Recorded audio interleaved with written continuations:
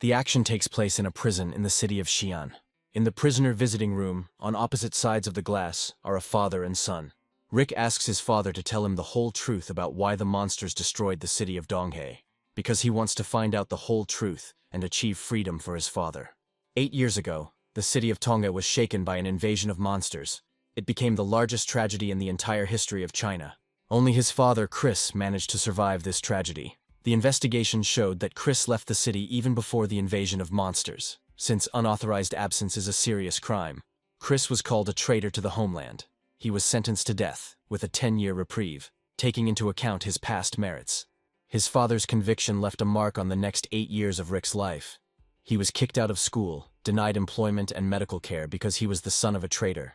But Rick believed that someday, he would be able to clear his father's name from this stigma. Looking down, his father told Rick that he had no need to bring up the past, after which, he looked into Rick's eyes, and with despair in his voice invited him to leave the city and abandon his father, because the burden of being the son of a traitor to the motherland is very heavy. Hearing this, Rick jumped up and hit the table with his fist, because his father is not the person everyone takes him for. Having finished talking with his father, Rick left the room. 2 police officers were waiting for him at the exit. Calling Rick the son of a traitor, they informed him that now he would have to pay 3 times more for visiting his father than before. With a mockery on their faces, they tell Rick that it is already a big indulgence that he is visiting him, because his father betrayed his homeland. Rick is furious. He does not understand how his father, a man who risked his life for his country, could be accused of treason. After leaving the station, Rick makes a promise to himself that he will definitely reveal the whole truth and free his father from prison. He also understands that the only one who can tell it is his father. But in order to see him again, he needs to pay 9,000, which is simply a huge amount for him. All this time, Rick received money by working and risking his life as a mercenary of the reserve team of meteorite fighters, a special organization dedicated to fighting monsters. Each citizen has a special watch on his wrist that shows his main characteristics, such as health, strength, agility, intelligence. For an ordinary person, all indicators are equal to 1, but for an official meteorite fighter, they are no less than 10. Rick is thinking about how he can get more money, because working as a small mercenary in this organization brings him a maximum of 3,000. He even thinks about selling his only expensive item, a pendant given by his mother for his birthday. According to her, this pendant is made from a fragment of a star that fell at night. So this gift is very valuable and has a high value on the market. Slapping himself on the cheek, Rick drives away thoughts of selling the pendant, because this is the last thing that remains from his mother. He understands that the only option is to find a high-class mission in the Union. To do this, he comes to an organization for mercenaries, where mostly newcomers like him live. Some of them are looking for the glory of a fighter, and some come here only for material benefits. Seeing Rick, the mercenaries throw ridicule at him. They don't understand why he came here again, because he is the weakest in the reserve team. But Rick doesn't even pay attention to them, because he only needs an E-class task. To do this, he turns to his boss, a small bald man, whom he jokingly calls Uncle Todd. Rick asks Todd for a suitable E-class assignment, explaining that he urgently needs a large sum of money. Lighting a cigar, Todd replies that going on such a mission with such preparation is real suicide for a fighter of his level. Continuing his speech, he added that Rick was already very lucky that he was still alive, because even on F-class missions Rick was just cannon fodder. Todd reminds Rick that he is just a reserve soldier and nothing more. With despair in his eyes, Rick explained the whole situation to his uncle, and that he had nothing more to lose. After lighting another cigarette and considering Rick's position, Todd finally fulfilled his request. He handed him an E-class task, the purpose of which would be to clear a dungeon with monsters of the appropriate level. Seeing the contract, Rick was stunned, because the amount that was written there was much more than he needed.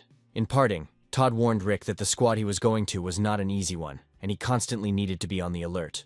Rick equips himself with all the available equipment. He is excited, because fighters from beginners and stronger will take part in the mission. But he reassures himself that despite the fact that he is a reservist, the only thing that is required of him is to perform well as a scout, which he has already done more than once. Arriving at the gathering place, Rick sees his new squad for the first time. The first person he saw was a girl with pink hair, about his age. What made her stand out from everyone was her youth and expensive equipment. Noticing Rick, she looked at him with an incredulous look and introduced herself. Her name was Rose, and she was the commander of this detachment. Seeing her, Rick froze with simultaneous amazement and fear. Looking at her equipment, he understood that Rose was at least an average category fighter. Her sword attracted special attention, in the center of which Rick noticed the core of the beast sparkling in different colors. The core of the beast is an extremely unique thing, because it can only originate in 1 out of 1,000 monsters. Such cores are used to create special equipment for a fighter. Such equipment significantly increases the strength of the one who uses it. Having assessed the situation and calmed down a little, Rick extends his hand to Rose for introduction. But his palm is suddenly intercepted by a boy with purple hair. With a mocking expression on his face, he explains to Rick that the only purpose he came here for is to be cannon fodder, bait for monsters. Then he squeezes his hand with such force that Rick's body starts to tremble. A stately-looking old man intervenes in the matter. He orders the boy to let go of Rick's hand, mentioning that oppressing a reserve fighter is unworthy of their squad. To which the guy replies that he was just joking, and with a grin on his face asks Rick not to take everything to heart. And at the same moment, he quickly throws Rick his contract, which flies with such speed as if he threw not paper, but a stone. But Rick's reaction was enough to easily stop this throw with just 2 fingers of his hand extended forward. The team is surprised by his reflexes, and they come to the conclusion that Rick, although he is a reservist, is suitable for the role of intelligence officer. Having caught his contract, Rick stopped looking at the new members of his team. The team consists of 6 people. For the most part, they are all novice fighters, but everyone is equipped in the best possible way. Having natural intuition, it seems to the main character that they are all connected to each other by more than just a squad. Rick's particular attention is drawn to 2 mid-category fighters who use equipment with beast cores, a stately old man and Rose. Considering all these factors, Rick realizes that he has nothing to worry about and signs a contract, after which he and his new team move into the lair of monsters. After the world was shaken by huge changes, monsters began to dominate in deserted places. Such places were called forbidden zones. Firearms were no match for these monsters, and even enhanced some of the specimens, causing them to mutate by absorbing poisonous gas. However, weapons made from the monsters themselves could cause damage to them. So weapons made from high-level monsters cost a lot of money, and are a luxury item for some, because they are extremely difficult to obtain. Meanwhile, our heroes reached the lair of the monsters. Once it was the busy center of a large city, but now a dangerous area where the creatures live. Hiding behind a wall, Rick notices vile creatures making strange sounds. He sees before him creatures that look like mutated amphibians.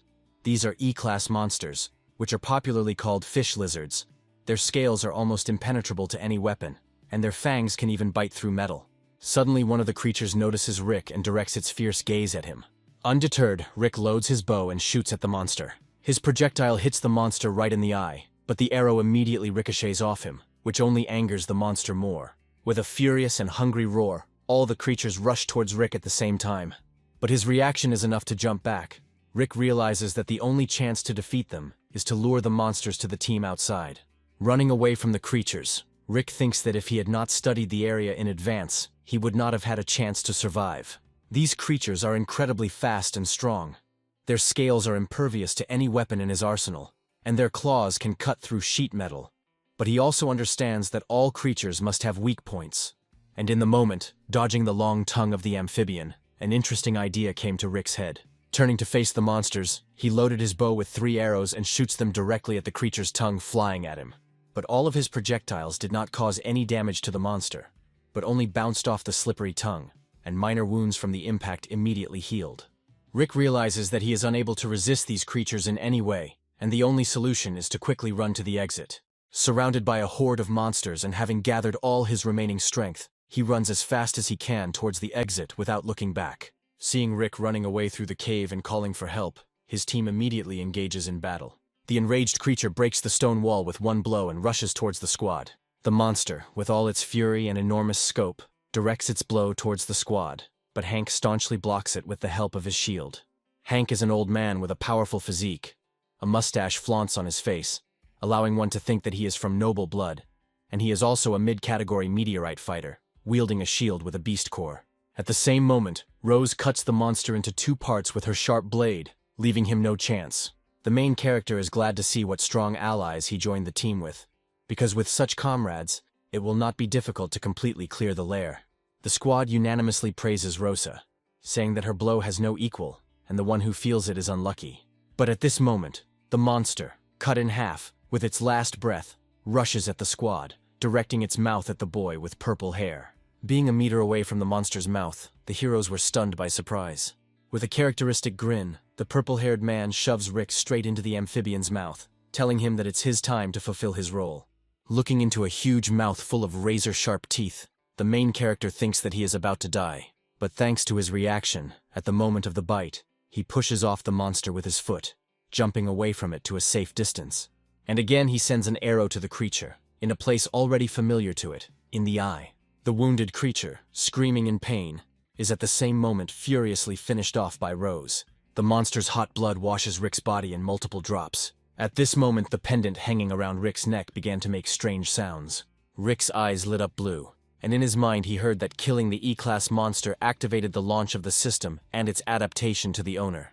Rose orders Jack to examine the monster's corpse for beast cores and other useful equipment, to which Jack is indignant, because this job is not for him. They have a new reservist for this. But seeing the furious look of his captain, Jack still began to examine the corpse, because Rose saw how he shoved Rick. After a difficult battle, the squad decided to rest a little by the fire in order to gain strength for the further journey. Enjoying the warmth of the fire, Rose suggested that Rick try a new type of food for the squad. It will restore strength faster. Holding the provisions in front of Rick's face, she smiled and said with a small amount of pride in the recruit that he turned out to be a good scout. These words confused Rick a little. At that moment he thought that she was not as indifferent as she seemed at first glance. Looking at them, Jack noted that Rick coped well with the role of bait, after which he added that it suits him very well to be a whipping boy. In response to this joke, the squad burst into loud laughter. It seemed that the sound of laughter reached the center of the city. Old man Hank, slapping Rick on the shoulder, told him not to be offended, because these were just harmless jokes. Jack always loved to make fun of others. During the cheerful conversation, the new acquaintances did not notice how quickly night came. Since Rick was the weakest of the squad, it was decided to leave him on guard to give the more important members of his squad a rest. So when he saw Rose approaching him, Rick was very surprised. Approaching Rick, Rose told him that she was only fulfilling one of the conditions of the agreement, according to which 2 people must be on patrol. Talking under the light of the moon, Rick noted that Rosa had an unusual accent, not similar to the local one. He asked her why she was doing this task, being so far from home. In a heavy voice, Rose said that she was from the northern city of Qin, where ferocious monsters first appeared, and then added that each member of her family, upon reaching adulthood, must undergo such a task to clear the dungeon. Having answered Rick's question, Rose asked him back why such a weak fighter like him came to such a dangerous place full of monsters. The main character wanted to tell how much he wanted to bring his father back and find out the whole truth about the fall of the city of Donghe, when he suddenly felt a strange rustling at his feet. Looking down, the heroes were horrified by what they saw.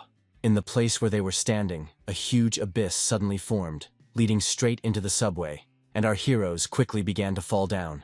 Rick tried to grab onto any nearby fragment, but his attempts were unsuccessful, and they fell into the abyss at great speed. The last thing they saw was the mysterious silhouette of a man standing on the edge of a cliff. Having woken up, the heroes saw an underground path in front of them. Strange rustling noises were coming from the distance of the tunnel, as if someone was scraping their claws on the stones.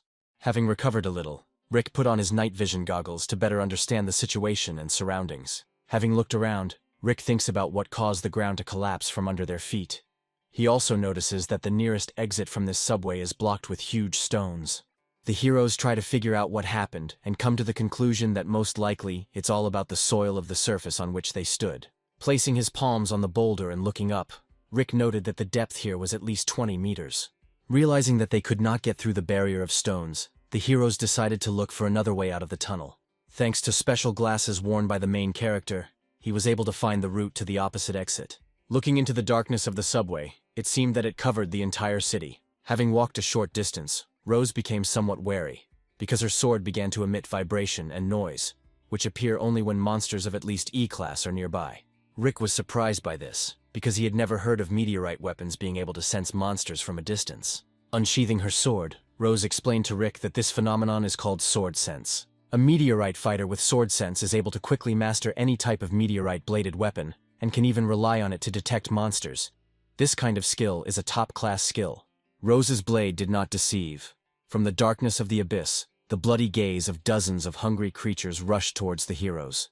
With mad fury, the creatures rushed towards Rose and Rick, getting closer and closer to the heroes. Despite the fact that Rose wielded the meteorite blade, the number of monsters terrified the heroes. It seemed that there was no end to them. Leaving Rick behind, Rose makes a graceful dash and cuts down the creature that attacked them with a sweeping blow. Rick asks Rose for permission to join the fight, because he sees that Rose alone cannot cope with such a huge number of monsters. To which Rosa refuses, calling him just a weak intelligence officer whose task is to monitor the situation. Surrounded by a horde of creatures, Rose shows the newcomer a special skill of sword sense, immersion. After using this ability, the tunnel glowed with a golden color, and her blade began to shine with many different colors. Rose's eyes turned the same golden color. Her speed and strength seemed to increase tenfold. Standing behind Rose and watching her disembowel the monsters one by one, Rick is surprised at such enormous strength. Its capabilities seem to him higher than those of a simple average fighter. Despite the strength of the monsters' scales, Rose cuts off their heads, one by one, leaving mountains of corpses in her wake. Another severed mouth flew towards Rick, and in its death throes it grabbed his hand with a fierce grip. Rick was not taken aback and hit as hard as he could on the already dying mouth of the monster, thereby finishing him off. After killing the monster, its eyes glowed blue again, and a notification appeared in front of its face that the system's adaptation speed had been increased. Rick is perplexed. He does not understand what this message means and why it appeared in front of his face again, but decides to look into it later, because now, there is a battle. Having finished the fierce battle, Rose's sword turned crimson with the blood of amphibians. It seemed that she had killed every single creature in this subway. Shaking off the blood from her sword, Rose ordered Rick to continue looking for a way out, because they were already delayed here. Having reached the opposite exit, the heroes are surprised by what they see, because their path was again blocked by a shaft of huge stones. Finding himself locked on all sides, Rick peers into the passage. It seems to him that he is locked from the outside. Without having time to think about the situation, Rose sullenly brings her golden blade to Rick's throat. Looking at Rose with a surprised look, Rick asks her why she put her sword to his throat, because he also doesn't understand what's happening here. But Rose only continues to hold the blade at his neck, enveloping Rick with her cold gaze. Rick is outraged by Rose's behavior. He tells her that they are allies and must stick together, the only way they can get out of here. Recent associates look intently into each other's eyes, seeing sincerity in Rick's gaze. Rose understands that he is not lying.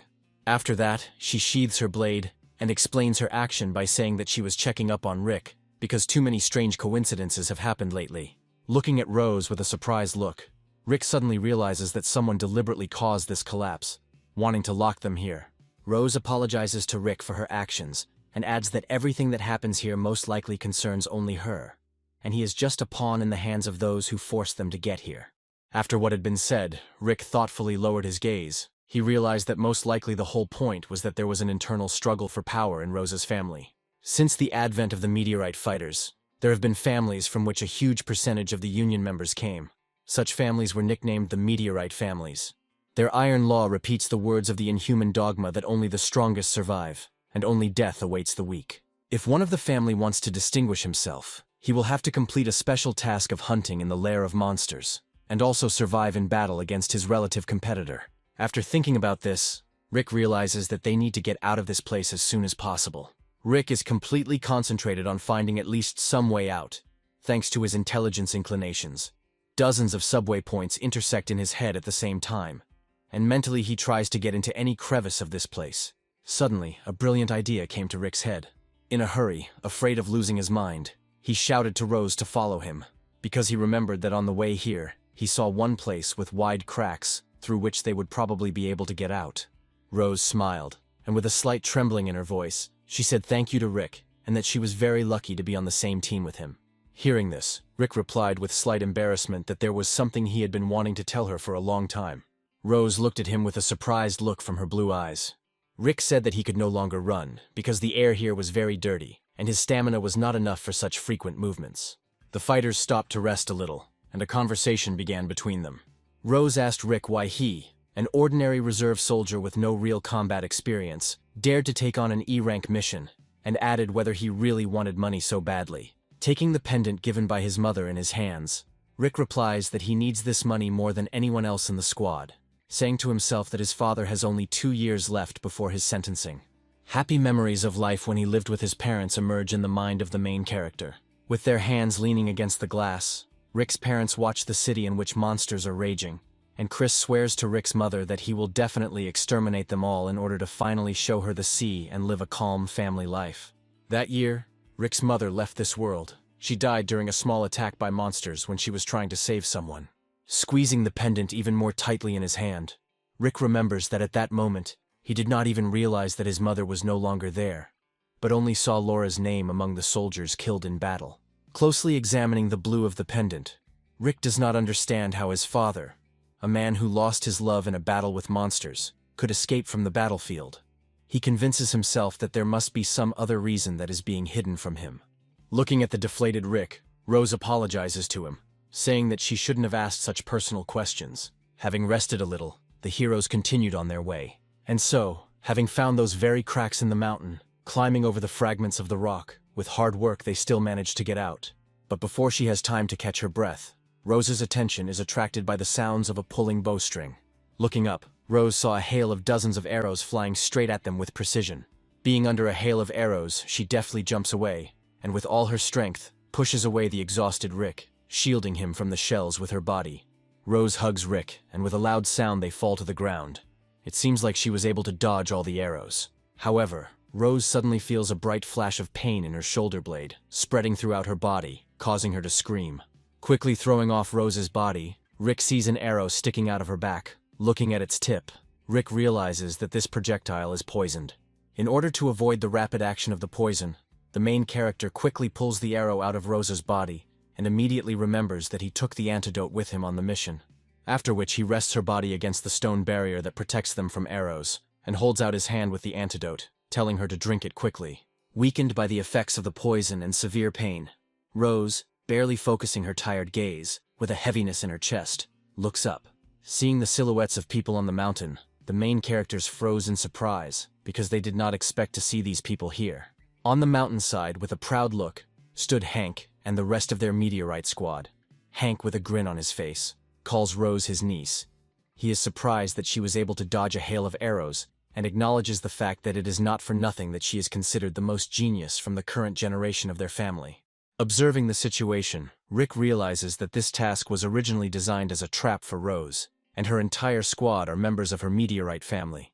Hoping to bring her uncle to reason, Rose reminds him how much her father did for Hank, because he saved the life of his family and came to the rescue more than once. But her words had no effect on Hank. He doesn't care about honor and duty, because the only thing that has value in this world is material wealth and power.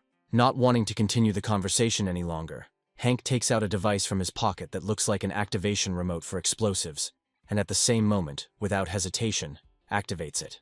Pressing the button activated the explosives, a powerful explosion occurred, and the entire nearby area was surrounded by bright flames, and massive stone mountains were shattered into small fragments.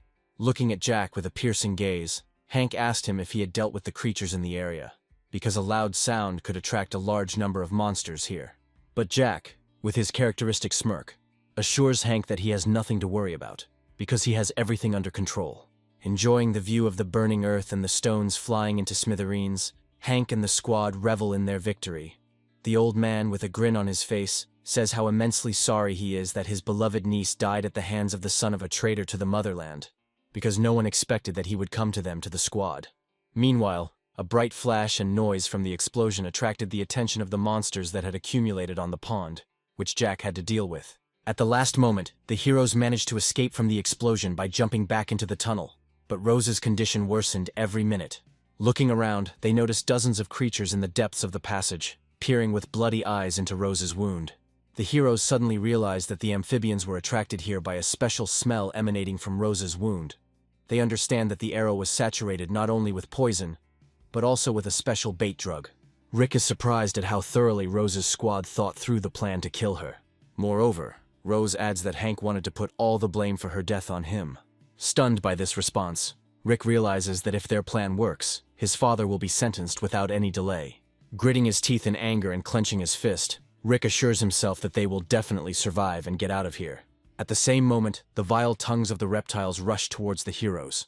But despite her wound, Rose deftly cuts them apart with one blow, showing Rick that she can still fight. Realizing the situation they are in, Rick concentrates on trying to find another way out of the underground.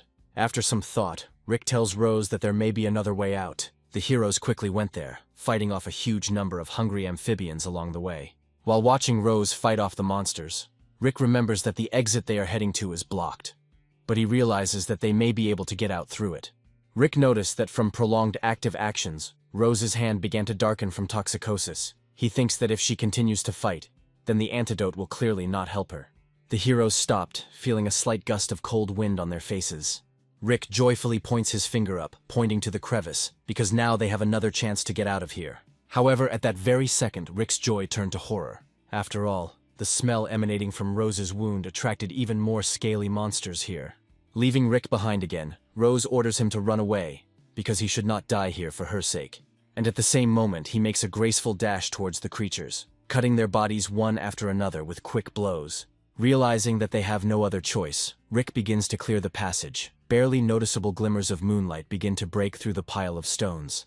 Finally, he managed to clear the way out. Realizing that they cannot cope with all the monsters, Rick sets a special trap for them, after which he shouts to Rosa to quickly run to him.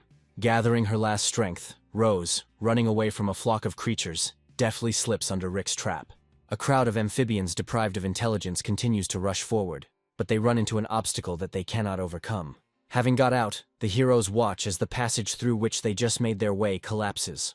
Rose praises Rick for his ingenuity in fighting the fish lizards, and also adds that if not for his trap, they most likely would have died. But before she can rejoice, she feels a special noise made by the handle of her blade. Looking around, the heroes see in front of them many monsters who were attracted here by the loud sound of the explosion. Realizing that a battle cannot be avoided, Rose tries to join the fight, but her strength is hardly enough to hold her sword. Feeling a sharp weakness, Rose falls from powerlessness, and with her last breath she tells Rick to run for his life. Rick picks up Rose with one hand, and with the other he picks up the meteorite blade that has fallen to the ground. Looking into the eyes of monsters, Rick shows with all his appearance that he is ready to fight to the death. Smelling the sweet smell emanating from Rose's wound, the furious creature attacks the main character at breakneck speed. However, thanks to his reflexes, Riku manages to blow off her head with one strong blow from the meteorite blade. But this was not enough to kill a monster of this level. From the severed mouth of the monster, a knife-sharp amphibian tongue rushes towards Rick's body. Not having time to dodge the blow, Rick suddenly feels a sharp pain in the chest area. Lowering his head down, he sees that his body has been pierced right through.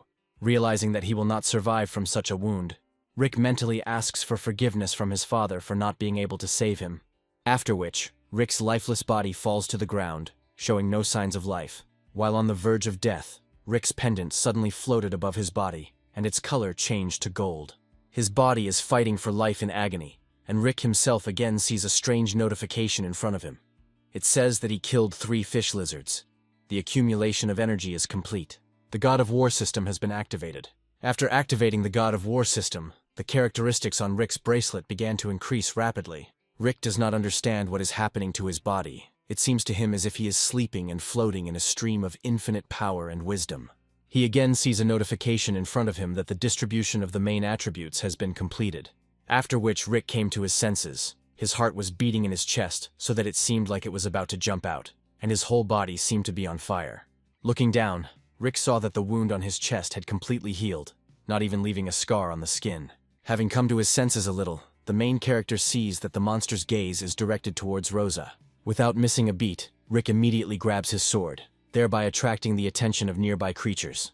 The monsters furiously attack Rick, destroying everything in their path, but he easily fends off their attack, noticing their every move. At this moment, Rick realizes that his agility has increased significantly, and his reflexes have become much faster. Moreover, holding the meteorite blade in his hands, Rick feels how enormous power permeates his body. Rose's sword was inlaid with a high-quality E-class beast core, which was why she was able to cut through fish lizards so easily. Surprised by the new power, Rick looks at the monsters without a drop of fear. The enraged creatures try to pierce Rick with their tongues again, but the main character easily parries the attack. After which he quickly pulls out from behind his back his knife with a fishing line attached to it, and accurately throws it towards the monsters. With the strength of one hand, Rick knocks the creatures down by just pulling the fishing line slightly to the side, and at the same moment he instantly appears before their vile jaws.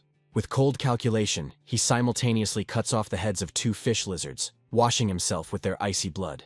It seems that even creatures incapable of experiencing emotions have animal fear in their eyes. Confident Rick calls on the creatures to continue attacking him in order to avenge his relatives. Hearing this, the creatures rush in a crowd towards the main character. Their ominous roar permeates the entire battlefield. Several of the creatures manage to grab onto Rick's body, tightly squeezing his flesh with their sharp teeth. But despite this, the main character cuts the bodies of amphibians in half with just one sweeping blow. Thanks to his excellent reflexes, Rick easily sees all the blows aimed in his direction. The agility and speed of his movements leaves no chance for the creatures to inflict any damage on him, and the striking power of his sword has increased so much that he can easily cut through the durable scales of fish lizards. Having defeated his opponents, Rick realizes what enormous power he now possesses. The main character promises himself that he will never hide behind Rose's back again. Opening his wrist, Rick decided to check how much his characteristics had changed, and saw that all indicators had increased at least 4 times. Delighted with his new abilities, Rick remembers that he has more important things to do. Since the sound of the tunnel collapse caused many fish lizards to gather outside, Rick decides that it would be safest to hide Rose's body inside. Rick sees that Rose's condition is worsening, her pulse is beating slower, and her body begins to break out in cold sweat. Having laid Rose's body in front of him, Rick realizes that he needs to treat her wounds. With embarrassment on his face, he apologizes to Rose for what he is about to do. By removing the white collar from Rose's collarbone, Rick exposes her wound.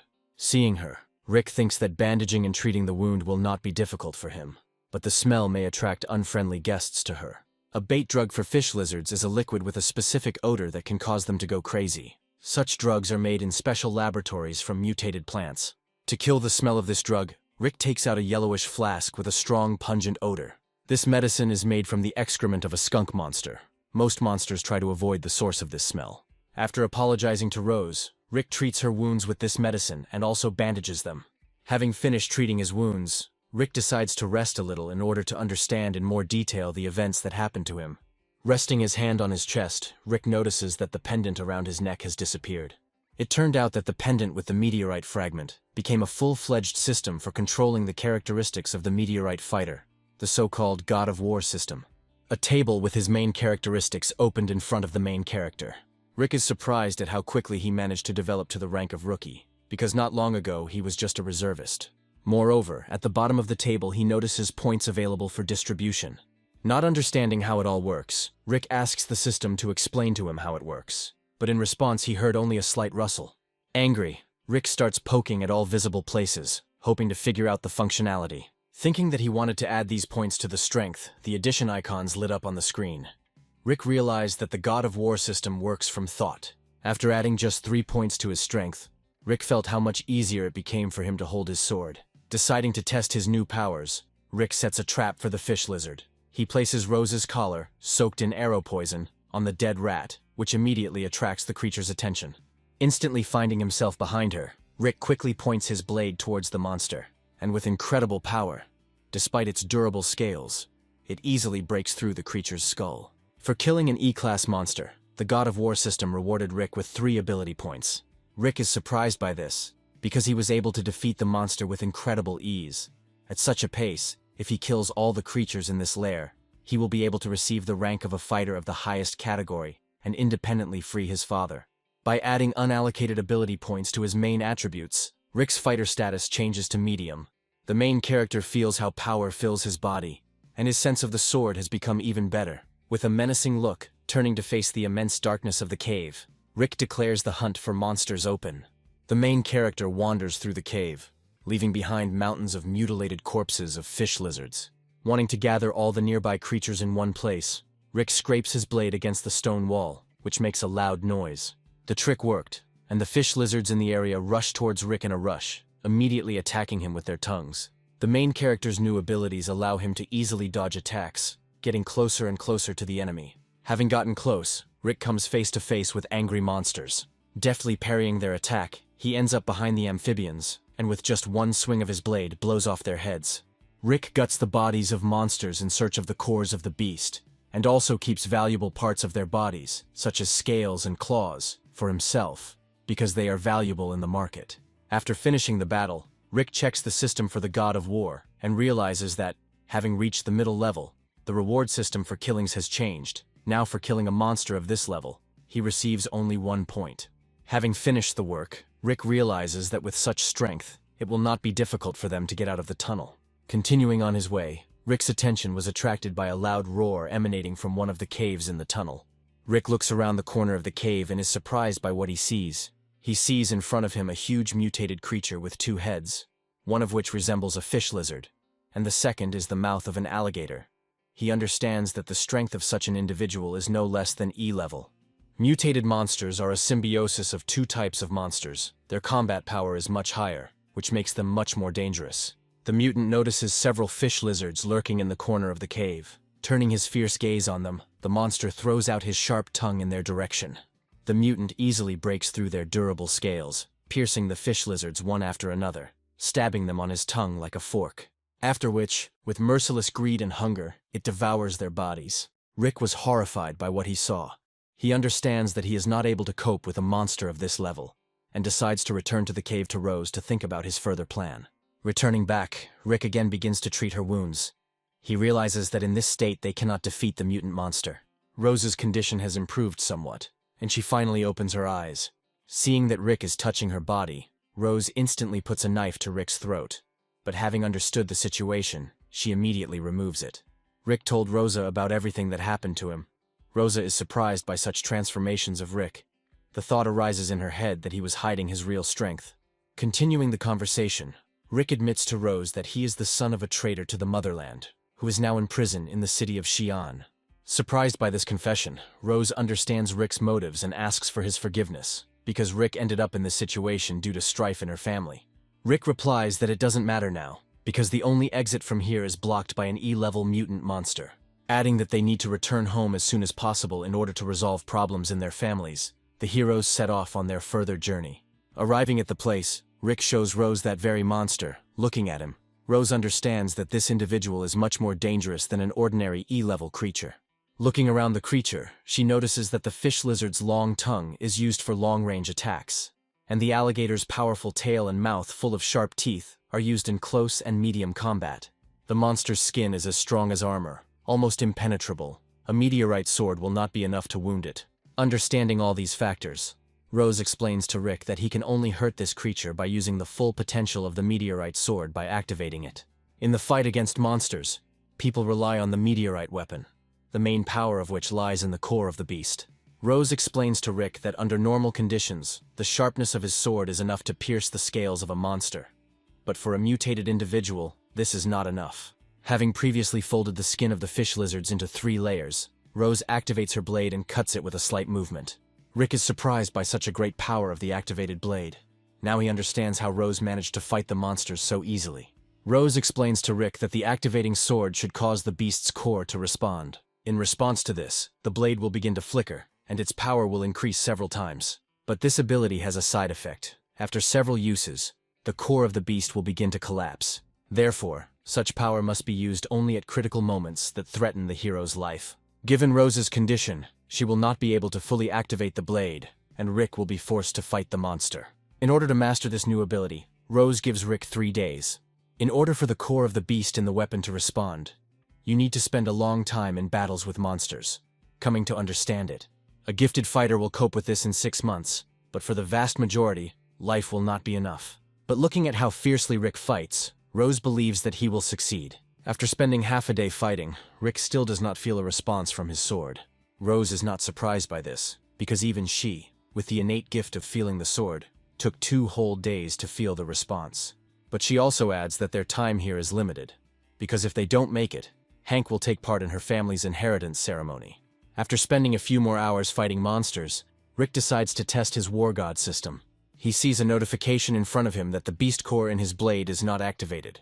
In order to activate it, you need to spend 10 points, and also be a fighter of the average category. Having completed all these points, Rick activates his blade.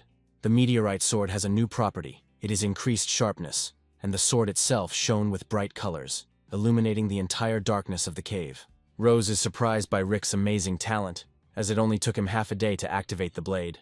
After using his first meteor blade activation, Rick collapses to the ground from exhaustion. Rose gives Rick the medicine, explaining that in addition to the bonuses, the core greatly overloads the user, absorbing his life energy. Having rested a little, the heroes went to the cave to the monster. Arriving at its location, Rick, without even a second's hesitation, quickly rushes towards the monster's mouth. Seeing Rick, the enraged creature emits a powerful roar, after which it points its tongue towards the main character. Rick deftly parries the mutant's attacks, step by step approaching the mutant's mouth. Approaching the attack radius, Rick decides to first cut off the fish lizard's head in order to weaken the mutant. After hesitating a little, Rick sees a huge mutant tail quickly flying in front of him. Rick tries to block the blow with his blade, countering the weight of the monster's tail with incredible difficulty. But the force of the blow is so great that from the pressure, Rick begins to bleed from his mouth, and he feels wild pain in his muscles. With a slashing blow, the mutant throws Rick straight into the wall with a loud sound. The force of the collision is so great that it shatters into small stones. Shocked by the blow, Rick heavily rises from his knees, using his blade for support. The horror of what is happening is visible in his eyes. Seeing that the main character is still alive, the creature emits a loud roar, the echo of which spreads throughout the cave. After which, the creature quickly attacks the main character, trying to bite the alligator with its powerful mouth. But at the last moment, Rick managed to dodge the bite by jumping up. Without allowing Rick to catch his breath, the creature immediately attacks him with its long tongue, directing him to vital points. The main character jumps back, trying to parry multiple attacks. But the creature's tongue is long enough to injure Rick again, this time leaving a mark on his face. Hiding behind the wall, the main character reflects that he cannot cope with such a strong mutant, because he cannot find his weak side. Mutant monsters have weaknesses and strengths, which mainly depend on the type of mutation. But this mutant can attack from any distance, plus he has thick scales that protect him from any type of attack. The main character understands that he has no right to lose. Memories from childhood begin to emerge in his head. The action moves to the moment of the funeral of Laura, Rick's mother, when he and his father Chris stand at her grave. When the city was attacked by monsters, his mother helped with the evacuation, after which she went missing. But little Rick, wiping tears from his face, does not believe in Laura's death, because her body was never found. With a sullen expression, Chris swears on Laura's grave that he will exterminate every single creature and give their son the opportunity to live a normal life.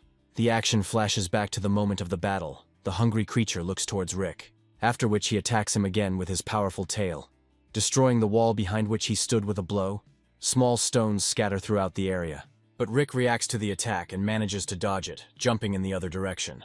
Clenching his sword tightly with both palms, Rick shows the creature that he is ready for a mortal fight. Rick's blade lit up with a bright light, the colors of which illuminated the entire cave. A new notification appeared in the God of War system, showing that Rick's innate perception skill had activated. Now the main character is able to sense all changes within a radius of 10 meters. With the new ability, Rick's vision increased to 360 degrees, and his reflex speed doubled with the ability activated. The monster's movements have slowed down significantly for him, and now he easily notices every rustle made by the monster. Parrying the next attack, Rick activates his sword and points it straight towards the monster's neck, after which, without much difficulty, with a powerful sweeping blow, he chops off 2 heads at the same time. The monster's vile jaws fall to the ground. Rose looks at Rick with a stunned look. She is surprised that he managed to defeat a monster of such a level. Standing over the corpse of the creature, Rick with a sullen look tells her that it is time for them to go, because they are waiting at home. After searching the mutant's corpse, Rick discovers 2 E-level beast cores. The main character places them in his luggage. Having finished examining the corpse, the heroes set off. With Rose on his back, Rick runs along the monster-ravaged streets, feeling some peace for the first time in days. Holding Rose by the hips, the main character feels the warmth of her body, which causes him embarrassment. With trepidation in her voice, Rose thanks Rick for her latest rescue, adding that if it weren't for him, she would probably have died. To which Rick replies that she has nothing to thank him for. They walk this path together, helping each other in difficult situations. The heroes enjoy the carefree atmosphere. A smile appears on their faces for the first time in a long time, and the wounds from long battles seem to hurt a little less. But their pleasure is interrupted by a hail of arrows flying straight at them. Having dodged the arrows, Rick and Rose see Jack coming to meet them along with his new subordinates. Jack calls Rick a whipping boy and wonders how he managed to survive, because he is a complete weakling. Still holding Rose on his back, Rick looks angrily in their direction. Jack adds that Hank sent him here to make sure Rose didn't survive. To which Rose replies, as soon as she returns home, they will all be tried as rebels, and Hank will answer personally to her father. After hearing this, Jack grins and calls Rose a naive fool, and also adds that he has been eyeing her for a long time and was waiting for an opportunity. Jack orders his subordinates to attack, adding that whoever kills Rick first will let him have fun with Rose. Jack's henchmen rush towards the heroes with a malicious laugh and lust in their eyes. But Rick defeats each of the bandits in an instant, leaving them no chance. Jack is stunned by Rick's strength, as he remembers him as a weak reservist who served as cannon fodder. Having let Rose off his back, the main character invites Jack to settle scores for old matters. Jack is furious at Rick's self-confidence. He doesn't understand where he gets his strength. Deciding that it's all about his blade, Jack orders his subordinates to use firearms so that he does not get closer to them. Without moving, Rick activates his new perception ability, sensing every bullet flying at them. After which, with a quick movement, he cuts all the projectiles aimed at him. In the blink of an eye, Rick finds himself face to face with his enemies. None of them can even notice Rick's movements. He quickly destroys them one by one, leaving them not a single chance to win. Having defeated all the henchmen, Rick just as quickly finds himself in Jack's face, telling him that now it's his turn. From what he saw, Jack turned to stone. His body was bathed in cold sweat, and his mind was taken over by bestial fear. Realizing that he has no other chance, Jack tries to escape by pushing Rick aside, to which Rick says that he doesn't mind playing cat and mouse with him if he amuses him for at least a couple of minutes. Rick's movements are so fast that to Jack they seem like flashes of black lightning spreading around the entire perimeter. At some point, it seemed to Jack that he had managed to move away to a safe distance, when he suddenly felt a sharp pain in the area of his right arm. Seeing that she was no longer there, Jack roared in great pain. After which, exhausted and mutilated, he falls to his knees in front of Rick, begging him for mercy. To which Rick replied that if he apologized to Rose and also promised that they would not see him again, he would let him go. Unable to accept defeat, Jack grabs the tip of one of the nearby arrows and tries to attack Rick. But this attempt was doomed to failure. Without any regret, the main character counterattacks Jack with a strong blow. Inflicting fatal damage, Jack's lifeless body falls to the ground. Having finished the fight, Rick again puts Rosa on his back. She once again thanks him for her salvation, and also adds that a detachment from her family should soon come for them. Rose didn't lie. After resting a little, they heard the sound of a roaring engine approaching them, after which they saw several cars heading in their direction. People belonging to Rose's family came out of green jeeps. The first of them was a gray-haired man, loudly rejoicing that they had finally found her. This gray-haired man was Mr. Henri. In appearance he was somewhat reminiscent of Hank. Only an idiotic beard distinguished Henri from him. This man served as a butler in Rose's house. Realizing that it is time for them to part, Rose hands Rick a piece of paper with her address, making him promise to hang her up as soon as he is in the city of Chin. Watching the conversation of the young people, Henri notices that his mistress gave her sword to Rick. This greatly worried him, because he is the son of a traitor. Saying goodbye, Rose once again reminds Rick to be sure to find her, because she still wants to tell him so much, and the main character calmly follows her with his eyes. Sitting behind the wheel, Henri makes a remark to Rosa, because a person of her blood and status cannot be with a person like Rick. He explains to her that he is the son of a traitor, and if people find out, this will greatly affect her reputation. To which Rose, with her eyes downcast from embarrassment, timidly replies that they are just teammates, and together they risk their lives to get out of here. Henry believes that his mistress is simple-minded, and Rick himself is trying to fool her, after which he mentally apologizes to her for his subsequent discourtesy towards Rick. Meanwhile, Hank's squad reached a battlefield strewn with corpses after a fierce battle. Hank looks at Jack's mutilated body with tears in his eyes. He cannot believe his eyes. Melancholy and anger permeate his heart. Taking Jack's lifeless body in his arms, Hank furiously shouts that he will definitely avenge him, and no one will be able to escape from his divine punishment. Meanwhile, the action moves to the prison where Rick's father is being held, and we are shown a helicopter approaching the landing pad. This is a special officer helicopter designed for people of special rank, as well as for transporting especially dangerous criminals. A man in an officer's uniform and hair as blue as the sky comes out of the helicopter. Next to him is a woman with yellow glasses and the same hair color. Looking around, they notice that the prisoners here are in fairly comfortable conditions. Officers working in this prison report to the commander that individual rights are emphasized here, and all criminals are treated appropriately. Looking at the officer with an enraged gaze, the commander asks him about the conditions of detention of the traitor, to which he receives the answer that his conditions of detention are the worst in the entire prison. Indeed, life in Chris's cell could hardly be called comfortable, because apart from dirty walls, a bed and bars, there was practically nothing else there, but Chris steadfastly served his sentence. This day was no exception. Chris, as always, was peering blankly into one of the cracks on the wall of the cell, when he suddenly heard the sound of voices already familiar to him. Introducing himself as old acquaintances, Commander Louis, with an ominous grin on his face, asks Chris for permission to take him to a new, more suitable place of detention. Meanwhile, a taxi arrives at the prison. Rick gets out of the car. After long battles, he was able to accumulate the amount necessary for the meeting, and he is glad that he can finally meet his father, because he wants to tell him so much. Anticipating a conversation, Rick suddenly hears a loud engine noise coming straight from the heavens. Raising his head up, Rick sees a huge installation floating in the air. the size of which is comparable to a large building, and powerful turbines allow it to fly while emitting a powerful roar. This installation is called an air prison. Air prison is the harshest place to serve a sentence. Not a single prisoner has ever left it alive. Only the most inveterate maniacs are kept there, and recently traitors to the homeland have also been sent there. Realizing that this giant is here for his father's soul, Rick quickly moves forward to help him. Meanwhile, the helicopter needed to transport Chris to this prison has already arrived on the roof, and he himself is being slowly walked straight towards him.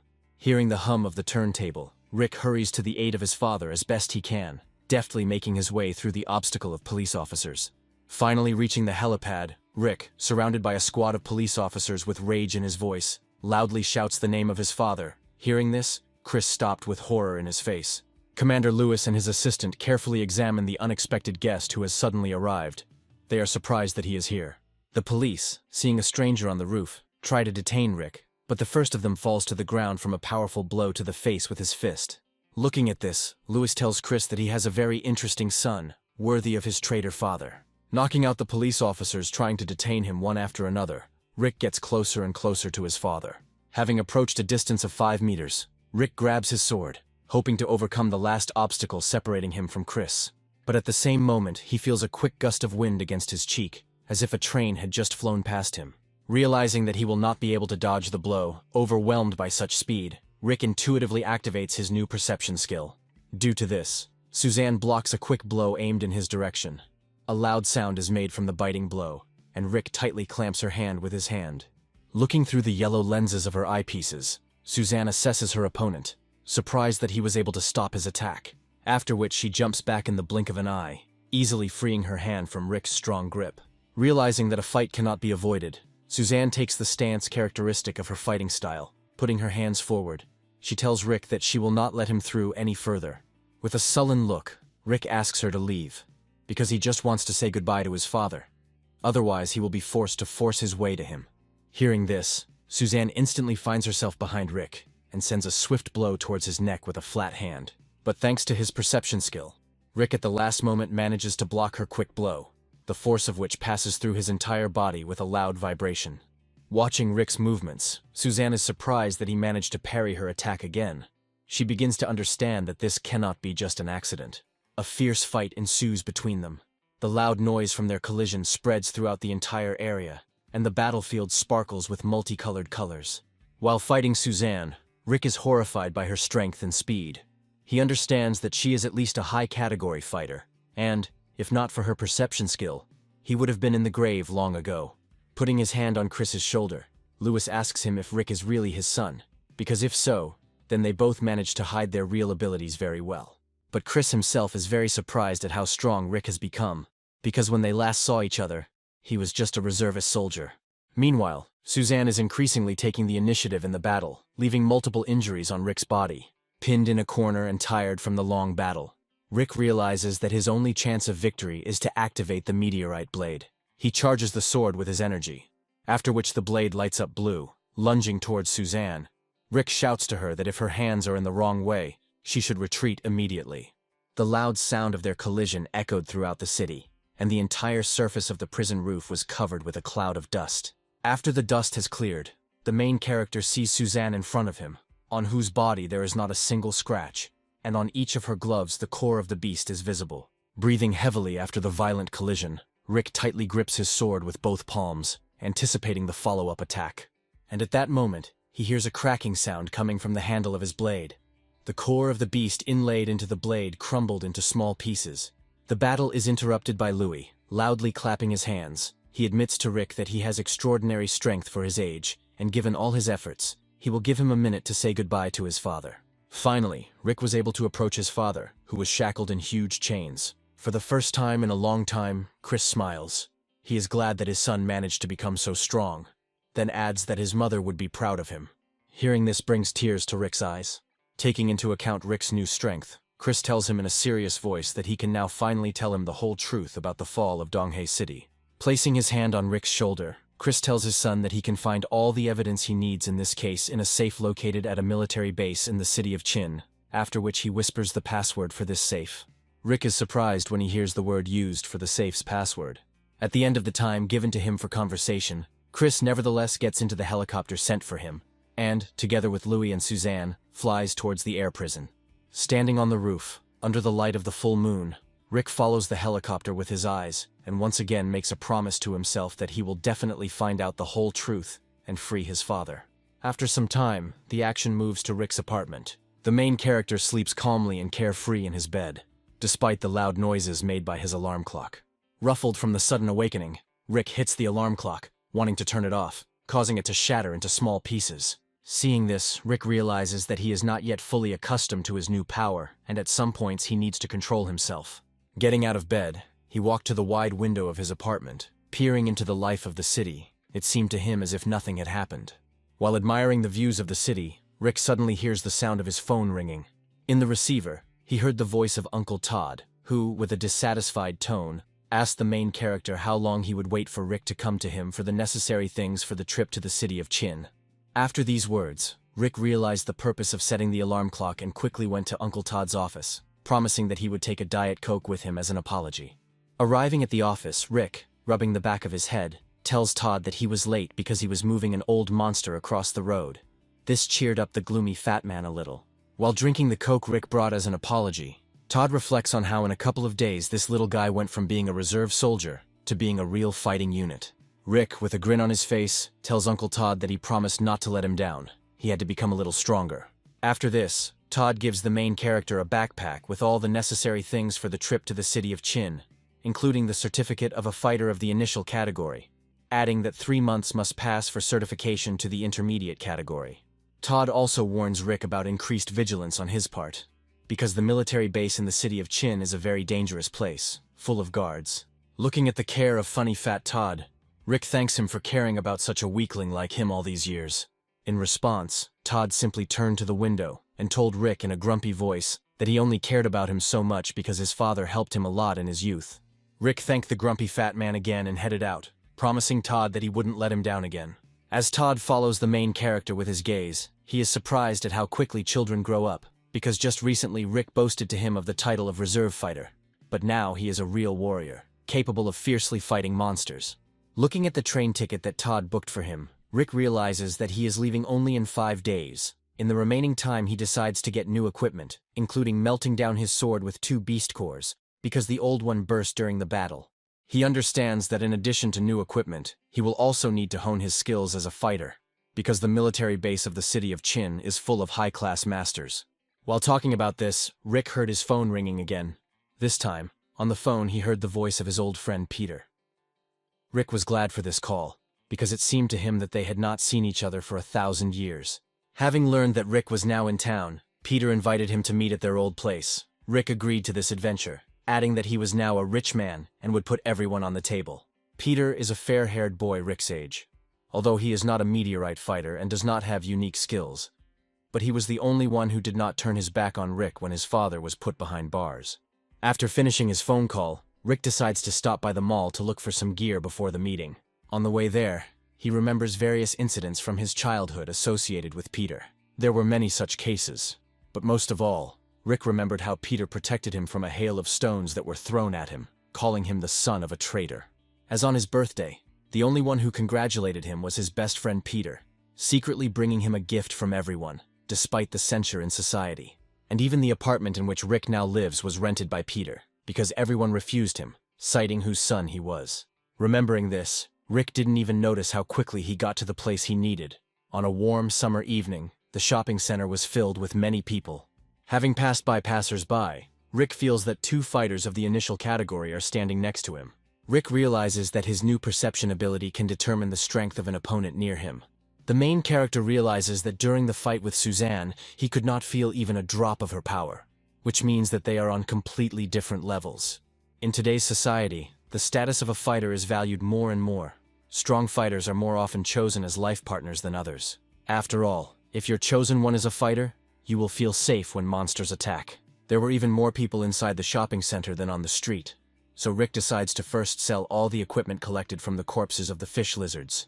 Arriving at the trading floor, the main character sees a gallery of monster cores. It presents various specimens of E-level monsters, the minimum price of which is estimated at 2 million. Looking at them, Rick realizes that his core is worth much more. But, unfortunately, the demand for such cores is small due to the huge price, so the only way to earn money is to sell cheap equipment collected from monsters. Nevertheless, the main character managed to earn 200,000 from this. Having finished selling the arsenal, Rick notices a girl he knows who works in this shopping center.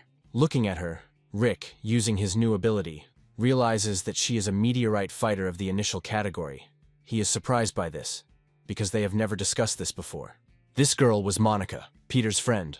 Long ago he brought her into his company with Rick, and since then, they have become close friends. She was always friendly and good-natured with everyone, and she always exuded tenderness and kindness. So Rick is even more surprised that she joined the meteorite fighters. Reflecting, Rick thinks that perhaps she learned from Peter about his situation with his father and financial problems, which is why she decided to take such a serious step. In any case, Rick decides that now is not the time to distract her from work, and he will ask all the questions that interest him in the evening when they meet, after which the main character goes to the workshop to melt down his sword. There he was met by a woman in a business suit, who explained to him that in their small town there was no foundry of the level necessary to melt down such a powerful weapon. A little upset by this answer, Rick decides that he will melt down his weapons upon arrival in the city of Chin. In such a large place there will definitely be masters of the highest category. Looking dissatisfied at the back of the main character, the sellers are surprised how a fighter with an entry-level certificate got such rare material. They come to the conclusion that most likely Rick is an errand boy for some strong fighter, because he himself does not look like someone who could defeat a mutant monster. At that moment, a mysterious silhouette of a woman appeared behind them. In a sweet voice, she clarified with the sellers whether this person had definitely come in to melt the core of an E-level beast. Seeing this woman, drops of cold sweat flowed down the faces of the workshop workers. They did not expect to see their mentor here today. After a short conversation, the woman in the suit hurriedly went to catch up with Rick, explaining to him that a master of the highest category had suddenly come to them. The main character is happy about this news, because if he manages to melt down the sword earlier, he will be able to master it faster. Rick was taken to a special room for working with elite clients, after which the same master entered it. The main character looked at her with an incredulous gaze. He had doubts whether this master would be able to perform such a difficult job. The master introduced herself. Her name was Alice. Outwardly, she was no older than Rick, which greatly surprised the main character. He even thought that most likely she was the assistant of that same foundry worker of the highest category. After that, the girl extended her hand towards Rick, telling him that she wanted to see the egg of the beast, to which Rick does not agree, saying that it is rude of the foundry worker not to be here in person, and he will entrust the egg of the beast only to him. An absurd pause hung between the heroes, after which Alice provided Rick with her certificate of a foundry worker of the highest category. The main character was surprised by what he saw, because the local foundry workers are 2 to 3 times older than her, and are only novice craftsmen. Looking at Rick, Alice again asked to show him the required material, adding that if there were no flaws in it, then her work would be free, and he would only need to pay the cost of the raw materials. Realizing that this offer is very profitable, Rick decides to trust Alice, after which he shows her the stone. The core itself was a yellowish stone with many different shades, in the center of which is the silhouette of a defeated monster. Taking the core of the beast in her hands, Alice froze in delight, because the stone was perfectly preserved, and colossal energy was released from it itself, which means that it was obtained in a fierce battle, and not obtained by third-party methods. After closing the box with the stone, Alice tells Rick that the stone suits her, and he will take on the job. But before that, she wants to meet the owner of the stone in person to discuss all the necessary details with him, to which Rick answers with confidence in his voice that he is the owner of this stone. These words made Alice laugh very much. The sound of her cheerful laughter was heard throughout the workshop.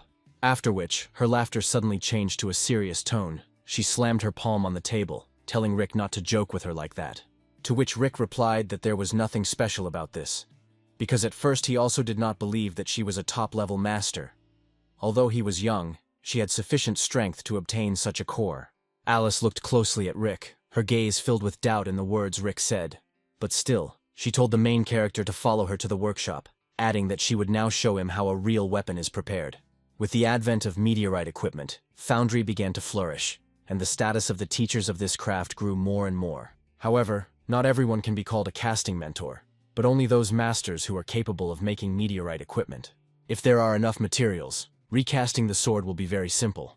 But when you need to insert the core of the beast, it is a completely different conversation. Rick watches Alice work hard, watching her. There is no doubt in his mind that she is a master of her craft. After some time, holding a red-hot blade in his hands, Alice tells Rick that his sword is almost ready, but the next stage will be very difficult, depending only on him. Alice still believes that Rick is not the owner of this stone, so when he agreed to continue the process, she was somewhat surprised. She explained to Rick that the moment the core of the beast and the weapon merged, all the frantic energy contained in them would burst out. It will take a strong fighter who can immediately suppress it. If it turns out to be a fighter who defeated the monster, then success is doomed. But if not, then the fighter himself may die from colossal power. After which Alice suggested that Rick call his parents here, the real owners of this core. But Rick just grinned back at her, adding that she shouldn't worry, because he could handle everything. Alice is outraged by Rick's behavior. She considers him an obstinate boy, but still decides to inlay the beast's core into a weapon. Having finished with the process of installing the stone, Rick's blade glowed with different colors, and an ominous aura began to emanate from the blade itself. At this moment, from the core of the beast with a furious roar, the spirit of the monster defeated by Rick in a fierce battle is released. Looking at his terrifying aura, Alice asks Rick to immediately suppress his power. Otherwise, this creature could be reborn and then be in trouble. Rick looks with a confident look at the remains of the soul of the defeated monster. In this look, there is not a drop of fear of the creature. The main character imagines their fight scene with the monster, after which he accumulates all his physical and emotional strength in his hand, directed towards the spirit. It only took a couple of seconds for Rick to fully concentrate his energy in his fist, and he easily seals the beast. Seeing how quickly Rick sealed the monster, Alice realizes that he is indeed the one who defeated it in battle. Only a true killer can make the monster's soul remnant in the core feel fear to instantly subdue it. With another person, the soul remnant would continue to fight fiercely. Looking at Rick, Alice wonders whether it is even possible to become such a strong fighter at such a young age, because she has never met such amazing people before. Afterwards, Alice apologizes to Rick for his manners, saying that she should not have doubted his strength based solely on his age. Rick does not hold a grudge against her, because at first he also did not believe that she was a master of the highest category, and he is also grateful to her for his new blade, asking her permission to use it. Holding his new sword tightly in his palm, Rick feels the power pulsing inside his palm even more than before, while the weight of the blade seems to have been halved. Having opened the system of the God of War, Rick sees that the characteristics of the blade have changed significantly. It has 2 new properties, increased sharpness, and a special E-class strike, and also, the blade now significantly increases the dexterity and strength of the user. Seeing that the main character liked his new sword, Alice invites him to become his big sister and always help in this type of work. To which Rick turned his nose up, mumbled that she was only 1 rank higher than him, and in general she did not believe that he could defeat the monster himself. After which, Alice added that if he agrees, he can always get a good discount from her on remaking any meteorite weapon. Hearing this, Rick immediately agreed with this proposal. Calling Rick her new brother, Alice laughed with her bright laugh. She is glad that they will now be friends, because he will always supply her with a different interesting arsenal for practice, which will help her quickly master the skill of a foundry worker. To cement their new friendship, Alice tosses Rick a VIP card. With her help, Rick will be able to receive benefits in all trade centers of the country, as well as go to special places inaccessible to most ordinary people. After saying goodbye to his new sister, Rick decides to go to the testing training area in order to try out his new sword in battle. Test zones are places where fighters can test their weapons with the help of special fighter trainers. To become a trainer for meteorite fighters, you need to be a strong meteorite warrior, and also own a weapon with a stone of at least F rank. The salary of such people is high, so this is a tasty place. Basically, all the trainers here train fighters of the initial category, with weak cores of the beast. But if a really strong fighter, of at least average rank, comes to the arena, then for such cases there is a special trainer at the training ground. In this training arena, that guy was Jim. He is an advanced category fighter and owns an E-rank core himself. Having learned that a visitor with a black VIP card had arrived at the training base, Jim was very happy, because he was already bored with weak fighters. In view of the approaching large-scale battle, the passage to the arena was blocked so that none of the casual visitors would be harmed. Entering the arena, Rick holds his blade in his hands, anticipating the upcoming fight with his trainer, after which he heard a voice behind him and turned around. In front of him he saw Jim and a smiling Alice. Jim looked like a very formidable opponent, and in his hands was a huge 2-handed axe, the size of a small man. Looking at Rick, Jim is surprised that he is so young, and already owns a weapon of this level. Jim greeted Rick, then added that he had a very good blade, but it was of no use if a brat like him was using it.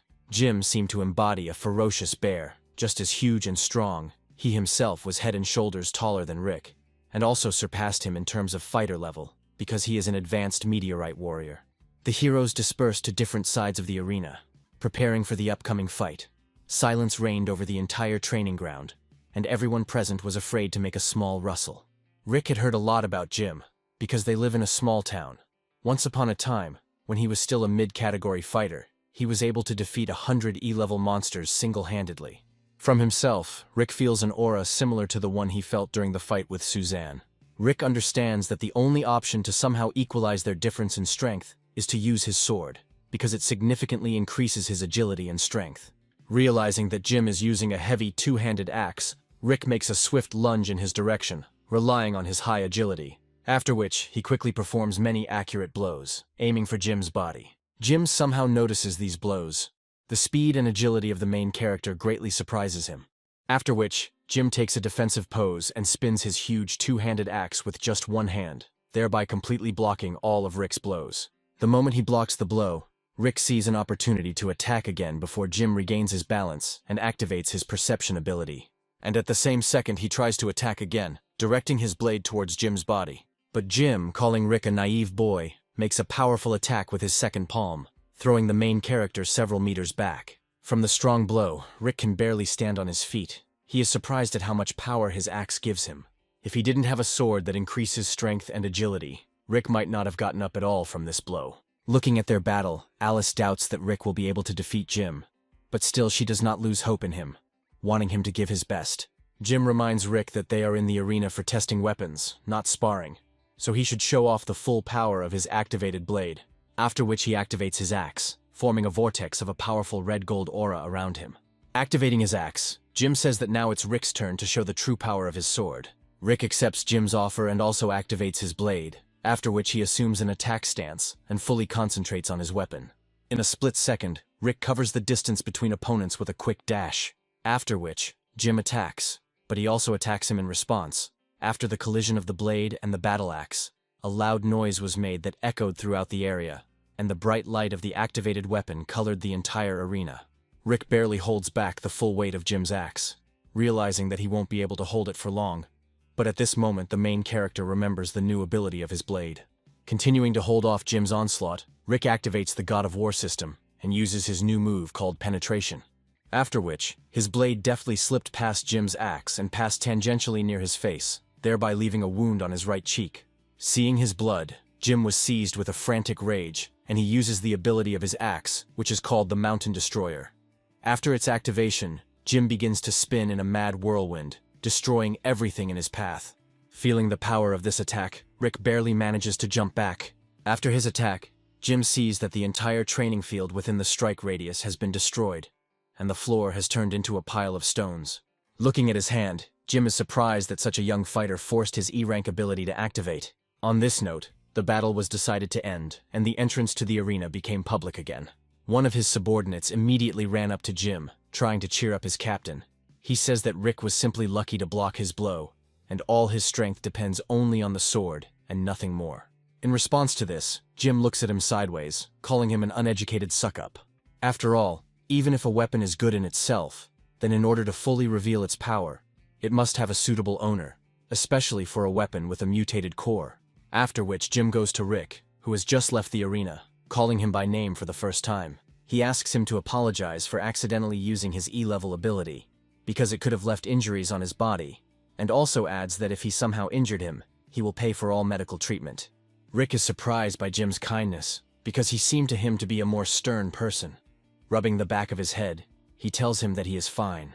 In parting, Jim tells Rick that his sword is extremely powerful, but his skills in using it are crude, so in order to become even stronger, he needs to train his E-level skills. Looking at the friendly conversation between Rick and his trainer, Alice suggests that the main character give a name to his new blade. Rick agrees with this, because a great sword needs a great name, after which he calls his blade the Bone Crusher. Arriving home, Jim feels a sharp pain emanating from the wound in his shoulder. Looking at her, he realizes that if he had not used his E-level skill, he could have been left without an arm. Jim is surprised at such a great strength of the protagonist's blade. To pass the time while waiting for his appointment with Peter and Monica, Rick walks around the mall in search of equipment or skills that suit him. when suddenly he hears a noise coming from a nearby crowd, forming something like a circle. In the crowd, he hears a guy in a loud voice trying to negotiate with some people that he will return their money for their stone. Rick realizes that this voice belongs to Peter. After which, we are shown Peter and Monica, surrounded by a crowd of spectators, and opposite them stand 3 fighters of the initial category, showing with all their appearance what kind of scum they are. A group of 3 fighters of the initial category claim that Monica stole the core of an F-rank beast from them. Moreover, this core was mutated. Already somewhat beaten, Peter tries to reason with the bandits, telling them that if Monica stole something from them, then he is ready to fully pay all their expenses. The friends look disdainfully at Peter, telling him that apparently he doesn't understand who he's dealing with, because they are meteorite fighters, and they obviously don't need money. After which one of the bandits points his finger in Monica's direction, saying that this beauty stole the stone from them, and now she herself must pay for it. To which Monica refuses, because she did not take any stone from them, and they are just ordinary bandits. Hearing this, one of the members of this group says that she doesn't need to pay money, because they will simply search her with their own hands, and if they don't find anything, they will immediately leave. Peter covers Monica's body, calling them bastards. He says that the first person to touch her will regret it greatly. But these words did not frighten the bandits at all, and at the same second Peter sees a fist rapidly flying in front of him in his face. But the bandit's fist rests against some kind of barrier, and he himself cannot understand what is happening.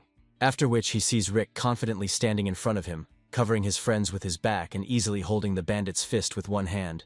Rick tells the scum that they will be very sorry for deciding to mock his friends.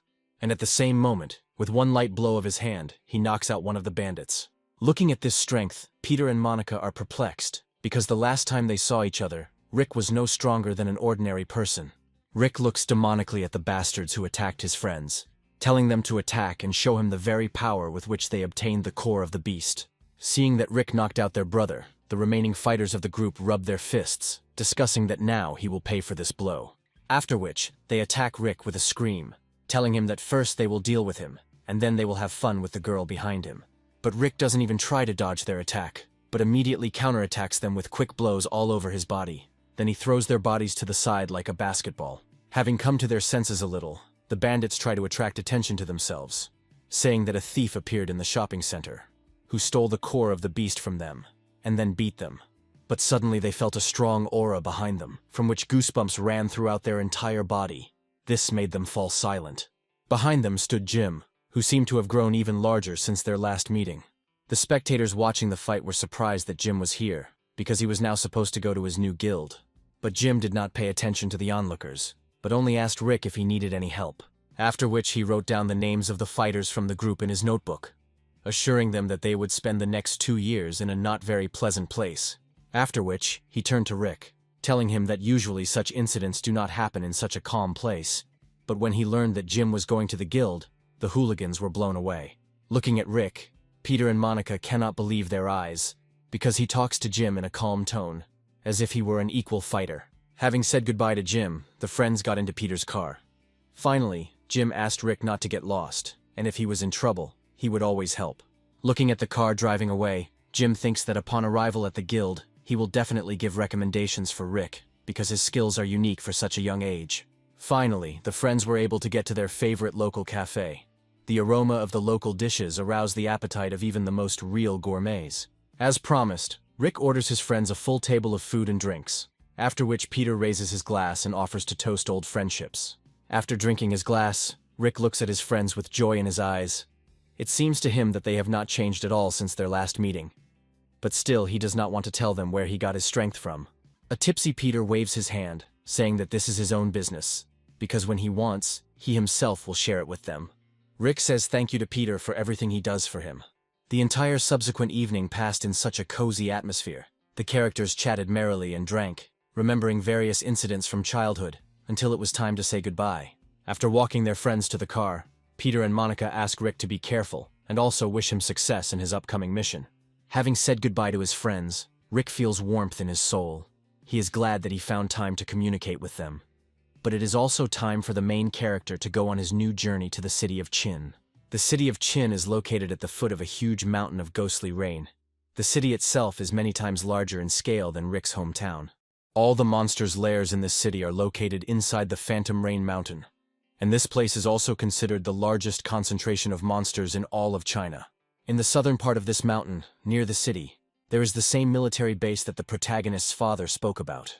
Rick watches the movement on it through his binoculars, and the base itself is covered with a protective barrier that protects it from monsters. While observing the facility, Rick sees many guards patrolling all the entrances and exits of this base, understanding that with his current strength, there is no way for him to get there, because he will be arrested before he even gets to the gate. In addition, this is a restricted area. If an outsider appears there, it will cause a big reaction from the authorities. Rick has been in this city for 10 days. During his stay, he realized that due to the large concentration of monsters on the mountain, Chin City has become the most powerful city in the south. In the center of the city, there is a headquarters that is hundreds of times larger than the headquarters of the city of Xi'an. The strength of the guards outside the building is equal to the strength of the Meteorite Reserve fighters, and on each floor of the building there are squads consisting of beginner-level fighters. The captains of these squads are mid-level fighters. Elite squads are led by advanced meteorite fighters. They are stationed in important departments of the guild, and some departments are guarded by people of the highest level. Entering the headquarters, Rick attaches his VIP card to a special chip, after which the doors to the building open. He finds himself in the guest room, which is represented by a bar with many places where fighters of different levels discuss the latest news and also brag about their achievements, while drinking a few glasses of beer. Rick calls the bartender's blue-haired girlfriend Kat over to him. Kat has been working here for a long time. Despite the fact that she is an average fighter, she was the first person Rick became friends with when he arrived here. Having poured Rick a glass of his favorite drink, Kat says that several squads should soon return from missions, and she will definitely recommend him to them. Sipping his drink, Rick realizes that with his strength he can easily get into any team, but his purpose for coming here is different. However, during the 10 days he was here, he was unable to find any useful information for himself. Suddenly, he sees that bar visitors began to gather near the local TV, on which an emergency message began to be transmitted. It stated that the army was inviting all interested mercenaries, as well as the families of the meteorite, to join a joint operation to clear out the monsters. The rewards for participating in it are very high, and the 10 best fighters in this operation will have the opportunity to work at the Ghost Rain base as a security consultant. After a meteorite fell to Earth and monsters appeared, 3 structures were organized to protect against them, the first of which was State, represented by the army. The second, which Rick belongs to, is represented by hired fighters who fight against monsters for money. And finally, the third, which is represented by the families of the meteorite, who, for the most part, fight against monsters for the glory of their family. Every year the number of mutations increases, which means an increase in the population of monsters, so all 3 of these structures regularly carry out joint hunts for them. In this game, the rewards for joint hunting are much higher than in previous ones, and the top 10 will have the opportunity to learn special D-class skills based on Ghost Rain. Rick understands that with his strength it will be difficult to get into the top 10 fighters. But he is serious, because if he succeeds, access to the safe his father told him about will be open to him. At this moment, a voice from the loudspeaker rang throughout the room. All participants in the joint operation must go up to the room for registration. Arriving there, Rick sees a lot of people wanting to take part in clearing out monsters, because this year you can get very valuable rewards for this. In the corner of the room he sees the bartender Kat, already familiar to us, standing, and next to her a short, fat man with blonde hair. Kat is surprised by Rick's appearance here, because according to the documents he is a fighter of the initial category. This mission is too dangerous for him. After which, she turns her head to the blonde boy and asks him to look after Rick on the battlefield. This boy's name is Morty. He belongs to the Pew meteorite family. Although he is only 15 years old, Morty is already an average fighter, and he also has the talent of innate divine power. And his father, Hughes, is the president of the Mercenary Association. Morty is upset by Kat's request. He believes that she fell in love with Rick, although she promised to be with him when he grows up. To which Kat replied that she would introduce him to her younger sister, who was even more beautiful than her. After this statement, Morty agrees to look after Rick if her sister is truly as beautiful as she says. Kat thanks Morty for his helpfulness, but in reality she is alone in the family. After which a train arrives for the new detachment, which should take them to the gathering place of the fighters, where they will be shown their further goals. After the meteorite fell, all transport systems were destroyed. Only the railway was restored. Nowadays, train ticket prices are exorbitant. The reason for this is the danger of deserts outside cities. And the wilderness between Chin City and Ghost Rain Mountain is even 100 times more dangerous, due to the powerful monsters that fill it. One of these, a D-rank monster eagle-eyed fox, is watching the train on which the squad is traveling. But the minds of these creatures are well developed enough to understand when not to attack, so the train calmly continues on its way. Finally, after some time, the train arrives at the Ghost Rain camp. After leaving the train, the fighters chaotically formed 3 groups. The most noticeable of all the fighters were the 2 standing in front of the first and second groups. At the front of the first column was a fighter named Gray. He is an advanced level fighter and also a member of the Lee meteorite family. In front of the second column stood the boy Morty, already known to us, eating another chicken leg with great appetite. From the window of the Ghostly Rain headquarters, the main organizers of this cleanup observed the arriving detachment. One of them was Brooke. He is the chief instructor at the Phantom Rain military base, and is also the supervisor of this operation. Next to him, on a luxurious sofa and with a cigar in his hands, sits Hughes, Morty's father, and the president of the Mercenary Association. He slowly smokes his cigar, saying that his son will definitely get into the top 10. The only one who can stop him is Gray from the Lee family. In the room with them, there is also an old man named One. He is the patriarch of the Lee family. With his whole appearance, he looks like a cunning elderly fox and tries to sweeten up Husa at every opportunity. Looking at how they flatter each other, Brooke believes that they both look more like clowns than cunning manipulators. The action moves to the operation area, which is the outer area of the mountain. It consists of many mixed layers of monsters, the strongest of which are D rank. Rewards in the competition are graded depending on the level of the monster lair cleared by the fighter. 1 point for F-level monsters, 10 points for E-level monsters, and 100 points for D-level monsters. 3 days are allocated for the entire operation. Last year, the worst of the best scored 500 points. Rick realizes that if he wants to get into the top 10, he needs to score at least 600 points. He finally reaches his destination. Around him there were only destroyed buildings and suspicious silence, and on the way here he did not come across a single monster. Suddenly, with the help of his perception skill, Rick senses many solid objects flying towards him. He manages to jump back, deftly parrying all attacks directed towards him. After which, he sees in front of him many vile arthropod monsters, covered with a hard, rocky shell. They are called stone spiders. Stone spiders are F-rank monsters common to the outer area of Ghost Rain Mountain. Their web and fangs are poisonous, and the worst thing is that they live in flocks. In one nest there can be 100 or even 1,000 individuals. Looking at the arthropod monsters, Rick understands that this abandoned city is nothing more than a lair of stone spiders. But this did not frighten the main character at all, because this is an excellent opportunity to earn the necessary points. At this moment, a swarm of arthropod stone creatures attack Rick in their entire huge flock, pointing their poisonous fangs in his direction. But the main character immediately counterattacks the spiders. With a swift gust, like lightning, he rushes through them, cutting everyone in his path. From a whole family of poisonous stone spiders, all that remained were small stone corpses covered with green mucus. Rick realizes that with his current strength, F-rank monsters pose no threat to him. However, spiders have a herd and territorial instinct. As soon as they gather, they will begin to capture all organisms within the radius of their zone.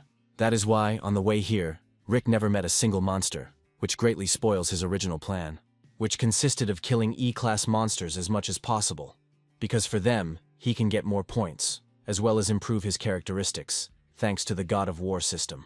Looking into it, Rick sees that he gets practically nothing for killing such low-level monsters. At this moment, he notices that another family of stone spiders begins to crawl out of another abandoned room in this city. Rick decides this is the perfect opportunity to try out his new maneuvering ability that he recently learned. After which, Rick creates a powerful stream and pushes his foot off the ground with such force that the stones beneath it are destroyed into smithereens. After using the ability, Rick's body begins to move at tremendous speed, changing its trajectory in a split second, allowing him to quickly move between multiple opponents with ease. Even though the technique was only entry-level, the spiders could not even touch Rick's body. Now the hero already has several unique abilities in his arsenal, but constant practice and training are required to strengthen them. Having dealt with all the monsters in this location, Rick sets out on his further journey. The action moves to a forest located on the side of a mountain. We are shown a huge crowd of fighters trying to furiously catch someone. Their target was Morty. He managed to break away from them and climb a tree. Seeing that the fighters ran past him, a stone fell from Morty's soul, because if they had caught him, most likely he would not have been able to survive. After jumping from a tree, Morty feels pain in his shin area, after which he notices that his leg is injured. He is furious that someone dared to get rid of him. Coming out of the forest, Morty walks along a road unknown to him, focusing on the nearest visible buildings. After which, he comes to an abandoned city and notices that there is not a single soul here, and there is complete silence around. Suddenly, from the darkness of one of the buildings, he notices many hungry glances directed in his direction. Seeing a lot of stone spiders in front of him, Morty realizes that he has fallen into their nest. His body is taken over by bestial fear. Out of fear, Morty cannot move. All he can do now is cover his face with his hands so as not to see how the spiders are devouring him. But at that moment, a flash of blue light flew past the cowardly fat man, and monsters that fall within the radius of the flash are divided into head and abdomen, staining the battlefield with green mucus. It was Rick, holding his blade in his hands. He asks Morty how such a child came to be here and how he received approval from the military. Looking at Rick, Morty realizes that this is the same guy that Cat asked him to look after. Rick helps Morty get to the nearest room safe from monsters, and also treats his wounds. Looking at the mountains of dead arthropods, Morty realizes that Rick is clearly not the weak fighter that Cat thinks him to be, because he dealt with the spiders with extraordinary ease. Having finished treating the wounds, Rick calls Morty a tadpole, and tells him that with such wounds, he will not be able to continue the operation, so he must sit here and wait for reinforcements. The yellow-haired fat man is not happy with Rick's tone, and tells him whose son he is, to which Rick replies that he doesn't care at all. After which, Morty remembers that Cat told him that Rick has only been here for 1 month. Most likely he has not yet heard enough about his successes and status. He also understands that if he remains here alone, then the people who hunted him will certainly find him, and then they will definitely kill him. He must somehow force Rick to guard him at least until his wounds heal. After which, Morty tells Rick that the maneuvering technique he used is complete garbage, but it just so happens that he has an E-level maneuvering technique, which he is willing to kindly share with him. This proposal interested Rick, because for his main goal, he needs to master as many skills as possible. Rick, with an incredulous look and a slight smirk on his face, asks Morty if he is telling the truth, to which he replies that he would not lie, and extends his hand in order to conclude an agreement. After which Rick can't stand it and bursts into laughter, because where does an ordinary fat man get E-level maneuvering techniques? To which Morty replies that he and the Pooh family, the son of Hughes and a famous genius of various techniques, for him this is a simple trifle. Rick looks at Morty with a surprised look, because the name of Hughes from the Pugh family is familiar to him. He knows that he is the president of the association and a mercenary. Morty adds that while they are here chatting, the mercenaries are looking for him, so they need to hurry up. After which, to prove his words, he transfers the E-level maneuvering skill to Rick, and when the operation is over, he will give him all the instructions for using it. In the system of the God of War Rick, a notification appeared about receiving a new skill that has not yet been activated. Reveling in his capabilities, Morty thinks that Rick must be shocked by the skill he received, because it costs at least $1 million. Now he will definitely agree to help him. Rick agrees to help the fat man, saying that as soon as he clears the spider's lair, he will take him deep into the mountain of ghostly rain, where it is much safer. The heroes shake hands as a sign of agreement. Rick tells the fat man his name, to which he replies that he has known him for a long time. After which, they hear a loud noise of glass breaking into pieces.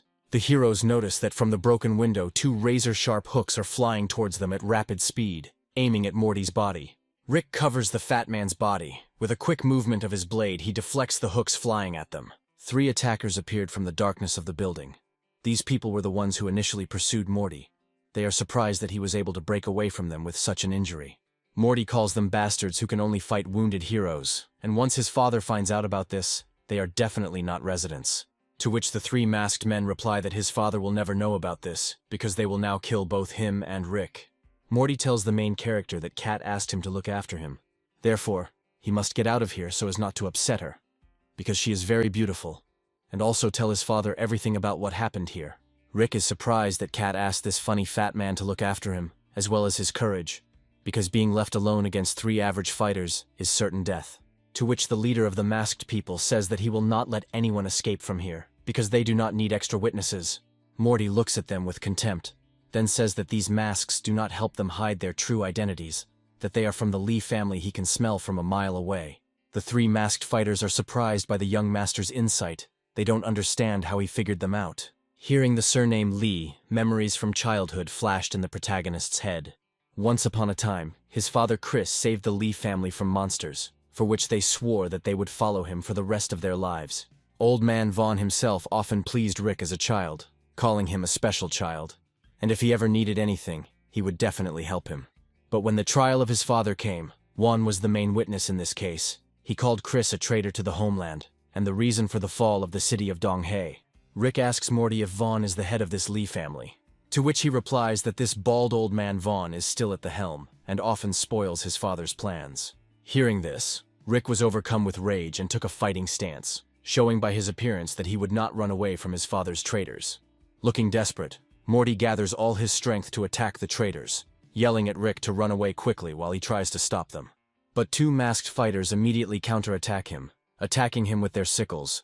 Morty barely has time to block the blows with his shield, and the third number attacks Rick from behind, telling him that he was unlucky to be next to Morty. But Rick sharply turns his fierce gaze on him, answering that it was their bad luck that he was here. Then she attacks him with a quick blow of her blade, leaving a deep wound on his body. From the injury received, the third number jumps to the nearest safe distance. At this time, Morty holds back the attacks of the two remaining fighters. Rick quickly moves towards the first and second numbers, and helps Morty repel their attacks. The fat man is once again surprised by the strength and speed of the main character. Having regrouped, the masked fighters analyze Rick's movements, considering a plan for further battle with him. Looking at them, Rick realizes that they cannot be underestimated, because each of them is an average category fighter, and they also use F-tier weapons. It will not be possible to achieve an easy victory. Besides, if the battle drags on, then more allies may come to their aid. They need to end the battle quickly. After which, Rick activates the perception skill. Now he can read all the enemy's movements, and also has a review of 360 degrees. And at the same time, he also activates the maneuvering skill and makes a quick dash towards the masked fighters. Understanding that the main character will now attack, the first number orders the others to hit him with a joint attack, and in the meantime, he activates his sword. After this, the second and third numbers simultaneously attack Rick with their hooks, directing them straight towards his body. Thanks to his perception skill, Rick clearly sees the flight of the sickles, and manages to parry their attacks with his weapon. However, at the same moment, the first number suddenly appears in front of the hero, swinging his activated blade. The first number powerfully attacks the main character, but Rick manages to dodge the blow despite the fact that the weapon is F rank. It has enormous destructive power. A long, fierce fight ensues between Rick and the number one. The fighters are in no way inferior to each other. After which, Rick jumps back in order to think about his further battle strategy. He understands that they can't stay here, because they still need to get the points necessary to get into the top 10, and if the fight drags on, then he definitely won't succeed. The only option left is to use the full power of the Bone Crusher by activating it. Seeing his stance, the masked fighters call Rick a fool for not allowing him to activate his weapon, and then point their crossbows in their direction. With a powerful volley, they fire a hail of projectiles towards Morty and the main character. Rick, using his maneuvering skill, reflects all the projectiles, barely keeping up with each of them. He realizes that his maneuvering skill is not strong enough to protect both himself and Morty at the same time. Before he had time to think about it, at that moment one of the shells wounds Rick's hand, leaving a deep mark on it. With difficulty, Rick still manages to cut the remaining shells, but the wound on his shoulder is bleeding heavily. Looking at how hard it is for the main character to fight, Morty is irritated by his helplessness, because due to a leg injury, he is forced to stay behind Rick. Analyzing the fight, Rick understands that the teamwork of this trio is impeccable. Their long-range and short-range attacks perfectly compensate each other. In order to win, he needs to somehow disrupt their teamwork. After thinking about it, he proposes a plan to Morty. Hearing what Rick told him, the fat man smiled, because the plan was really not bad. And at this moment, Morty suddenly begins to run in the opposite direction from the main character, at the same time provoking the trio of fighters with caustic words. Seeing their target running away, number one orders the others to stop him from leaving. After which, all three rush towards Morty at once, trying to catch up with him. This was Rick's plan. As soon as they were distracted, the main character immediately appeared in front of one of them. After which, with great speed, he attacks fighter number 2 with a powerful blow of his blade, inflicting a mortal wound on him. Seeing this, number 1 and number 3 instantly turn around and fire their crossbows towards Rick. One of the arrows still hit the target. It flew right through Rick's shoulder, inflicting a deep wound on him. Feeling intense pain in his shoulder, Rick jumps back to catch his breath before the next attack. Thinking over a new plan, Rick realizes that even if they are left alone, these fighters are still dangerous, especially the number 1. Seeing that Rick is wounded, his opponents immediately attack him, wanting to avenge the death of their brother. At this moment, Morty shouts to the main character to save himself. He has already done a lot for him and should not die here, because Cat is waiting for him. Suddenly, the God of War's system, having detected his critical condition, offers the main character to activate the E-level maneuvering ability gifted to Morty, spending 10 points on it. Tilting his body down, Rick barely dodges the attack from the number 1 blade. After which, gritting his teeth with rage, he says that he agrees to spend the earned points on a new ability. The God of War system activated a new skill, after which Rick's gaze changed, showing complete confidence in his victory. The main character feels that his legs have become much lighter, and his whole body is filled with enormous energy. After which he pushes off strongly from the ground, performing a rapid dash towards the 3rd number, leaving behind only a cloud of turquoise wind. Having just been in front of the fighters, Rick literally disappears from their field of vision, which led one of them to bewilderment. Looking at their fight, Morty realizes that the main character has just activated the E-level ability given to him without any instructions. The first person in his memory to succeed in this. At that same second, Rick instantly appears in front of the 3rd number, and just as quickly cuts off his hand with a glancing blow. The fighter roared in severe pain, realizing that the main character would now finish him off. He begs his brother to help him. At this moment, number 1 immediately appears behind Rick, trying to strike him with a sneaky blow. But thanks to the wide view from the perception skill, the main character easily notices this attack. The first number put all his strength into his blow, but he failed to hit Rick, and he himself disappeared from his sight, leaving the same turquoise cloud behind him. Rick, with all his speed and the strength of the activated weapon, attacks the 3rd number. A powerful blow leaves him no chance of survival, and part of the room that falls into the attack area is destroyed to smithereens, raising a high cloud of dust. From the shockwave, all the glass in the room shattered like crystal, and multiple cracks formed on the walls of the room. Being in a cloud of dust, the first number cannot see what is happening. He tries to shout out to his brother, in the hope that he is still alive. But behind him, Rick appears from a cloud of dust, pointing his blade at his neck. He says that all 3 of them will soon meet in hell. Then, with a merciless sweeping blow of the Bone Crusher, he inflicts a fatal attack on him. The lifeless body of number 1 fell to the ground, and Rick, with a cold gaze, shook his sword from the blood of the traitors. There was nothing left of the room in which the battle took place. It seemed that a little more, and it was about to collapse. Despite this, the main character searches the corpses of this trio, obtaining good equipment, and also appropriates all the points they earned for himself. Seeing the terrifying strength of the main character, Morty tells him that he can easily take first place. The only one who can stop him is Gray from the Lee family, who sent thugs after him. The action takes place on the other side of the mountain of ghostly rain. We are shown how a huge 2-headed snake, drenched in its blood, tries to carry out an attack with its last breath. But, from just one swing of Gray's blade, he falls to the ground like a dead weight. Having sheathed one of his blades, Gray learns that contact with the squad hunting Morty has been lost. One of his people reports to him that although they have lost contact with that squad, he has reliable information that Morty is seriously wounded. This information made Gray happy, because the wounded fat man would definitely not be able to get into the top 10. Moreover, thanks to the actions of 2 allied teams, Gray managed to earn 300 points in just one day. Reveling in his victories, Gray's laughter spreads throughout the area, because now no one will stop him from setting a record for the operation and becoming the number 1 genius. Meanwhile, the main character carries Morty on his back through the mountain forest. Due to severe pain, Morty cannot yet move on his own. Rick suddenly stopped, because the environment around him seemed suspicious. Rick's instincts were right. At that moment, a 2-headed snake monster attacks them, aiming its sharp fangs at the heroes' bodies. It was a great python, an E-rank monster with impressive size and deadly poisonous fangs. The monster tries to attack the heroes, but Rick rushes past its mouth like the wind, leaving behind only a cloud of turquoise dust. After which, the main character chops the snake into small pieces like cabbage, with multiple quick attacks. After searching the corpse, Rick leaves behind valuable materials for his arsenal, such as poison glands, which are a powerful medicine, as well as fangs, as proof of victory over the monster. After the battle with the monster, Rick does not feel any fatigue. He understands that now E-rank monsters are not a hindrance for him. Morty is glad that he has such a friend, because even with such an injury they can still take first place. Rick is surprised that the fat man constantly talks about first place, because the main thing is just to get into the top 10. To which Morty replies that there is a secret special reward for first place, which his father told him about. After which, he asks Rick if he has ever heard of the so-called alien artifacts. Rick is surprised by this question, because he has never heard of their existence before. Morty explained to the main character that this is not surprising, since they were opened only a couple of years ago. After the night of the meteorite fall, animals began to mutate first. Monsters began to appear everywhere and destroy the usual foundations of life. People began to mutate next, and so the first meteorite warriors appeared.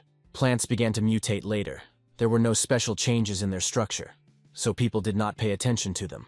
However, 2 years ago, 10 years after the meteorite fell, something special was discovered in the plants, which was called an alien artifact. With their help, you can significantly increase the strength of the user, and the artifact itself is an extremely rare loot, and it is a secret reward for first place. Rick realizes that if they want to take first place, they need to get at least 1,000 points, and for this, they need a whole bunch of monsters. To which Morty replied that this was not a problem, because they had almost reached the place to which he had been leading him all this time. A beautiful landscape with a view of the mountain slopes and the rivers washing them opened before the heroes. While at the foot of the mountain, Rick's attention is drawn to the strong smell of blood. Looking down, he notices there are many E-level monsters, which are wolves with a sharp horn in the forehead. Rick understands that there are at least 100 of them here, and if he kills them all, he will receive at least 1,000 points, and with the help of his unique system, he will reach an advanced level. Morty brags to the main character that this location is a secret place discovered by his association. Rick is pleased with such a sudden discovery. Grabbing his sword, he declares a hunt for a wild animal. Since the fat man cannot move quickly, he offers to be Rick's shield while he destroys the monsters. Rick agrees with this proposal and follows Morty into battle. The main character easily disembowels wolf-like creatures one after another, earning more and more points. Since wolves are herd animals, when they hear the howl of their relatives whining in pain, they come running towards it more and more. It seems that all the creatures from this location have gathered on the mountain slopes to take revenge on Rick, surrounding the heroes in a semicircle. The battle with a huge pack of wolves lasted until the evening. Despite their number, the creatures did not even manage to wound the heroes. Meanwhile, the action moves to the other side of the mountain of ghostly rain, where Gray is resting under one of the trees after the battle. He is informed that in total the two teams managed to earn more than 900 points. At this rate, they will be able to break all the records of previous years. Gray is happy about this news, because he really wants to see Morty's face when he finds out that he took first place, and also broke last year's record.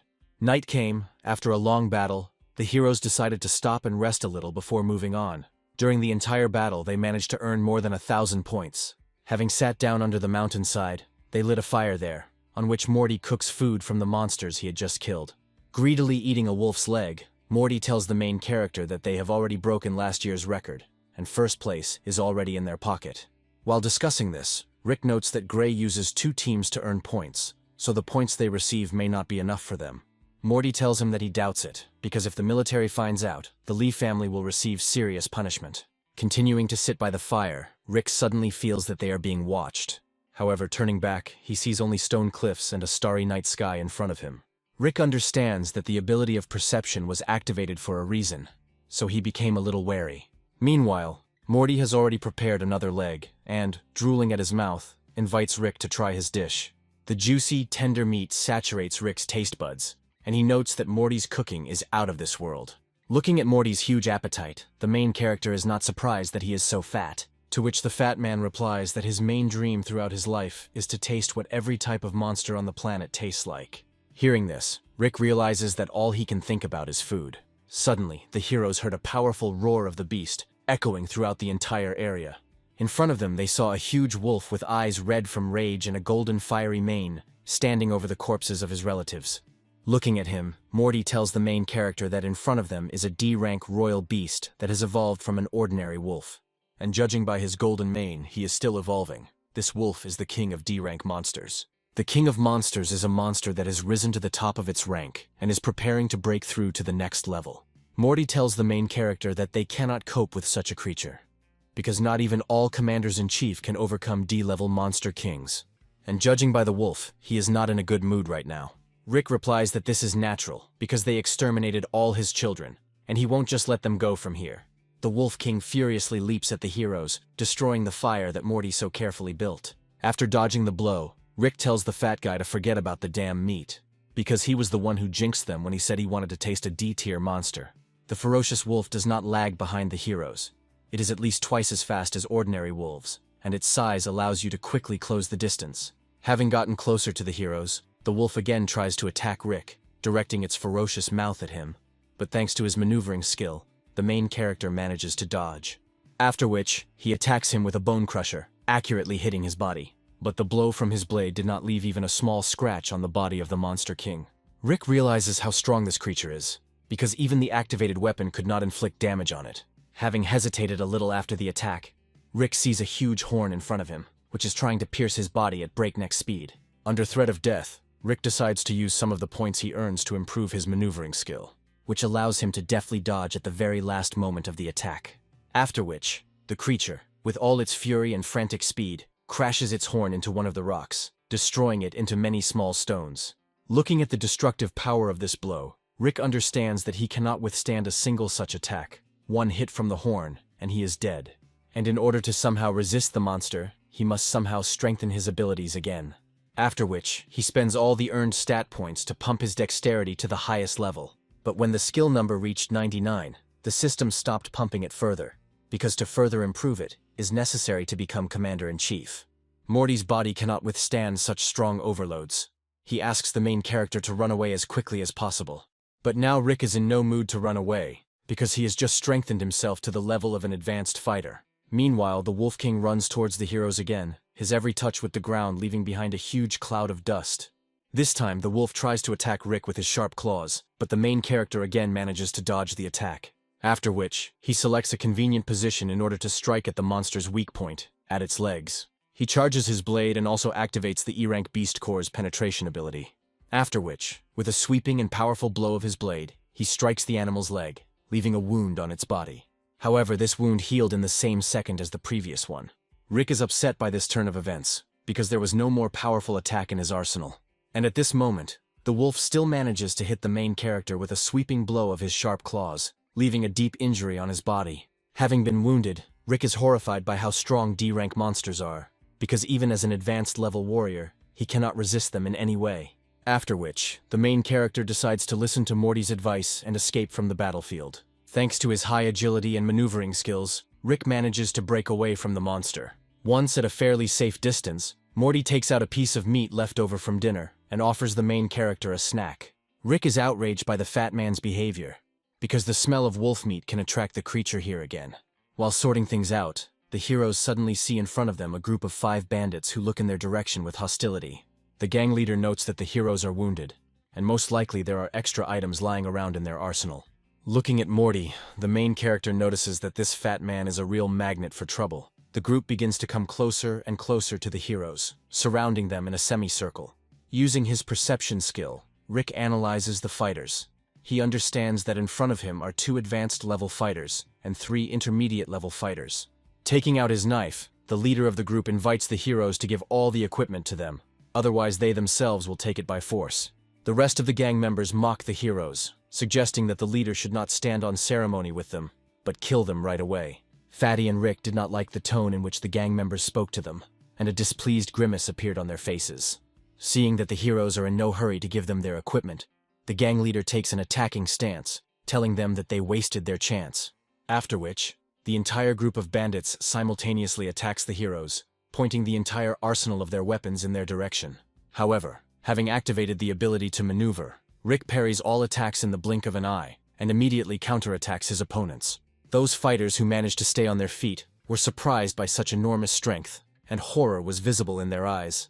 They see before them a ruthless, ferocious warrior that even 3 squads like theirs cannot cope with. Morty puts an end to this battle by delivering a powerful blow with his shield to the leader, petrified from horror. The sound of Morty's furious punch echoed throughout the area. They shouldn't have called him fat. All gang members knelt before the heroes, asking each of them for mercy. However, our heroes are not the most compassionate people, and vindictive Morty will not forget the words about his excess weight for a long time. After which, they again beat the unfortunate gang of bandits, despite their requests for mercy. After finishing the battle, they completely undress the gang and appropriate all their equipment, and earned points for themselves. After examining the bodies of the enemies they defeated, the heroes realize that this group managed to collect only 150 points. They are surprised by this, because among them there are advanced level fighters. The main character asks Morty if it's normal that such strong fighters have earned so few points, because there's not much left until the end. Morty replies that this is a common practice, because if you don't know the area, finding monsters will not be an easy task, so some groups organize secret teams. Secret teams are engaged in collecting points from other teams. Although this is prohibited by the organizers, the current reward is worth it. Continuing on his way, Rick suddenly sees many silhouettes lying on the ground. In front of them, the heroes saw a bloody battlefield, littered with many corpses of soldiers who died in a fierce battle. Rick begins to search the corpses, hoping to find something valuable, but he realizes that their entire arsenal has already been emptied by someone before them. At this moment, Morty notices someone, after which he shouts to Rick that it is a trap. 2 green and purple shockwaves almost injured the heroes, but they managed to parry these attacks. Following the wave, the attackers attack them again, trying to quickly deal with the heroes. Seeing those who were behind this, Morty had fear in his eyes, because he had known these 2 fighters for a long time. Standing in front of them were 2 advanced-level assassin fighters, popularly called the Snake Twins of the Lee family. Looking at them, Rick realizes that it will not be easy to deal with 2 advanced-level fighters. However, the fact that they are from the Lee family makes Rick angry. At the same moment, a hail of arrows flies at rapid speed from another zone towards the heroes. Using his maneuvering ability, Rick manages to dodge all the projectiles flying at him. Looking up, he sees that there are not 2 opponents here at all, because at the top of the tree there are also several archers of at least average level. Rick understands that in order to win this fight, he and Morty will have to give it their all. Morty is furious that the Lee family, in order to win the operation, created several such vile teams, all for the sake of first place. Looking at him, the twin brothers say that such weak nobodies like them do not deserve to be in the top 10. After which, the twin in a green suit attacks Rick, shouting at him that now he will know the true power of the Lee family. Rick manages to block this blow. At that moment, he sees that an E-level core is inlaid into the blade of this fighter. The main character barely manages to hold back the enemy's onslaught. He is surprised by such great power. Continuing to block the green twin's blows, Rick, using his perception, feels the red twins sneaking up on him from behind. And at that same second, from the heights of the trees, the remaining fighters attack Rick with a hail of arrows, putting the main character in a dead end. With a sweeping, massive movement of his blade, the main character parries a flying volley of arrows, as well as a blow from the green twin. Morty covered the main character's rear, blocking the purple twin's blow with his shield. But before Rick had time to reflect the hail of arrows, a second batch of shells flies in their direction. Seeing the massive attack, Rick realizes that he won't be able to dodge this time, so he activates his perception skill. After which he grabs Morty under his bosom and with the help of his maneuvering skill, disappears from the eyes of his opponents, leaving behind a turquoise cloud. The twins who had just attacked the main character collided with their sickle-shaped blades against each other, and the hail of arrows flying at them littered the battlefield with many shells. Having managed to evade all attacks, the heroes hid behind a tree, pondering further battle tactics. Discussing how Rick was able to dodge the attack while carrying such a fat pig, the twins come to the conclusion that he was hired by Morty's father as a bodyguard. Standing behind a tree, Rick realizes what a desperate situation they are in. Fighting against 5 strong warriors will not be easy. Suddenly, Rick remembers the huge wolf that was chasing them, and an idea arises in his head. Meanwhile, one of the twins offers the main character to hand over the fat man to them, and then they will allow him to leave alive. Desperate, Morty once again invites Rick to leave him and save himself, because he shouldn't die because of him. However, Rick did not even think about running away, because he still had unfinished business with the Lee family. He offers Morty one very entertaining plan of action, after which Morty froze in surprise, because he is not sure that it will work.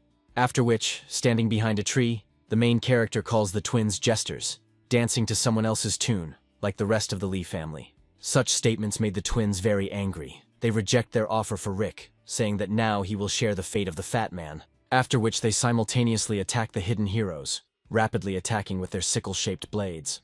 Using his maneuvering skill, Rick manages to dodge the attack, simultaneously dragging the fat man along with him. However, the twin killer duo also have high speed, and they immediately appear in front of the heroes, after which one of them attacks Rick. The main character covers his left side with the help of Morty, using him as a shield, and, in parallel, using a device on his hand, shoots sticky projectiles towards the archers. However, archers of this level easily dodge the attack, and the projectiles themselves stick to the trees standing behind them. The purple twin immediately attacks Rick with a frontal attack, but the protagonist steadfastly blocks his blow, not yielding to his opponent. The aura of his blade is so powerful that even while blocked, he manages to leave a scratch on the opponent's hand. After parrying the attacks, Rick again activates his maneuvering skill and disappears from the attacker's field of view. Seeing what a powerful weapon the main character wields, one of the twins has a greedy smile on his face, because a weapon with a mutated core is a very valuable find.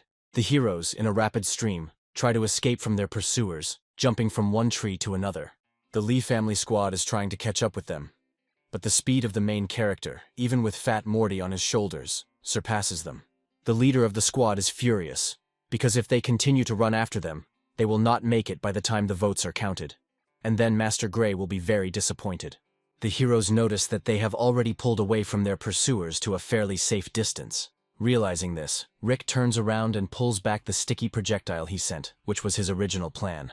Seeing the hidden weapon, the Lee family squad became somewhat wary and took a fighting stance, expecting a strong attack. However, only a jar with a greenish liquid of a thick consistency flew past them, which, having reached the center of the concentration of the entire detachment, bursts. A thick, foul-smelling liquid pours over the entire detachment, leaving a characteristic odor on the body and clothes.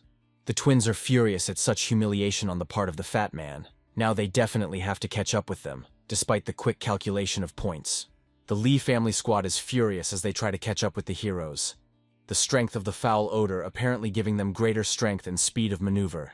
Looking at Morty, the main character asks what kind of liquid he used, but he replies that this liquid is nothing more than bait for a wild animal. The heroes continue to rapidly run forward, rising closer and closer to the cleft of the mountain. However, the opponents who are catching up with them are not far behind and, it seems, are about to reach the heroes. The twins understand that there is a dead end ahead of this path, so they will be able to catch up with the fat man in order to finally get rid of him and appropriate the mutated weapon for themselves. Having almost overtaken the heroes, the twins feel a fierce gaze directed at them from the direction of the mountain crevice. Wary, the twins decide not to pursue the heroes further, because the aura emanating from the creature standing in front of them caused fear in them. The same king of D-level monsters emerged from the crevice of the mountain, sensing the scent of the bait. His rage became even greater than at the moment of the fight with the heroes. The twins saw in front of them a huge beast, no, the king of beasts, outwardly resembling a wolf, but with a more furious bloody look and a huge golden horn. They were wary because the aura of this monster revealed that he was the king of D-level monsters, and the heroes lured them here into a trap. After which, the wolf furiously jumps towards Lee's squad. The positions of the pursuer and the victim suddenly changed in the mirror direction. A huge, furious creature drives a squad of twins to a dead end, blocking the only exit from this place with its massive body, after which he immediately attacks the brothers with his sharp claws. However, with their joint efforts they manage to block this attack. The green twin feels that they are not able to withstand such an onslaught for a long time. To win, they need to think about a battle strategy. He orders the archers standing nearby to aim at the monster's eyes, as he believes that this is its weak point. However, a hail of arrows fired at the creature only bounce off the monster's thick skin, without causing it any damage. After which, the wolf, with a strong blow from his golden horn, throws the twins upward, causing them to soar in the air. Upon landing, the twins are surprised by the monster's enormous strength, but they realize that it is blocking the only way they can get to the first team, so they will have to fight. The purple twin, who is also the leader of the squad, orders everyone to get into formation, thus forming a powerful system designed for long-range and short-range attacks. The main character and his new friend are watching the entire fight from under the tent, lying on the mountainside. Rick notes the team's excellent teamwork, and in an instant, they were able to completely come up with battle tactics, as expected of advanced-level fighters. Morty tells the main character that the twins of the Lee family are known for their tactical thinking. However, this creature is not an ordinary monster and will definitely delay them for some time. Taking an attacking position, the ferocious beast emits a powerful howl that echoes throughout the area, after which he again attacks the squad with his huge horn, striving with great speed to tear the brothers' bodies into small pieces.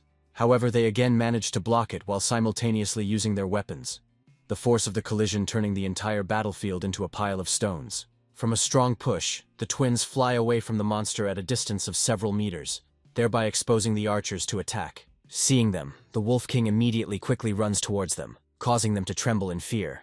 One of the archers tries to attack the creature, but his attempts are unsuccessful, and the creature attacks him with all its might with a powerful blow of its large paw, after which it furiously devours his body, washing its mouth and mountains with the crimson blood of the young soldier.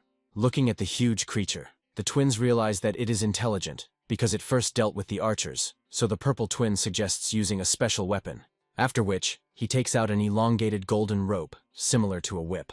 At the moment when the wolf tries to attack the next archer, the purple twin spins the rope with great speed, forming a whirlwind that cuts through the air, after which, with a quick movement, he throws the rope towards the wild animal. The whip hits the target, wrapping itself around the Wolf King's huge paw, forcing him to stop. After which, the purple twin, with the help of a sharp whipping movement, throws the huge creature like a pet dog. The Wolf King falls to the ground, making a deafening noise and raising a tall column of rocky dust. Looking at this, Morty is surprised that this team had such a rare, unique item like rope to hold the monsters all this time. The rope for holding monsters is made from the fusion of the core of a D-tier beast, as well as its burnt tendons. The process of making such a weapon is incredibly labor-intensive, so such a weapon is a very rare specimen. With the help of this item, the process of holding monsters is greatly facilitated. It is used only in cases where fighters are dealing with high-rank monsters. Seeing the perfect opportunity to attack, the twins perform a combined attack together called the double snake spin, creating a destructive golden vortex. Looking at this, Rick realizes that such an attack is not inferior to a D-class skill, and it should definitely damage the king of the monsters. The massive attack caused devastating damage across the entire area, and in the cloud of dust, the silhouette of a huge wolf can still be seen lying on the ground. The wounded animal still stands on its mighty paws, bleeding, breathing heavily and whining from severe pain. With its entire appearance, it embodies the real leader of the pack. After which, the huge golden horn of the king of monsters breaks away from his body, releasing colossal energy and flies straight towards the twins. With tremendous speed, the horn simultaneously pierces the bodies of two brothers in one trajectory, leaving them with fatal injuries. From sudden severe pain and shock, the twins fall to the ground dead, losing consciousness. Seeing this, the remaining archers immediately became wary, because their captains were mortally wounded, and were aiming their weapons at the wounded creature. However, before they had time to take aim, one of the archers was immediately killed by a fast projectile that flew straight into his head. It was the work of the protagonist. Seeing the commotion, he decided to join the fight. At the same second, the second archer, with the help of a powerful blow from behind with his shield, is incapacitated by Morty. After which, Rick runs up strongly, gaining significant speed for the subsequent powerful jump. Having gained the necessary speed, he jumps from the mountainside straight into the mouth of the wounded Wolf King, concentrating all the power of his blade. After which, activating the meteorite core, he attacks the monster directly in the eye with all his strength, this time causing him enormous damage. The Wolf King roared from the intense bursting pain that rang throughout his body. Looking at the wounded wolf, Morty understands that even if the main character had not attacked him, he would still have died, because he had disconnected his horn from the body, which is the main organ. The heroes suddenly heard a rustling behind them, and looking back, they saw that the twins were still alive. However, before they had time to pull off their next trick, powerful projectiles pierced their bodies, leaving a mortal wound on their bodies. Lying on the ground and writhing in pain, the brothers call the heroes weaklings. If they knew that this would happen, they would have used all their strength at the very beginning. Rick thanks them for the fact that, being on the verge of death, they gave him such a wonderful gift, in the form of a half-dead monster, and also a chain for capturing D rank. Morty adds that he would like to see Gray's face now, who learns that the great twin brothers lost, giving all the points they earned to the weak fat man. The twins' faces are filled with ferocious rage. However, they cannot even rise from the ground. With their last breath, they make a promise to the heroes that, even as ghosts, they will take revenge on them. After which this couple finally dies. Having finished their dialogue, the heroes think of inspecting the prey. However, they suddenly hear the noise of stones coming from under the monster's paw. The dying Wolf King clings to his life and, gathering all his strength, tries to escape from the heroes. Seeing this, Rick shouts to the fat man to keep up, because if they miss the wolf, they will lose a huge amount of money and useful equipment in addition. Meanwhile, the wounded animal runs towards a mysterious dark cave located at the very end of the mountain's chasm. Continuing to chase the dying Wolf King, the heroes realize that he is leading them straight to his lair. Not a single soul could be seen in the depths of the tunnel. Only pitch darkness washed its expanses. But the wounded beast does not have time to run into its cave and emits a piercing death howl that can be heard throughout the area, after which it falls like a dead weight to the ground, showing no signs of life. In the system of the main character's God of War, a notification appeared that he had defeated a D-level royal monster, for which he received additional skill points. The heroes approach the huge, dead carcass of the mutilated creature, and cannot believe that they managed to defeat it. Morty rejoices at this like a child, because they hit the big jackpot by defeating the king of the D-rank monsters. Rick begins to examine the monster's corpse. In addition to valuable, expensive resources, they also manage to take possession of a D-rank chain. Morty asks the main character to be careful when examining the monster, especially with the cores of the beast, because he wants to give them to his father as a sign of respect. Each of the materials obtained from the Wolf King's corpse is worth more than 1,000,000. The fur of the Wolf King will serve as an ideal decoration for the walls of the meteorite's rich families, because it is a very rare and valuable catch. The Wolf King's horn is ideal for making powerful D-rank meteorite weapons. Although there is no core, the material itself costs at least 10,000,000. Rick understands that in an instant, he earned more than 10,000,000, and even a binding chain is a gift. Now he can definitely not deny himself anything. Moreover, Morty counted all the points collected by the twins team, and there were no less than 320. Now Rick will not only take first place in the operation, but will also break last year's record. Reveling in their victory, the heroes high-five each other as a sign of mutual respect and excellent teamwork. Peering into the darkness of the tunnel, Morty invites the main character to go inside. Perhaps there are some valuable things left there. Rick places the fat man on his back and goes inside the Wolf King's lair. The heroes move forward through the cave. Only pitch darkness and complete silence haunt them, foreshadowing something unexpected. Having reached the center of the cave, the heroes see in front of them a bloody battlefield strewn with the corpses of many monsters. Looking at the corpses of the animals, Rick realizes that the battle here took place for more than 1 year. After which Morty added that this battle is the reason for the rapid mutation of the Wolf King. Looking around, the fat man notices that despite the fact that the corpses have decayed, it is still possible to obtain materials worth 300 points from them. Continuing to search the monster's lair, Rick's attention is drawn to a strong aura emanating from the top of the cliff. Looking up, the main character notices something like plant roots hanging from the top of the mountain. Having looked around the mountain, the heroes notice multiple marks on it from the claws of a wolf. Apparently, what is on its top was of great interest to the leader of the pack. Realizing that with his injury he will not be able to climb the rocks, Morty invites the main character to inspect the top on his own. Rick agrees with the fat man, after which he winds his dagger around his new rope, thus creating something like a climbing rope. Climbing over the stones, the main character slowly steps closer and closer to the top of the cliff. Finally, he manages to climb to the top of the mountain. Having adjusted in the darkness, the bright light blinded Rick's eyes. He sees in front of him a huge tree, whose roots cover the entire ground, and whose branches are filled with multiple turquoise leaves sparkling with bright colors. Looking at it, Rick realizes that this large tree is a mutated plant. The main character wanted to come up and take a closer look at this amazing phenomenon, when suddenly, the tree trunk began to be surrounded by many tails of monsters. Looking up, Rick sees that the tree is guarded by a squad of eagle-eyed foxes, D-level monsters, ready to tear apart anyone who approaches the tree. Looking at how many high-level monsters are guarding this tree, Rick realizes that it was this tree that caused the conflict between the monsters below. After which, he also notices that closer to the crown of the tree, it expands in one of the places, forming an alien artifact. At the top of the tree, he notices a creature with an aura that is several times greater than that of the king of D-level monsters. The main character understands that until he reaches the level of strength of the commander, he will definitely not be able to cope with such a powerful monster. Therefore, he makes the only right decision, to retreat. Meanwhile, the action moves to the Ghost Rain Mountain military camp. The soldiers who took part in the military operation are gradually gathering here. Because the 72-hour countdown has ended and the operation is officially completed, it's time to take stock. So far, of all the fighters present, only one was able to score more than 500 points, while occupying the first line of the list. Actions are transferred to the main headquarters of the organizers of this military operation. It seemed that nothing had changed inside him. Hughes was smoking another cigarette in the same way, and old Vaughn was watching the arriving fighters, waiting to hear the name of the winner.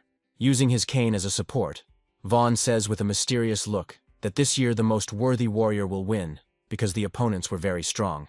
Looking at him, Brooke once again notices what a cunning fox this old grandfather from the Lee family is.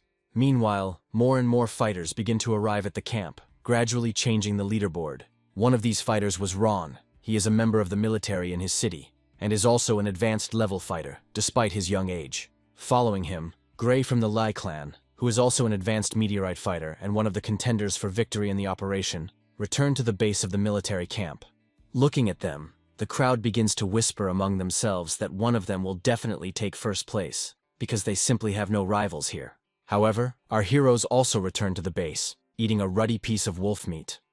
Morty says that he lost a little weight during the operation, and hopes that they will have excellent food at the military base. The participants in the operation take turns going one by one in order to exchange parts of the monsters' bodies for points. Looking at the number of people, the heroes understand that a little more, and they would not have made it by the time the points earned were counted. Luckily, Rick made a structure out of 2 swords and a newly acquired rope, which allowed them to quickly get to the right place. Looking at the people in line, Morty introduces the protagonist to the main contenders for victory in this operation. The first person he pointed to was Ron, a young man of 25 with brown hair, a genius from the military squad, and also an advanced meteorite fighter.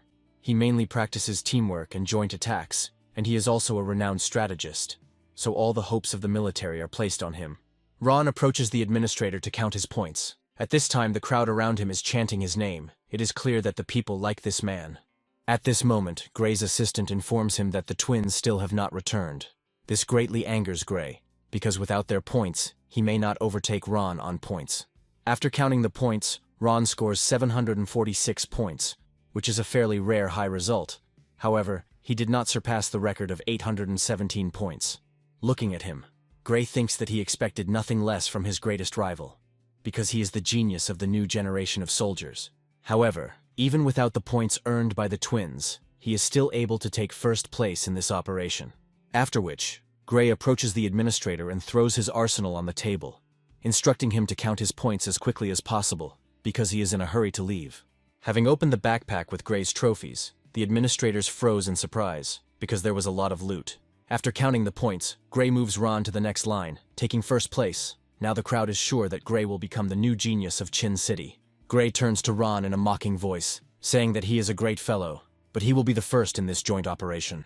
After which, he shouts to the crowd, telling everyone that if anyone has not yet completed the scoring procedure, then they should do it quickly, because he wants to take a hot bath and have a feast in honor of his victory. Looking at Gray's performance, his face seems familiar to the main character. He remembers how, as children, Gray, along with his henchmen, beat other children because they looked askance in his direction. And after that, Vaughn constantly apologized to Chris for his son's behavior, promising that this would not happen again. After which, Rick smiles, waiting to see Gray's face after counting the points they earned. Morty, with a confident gait, approaches the scoring rack and dumps several huge bags there. Having opened them, the workers were horrified by what they saw, because they had never seen such a huge amount of production before. Looking at them, Morty asks if everything is okay with his materials collected from the monsters. The crowd around began to discuss the epic appearance of the son of the mercenary president. They are glad that this game has taken such an interesting turn. Looking at Morty, Gray is surprised that he is still alive. The thought creeps into his head that the twins did not return because of his fault. Morty turned towards Gray, and with confidence in his voice asked if he was disappointed to see him here, to which he replied that he had no need to rejoice at his death or life, because even if he came, he definitely didn't score more points than him, because he was wounded. To which Morty replied that he should not rejoice ahead of time, because his points still had not been counted. After which he turned to the administrators with a request that they quickly consider his materials. After counting, it turned out that thanks to the collected monster materials, Morty managed to earn 835 points, and deservedly takes first place. The crowd of fighters was amazed at this result, because this is a new record in the entire history of the operation, and Morty himself can rightfully be called a genius. Morty walks past Gray in a mocking manner before asking him what it's like to be lower on the list than a weak fat guy. Ron is glad that the not-proud Gray took first place, so he wholeheartedly congratulates Morty on his well-deserved victory, adding that he did not expect such an outstanding result from him. Gray is furious with what happened. He tells Morty that although he won this operation, now he needs to be more careful and look back more often. To which Morty replied that he did not win in this operation, because his partner would score the most points. After which he kicks Rick in the side so that he quickly approaches the scoring stand and shows everyone who the real winner is here. Gray and Ron see the main character for the first time, so they are surprised that someone other than their trio is able to score a large number of points. However, Rick's face seems familiar to Gray. Finally, the main character approaches the counter, after which he puts all the materials earned from monsters on it, asking him to quickly count them. After the calculation is completed, the administrator announces that Rick has scored 810 points.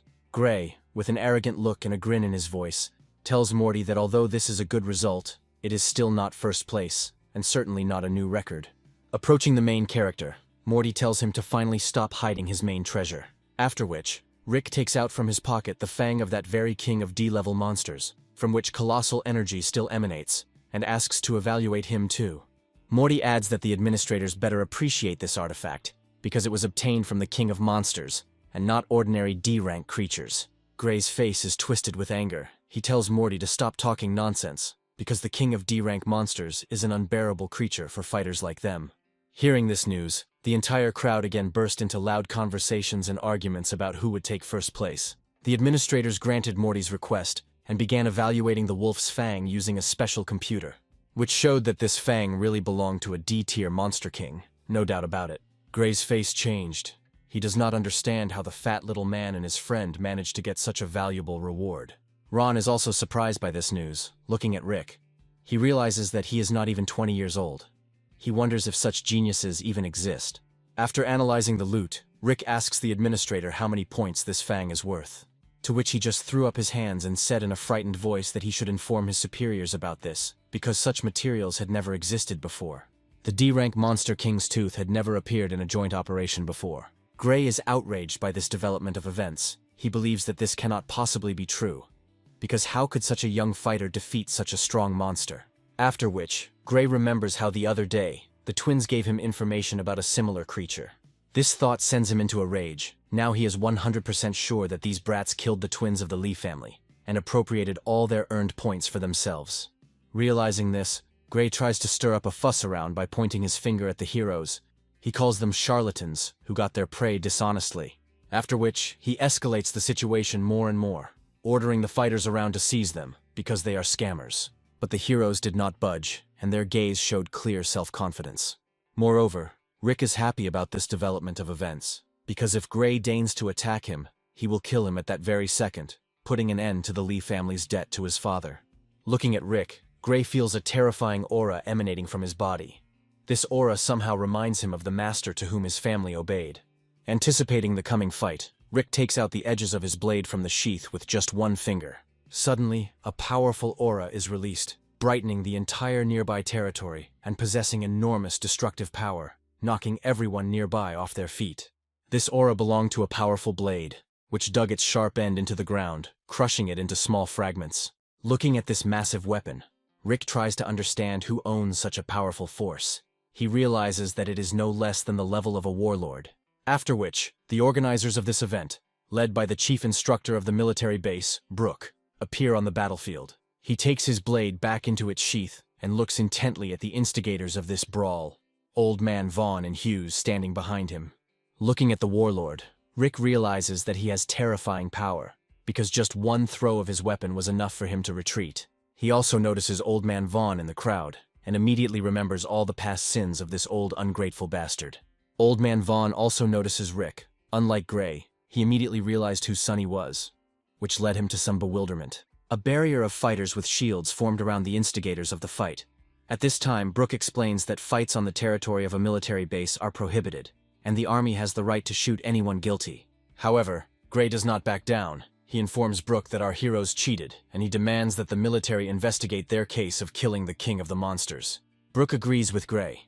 He also cannot understand how ordinary average fighters could cope with such a powerful creature. Morty covers the main character's back, not understanding why Brooke took the side of the Lee family, because they all hate each other. Gray is glad at this turn of events, wanting to wipe the nose of the fat brat and sees what he believes is a well-deserved victory in this operation. Brooke reveals that in order to check the cheating record, he will need to check everyone here, and if someone really broke the rules, they will undoubtedly find him. Rick agrees to the test, telling the military leader that he is ready for any questions in his direction, and is also ready to confirm all his actions. Gray realizes that if Brooke starts digging deeper, he will find out about the existence of his second team, and then he himself will be called a fraudster.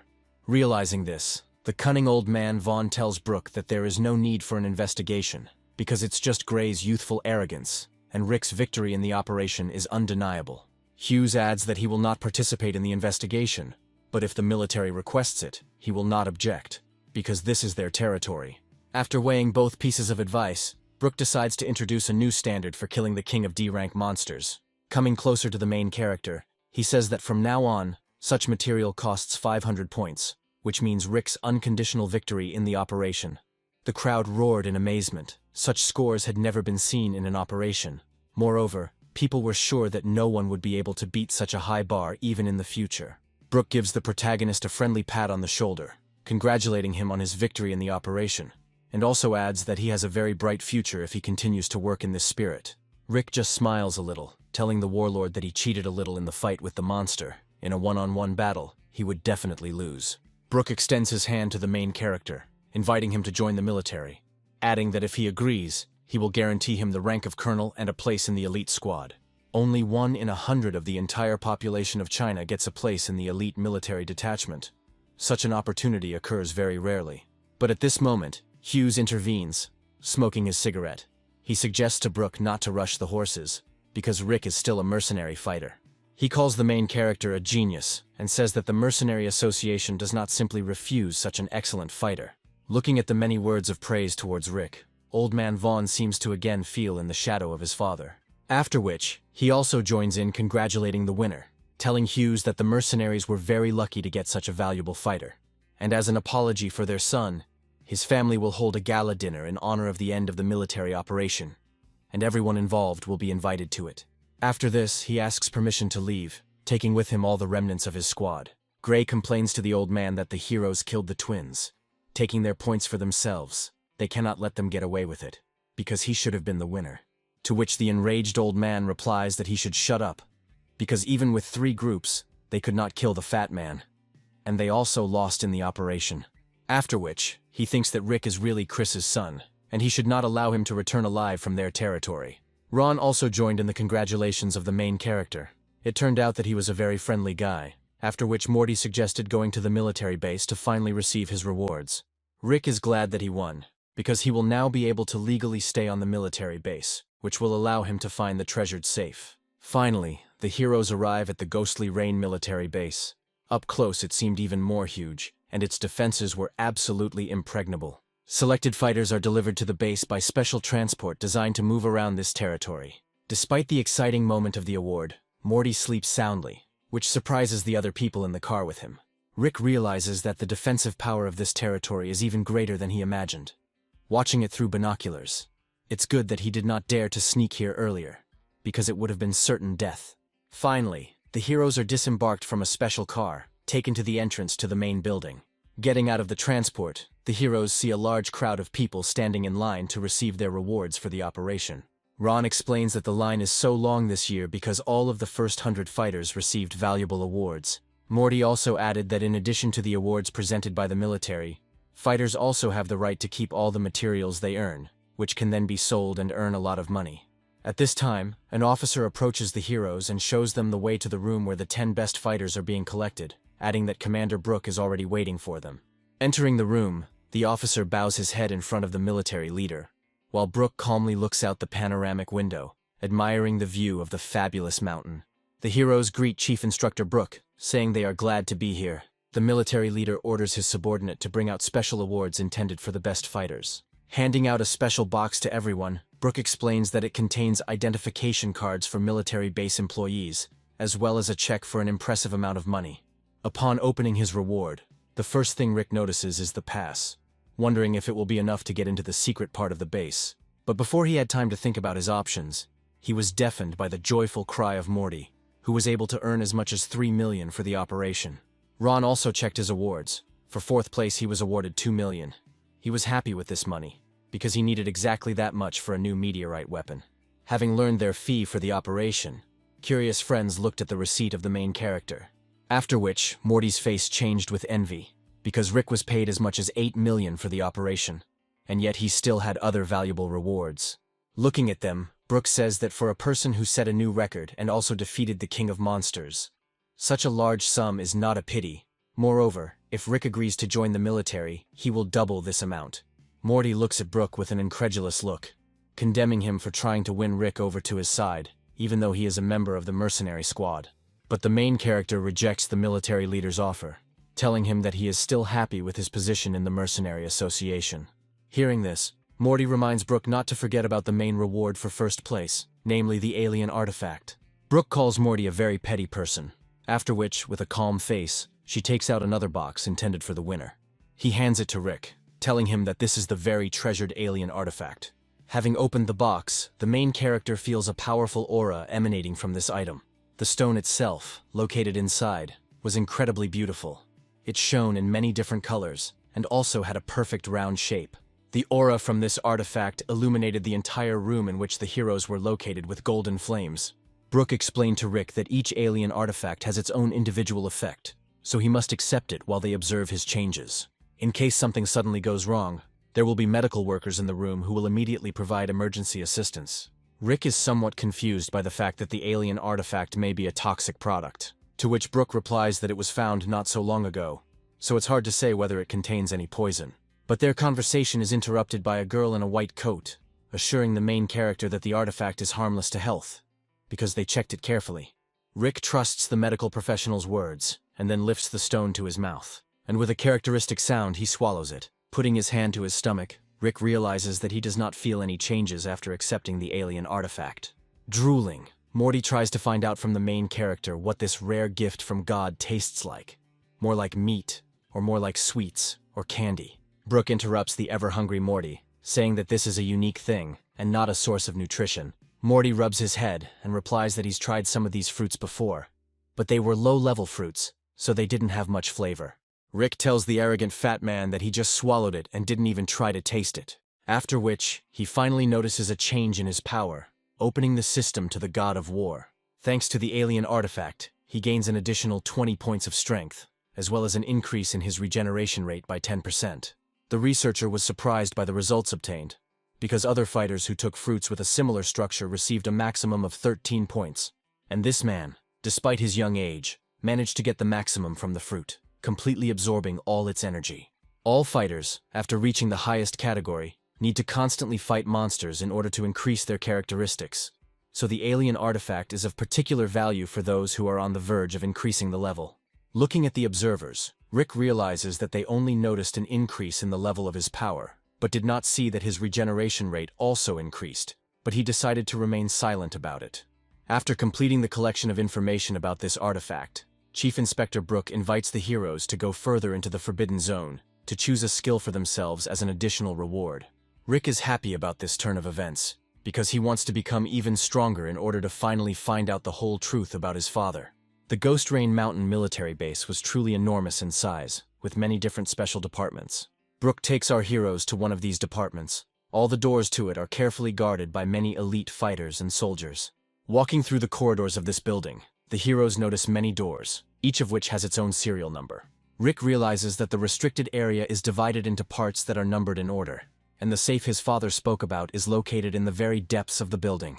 After which, he remembers what Chris whispered to him at their last meeting. He said that the safe was behind the door at number 9963.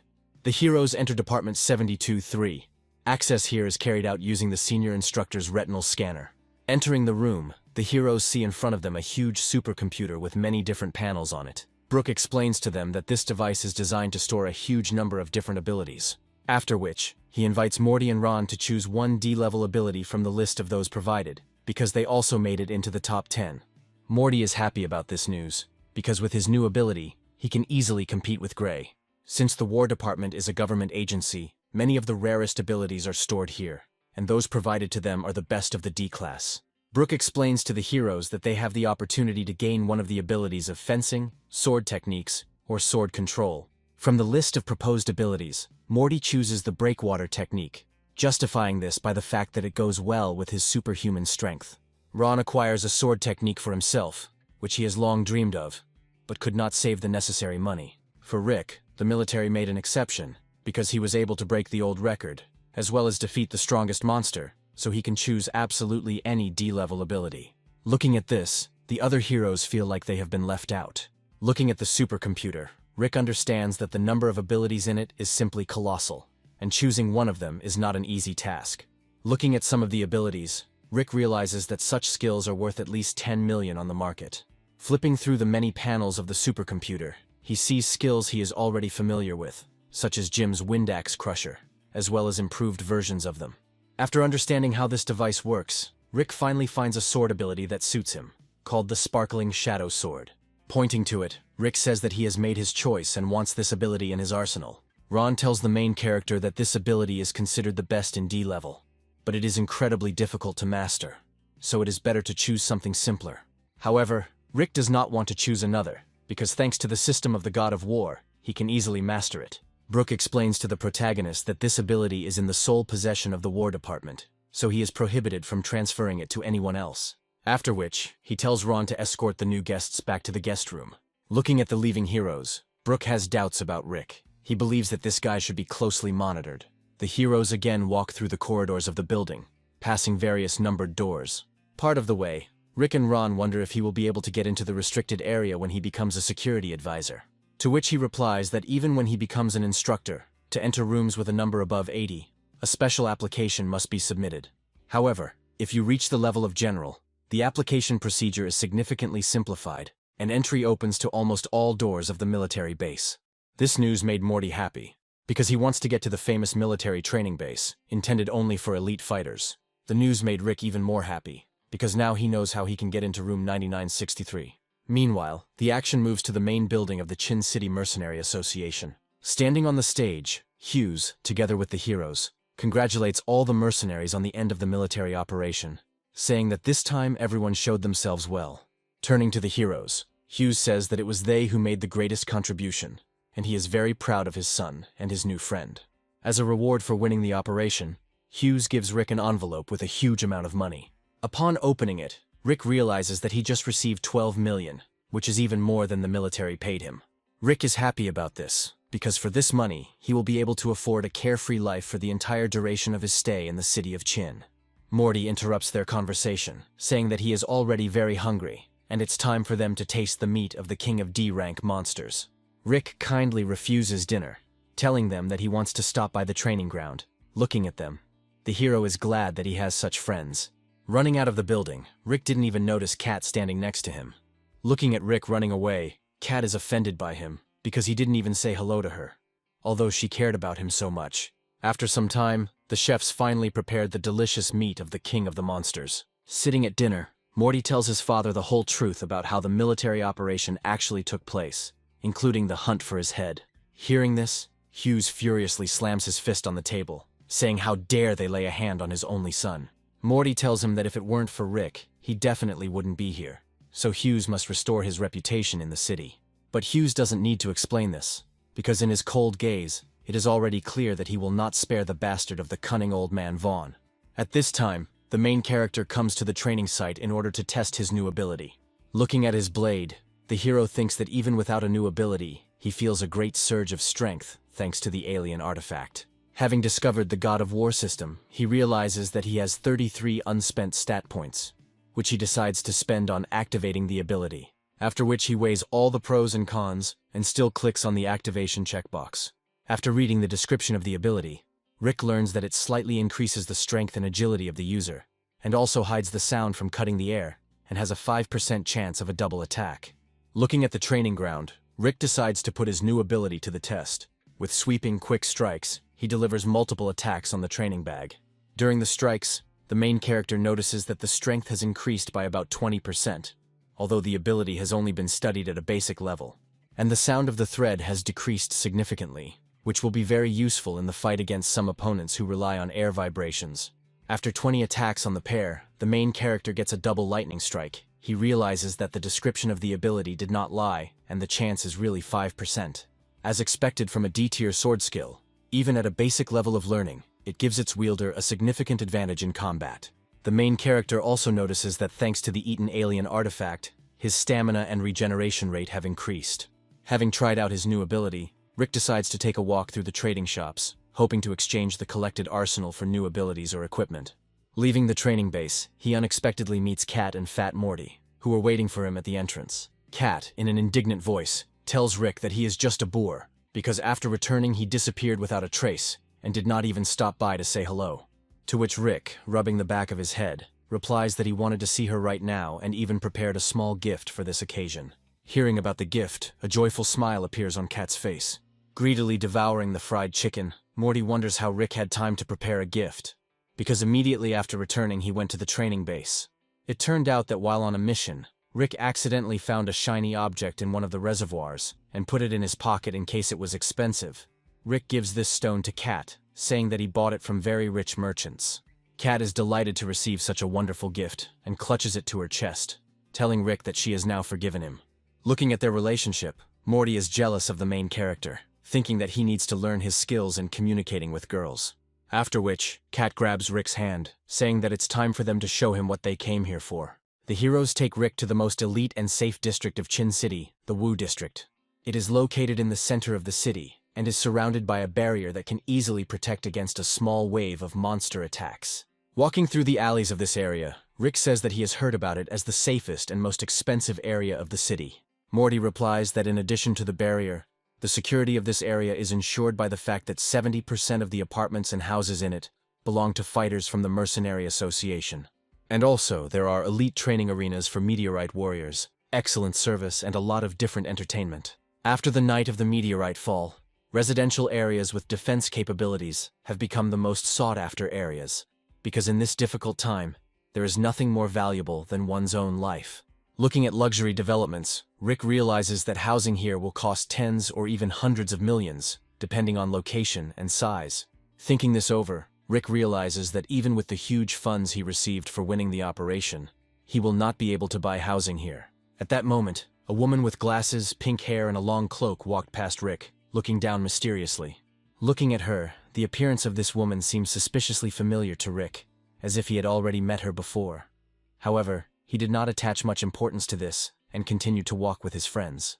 After some time, the heroes approach a luxurious mansion, with many rooms and amazing architecture. Approaching closer to the house, they are met by the butler, who says that all the documents for the transfer of this housing are ready, and Rick just needs to sign. Pointing his finger at this mansion, Rick cannot believe that this house could belong to him, to which his friends answer that the Mercenary Association generously pays its talented fighters. Now he can live in this house for free, and if he wants to continue to stay in the city of Chin, then the housing will be completely transferred to him. Looking at this huge thing, Rick doesn't believe that this is really happening to him. Having looked around the home, he realizes that the size of this mansion is about 400 square meters, and it is estimated at more than 200 million. Fat Morty tells the main character that these are still small things, and if he continues in this spirit, his father will reward him even more generously. Looking at his new friends, Rick says thank you, he's glad he met them. After which, Kat reminds that there is a 2-day holiday reception at the Lee estate, at which Rick should look great, so they need to buy new beautiful clothes. The heroes are not very happy about this news, because walking around a store with a woman is a complete joke. However, they still agree, after which they spend the whole day in the shopping center, looking for suitable outfits. Several days pass, and finally the long-awaited reception arrives in honor of the military operation at the Lee family estate. A brand new black limousine corresponding to business class drives up to a luxurious, huge mansion. Our heroes get out of this car somewhat awkwardly. Rick looks at the estate with a look of confidence, anticipating the upcoming event and celebration in honor of his undeniable victory. Going inside, the heroes see in front of them a large-scale celebration, and many people dressed in exquisite costumes according to the latest fashion. Looking around, Rick notes that the party is truly grandiose, and the Lee family spared no expense in organizing it. Kat replies that there is nothing grand about it, but if Gray had taken first place during the operation, then everything would have looked much more luxurious, and Morty added that the Lee family has always loved luxury and big money. 5 years ago, the Lee family was not so strong. They spent a huge amount of money on recruiting people and buying weapons, which paved the way for them to power. Rick understands that most likely the old cunning one received this money thanks to his father's betrayal during the trial for the fall of the city of Donghe. At this point, Gray notices that our heroes have also decided to attend this event. He is angered by Rick's appearance here. After all, if it weren't for him, Gray would have taken first place, and the twins would have been alive. A man of impressive size and powerful body stands next to Gray and asks him if Rick really killed the twins during the operation. To which Gray replies that with his own eyes, he saw in his arsenal things belonging to the snake twins of the Lee family. This giant was Arthur from the Lee family. He looks at the main character with a fierce look, because it was he who raised and taught the twin brothers everything, so he wants to take full revenge on him for their death. Fair fighting has never been prohibited at meteorite warrior parties, as long as both parties involved in the fight agree to it. There was also another contender for victory on the guest list, Ron. He came here along with his friends from the military detachment. Pointing a finger at Rick, the military mocks Ron, because some mid-level fighter was able to overtake him. At this moment, Ron's attention is drawn to a loud noise coming from the center of the guest room. This noise was generated by the impact of the heel of the thug Arthur's perfectly patent leather shoes. Jumping down, he looks with a piercing gaze towards the heroes, not taking his eyes off for a second. Seeing him, the heroes open their mouths, because he had truly impressive and inhuman dimensions. Rick feels what a strong aura comes from this fighter. He understands that Arthur from the Lee family is a very strong opponent. Morty warns the main character to be careful, because Arthur raised snake twins and may be aggressive towards him. Grizzly bear Arthur Lee, known for his terrifying size and strength, is one of the strongest advanced fighters of this family. Seeing the heroes, Arthur approaches them, asking Rick if he is really the one who won the military operation. Approaching the main character, he says that he has heard about his exploits, after which he invites him to engage in friendly sparring to liven up the party. The crowd around froze in surprise, anticipating the coming battle. But this proposal did not bother the main character at all. On the contrary, complete and imperturbable self-confidence is visible in his eyes. Morty shoves the main character in the shoulder, telling him not to fall for this trick, because Arthur is one of the strongest fighters of the Lee family. But at this moment Gray intervenes, telling the main character that such a strong fighter, who took first place in the operation, simply cannot refuse this offer, because people may have doubts about his leadership. To which Rick replies that he is not at all afraid of this giant, but is simply afraid of killing him, thereby insulting his great family. Gray replies that someone like him will definitely not be able to kill Arthur, so he can afford to fight with all his might. And in case of defeat, the Lee family will not take revenge on him. Hearing this, Rick accepts Gray's conditions and agrees to the fight. The crowd around roared with delight, because the fight promises to be spectacular. Stretching his neck, Big Arthur tells Rick that he will take care of his family after he dies. The time for the fight came, and the heroes stood opposite each other in the arena. Rick feels a strong aura emanating from this fighter, which is several times greater than the aura of the twins combined. Before he had time to think about battle tactics, a loud sound of scraping patent leather shoes was heard in the hall. Rick understands that the big guy will attack now.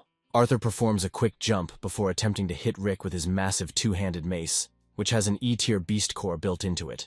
The impact from it destroys the entire area within the attack radius into smithereens, causing the stone floor to shatter into small stones. However, the main character manages to jump away and dodge the attack, noting that the blow was much faster than he expected. Before he had time to come to his senses, Arthur immediately flew out of the cloud of dust, pointing his huge mace in his direction. He then attacks him with his weapon's E-rank special ability called Hurricane Double Strike. With multiple sweeping blows of his mace, Arthur tries to hit Rick's body, but he barely manages to parry all the attacks. After which, the main character jumps to a safe distance to catch his breath a little. Arthur praises Rick for managing to survive his double-kick hurricane. However, he will now fight more seriously. Looking at the fight, Morty thinks that if he were in Rick's place, he would definitely have died from a barrage of such powerful blows. Kat shouts to the main character that exchanging a few blows is enough for sparring and invites him to give up, because this is absolutely normal. But Gray tells Rick not to dare to give up, because in this case the Mercenary Association will lose its face, because everyone considers him a brilliant fighter. Looking at him, Morty realizes that he was planning to kill Rick during a sparring session. Having unbuttoned the top button of his shirt, Rick proudly says that he didn't even think of giving up, because his victory in the fight is inevitable, after which, with the help of the God of War system, he pumps up his maneuvering skill to the maximum. Having activated the skill, Rick attacks Arthur with incredibly high speed, barely noticeable to the human eye. The big guy is surprised by such enormous strength and speed of the main character, because he can barely hold back the onslaught with the help of an elite shield, but it seems to him that even this is not enough. He was right. From the blow, his shield shatters into small fragments, and Rick's blade goes straight to his neck. Realizing that he is about to die, he prays to Old Man Vaughn to save him. But his plea was unsuccessful, and the blow still struck his body, causing him fatal damage. A huge body falls to the ground with a roar, and Arthur himself shows no signs of life. Having finished the battle, Rick shakes his opponent's blood off his blade. After which, with a proud look, he asks for forgiveness from those present for not being able to restrain himself, which led to the death of Arthur. The surrounding crowd is shocked by the strength of the protagonist, because he was able to defeat such a terrifying opponent in a matter of seconds. Rick's strength surprised his friends as well. Kat could not have imagined that the main character had such enormous strength. Seeing the fight, Morty realizes that Rick has just used his newly acquired D-tier ability. Ron understood this too, his mouth open in surprise. He did not understand how Rick was able to master such a complex technique in just a few days. Looking at him, the heroes consider Rick to be a real genius. It is not surprising that the chief instructor, Brooke, was so interested in him.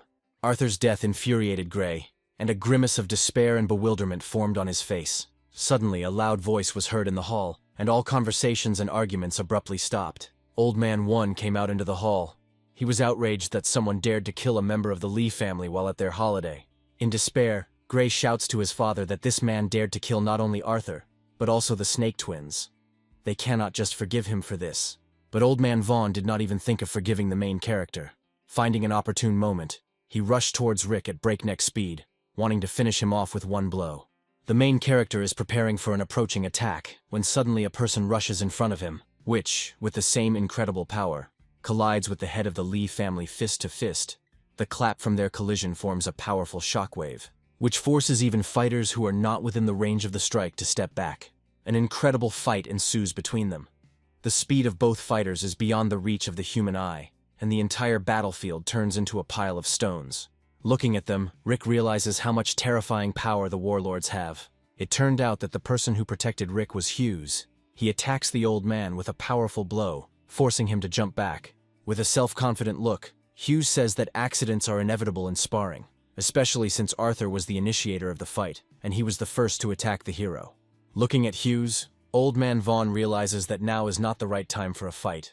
However, seeing how quickly Rick is becoming more like his father, Vaughn believes he needs to be eliminated as soon as possible. But seeing that in addition to the head of the mercenaries, there is also Senior Inspector Brooke, the head of the Lee family, he understands that he is not yet able to resist two military leaders at the same time. Therefore, he decides to retreat, but warns the protagonist that from now on, he is an enemy of the Lee family. With his palm and fist crossed together, the main character thanks Hughes for saving him. Putting his hand on his shoulder, Hughes replies that he should no longer call him president, because he saved his son from death. From now on, he can simply call him Uncle Hughes. Ron's friends opened their mouths at the fight they saw. Ron added that now they should understand why he didn't take first place in the operation. After which, he thinks that he is glad that such a genius has appeared in their city, because this will be a good incentive for his personal development. The heroes leave the Lee family estate. A luxurious limousine is already waiting for them at the entrance. Looking back, Rick realizes that with his current strength, he is not yet able to fully resist the Lee family, and he needs to become stronger as soon as possible. This whole situation was observed by the same pink-haired girl whom Rick had recently met in an elite area. When the estate began to empty of guests, Old Man Vaughn invited his son into his room to have a serious talk with him. Filled with rage, Gray shouts at the old man's back that this bastard dared to kill Arthur, and also took away his first place, for which they must kill him. But when the old man turned around, Gray's face changed sharply, and a grimace of horror appeared on him. With a straight face, Old Man Vaughn slaps his spoiled son, thereby showing that he cannot talk to him in such a tone. Gray grabbed his cheek, pitifully asking his father for an apology. The head of the family, with rage in his voice, tells Gray that he has invested so many resources in him, but he has never been able to live up to his expectations, and if this continues, he will again be subservient to Rick's family. Hearing this, Gray understands why the protagonist's face seemed so familiar to him. He is surprised that the son of a traitor was able to survive. Vaughn explains to his son that the Lee family has worked long and hard to become so strong, and now that their plan is almost complete, they cannot allow Rick to interfere with them, so Gray must deal with him as soon as possible. Gray bows his head to his father, telling him to get rid of the main character as soon as possible, no matter the cost. A mysterious woman was watching the conversation between the two main people of the Lee family, hiding behind a tree.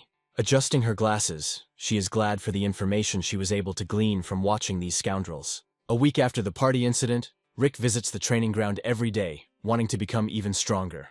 The training pays off, and his speed and fencing skills improve somewhat, and the new skill becomes more and more understandable. The accuracy of his strikes has increased, and he can now easily control his destructive power.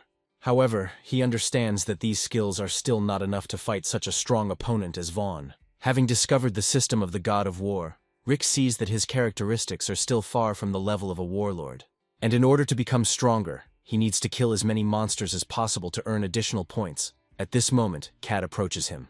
She informs the main character that President Hughes has agreed to join him in the team of monster hunters, whose members are waiting for him in the main building of the association.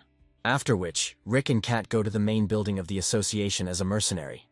Entering the guest room, the main character sees Morty and unfamiliar fighters sitting next to him. Seeing the main character, Morty calls him over to introduce him to the people who are sitting next to him. Looking at them, Rick realizes that this is the very team he should join. The hunting team consisted of 3 people. A huge guy with red hair is called Roger. He is the main tank of the squad. As well as an advanced level fighter, the blue-eyed guy is called Adolf. He is a scout for this squad, and is also an advanced level fighter. Rick realizes that even with these 2 fighters, the squad already has enormous power. But most of all, he is interested in the character sitting by the window. This man's name is John. He is the captain and main attacker of this squad, and he is also an aspiring military leader and wields a two-handed sword. Looking at them, the main character realizes that this is the best team of monster hunters from the entire mercenary association. Sitting down at the table, Morty points to each of the squad members in turn, talking about them. He calls Adolf his older brother and Roger his grandfather. From what they heard, the fighters flared up somewhat, telling the fat man that they were still young and full of strength and energy, after which they give the fat man a beating. Looking at this, Rick understands that it will not be difficult for him to find a common language with them. John addressed Rick by name, telling him that he was here because President Hughes ordered him to be on the team, nothing more. The place on the Ghost Mountain where they are going is teeming with high-level monsters. If he and Morty cannot cope with the load, he will immediately kick them out of the team. To which Rick replies that he will adapt quickly and will try not to burden the team with his weakness. Pulling the fat man's cheeks, Roger tells the main character not to take everything to heart, because he and Morty only need to worry about protecting themselves. With a displeased face, Morty replies that they are greatly underestimating them, and they are already ready to fight D-tier monsters. Having completed his acquaintance, Captain John tells the squad that it is time for them to move to the Mountain of Ghostly Rain for a new hunt. Rick is a little surprised by such a quick outing. He realizes that John is a real man of action. With the arrival of darkness, a new detachment advanced to the Mountain of Ghostly Rain. They chose an armored jeep with bright headlights as transport. The large size and bright headlights of this car can attract a lot of attention from many monsters who are hunting in the dark. But Adolf says that this is precisely why they chose this transport, because searching for traces of monsters is a waste of time. Hearing a noise coming from behind the car, the heroes stopped. At this moment, someone attacks the squad with many fast needle-like projectiles flying straight into the body of the jeep. However, Rick reacts to the attack and immediately jumps out of the cabin, after which he repels all attacks aimed at them.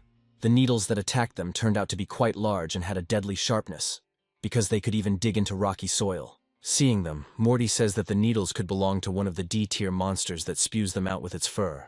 After which, the heroes notice their pursuer. This is a D-rank monster, a hunting fox. It has high speed and mobility, and can also simultaneously release many sharp needles.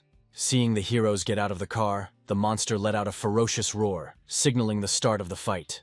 Hearing the roar, John tells Morty to come out and help his friend, because these monsters are the weakest they will face, and this battle will be a kind of test for them. Realizing that this was an entrance test, the heroes changed their faces somewhat, because they had no room for error. While smoking his cigarette, Roger asks the captain if it's too cruel to send two youngsters to fight a D-tier monster. Adolf also joins his words, saying that apparently the captain did not intend to accept them into the detachment, which is why he arranged this test. However, John says that if these guys cannot cope with such a monster, then they will only be a burden in future battles. Meanwhile, our heroes have already taken a fighting stance. They are very determined and are not in the mood to retreat. Looking at them, the hunting fox emits a terrifying howl, indicating a quick attack. After which, waving her special tail, she attacks the heroes with many needles, randomly scattering them around the entire perimeter. Dodging attacks and gradually approaching the monster, Morty says that he wants to deal with it himself in order to try out his new power. Rick accepts the fat man's offer, telling him that if anything happens, he will be there and will definitely help him.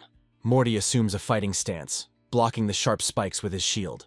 After which, he activates his innate skill, Heavenly Divine Power. Upon activating this skill, a powerful aura begins to surround Morty's body, which breaks the spikes apart, forming a strong barrier around his body. After which, Morty pushes off the ground with such force that the stones under him crack, and in a quick rush, he heads straight towards the monster's body. Seeing this, the creature takes a defensive stance. The fox throws its tail over its head and prepares to strike the enemy. Looking at the battle, Rick is surprised by such a strong aura emanating from Morty. He did not expect that his innate skill could be so strong.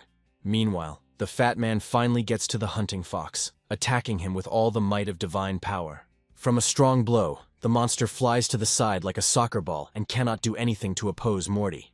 The shockwave created by the monster hitting the ground raised a high column of dust, and the monster let out a loud, pitiful howl, begging for mercy. However, Morty is relentless and tells him not to even think about running away and immediately attacks the monster again. After finishing the fight, Morty tells the main character that if not for the wound, he would have been in the top 10 in the military operation even without his help. Rick tells him that he never doubted him, because he just has great genes, and his innate ability is simply terrifying. Rubbing the back of his head, Morty tells the main character that he is very flattered by him, because he still has a long way to go. But as gratitude for the operation, he allows him to finish off the monster and keep the loot for himself. Rick opens his blade and then finishes off the half-dead creature with a sweeping blow. Killing D-level monsters gives Riku 3 stat points. The hero understands that if he participates in a protracted battle, he can strengthen himself well. The main members of the squad watch the fight. They praise Morty, saying that his divine power is indeed a very rare and unique gift. However, they still haven't seen what Rick is capable of, which could play a cruel joke on them during a serious fight. But Adolf assures the captain that Rick is strong enough to be in their squad, because Morty simply wouldn't follow him. Perhaps he will still bring them a huge surprise. The heroes examine the monster's corpse for useful and expensive items. At this moment, Rick feels the rustling of someone's rapid movements behind them. Turning around, the heroes see in front of them 2 huge chameleon monsters rushing towards them at fast speed. Noticing them, the heroes became wary. Because these chameleons are considered strong D-level monsters, they are excellent at camouflage and also have enormous speed. With cold calculation, the mutated reptiles attack the heroes with their sticky tongues, wanting to feast on their bodies. Seeing that the newcomers were attacked by serious opponents, Roger says that they must help them, because these monsters are very insidious. Without hesitating for a second, Captain John jumps from the tree to enter the battle as soon as possible. However, looking at the newcomers, he wonders whether he should help them, because they have not yet seen Rick's strength. Seeing new enemies in front of him, Rick immediately enters the battle, and, given the high speed of the monsters, immediately activates the maneuvering skill. He deftly slips past the long tongue of chameleons, getting closer and closer to his opponents. After which, Rick activates his blade's beast core, and also uses his new D-tier Shadow Blade ability. Realizing that these creatures' weakest point is their large eyes, Rick uses a Shadow Strike to attack their weak spot. At the moment of impact, the hidden ability of the Shadow Blade was activated, which allows it to inflict double damage, so the attack seemed to slip past the eyes of both creatures. The power of the activated weapon causes deafening damage to monsters, leaving them no chance of survival. The monsters fall like dead weight to the ground, and Rick feels how with each new killing of monsters he becomes stronger. His progress is noticeable. It seems to him that even since the fight with Arthur, he has become much stronger, because he was able to easily defeat 2 D-rank monsters. After the battle, Morty runs up to the main character with a smile, saying that now they have definitely passed the test and will be able to participate in cleanup operations along with the rest of the squad members. Looking at how easily the main character defeated the D-rank monsters, Adolf and Roger are surprised by his strength. They were especially struck by the speed of the main character, which Adolf compares to the level of a general. John is also surprised by the newcomer's abilities. He realizes that he has several skills useful in battle, as well as extremely powerful weapons.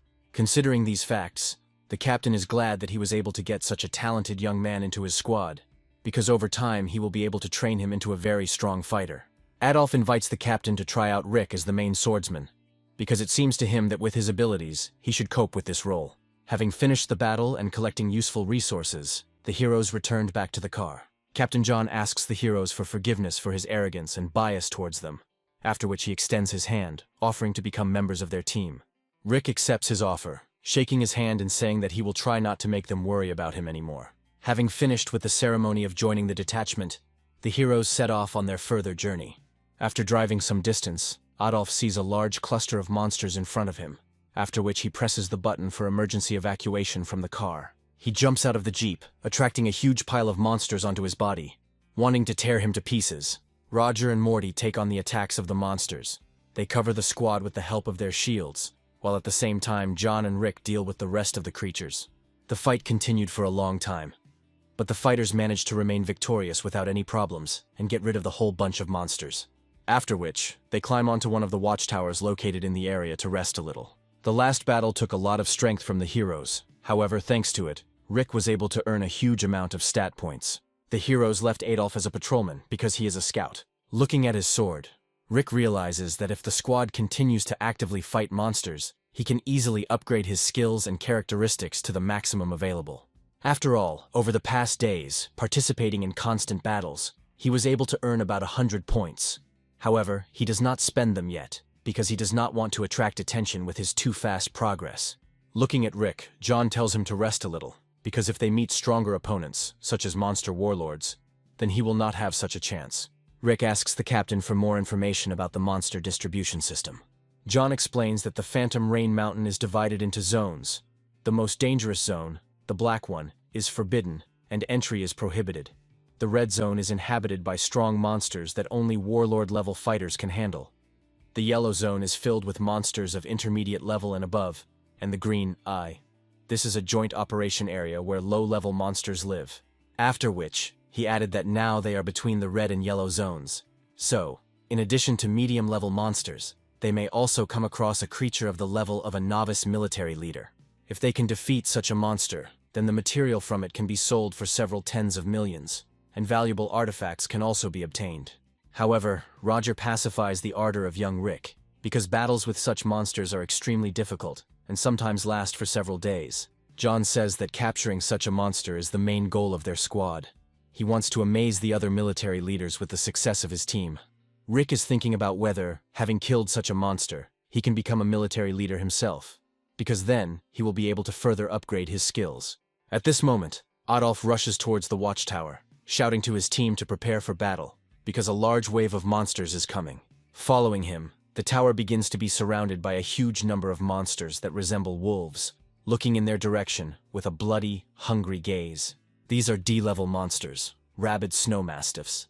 They are known for their absolute fearlessness, as well as their ability to gather in large packs. Looking at the fleeing Adolf, Captain John notes that he is doing an excellent job as a scout. Standing on the tower, the heroes prepare for the attack of the snow mastiffs. John tells his squad to stay in formation and help each other, and also make sure that none of the monsters begin to mutate. Hearing this, Rick asked the captain where they should start mutating. Roger replied to Rick that snow mastiffs are known for their fearlessness and madness. They cannot be intimidated, and prolonged violent fights can cause mutation in the monsters. Therefore, the heroes must kill each of them, because if a mutation occurs, the battle will drag on for a long time. Having brought the entire pack of hungry dogs, Adolf jumps onto the tower to join the rest of the squad. The rabid snow mastiffs continue to chase him and also try to climb the tower. The left side of the tower is covered by Roger, fighting off the dogs with his shield, and the right edge is defended by Captain John, cutting off the attacking monsters with his two-handed sword. But there are simply an incredible number of creatures here. They crawl out of all the cracks, attacking each of the heroes. Morty fights in a similar style to Roger. He blocks the bites of rabid mastiffs with his shield, buying time for the attacking heroes. Mad mastiffs are different from other monsters. As soon as they see their prey, they immediately become enraged. They are like mad dogs whose self-preservation instinct is turned off. Rick does not lag behind the other heroes and fights just as fiercely with the dogs, cutting them down one by one. The main character understands that the team works as a single mechanism, so they have an excellent chance of winning this fight.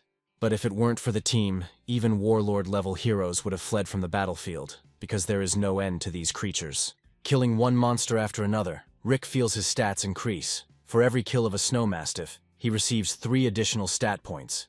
Adolf mysteriously watches Rick's fight. It is clear from his eyes that he is planning something. Seeing that Rick is very passionate about fighting monsters, Adolf realizes that this is his chance that he cannot miss, after which he takes out his knife. However, Adolf's plan failed to come true, because at the same moment a huge, rabid, hungry creature attacked him. Adolf did not expect this attack. Seeing the furious monster, he was confused and could not move. Rick notices that Adolf is terrified, and if he is not helped, he faces death. Realizing this, Rick shields himself from the monsters with his hand, allowing him to bite it, and with his other hand, he kills the monster that attacked Adolf, saving his life. Looking at this, Adolf understands how fast the protagonist's reaction is. It's good that he didn't act rashly then. Looking at the frightened Adolf, Rick tells him that he should stay close to the rest of the team. John notices how fiercely Rick fights. Once again, he emphasizes to himself what a good decision it was to accept him into his team. The battle had been going on for more than 3 hours. More and more corpses of monsters fell to the ground, turning it bloody. But their number has not decreased, and the heroes continue to fight them fiercely. Suddenly, a loud explosion occurs that covers the entire area around the tower with bright flames, surrounding the heroes with a fiery trap. The corpses of monsters from which it was still possible to collect an arsenal are burned to the ground in a powerful flame. Looking at the high pillar of fire, the heroes do not understand what is happening here and where this explosion came from. Seeing the flames, John tells the team that someone ambushed them, as explosive weapons can easily cause monsters to mutate. It turned out that this was the work of Gray. Looking at how brightly the flame was burning, he shouted that Rick had made enemies in the Lee family in vain. Now he would have to die here, and he would feed his corpse to the dogs.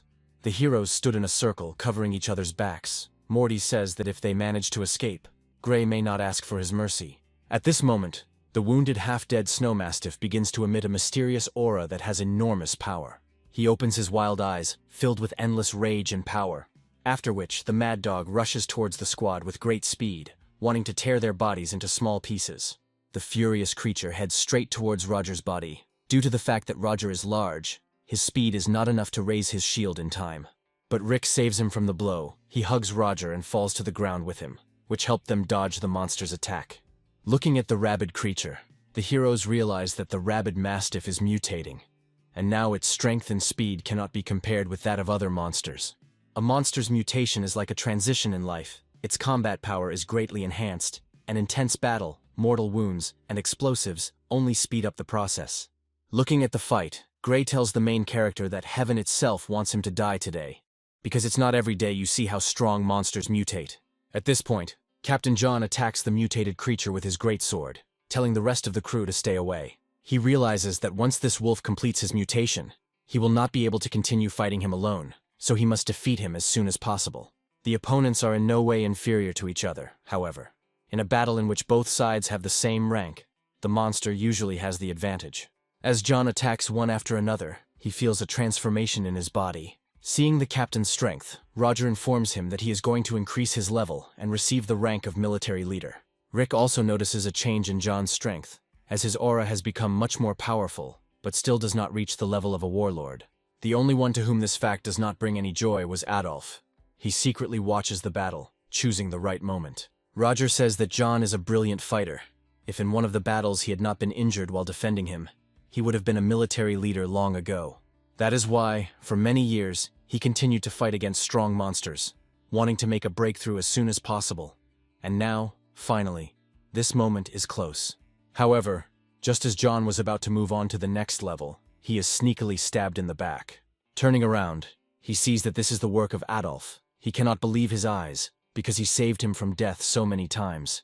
Adolf replies that he is very sorry, because this is what the Lee family wanted, and he can blame Rick for his death, who greatly angered this powerful family. Sensing the smell of human blood, the ferocious creature attacks Captain John with a sweeping attack of its powerful paw. The blow severely wounds John, leaving a deep cut on his body and causing great damage. Seeing that the captain was wounded, Roger covers the team with his shield, telling Morty to quickly give John first aid. Meanwhile, Adolf runs further and further away from the squad. Seeing this, Gray jokingly tells him that he is just a heartless creature. It turned out that Adolf is a secret agent of the Lee family. They did not want to reveal his identity in advance, but a joint operation with Rick forced them to take this step. After which, Gray orders the rest of his squad to launch an air attack with arrows on the battle-weary heroes. The Lee family's fighters laid siege to the tower with a hail of arrows. The shells were so powerful that when they hit a tree, they left a deep mark on it. At this moment, one of the shells hits the target, wounding Roger in the chest area. Severe pain sharply pierced his body. And at the same moment, the mutating monster attacks Roger, who has lost his vigilance, inflicting another deep wound on him. Barely standing on his feet, Roger uses his last strength to cover himself with his shield, and tells the heroes to grab the captain and run away from here. To which Morty replies that they will not run away, but will make their way out of here together. Roger tells him to shut up, because at such moments the newcomers must listen to the elders. Even if they manage to break away, he is still seriously injured. Barely holding back the onslaught of monsters, Roger asks the heroes to tell the captain that he has now returned the favor for his past salvation, and they are now even. Roger realizes that he is no longer able to hold off the monsters, and a huge crowd of creatures led by a mutant attack him. However, at that moment Rick appears behind Roger and knocks him out with a powerful blow to the neck. After which, Rick uses all the stat points earned during the battle to pump all his stats to the highest possible level. Seeing this, Morty is surprised by the neck strengthening of the main character. Rick tells him to grab the captain and Roger and quickly run away from here, and he will catch up with them later, as soon as he sorts things out here. Morty looks at Rick with a trusting gaze, because he has never let him down yet. After which, he grabs the wounded bodies of John and Roger and rushes away from the tower, leaving Rick alone with death. The horde of hungry snow mastiffs seem to become even more ferocious after seeing their prey run away. However, Rick does not allow any of the mad dogs to get to the heroes, fighting them ferociously as if this is his last fight. With each monster killed, Rick feels his body filled with more and more power. and the points of the God of War system become more and more. Finding himself surrounded by creatures, the hero understands that he needs to break through them right now. After which, he activates the maneuvering skill and flies past the hungry creatures, who did not even notice his movement. However, a mutated rabid mastiff sees Rick's movements and immediately sets off in pursuit of his prey. Realizing that the mutated monster's speed is very high, Rick decides to use the remaining stat points to upgrade his maneuvering skill to the next level. After leveling up his maneuvering ability, Rick feels significant changes in his speed. The rabid creature realizes that it will not be able to keep up with the hero, so it makes a loud roar, ordering all the other creatures in the area to pursue Rick. Novice Warlord rank monsters, like bosses, have the ability to dominate weaker rank monsters. Making his way through the thorny forests, Rick realizes that finding his allies will not be easy, and monsters are watching the hero from the depths of the trees. Seeing this, Gray rejoices at what is happening, because such a huge squad of monsters will definitely deal with Rick. Morty was still able to distance himself from the monsters, while saving his two new friends. However, he realizes that he has reached a dead end, and the further road is blocked by a huge mountain, which he is not able to climb over with two people on his shoulders. At this moment, Roger comes to his senses. He tells Morty to grab the captain and climb the mountain, and he will catch up with them later. But at this moment, the heroes are attacked by many needles flying in their direction. Roger and Morty barely have time to react and cover themselves with their shields. There were many hunting foxes sitting at the top of the trees, which would not allow the heroes to just climb the mountain. The only chance to get out of here is to defeat the monsters. Morty tells Roger not to worry, because he will definitely cope. After which, with complete confidence in his voice and determination in his eyes, he tells Roger to hide behind his body. Morty puts his shield forward, deflecting the needles aimed at him, trying to get as close as possible to the foxes in order to attack. However, he understands that he won't be able to avoid all the arrows, and most likely he won't be able to get to the monsters, so he needs to at least delay time. But at this moment, a blue flash flies past Morty, cutting off all the projectiles aimed at him. After which, a blue flash flies past all the trees in the area, reaching every monster attacking the heroes. It was Rick. With great speed, he moves between monsters by maneuvering, killing them one by one. Seeing this, the heroes cannot believe their eyes, because Rick has become much stronger since their last meeting. Rick looks at his opponents with a confident gaze, a powerful blue aura surrounding his body. Snow mastiffs from the watchtower gradually begin to come running to the battle site, accumulating into a large flock. Rick understands that the heroes are in this situation because of him, so he must help them get out of here alive. Having reached the place, the mad dogs attack the main character again. Absolute madness and boundless rage are visible in their eyes. Ever since Rick reached the threshold of meteorite advanced level agility and strength, fighting monsters of that level has become a piece of cake for him. However, the number of monsters may cause him to become exhausted, given that the mutant monster has not yet arrived here. Seeing how easily Rick destroys monsters, Roger and Morty consider him an absolute genius. Never before have they seen fighters progress so quickly. Continuing the battle, Rick hears a loud roar coming from the forest, which means the imminent arrival of a mutated mastiff on the battlefield. Realizing this, Rick tells the rest of the team that they should rather climb the mountain while they still have the chance to do so. With the captain on his shoulder, Rick and his crew climb up the cliff. Given their physiology, mad dogs cannot climb up the mountain, so they can only growl furiously after the heroes. Having laid John on the ground, Rick realizes that his wounds are not fatal, because they were able to provide him with first aid in time.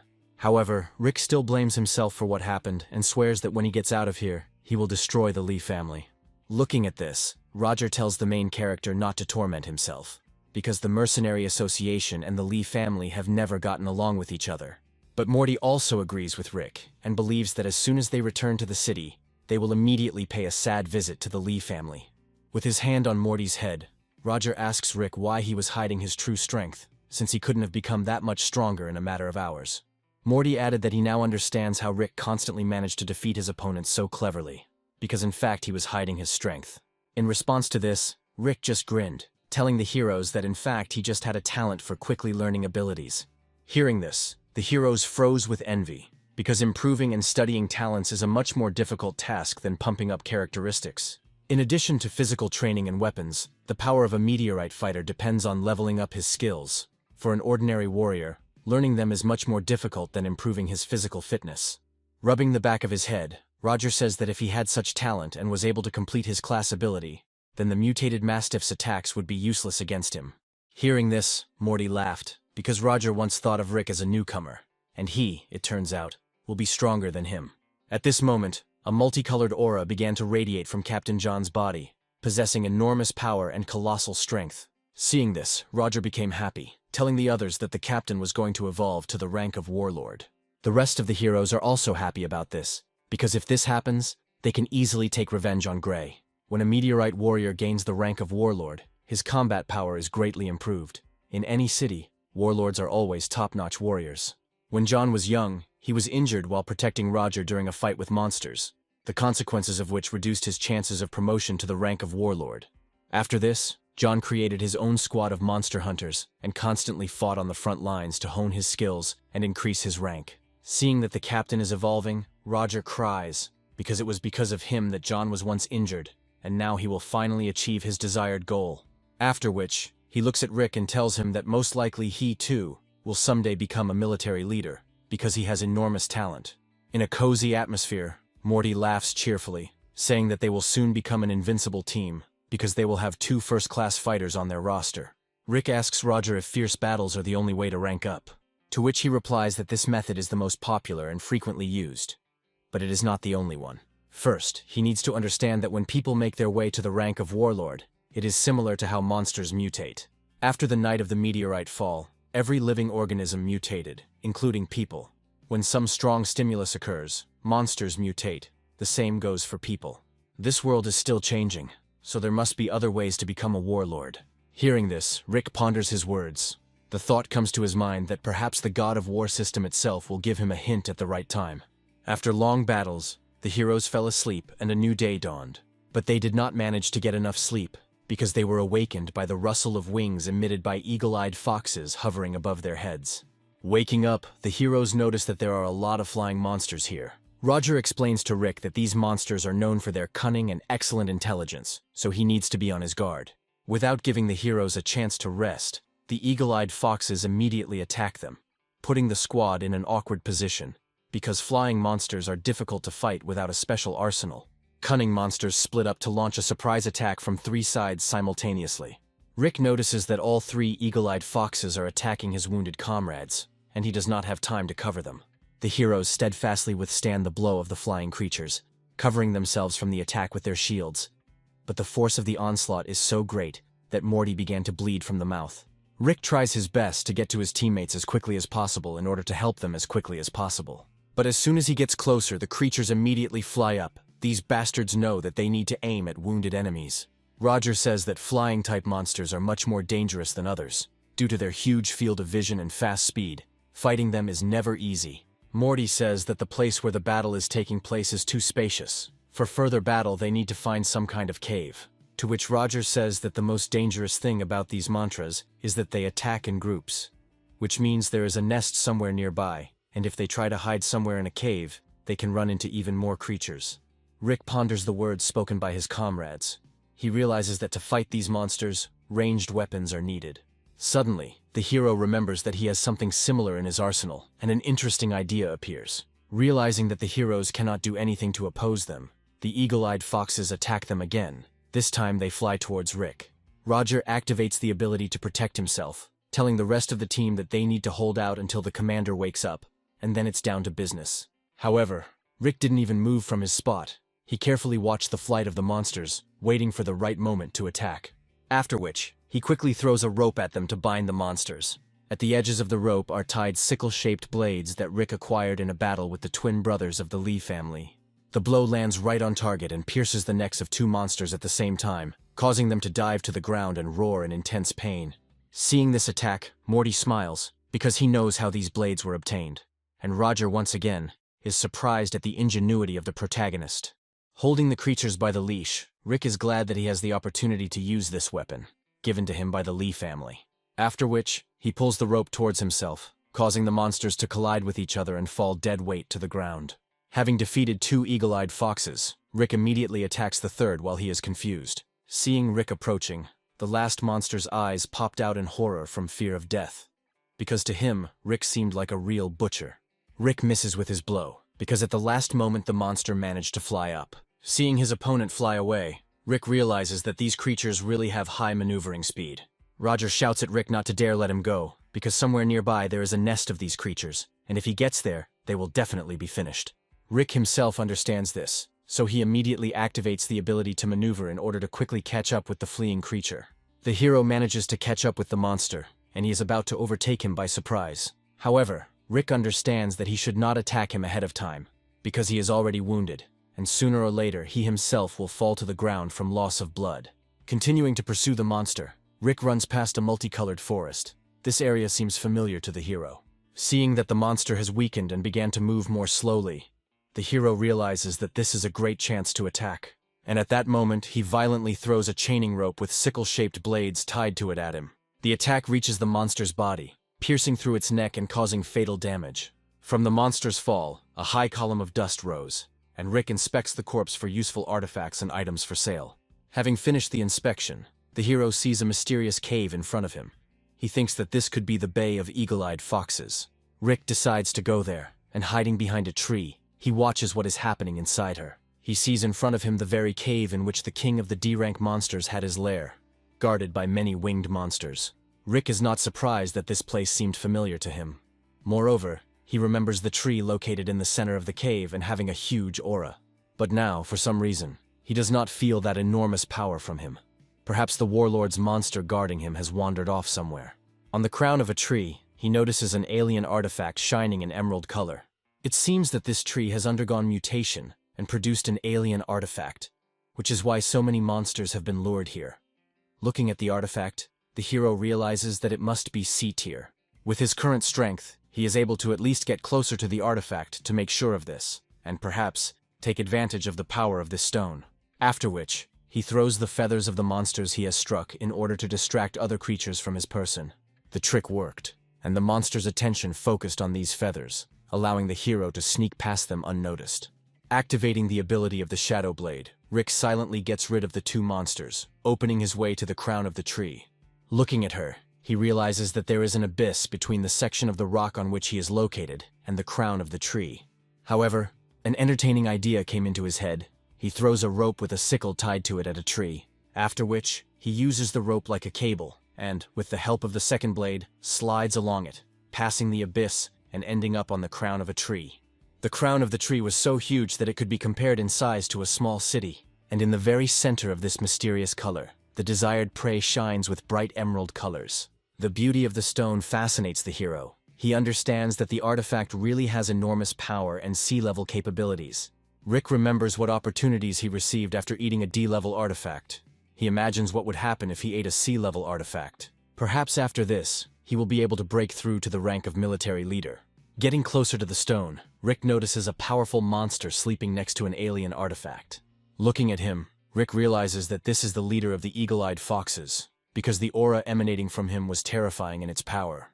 The main character scans the monster's abilities using the perception skill, and learns that the creature has the power of a general. Realizing this, Rick thinks that he has no chance of winning in a fight with him, but he continues to monitor the situation. The C-level is much stronger than the mutated Mastiff. Even if Rick uses all his stat points, he will not be able to do anything against the monster. While thinking about this, Rick sees a small hair monster crawl out of the tree crown, attracted by the smell of the stone and trying to drag him away.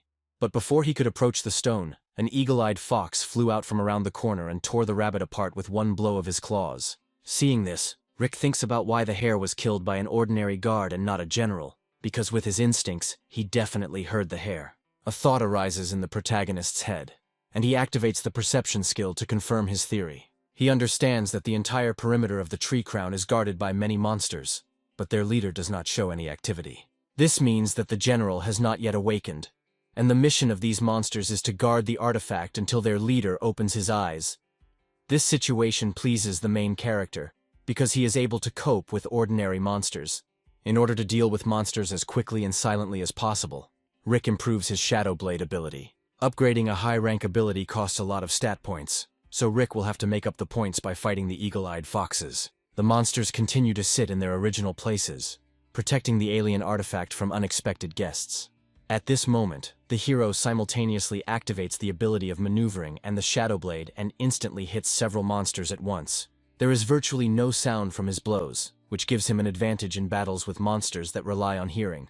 Rick continues to destroy the creatures one by one, earning more and more stat points. Having discovered the system of the God of War, he realizes that he has only 16 points left to pump his mind and intelligence to the available limit. Standing on the canopy of a tree and observing his stats, Rick notices that when he is on it, his stats increase on their own. This makes him wonder what kind of crazy effects he will get after activating the C-tier alien artifact. Having killed all the monsters in the area, Rick decides to make his move before their king wakes up. He clings to one of the trees with a sickle-shaped blade, after which he rushes forward to the treasured artifact. Satisfied with himself, Rick believes that his plan was just perfect, but he cannot hesitate, and he needs to leave this place as soon as possible. The king of the eagle-eyed foxes sat just as calmly, with his paws folded on a tree branch. He suddenly became more active. Looking around, he furiously screams throughout the cave because someone stole the treasure of metamorphosis and killed his children. Unfortunately, at the moment he cannot leave this place, because he must hatch the egg, but as soon as he is free, he will definitely kill the thief. Meanwhile, Rick has already gotten out of the cave and is running as fast as he can from there, wanting to help his friends as quickly as possible. Taking a safe distance from the cave, Rick decides to take a closer look at his prey. Looking at the artifact shining with emerald colors, Rick realizes that it is more like a stone than a fruit, and the energy in it is several times greater than any he has encountered. However, the God of War system warns the main character that now he cannot use this artifact, because certain conditions have not been met. Rick decides to deal with this later, because he needs to help his comrades as soon as possible. On the way there, Rick hopes that Gray is still there, because then he will be able to take full revenge on him for all the pain he caused his friends. Meanwhile, the action shifts to the squad. Roger tells Morty to be on the alert, because it's already getting dark, which means there are more monsters in the area. Morty tells Roger that he's worried that Rick still hasn't returned, maybe he needs help, to which Roger replies that Rick is not the kind of person who needs help from fighters like them. He can handle everything himself and is about to appear. The conversation of the heroes was interrupted by the loud roar of mad dogs, which with hungry fury directed their mouths towards the heroes. Morty asks how they were able to find them, because these dogs do not have intelligence, to which Roger replied that they had evolved again. There were a huge number of monsters. It seemed as if there was no end to them, and at the head of this entire flock walked a mutated snow mastiff with a proud look. Roger says it's too late to escape, so they need to focus on defense and hold out as long as possible. Mad dogs gradually surround the heroes, forcing them to retreat back so as not to fall into a hopeless situation. They watch each other's backs, and also hold back the tide with shields, and counterattack when the opportunity arises. There are so many monsters here that even Roger's fists come into play, because one shield is simply not enough. Despite the heroes' efforts, mad dogs surround them more and more, and their attacks begin to hurt the already wounded heroes, leaving mutilations on their bodies.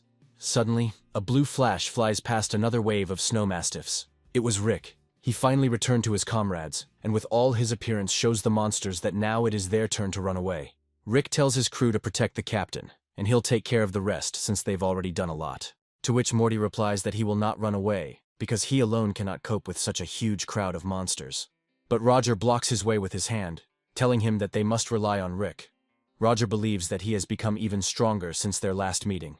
Rick thrusts his blade forward, challenging the aspiring Mastiff warlord. From this monster, Rick feels an aura similar to that of the captain. The monster accepts the challenge to fight, after which it emits a powerful roar that seems to be about to demolish the heroes. However, Rick understands that compared to last time, for him the aura of this monster feels weaker, because now he himself has become much stronger. Without even a second's delay, the main character activates the Shadow Blade's ability and attacks the squad of monsters with a frontal attack.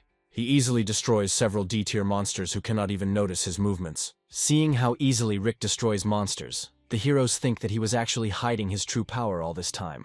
Meanwhile, Rick continues to rampage on the battlefield, destroying more and more monsters, and thereby gaining more and more stat points. Having killed the main pack of monsters guarding the leader, the hero swings at the main monster to check the progress of his forces. He reactivates all of his blade's abilities to deal devastating damage to the monster. However, the monster does not sleep, and also attacks Rick at the same moment, with a sweeping blow of its powerful paw. Opponents collide with each other. Powerful blows created a blue flash, the light from which reached the city itself. Having received a strong rebuff, Rick jumps back as he realizes that the monster's punching power exceeds his 99 points. But the monster does not give the main character a chance to rest and immediately attacks him, directing its mouth towards his body, which is about to catch Rick. To avoid the bite, Rick uses the maneuvering skill and jumps away from the monster to a safe distance, causing it to hesitate a little. A bloody fight ensues between the Mad Dog and the main character. The opponents are in no way inferior to each other and take turns taking the initiative. Looking at the fight, the heroes are once again surprised by Rick's abilities. They don't understand when he managed to become so strong. And even more so, considering his age, this makes him the envy of many fighters. It is not surprising that such attention is focused on him. At this moment, the rabid mastiff attacks Rick with a powerful sweeping blow of his huge paw, forcing the protagonist to retreat. As expected, the monster is superior to an advanced-level meteorite fighter in every way. However, thanks to his improved skills, Rick can fight with him on par. At the moment of the next attack, a plan comes to Rick's mind for further battle. Waiting for an opportune moment, the hero spends the skills he earns to improve his Shadow Blade skill, thereby increasing the chance of delivering a double attack.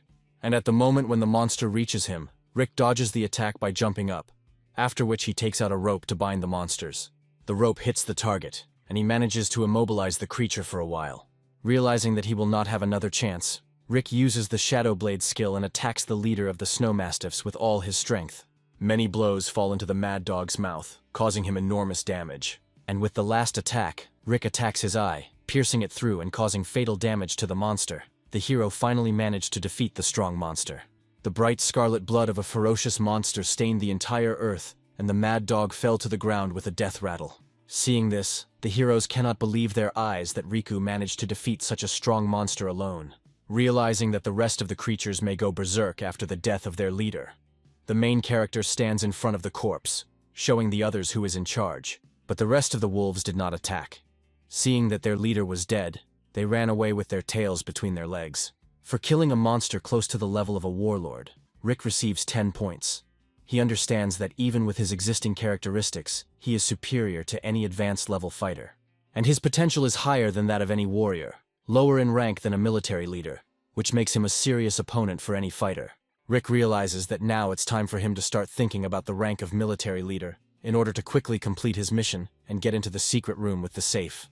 A joyful Morty jumps on Rick, causing his injured body to cry out in pain. He tells him that he never doubted that he would be the one to defeat such a strong monster, because he is truly special. In response to this, Rick simply pulls the fat man's cheeks. And at that moment, Roger tells him that he has truly amazing strength. Perhaps this strength even surpasses the strength of the captain, before he made the breakthrough to possibly become a military leader. After which, Roger tells him that he need not explain to him where he got such powers, because he is sure that Hughes specially added him to their squad, because he knew about the plans of the Lee family. Morty says that this is really like his father, and he could predict their next move in advance. Perhaps he saw such potential in Rick. Rubbing his chin, Rick tells his friends that they have incredible intuition, but he doesn't want to talk about the God of War system yet.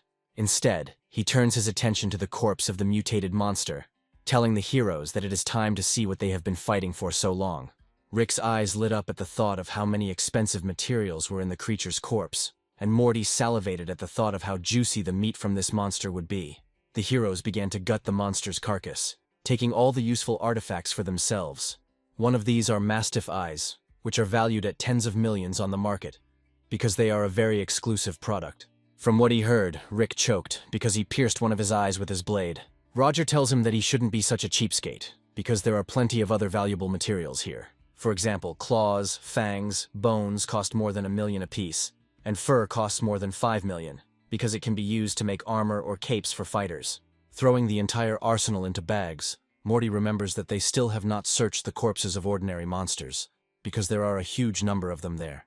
He immediately sets off to deal with this matter, and offers the rest of the heroes a little rest, because they suffered greatly in a long battle. After which, Morty regrets his offer, because there was a really huge amount of materials, and he had to unload them all alone. However, Morty has a reason to be happy, because during the search, he found something extremely entertaining. After which, he takes out 2 D-tier beast cores from his pocket, which are perfectly preserved and still emit a strong aura. The heroes are happy about this find, because the core of the beast is an extremely rare reward. Usually only one comes across 100 monsters, but here there are as many as 2. Imagining how much money they will earn after selling all the goods, the heroes laugh merrily, despite the difficult path they had to go through. Roger is glad that everything ended well, and in the end, they managed to achieve the desired result, and even get a good arsenal. But the captain still hasn't woken up, so they can't linger here any longer and need to return to the base as quickly as possible to put him in a clinic. Morty says that as soon as Captain John wakes up and becomes a military leader, they will definitely destroy the Lee family for such a vile act. Rick agrees with his words. He thinks to himself that he will never forgive the Lee family for what they did, and Gray will regret that he was even born. Meanwhile, the action moves to the scene of the battle between the heroes and monsters on the watchtower. There, the pawns of the Lee family are trying to find the corpses of the heroes, because Mr. Gray ordered their bodies to be found, alive or dead, and dragged to him. But Adolf has a bad feeling. He can't believe that his comrades died so easily in battle, and deep down he repents for his action. Having reached the mountainside, the heroes see that same watchtower. Rick sees that the bastards from the Lee family are still patrolling this territory. He is glad about this, because now he can take full revenge on them for all the hardships that they had to endure. Roger tells Rick that he can do whatever his heart desires. They will take care of the captain in the meantime. Hearing the team's approval, Rick clings to a tree on the opposite side of the mountain with his sickle, after which, with a deft movement, he glides over the mountain slope, quickly covering a long distance. Thanks to their secrecy, the Lee family soldiers do not even suspect that an unexpected guest has appeared here, and continue to calmly talk. Activating his Shadow Blade skill, Rick silently kills them, without making a single sound and dealing with them with one blow. Rick realizes that by leveling up this skill, the chance of a double strike has increased significantly, and combined with the perception skill, this makes him the ideal silent killer. He kills the Lee family's henchmen with great speed, and even the rest of the squad members do not notice him and calmly go about their business. But at one point, the two warriors still managed to utter a few words before dying, which caused a little noise in the area. Hearing this, the rest of the squad members raise the alarm, putting the squad on alert. Now Rick has stopped. He looks with bloodthirsty rage at the remnants of the Lee family detachment, and does not even try to hide from them. He calls these people rats, and also asks where their rat boss has gone, because he too must repay for his action. The pawns of the Lee family understand that this is an average fighter in front of them, and a fight with him should not bring big problems, so they are glad that he himself came out to them. After which, surrounding him in a circle, the fighters simultaneously attack him, using the entire arsenal of their attacks. But Adolf's anxiety does not go away. He understands that something is wrong here, because an incredibly strong aura emanates from Rick. His aura reminds him of a power similar to that of an entry-level warlord monster, which confuses Adolf.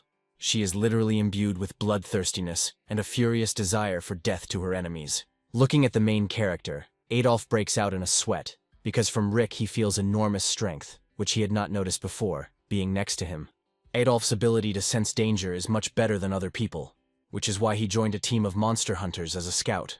Adolf tries to warn his allies that attacking Rick is dangerous, and they should retreat. However, they do not listen to the scout, after which they quickly die one after another, leaving Adolf completely alone on the battlefield. Seeing that Adolf was left alone, Rick tells him that he did not think that they would meet so quickly, but fate put everything in its place. Realizing that he cannot cope with such force, Adolf tries to escape from the battlefield, using all his skills to maneuver. But Rick quickly catches up with him and asks where he is in such a hurry, because they haven't seen him for so long, and the team probably missed him. Hearing this, Adolf realizes that the entire team managed to survive, and Rick hid his real strength from everyone. After performing the Shadow Blade attack, Rick tells Adolf that he wants to see how long he can outrun it. The blow hits the target and causes minor damage to Adolf. In response, he tells the hero not to force him, because he put his life on the line in this battle. The heroes come together in battle, using the strongest abilities from their arsenal and striking their blades against each other.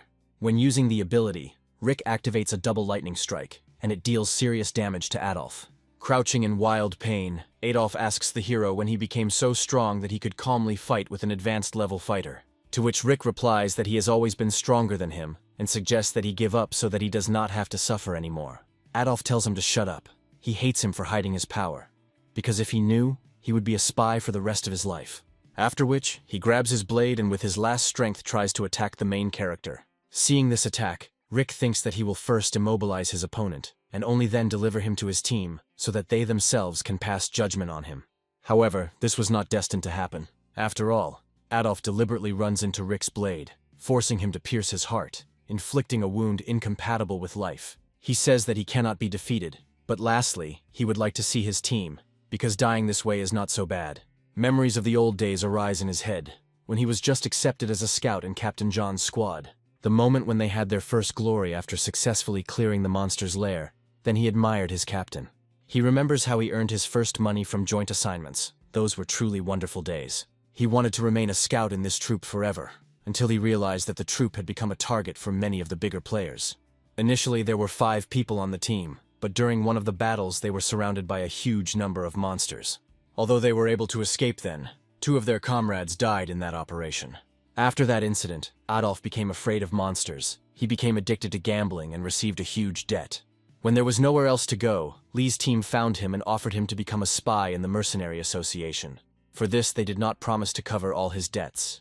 Now he understands that everything was arranged in advance, and he simply fell into a trap and he no longer had any choice. He does not ask Rick to forgive him, but since he turned out to be so strong, he asks him to protect the Mercenary Association, since the Lee family is up to something.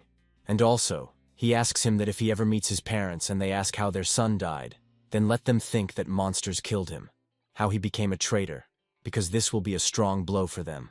After this request, Adolf dies. Rick looks at this unfortunate man with sadness in his eyes, because he was never able to find the right path in his life. At this moment, the main character hears the sounds of a walkie-talkie, from which comes a voice from the fighters of the Lee family, who ask to report on the situation. Hearing this, Rick uses his maneuvering ability to estimate the radio wave flow and find out the location of these people. The call came from Gray's squad. When the signal was cut off, they warn the young master that something must have happened. At that very second, an aura of incredible power begins to press on them, which makes their bodies tremble. They don't see any monsters or meteorite fighters nearby, but just in case they decide to leave this place. After which they jump into their armored jeep and press the gas pedal to the fullest in order to quickly leave this area. Rick, who arrived at the scene, does not understand what made these fighters flee so hastily. Is it really possible that a wave of monsters should appear now? Meanwhile, the action moves to the cave from which Rick stole the alien artifact. We are shown an egg that was hatched by the leader of the eagle-eyed foxes, and it began to emit a power that terrified even fighters located at such a great distance. The leader of the eagle-eyed foxes sees that the egg has begun to emit energy. However, he simply covers it with his wing, because the time for the full awakening of this power has not yet come, and the egg still needs to be hatched. Rick doesn't understand why this feeling of a strong monster suddenly disappeared. However, he is glad that he will not have to fight another wave of monsters. Watching the departing jeep leave, Rick says that Gray had better live until their next meeting, because they must meet him. After which, he decides to return to the rest of the team, because it's time for them to return to the city. Several days pass, the action moves to the house of Adolf's family. It's pouring rain outside, which seems to be crying for someone, and someone knocked on Adolf's apartment. 2 elderly people came out into the street. They were Adolf's parents. When they saw a stranger on the threshold, they asked him who he was looking for. The hooded man told them that their son died heroically in a battle with monsters while protecting his squad, and also gave them an arsenal worth a large sum of money. After which, the young man once again consoled the old people and went back. The action moves to the main headquarters of the Mercenary Association. There, in a special capsule for a quick recovery, lies Captain John, who is about to make a breakthrough to become a military leader. His chamber is watched from outside by Roger, President Hughes, and his assistant, and they discuss how difficult it was for John to become a military leader. Hughes says that the Lee family is already crossing all boundaries, and after moving to the city, they often put a spoke in the wheels of the Mercenary Association. The assistant explains to Hughes that the Lee family's actions are not illegal, and if war is declared on them, they will become enemies of all meteorite families in the city. Hughes is furious about this. He believes that they simply cannot allow the Lee family to do whatever they want, because then the mercenaries will be mocked. To which the assistant replies that this time there are also positive aspects, because John will soon become a general, and also, the team managed to earn a very good arsenal. Hughes asks Roger if Rick really defeated the entry-level warlord monster, and if he is embellishing his story. To which Roger replies that this is the pure truth, and he himself thought that President Hughes deliberately placed him in their squad, because he knew about his strength. Coughing, Hughes says that, of course, he knew about the strength and abilities of the main character. However, he thinks to himself that it is not like Rick was hiding his power, but rather that he is progressing very quickly, which is an incredible rarity and genius. After which, the boss's mood changes. He says that it seems that Rick's past awards are not enough, and he should be thanked even more generously. The assistant tells him that he is sure that Rick will also soon reach the level of a military leader, and then any meteorite family will be nothing to them. Hughes is happy about this news, because then they will definitely destroy the Lee family. These bastards will answer for all old and new grievances. 1 week passes, and we are shown the main character who is training hard on the training ground to better develop all his skills. After all, to break through to military leadership, he must have excellent concentration and fully realize his potential. And at that very second, after prolonged concentration, Rick makes an attacking lunge towards the training dummies. He flashes between them like lightning, striking each of them multiple times. In a matter of seconds, Rick completes a full-fledged combat combination, performing many offensive maneuvers. However, he still believes that his strength is not high enough to fully compete with individuals from the Lee family. At this moment, from the strong overvoltage from the used Shadow Blade ability, the training wooden sword shatters into splinters. Rick analyzes his indicators in the system of the God of War, and understands that he is now at a dead point, from which only a breakthrough will help.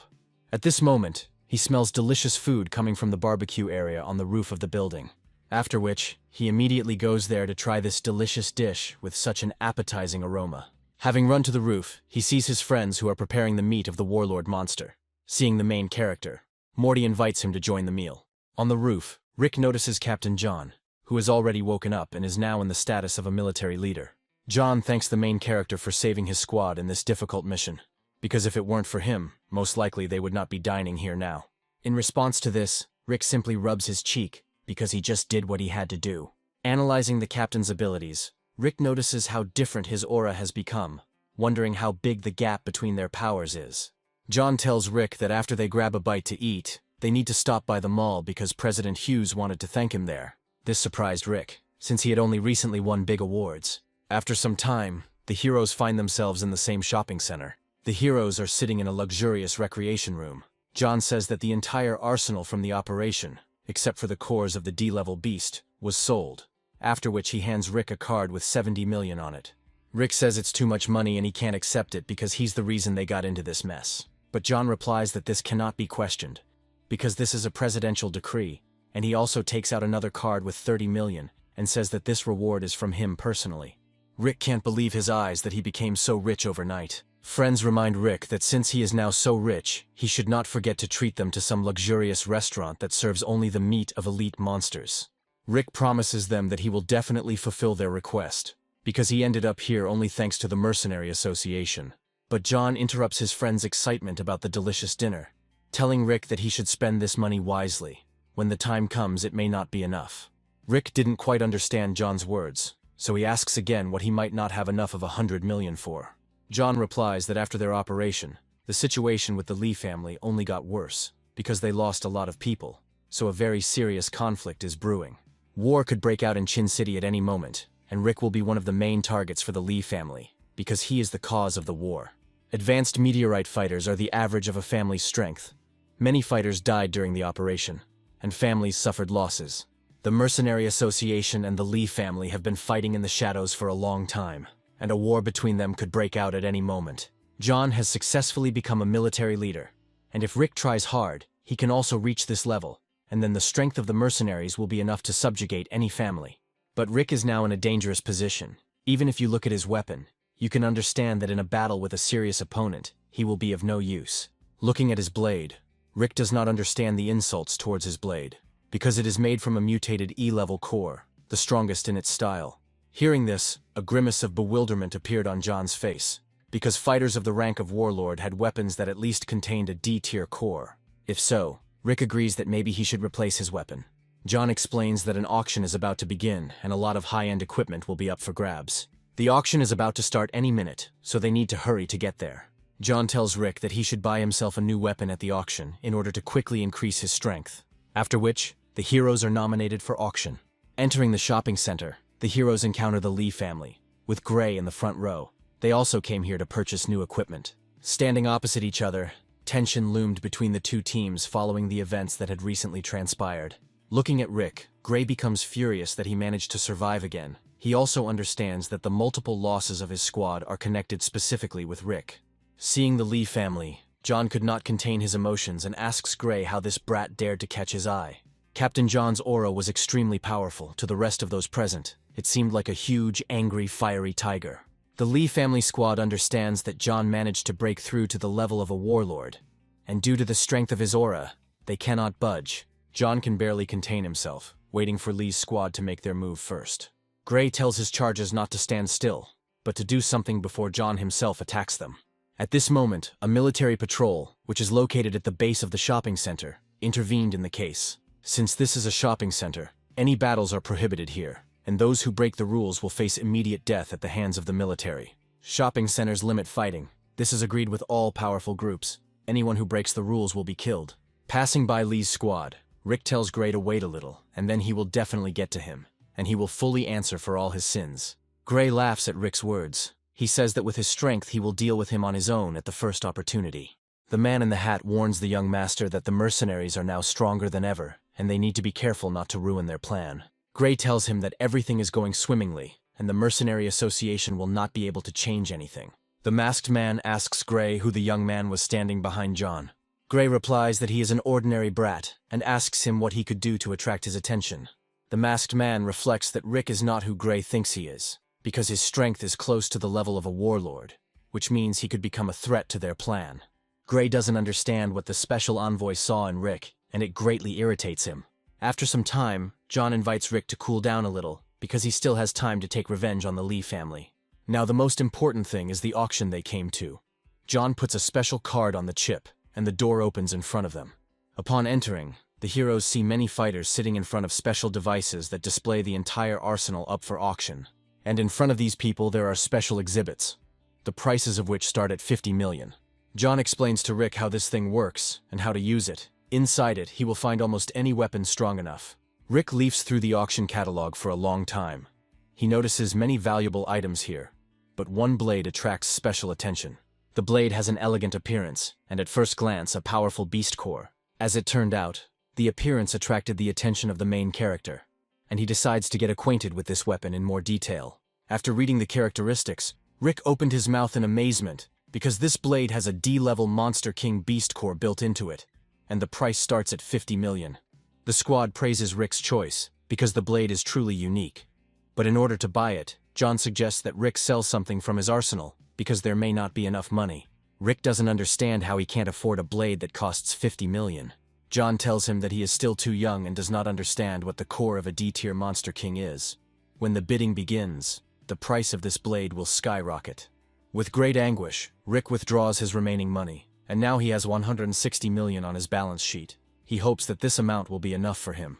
Having opened the auction schedule, the main character sees that the price of the blade has already risen, and now it costs 70 million.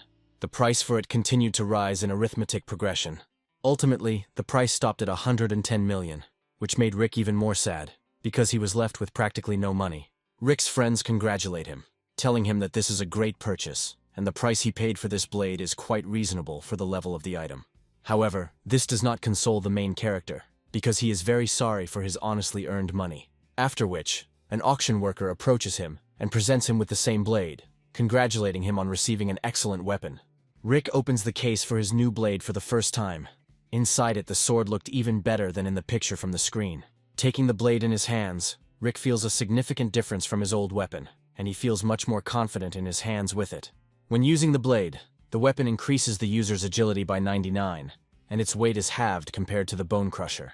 In general, if you compare it with the old weapon, then despite the mutated core, the new blade is superior to the old one in absolutely everything. Rick is happy with his new purchase, because now his combat effectiveness has increased once again. Although it was a bit expensive, it was 10 million more than he expected. Roger tells Rick not to worry about wasting money, because with his current level of power, he will quickly earn the same amount again by killing powerful monsters.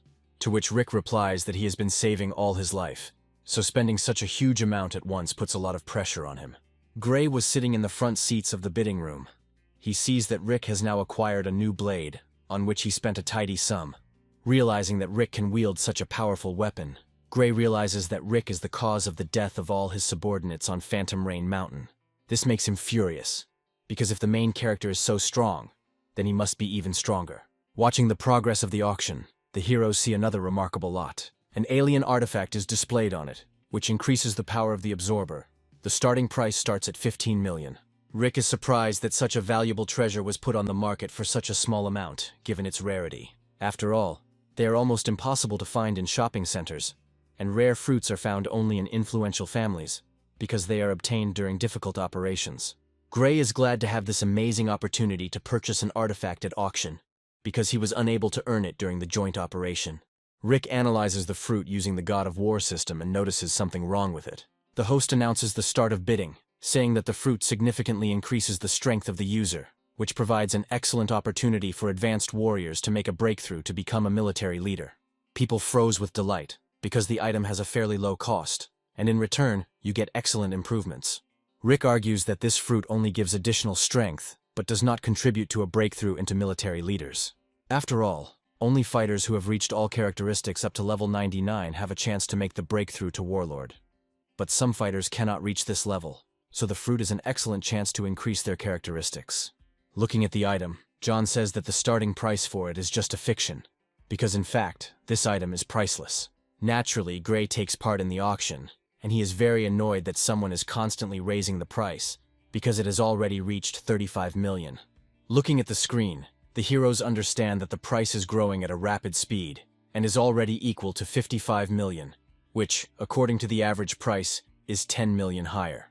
Rick notices that Gray is sitting in front of him, who is indignant that someone is raising the price, and an idea comes to his mind.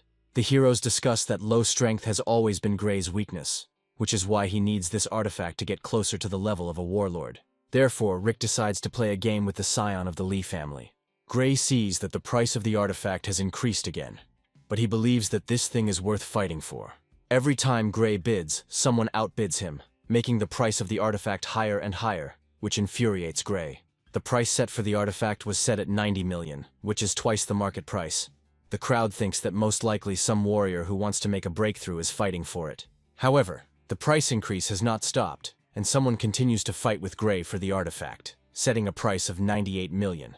But Gray does not give up and makes a bet of 100 million, but this is his last bet, because he did not take any more money with him.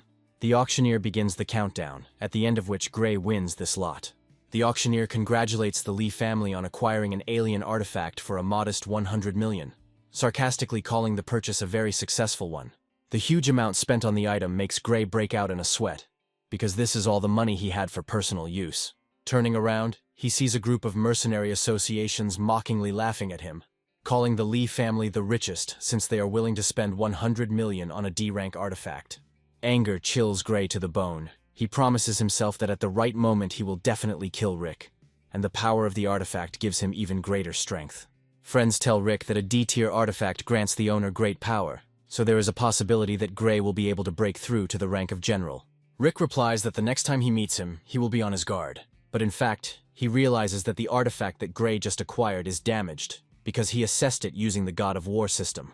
The effect of such a fruit provides only 40% of its full power, which is even inferior to an E-level artifact. Rick would like to see Gray's face when he finds out that the fruit is defective, and he spent such a huge amount on it. As Rick continues to scroll through the auction items, he notices another interesting thing. This is a D-level movement ability called Soaring Step. The initial cost is estimated at 30 million. Rick is surprised by the high price, since D-rank abilities usually cost around 10 million. The party tells Rick that this ability has a high price due to its very unusual origin. 3 years ago, one of the famous gods of war died during a large-scale battle with monsters. This skill is his unique movement skill. Rick is surprised by this answer, because such a low-level skill does not correspond to the god of war. 3 years ago, an elite warfighter died in a battle with monsters. He fought with the creatures for 3 days and 3 nights, and was able to fight for so long thanks to his unique movement skill. Floating Step is a war god level ability, but due to the death of its only owner, the ability was lost. This version of the skill was most likely found at the death site of the god of war, so it does not have its full power. The starting price for a D-tier skill fragment is too high, so no one will try to purchase it.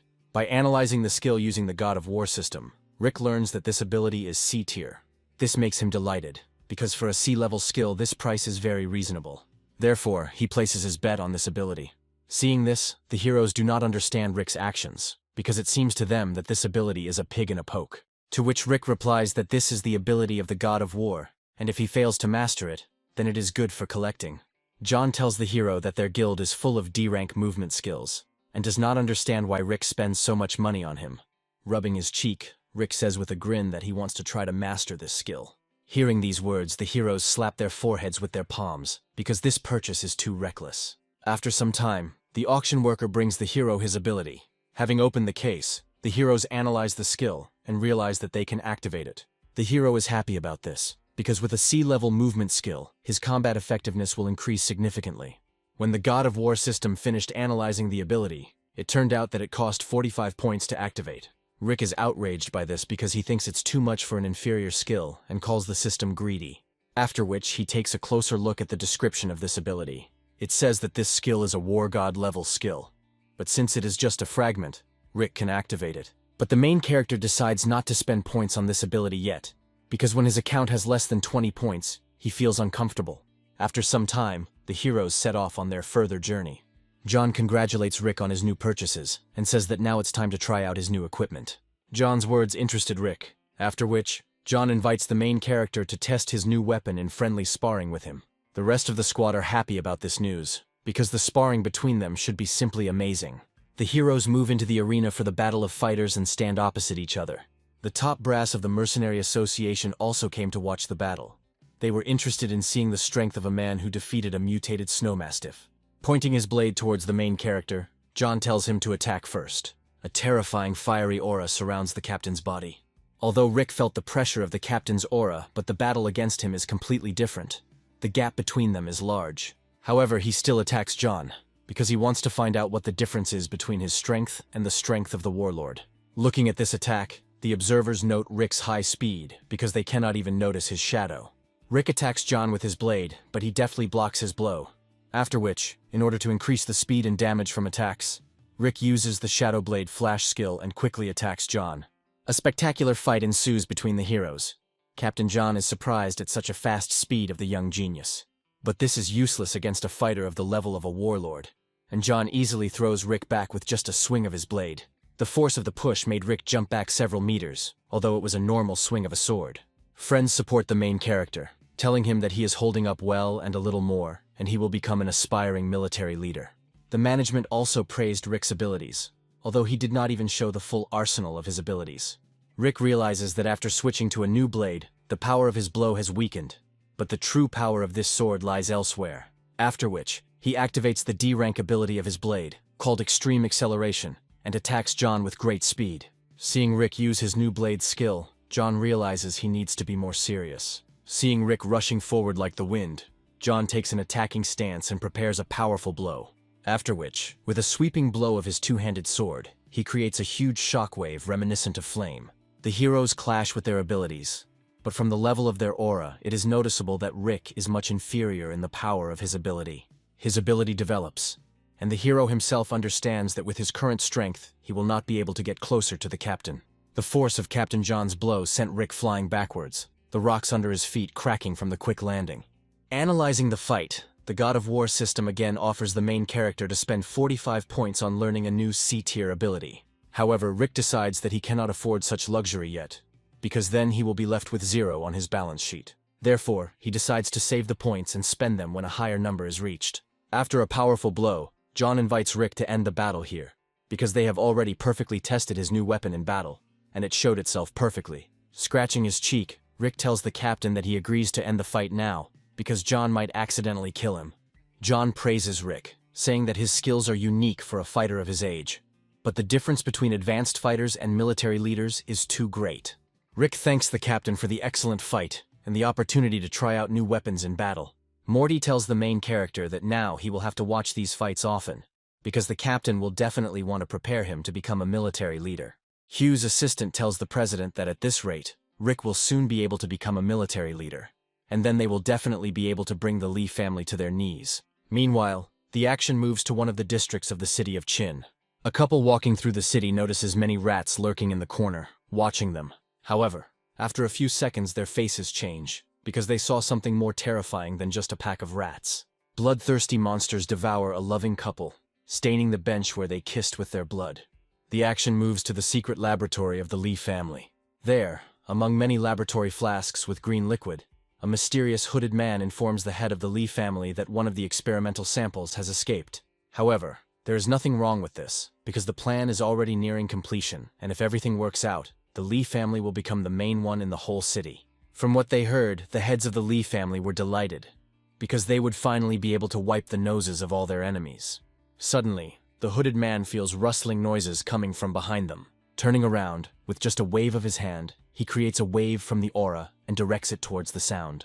However, the girl who was watching the villains managed to dodge the attack, and she headed towards the window to quickly escape. After which, she breaks the window to smithereens and jumps out of the window of the secret laboratory. The soldiers inform the head of the family that this woman stole data from a secret experiment before escaping. Old Man Vaughn is incredibly angry, but the hooded man says that this thief has already been poisoned, so the soldiers only need to catch up with her to make sure that the data does not fall into the wrong hands. The head of the Lee family sends a detachment of warriors after her, ordering her to be brought alive or dead, because this data is extremely important. The action moves to the gym, where Rick has just finished his workout. While stretching his body, he thinks that he is not sparing himself at all, because every day he fights with the captain, after which he works out in the gym. Walking down the street, he thinks about the recent occurrences of monsters in the city. The hero hopes that they are D-level, because then he will be able to earn extra stat points. Suddenly, he notices a bloody trail left by someone in one of the dark alleys. Looking around the corner, he sees a girl surrounded by many unusual and very bloodthirsty creatures. He is happy about this find, because in addition to saving the girl, he will be able to earn some points. However, what he saw next greatly surprised Rick. Driven into a corner, the woman easily destroys all the creatures herself, fiercely fighting them with only her bare fists. Looking at her, Rick realizes that this woman reminds him of someone, and he also emphasizes her high strength and speed. After the battle, the woman can barely stand on her feet. It is clear that this battle took the last drop of her remaining strength. Seeing Rick, she manages to say his name, after which her vision begins to quickly darken. From extreme weakness, she falls to the ground. Seeing this, Rick immediately runs to her aid. Putting her on his lap, Rick tries to revive the woman and asks her what happened to her. Barely opening her mouth, the woman in the mask whispers that Rick should quickly take her away from here, because it is very dangerous here. Hearing her thin voice, the protagonist's heart began to beat faster. He realizes that perhaps fate itself has given him a chance to meet her. Rick holds the girl's body on his lap, discussing what the beauty's request to take her somewhere means, because their meeting turned out to be so spontaneous.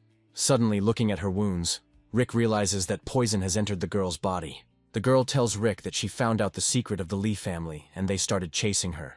So he needs to get her out of here as quickly as possible, otherwise they will be caught. Rick doesn't understand what she's saying, so he asks her to tell him everything in order. But they had little time to talk, because huge rat monsters began to surround them, wanting to eat the heroes alive. These monsters had the head of a dog and the body of a giant rat. This is the first time Rick has seen such a monster and has never even read about such a thing. The creatures attack the hero, but he successfully repels their attacks and cuts the rats one by one. Holding the girl with one hand and his sword with the other, the hero understands that these creatures are E rank, so they should not pose a big problem for him. However, after these words, the rats abruptly began to change their battle tactics. They begin to run around the heroes. Rick does not understand what is happening. Because such a fighting skill is not typical for monsters, it looks as if someone taught them this. He decides that after the fight he will take a couple of monsters with him to the laboratory so that scientists can study them.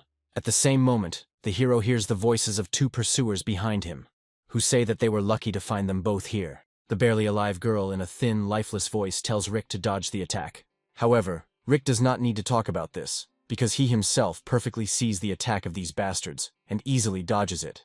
After which, just as quickly, he counterattacks the Lee family fighters, striking them in the neck with his blade, and instantly killing them. Standing over the corpses of the fallen warriors, Rick says that they came here very opportunely, because he is always happy to ruin the plans of the Lee family. Looking at this, the Girl Scout is surprised by the abilities of the main character, because when she last saw him, he was much weaker. Seeing the girl's face without a mask, Rick opened his mouth in surprise. He doesn't understand what she's doing here, because it's Suzanne. It's no wonder that when he noticed her before, this girl's aura seemed familiar to him. Before he had time to question her in more detail, he saw new reinforcements of the Lee family fighters pursuing the girl. It doesn't matter what happened before, because if Suzanne is now the enemy of the Lee family, then he must help her, because the enemy of my enemy is my friend. Arriving on the battlefield, the Lee family fighters notice the corpses of their comrades, and realize that this is the work of Rick. Having reached the base of the Mercenary Association, Rick quickly takes the girl to the clinic, where she is placed in a recovery capsule. Looking at her, Morty is angry that the scum from the Lee family decided to get rid of such an amazing beauty. They will definitely answer for this. The assistant reports that they were able to establish the identity of this girl. This is Second Lieutenant Suzanne, and he also adds that she will only be able to wake up in 72 hours. Holding the information stolen by Suzanne in his hands, Hughes understands that most likely it's all about the contents of this object, but it cannot be opened by force, otherwise the insides may be damaged. Rick asks him what about the monsters he brought, if he managed to find out anything more about them. Hughes replies that such monsters have never lived in this area before. This is a completely new type of mutants that at one point completely populated the city. John wonders if these monsters could be raised and trained by someone, just like Rick said. Be that as it may, everything in this story leaves many questions for everyone in this room. The discussion is interrupted by an assistant who tells Hughes that the head of the Lee family has requested a conversation with him. Hughes grinned, thinking that this old brat must be very angry now, because he had lost something very valuable to him. Opening his computer, Hughes answers a call from Old Man Vaughn, who apologizes for calling so late. Vaughn reports that a member of their squad, Rick, invaded the Lee family estate, stole valuable material, and then fled the scene of the crime. He asks the Mercenary Association to hand over the criminal to them, so that they can fairly judge him. Hughes tells the old man that his ability to talk nonsense is at the highest level, because he does not and cannot have evidence of Rick's crime. Vaughn says that they are asking the Mercenary Association to hand over Rick to them in an amicable way. Otherwise they may have problems in the city, because they are covering for a criminal, and they will have evidence of his guilt. Hughes, furious, replies that he will not fall for the tricks of the brats from the Lee family, and if they want, then let them try to take Rick by force, then they will have a more entertaining conversation. Slamming his fist on the table, Hughes is furious that the Lee family dared to start a war with the Mercenary Association. The assistant tells Hughes that he has fallen into the trap of a cunning old man. Now he knows for sure that they have the secret data. Vaughn calls the hooded man master, and says that the data is indeed in the hands of the Mercenary Association. The hooded man replies that this data is probably in the password box, so they have 3 more days until Suzanne wakes up. Vaughn says that since this happened, they need to finish what they started as quickly as possible, and at the same time, deal with the annoying Rick. Smiling, the hooded man is surprised that Rick is actually with Chris's son. He reasons that their family is definitely unlucky. The action moves to Suzanne's room, where Rick asks the doctor to speed up the process of her recovery, because the information she has is very valuable. The entire Mercenary Association is wondering what Suzanne stole that made the Lee family act so quickly. Suddenly, the loud sound of a red siren was heard throughout the city. The face of Old Man Vaughn appeared on all the monitors in the city. The warriors were surprised at such an emergency alarm, which only happens when dangerous monsters attack. The head of the Lee family reported that a person from the Mercenary Association killed his family members and stole valuable treasures, so he is a dangerous criminal. The person who catches this fugitive will be personally given a 10 billion bounty by the Lee family on his head. This message was heard on all the main streets of the country, and was heard by almost the entire combat-ready population. No matter who brings Rick's head, Old Man Wong will use the alliance of Chin City families as a guarantor to fulfill his obligations. The news about the 10 billion reward shocked a large number of fighters, because this is simply incredibly huge money. Having heard about such a reward, many of them immediately took up arms against the main character, hoping to instantly become very rich. The news was discussed by absolutely everyone, even the military of the Phantom Rain Mountain. Ron tells General Brooke that such news could throw the city into chaos, and perhaps they should intervene in this matter, because the situation could lead to large-scale bloodshed. To which Brooke replies that he should blockade the base and not allow any of the military to escape from it. Otherwise, they will want to try their luck in capturing Rick. Looking at the raging city, Ron hopes that Rick will survive, because he is a good guy and does not deserve such bad fame. The news about Rick's capture infuriated the mercenary president. He furiously slams his fist on the table, saying that Old Man Vaughn has simply gone crazy. At this moment, his phone received a call from the president of the Chin City Meteorite Families Union.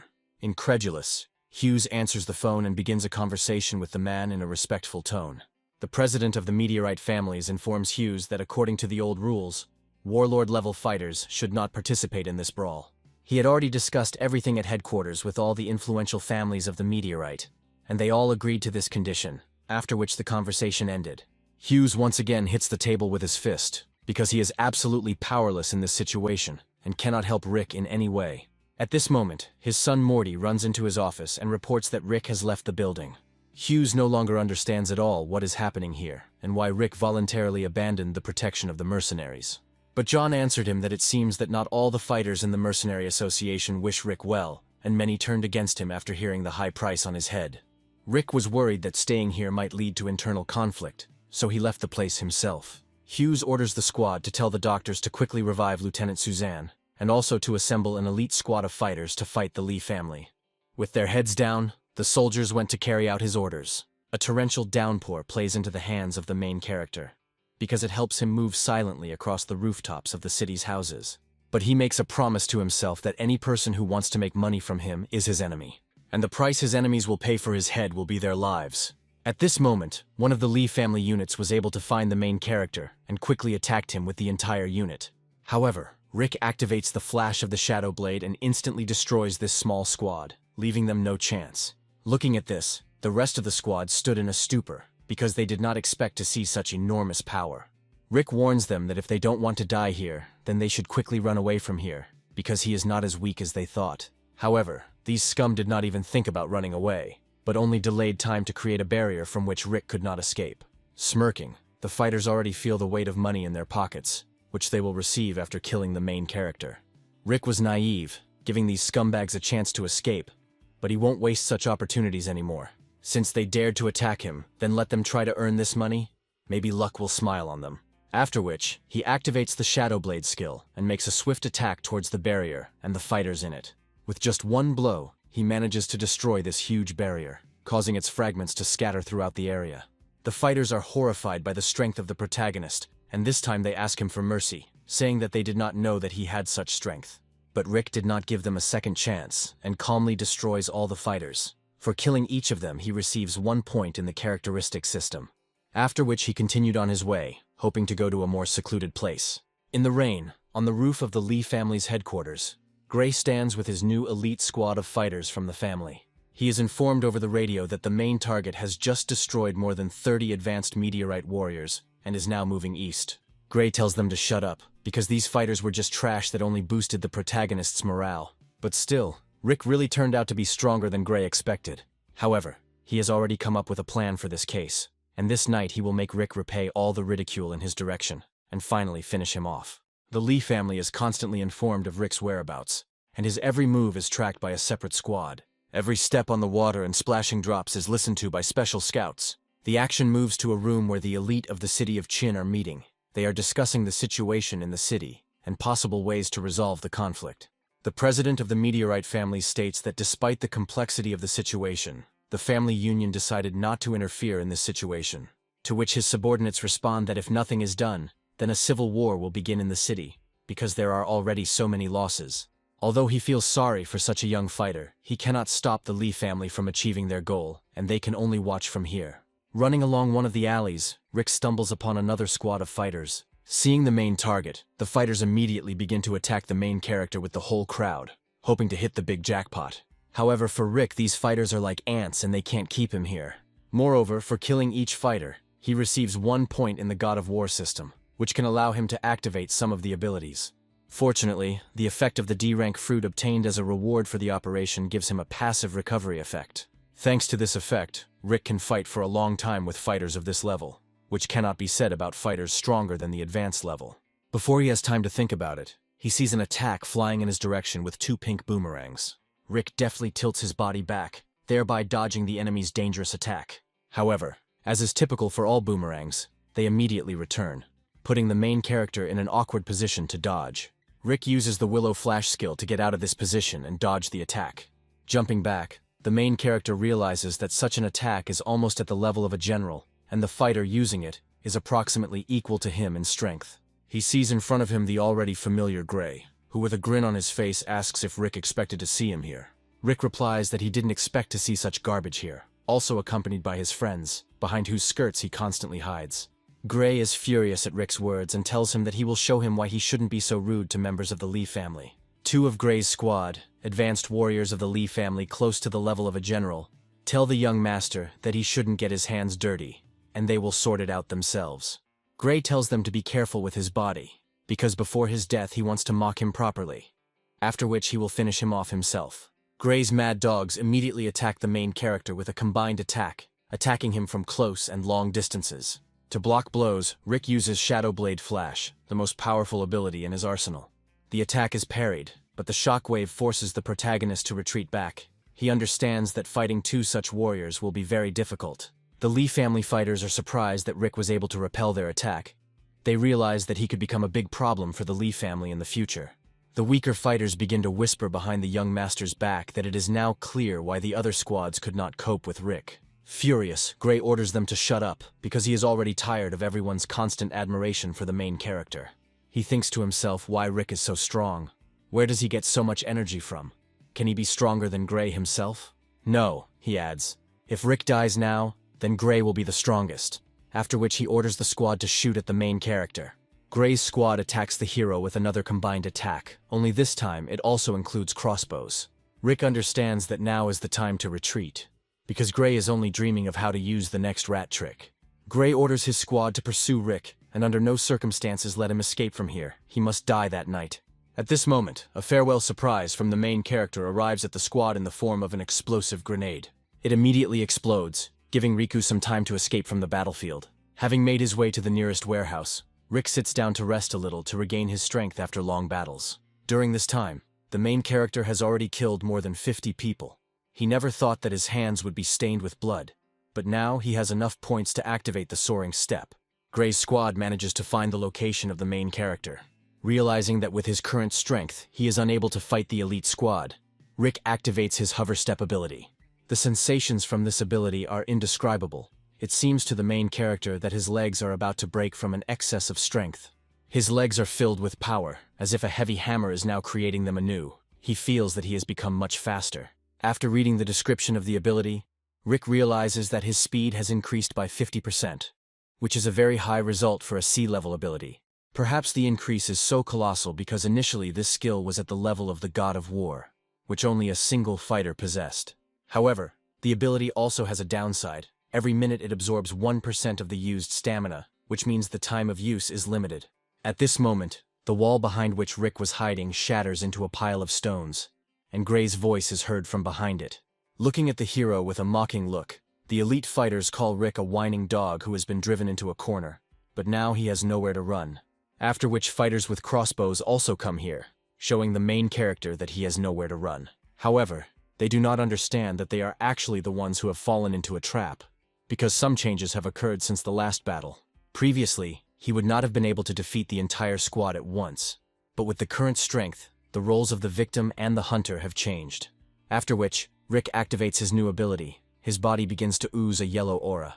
Without giving time to attack, Gray's elite fighters immediately strike at the main character, but he passes through him, and the silhouette of his body evaporates before his eyes. The fighters don't understand how Rick could just disappear from their view. This frightens them, because they just saw him in front of them, but in 1 second he disappeared, like a vengeful ghost. At the same moment, with the help of a shadow blade, Rick inflicts a strong attack on the fighters, hitting each of the opponents in the shoulder area. The Lee family fighters jump back and try to figure out how Rick got behind them and when he became so fast. The armor on the fighters matches that of the warlords, so Rick's punch doesn't do much damage to them. But Rick assures them that the armor will not save them from the next attack, because he is going to become even stronger. The fighters reason that if they continue to fight him, trying not to kill him, they will not be able to defeat him, so they need to solve the problem radically. After which, they attack the main character with their strongest joint ability, wanting to finally end the battle.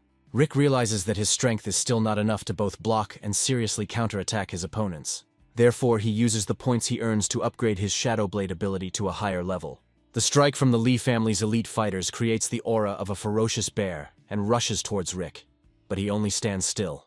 After which, he says that it is time for them to die, and activates the improved ability of the Shadow Blade, releasing a colossal aura. Rick's attack leaves no chance for the fighters to survive, and he instantly kills them with one blow. Looking at the fact that their leaders lost, the rest of the squad is horrified, because this simply could not happen, because these are some of the strongest fighters of the Lee family. Rick instantly appears in front of the remaining squad, telling them that without these two fighters, they are just useless trash. After which, he kills one of the fighters, while the rest in a rage try to attack him. But after the kill, Rick instantly disappears from their sight, his speed beyond the eye of an average fighter. Those below the military leader are now weaker than an ant for Rick, and for such weak fighters he only needs a light touch of his blade. Looking at the column of dust coming from the building, Gray does not understand why the entire squad has been fighting Rick for so long, and has not yet brought him his body. Suddenly, he hears the voice of the main character behind him, who asks him who he expected to see here. Rick was also looking for him, because it was time for him to answer for all the pain he caused to the Mercenary Association and his friends. Gray asks him what he did to his squad and how he managed to survive, because there were elite fighters there. Rick tells him that he can go into the building himself and check what happened to them. Maybe he can find someone else alive. And at that very second, he appears in front of Gray and says that the time has come for him to answer for everything. Gray froze in place from wild horror. After which, being in a desperate situation, he panics and tries to attack the main character, gathering all his strength. In response, Rick counters his attack with his Shadow Blade ability. Helpless, Gray flies away from just one collision. He does not understand why Rick is so strong, and why he has never managed to achieve anything in life. Ambushes, betrayals, hidden attacks are all that Gray is capable of. Rick calls him trash and is going to finish him off with one blow. Hearing this, Gray bowed his head to Rick, calling him master. He says that if he spares him, he will tell him about all the plans of the Lee family. When Rick heard a member of the Lee family call him master, memories from his childhood appeared in his mind. He recalls that when he was a child, not only Old Man Vaughn was constantly near his father, but also another person, whose face he cannot remember. He was also one of those whom Chris saved during the battle with monsters, and often called Rick a young master who had great prospects for the future. But when Rick tries to remember his face, no pictures arise in his memory. And the next thing he remembers is his father's trial, where Old Vaughn, Gray, and the silhouette of a third unknown person can be seen. Who he is and how he is related to the Lee family and his father is a question that Rick wishes he knew the answer to. Therefore, he understands that Gray's death needs to be postponed a little in order to properly question him about everything. Putting his blade to Gray's throat, Rick orders him to tell him everything about the mastermind of the incident with his father. At this moment, Rick's words are interrupted by the ringing of the phone in Gray's pocket. On the other side was Old Man Vaughn. He asks Gray why he hasn't been returning for so long. He should have already brought Rick's body to them. But Rick picked up the phone. He answered Old Man Vaughn that if he wants his head, then let him come here himself and try to take it. Vaughn calls Rick a bastard and asks him what he did to his son and why his phone is in his hands. Rick brings the device to Gray's ear. He pitifully asks his father to help him and do everything that Rick tells him, because then he will spare him. Taking the devices into his own hands again, Rick tells the old man that if he tells him about the organizer of the incident with his father, he will let Gray go home. The word organizer caused Vaughn to have a fit of horror, because his name cannot be spoken out loud, much less told about him to other people. At this moment, we are shown another mysterious character, from whom a dark aura emanates.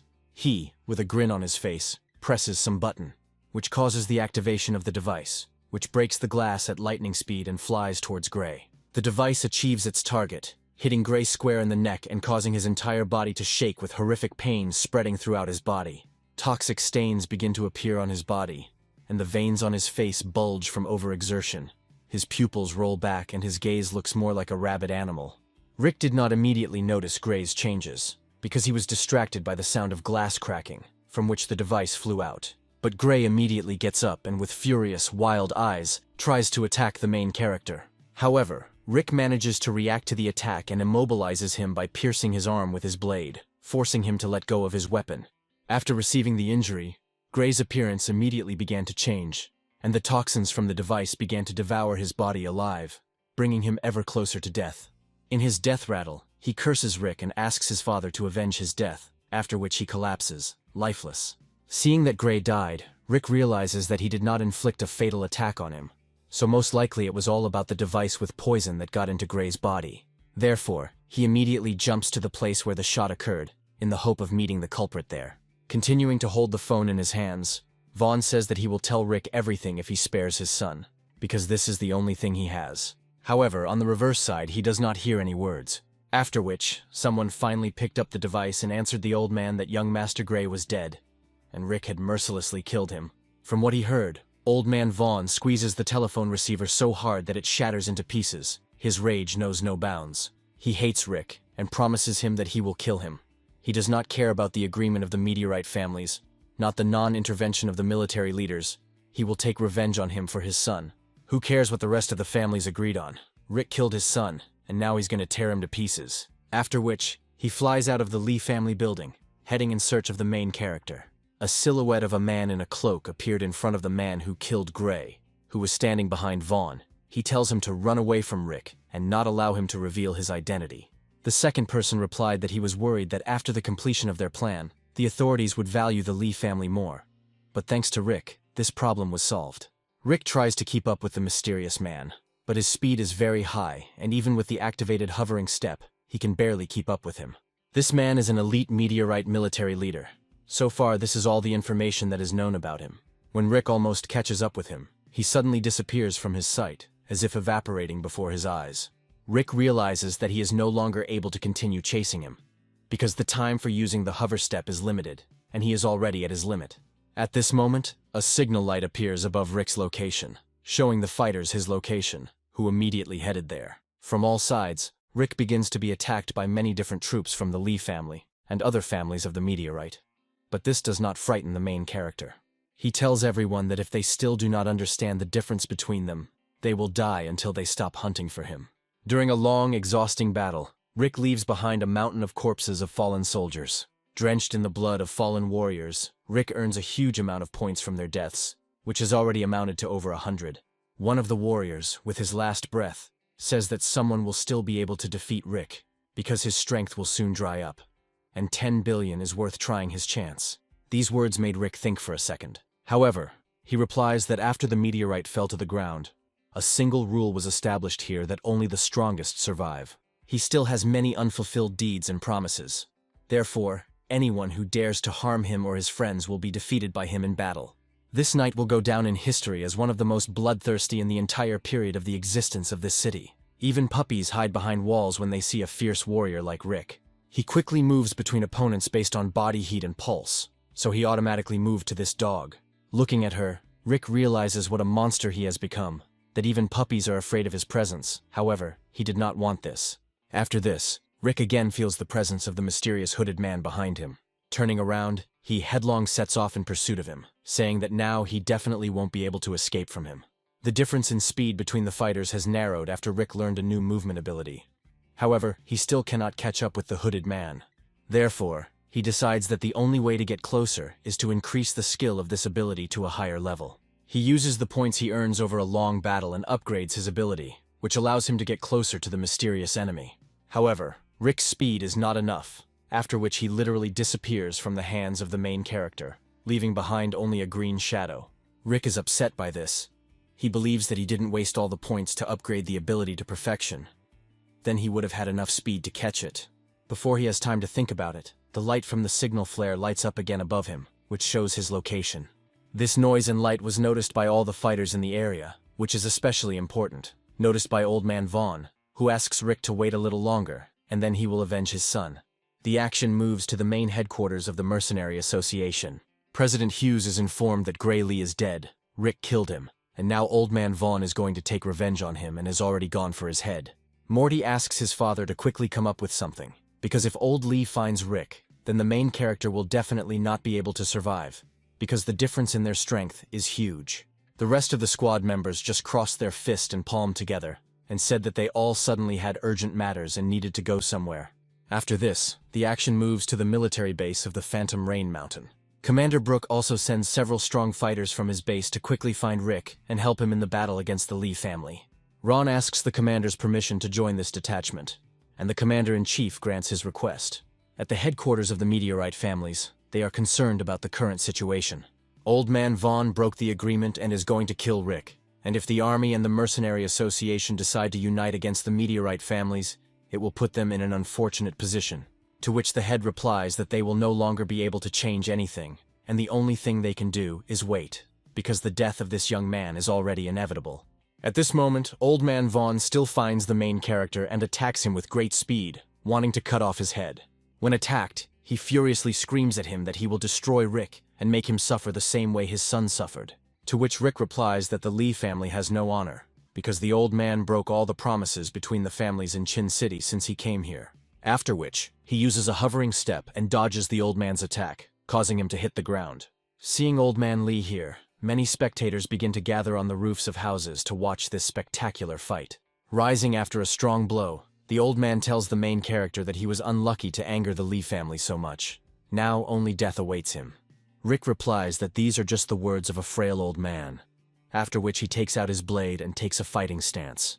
The old man does not give Rick time to prepare and immediately attacks him, sending a fiery fist in his direction. He uses the D-level skill Magma Cannon Fist and sends a huge blow towards Rick. Rick tries to dodge and block the attack at the same time, but its power is so great that the slightest touch makes Rick jump several meters back, destroying everything behind it. Blood begins to ooze from the limb in which the hero held his blade. Rick realizes that the old man's strength and speed are much greater than he thought. Rick doesn't understand why he couldn't dodge the attack, because his speed, combined with his blade and abilities, is at an incredibly high level. The old man really seems to him to be a terrifying monster who is capable of defeating him with one blow. Wiping the blood from his cheek, Rick remembers that he still has some aces up his sleeve. Looking at Rick, the old man is surprised that he was able to take the blow of the magma cannon and stay alive. It is not surprising that he managed to defeat Gray in battle. However, after the next attack, the end will come for him, and he will be fully responsible for Gray's death and go straight to his hell. Rick replies that the old man talks too much, and if he wants his head, then let him attack right now.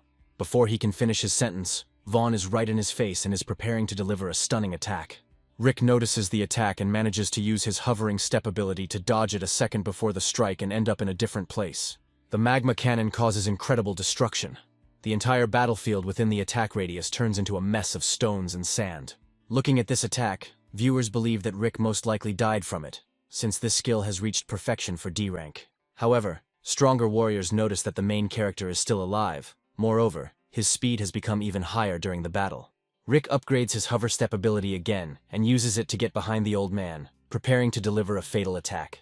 He activates the beast core of his blade to increase the speed and power of his strike, for the most powerful attack on the old man. However, the old man of the Lee family sees everything perfectly, and a second before the strike he simply moves his head a little back, thereby dodging the attack. The old man calls the main character an idiot, since he believes that he can defeat the warlord with speed alone. After which he inflicts many crushing blows on the main character, each of which reaches the target and inflicts significant damage on the hero. These blows are much stronger than they were before. The main character understands that all this time, the old man was hiding his true strength from everyone.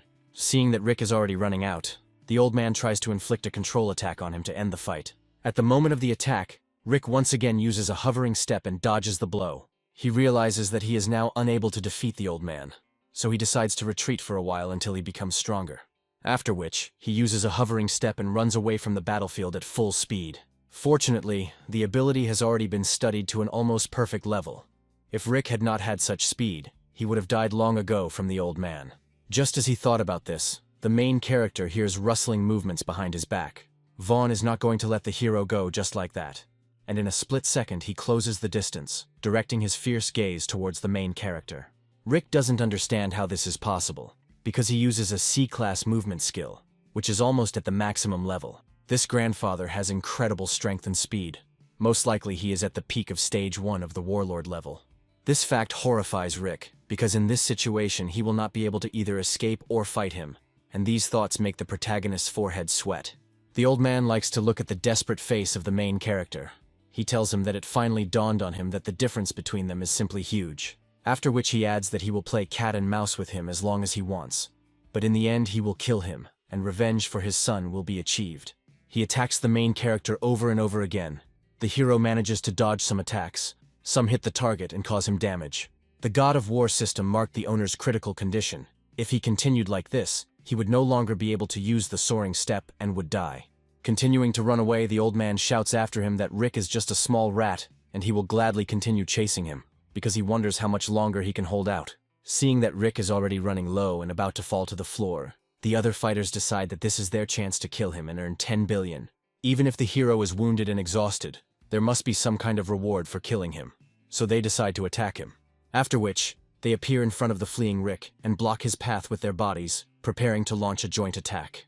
Seeing this, Old Man Vaughn tells them to bring Riku as much suffering as possible, after which he himself will finish him off. Looking at them, Vaughn calls them pathetic beggars, because money made the whole city go crazy and run after one fighter. Seeing the weak fighters in front of him, Rick calls their appearance very timely, because he just needed a few points to upgrade his abilities. After which, he activates the Shadow Blade and his attacks, like tongues, quietly and silently approach the necks of his opponents, and instantly inflicts fatal damage on them, causing the entire squad to fall to the ground like a dead weight. For killing fighters, Rick receives the missing points to improve the level of the soaring step to perfect, after which he stands opposite the old man, showing him that he is ready to fight. The hooded man notices that Rick's speed has increased again, and suspicions about him begin to creep into his mind. Rick only pretended that he was going to attack, but at the first convenient moment he immediately tried to run away from the scene of the fight. Catching up with him, the old man tells him that he can run as much as he likes, but in the end, he will reach him and realize his revenge. After which he concentrates his strength in his legs to make a powerful push and catch up with the main character. However, this is not enough to overtake him. The old man does not understand why Rick has become even faster again, because earlier he used this technique to catch up with him. The perfect level soaring step ability grants the user plus 200% speed, which helps Riku break away from the old man. The old man's technique is D level and also at a perfect level, so he cannot explain how Rick can break away from him. In addition, the old man is at the level of a military leader, which means his characteristics are much higher. After thinking about it, he understands that Rick is a real genius and needs to get rid of him immediately. Otherwise, problems may arise in the future. He concentrates maximum strength in his legs and, with a furious cry, makes a powerful jerk, but does not have time to catch up with the main character. Finally, Rick was able to get a safe distance away from the old man and is able to regain some of his strength. He drinks a healing potion, which helps him restore his health faster. Thanks to the passive recovery effect, the hero's health is regenerated faster than that of an ordinary person. Rick feels himself regaining strength and stamina, and is now ready to continue the battle. He didn't have to wait long. As soon as he thought about it, someone immediately attacked him, destroying the rocky wall into small pieces with one blow. Holding the potion flask in his teeth, Rick does not understand who attacked him, because the aura emanating from this person is not similar to the aura of Old Man Vaughn. Rick uses the skill of perception to evaluate the stop and identify the attacker. Looking at him, Rick recognizes the man who attacked him. However, the hood and mask are still covering his face. It was another mysterious hooded fighter. Looking at Rick, he says that he has indeed become even faster than before. However, speed alone is not enough, and he attacks the protagonist, telling him that he is ordered to remove the obstacle because he could become a problem in the future. Dodging multiple attacks from this man one after another, Rick realizes that this is another first-stage military leader, and the battle with him will not be easy. Hiding behind the wall, Rick discusses why the man who killed Gray so easily ran away from him if he has so much power. Rick comes to the conclusion that all this was done in order to shift the blame for Gray's death onto him, and start a war between the main organizations of the city. He understands that he needs to get out of here as soon as possible, because if the two military leaders catch up with him, it will be certain death. However, before he had time to think about it, a metal spike with a steel chain tied to it flies towards him at great speed. The spike flies around the main character and creates a powerful whirlwind. This ability is called a spiral cage. She does not allow Rick to leave the area of effect of this cage, and the main character falls into the trap of a man in a hood. Having trapped Rick, the hooded man fires a flare to attract as many fighters as possible. The light from the flare is noticed by the old man of the Lee family, who immediately goes to the location of the signal. The old man instantly appears on the pain field, looking at the spiral grid. He realizes that this technique belongs to his master. Rick is confused. Now his affairs have become much worse than they were before. After all, fighting two military leaders at the same time, in a limited area, while being an advanced level fighter yourself, is certain death. At this moment, an idea comes to Rick's head. He remembers the sea-level alien artifact he stole from the cave, and realizes that this is the only chance to correct the situation. A C-class treasure truly has terrifying power, and it is unknown what changes it can cause to the body of the user. Looking out the window, the head of the meteorite families realizes that this is the end for Rick. No matter how talented he is, he regrets that such a fighter was not a member of any of the meteorite families. Not only opponents, but also allies came running to hear the signal flare. Captain John and the crew were about to be there. A plane with elite army soldiers, and Ron will also soon be in place and ready to defend Rick to the last. Seeing his allies approaching, the hooded man whistles into a special device that causes an annoying sound throughout the area. From this sound, mutant rats began to run towards the battlefield, and with all their ferocity, they began to attack the protagonist's allies. The Mercenary Association squad forcefully makes its way through the horde of creatures. But there are an incredibly large number of them here, which takes up a lot of their time. After punching Rick in the face, the old man tells him to run. He wants to see how fast he can run. Before falling, the main character reads the description of the fruit, which says that for a fighter of his level, the use of this item is prohibited, because with a 70% chance, the hero can die. With tremendous speed, Rick crashes into the nearest rock, after which he practically loses consciousness and is at the limit of his capabilities. With a furious cry, Old Man Vaughn rushes towards the main character, wanting to finish him off with one powerful blow. Rick understands that if the old man gets hit, he will most likely die. So he has no other choice, and will have to take the risk of absorbing the artifact. After which, he begins to greedily devour it, absorbing the alien artifact entirely, without leaving a single piece behind. After absorbing the artifact, Rick feels a surge of severe pain that spreads throughout his body. It seems to him that his muscles are about to burst. After which, a colossal flow of energy begins to ooze from all the holes of the main character, which is accompanied by a strong scream. Vaughn finally delivers his blow, hitting Riku right in the stomach with a powerful attack, forcing him to stop screaming.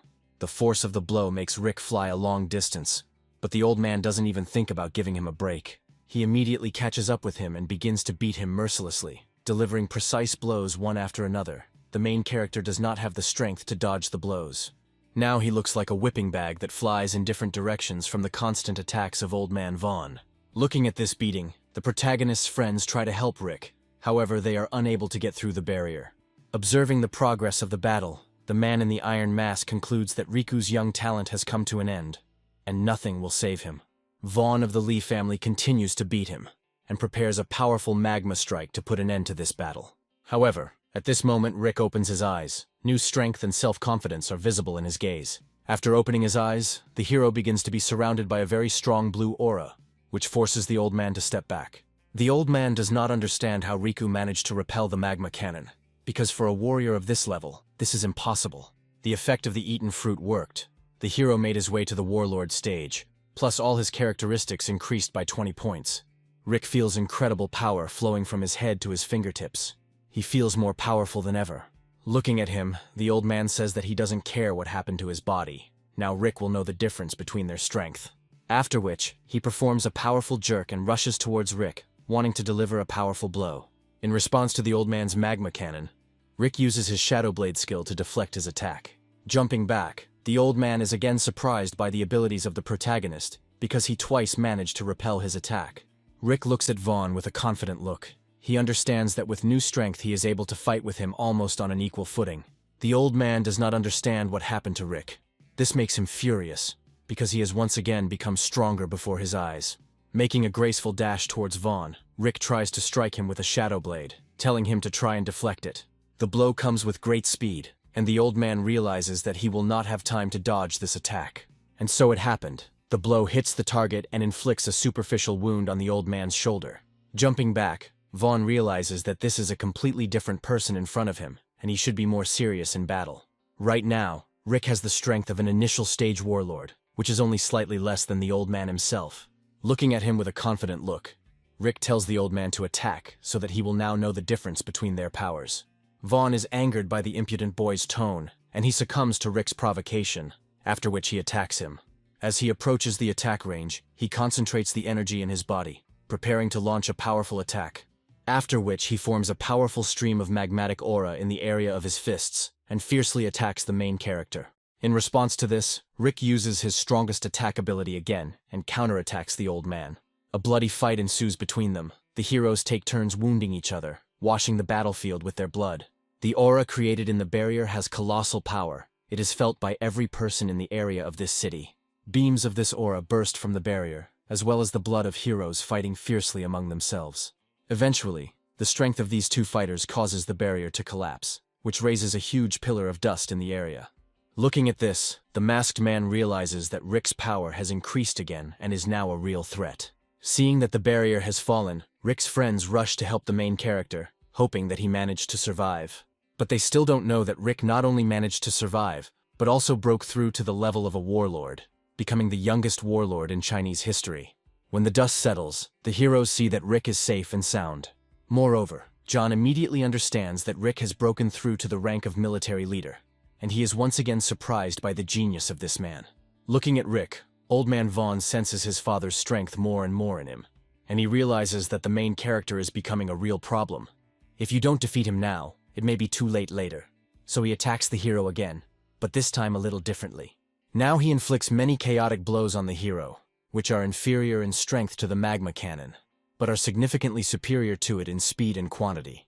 Rick hardly notices such a huge number of blows, and the old man begins to gradually drive him into a corner.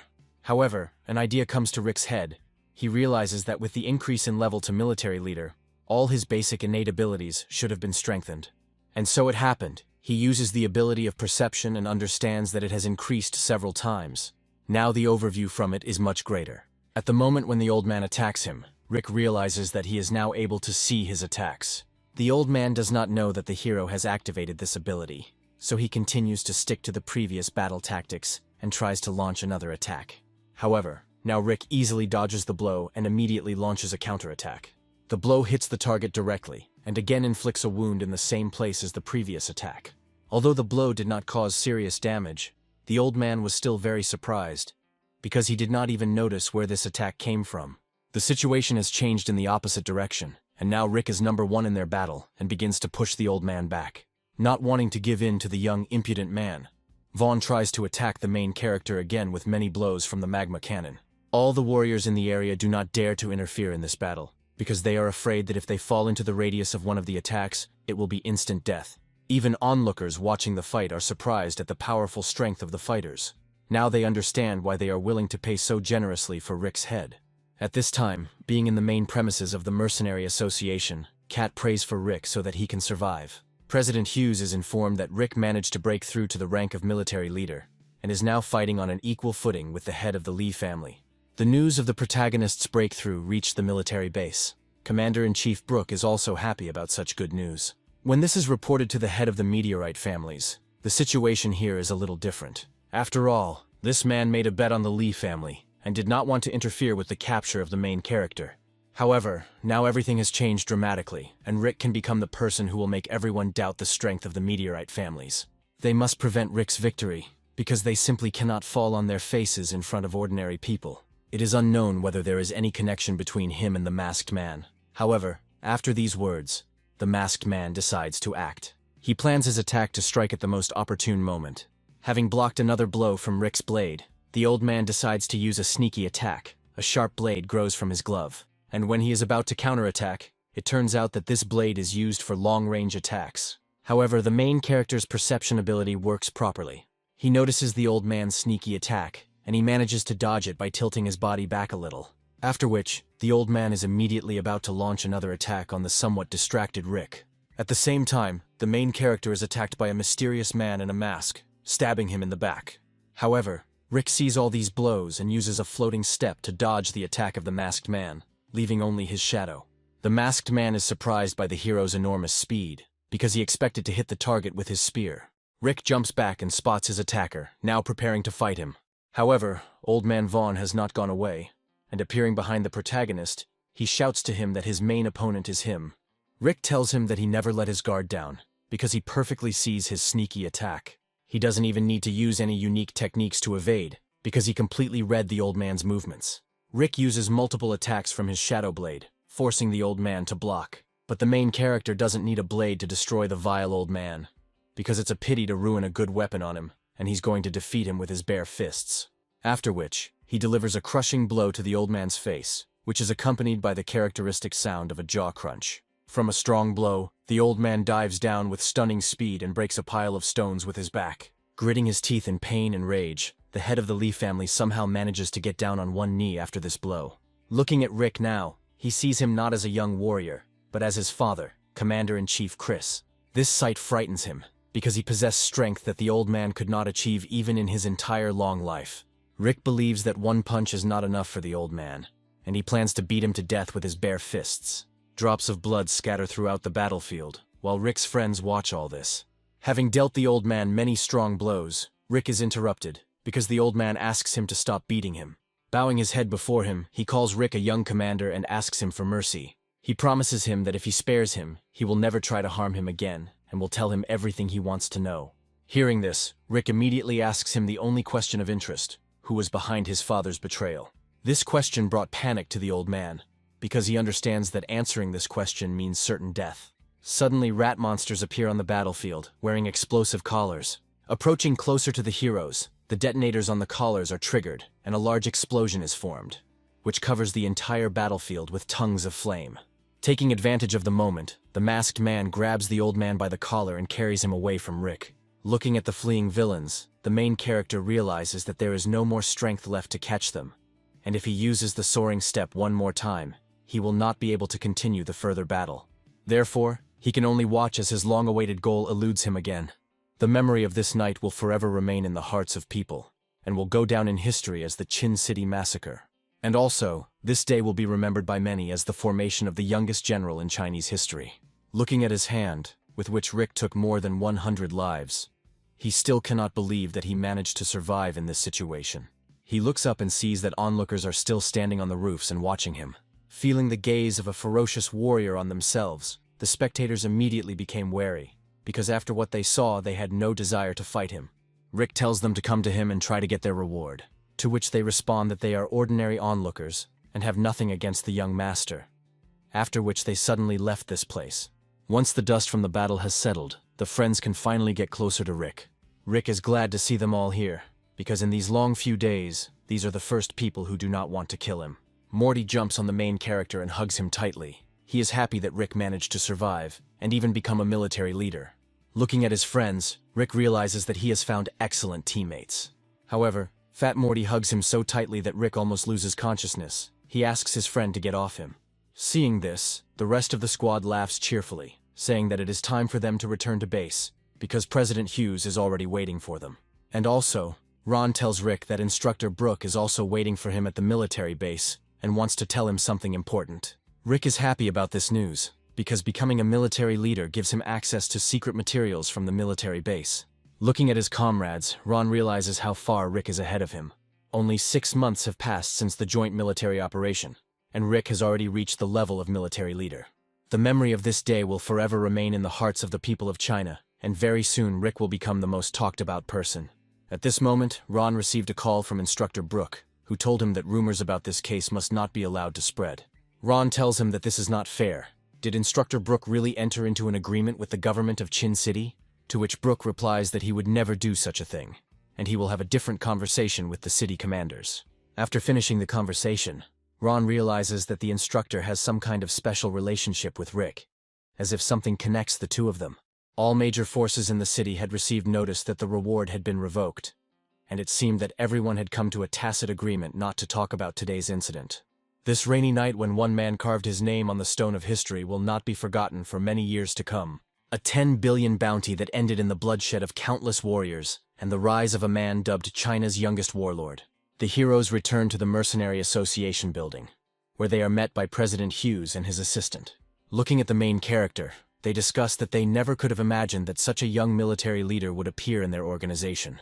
Hughes is happy with this turn of events, because friendship with such a strong warrior will benefit his son. Meanwhile, the heroes decided to test Rick's new powers in another sparring match with the captain. The whole squad watches the sparring as usual, and they notice how much Rick has improved during this time. Captain John also notices this, because now he can hardly keep up with Rick's movements. With the current strength of the main character, he is far superior to any first-level military commander, because he has very high speed. John attacks the hero, telling him that his mind should not wander in the clouds during battle, and asks him to show him all his strength. However, Rick dodges the blow in a split second and ends up behind the captain. Their blades clash with each other, making a loud sound and releasing a large amount of aura. Those watching open their mouths in surprise, because they see that Rick is now pressing the captain. Moreover, Rick was able to master the ability, which he had recently acquired at an auction in the form of an ordinary fragment. Rick feels that even though he has upgraded the soaring step to the maximum level, this ability can still be improved. Captain John gives up, telling Rick that he is tired of running after him and that his heart is about to jump out of his chest. Rick, on the other hand, does not feel any fatigue, leading thanks to the breakthrough to the rank of warlord. His passive regeneration has accelerated. Looking at this fight, the squad laughs cheerfully, telling the main character that he should not have let the captain go so easily. In response to this, John replies that he cannot keep up with Rick's movements, but these three are a completely different story. Rick thanks everyone for sparring and says he needs to take a break to visit a military base. On the way there, he looks into Suzanne's room. The doctor tells Rick that there are about 12 hours left before she wakes up. Rick is a little upset by this situation, because he quickly wants to know the information that this woman has. Meanwhile, an armored jeep arrives for the hero, which is supposed to take him to a military base. After which, Rick hits the road, hoping to finally find out what lies in the mysterious safe. Having reached the military base, Rick notices that the security is now much stronger than the last time he was here. Coming out of the jeep, he is greeted by Instructor Brooke, who offers him his congratulations on becoming a military leader. And also, he asks for forgiveness for not being able to help him in time during the hunt for his head. With his hand on his shoulder, he says that Rick is a true warrior who will go down in history and become world famous in the future. Looking at this, Ron suddenly wonders if Rick could be Instructor Brooke's long-lost relative. However, Brooke knows whose son Rick is, and looking at him, he reminds him a lot of his father. Scratching his cheek in embarrassment, Rick nevertheless asks the instructor why he wanted to see him at the military base. Instead of long conversations, Instructor Brooke decides to immediately show the reason why he came here and asks him to follow him. The heroes walk along the corridors of the restricted area. Rick is glad for this opportunity, because he does not need excuses to get here. He understands that there are many checkpoints in the restricted area. It's good that, following the instructor, he can carefully think about getting into that very room. Having activated the perception skill, Rick realizes that even with his current strength, if he manages to get into the forbidden room, the instructor will still find out about it. Analyzing his abilities, Rick learns that he is a second-level military commander. He could not discover this before, and only after becoming a military leader did Rick feel the enormous power that Instructor Brooke had. Finally, the heroes reached their destination, and what they saw there greatly surprised the main character. A luxurious garden opened before them, surrounded by a powerful protective aura from outsiders. In the back of the room, Rick notices the very safe his father told him about.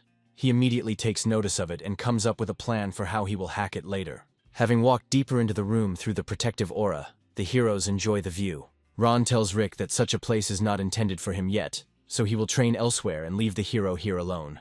Admiring the stunning tree, Rick thinks how wonderful this place is, something you can only see on the night of a starfall. He feels a feeling similar to the one he had when he was on the crown of the tree from which he stole the C-rank artifact. Sitting down, he realizes that while he is here, his characteristics begin to increase, just like last time. Rick understands that this place is the same, and if he stays here for a long time it will greatly improve his overall performance. Every 10-15 minutes, the hero receives one characteristic point, which is added to a random attribute. Staying here longer and longer, the hero feels that he is becoming a little stronger than before. He realizes that it's all about this mysterious tree. The source of these alien artifacts comes from different plants, so the stat points will be added randomly. This arrangement of events greatly lengthens the time the hero spends here, because pumping up all the attributes at the same time is a very long task. But the hero is glad of this opportunity, because now he can only become stronger by defeating strong monsters, and the extra stat points certainly won't harm him. So he decides to just sit and wait until his stat points reach the required level to become a mid-level general. The hero thinks that in this way he will be able to reach the next level only after a few months. But there is no other way out. Analyzing the God of War's system, Rick notices that he can now upgrade his hover step ability to B rank. However, such an improvement requires as many as 100 distribution points, which Rick does not yet possess. Meanwhile, the action moves to the office of Hughes, who asks his assistant if he has found the location of Old Man Vaughn. The assistant replies that the president need not worry about him, because the best intelligence officers of the Mercenary Association are looking for him. Recently, what is happening in the city has been haunting the president. He is very worried about two mysterious people in cloaks, as well as a sudden attack by monsters.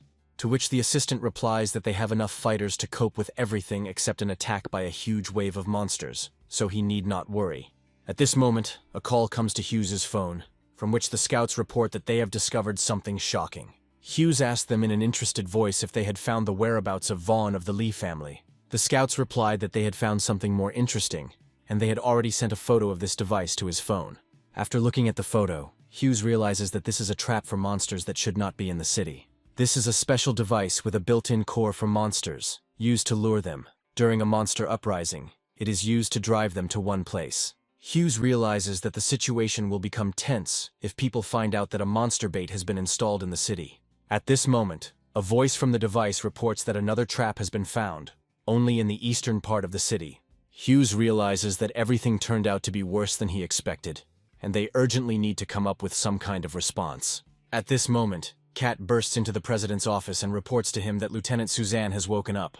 They immediately go to her room, where Suzanne shows them the materials that she managed to collect in the process of spying on the Lee family. The guy in the armor is the guard of the hooded man. They are both warlord-level fighters, and the Lee family are just pawns in their plan. It seems that they deliberately placed traps within the city to create a wave of monsters and distract all the fighters from their main goal. Looking at the rainy weather with lightning, silence reigned in the ward for a moment, indicating an imminent bloody battle. Hughes orders his assistant to notify the entire mercenary association of the approaching battle and take all precautions. Looking at her visitors, Suzanne asks them where her savior went. Having heard about Rick, John suddenly realizes that if traps are set in the city, then most likely the main goal of these people will be a military base. The action moves to a military base, where your patrols are discussing how inclement the weather is today. I would like to drink something hot and quickly finish my shift. The second patrolman replies that after his shift, he would like to go to a bar and drink a whole lot of cold beer there. Talking to each other, the patrolmen do not even notice the bloodthirsty rat monsters behind their backs, which are about to devour them.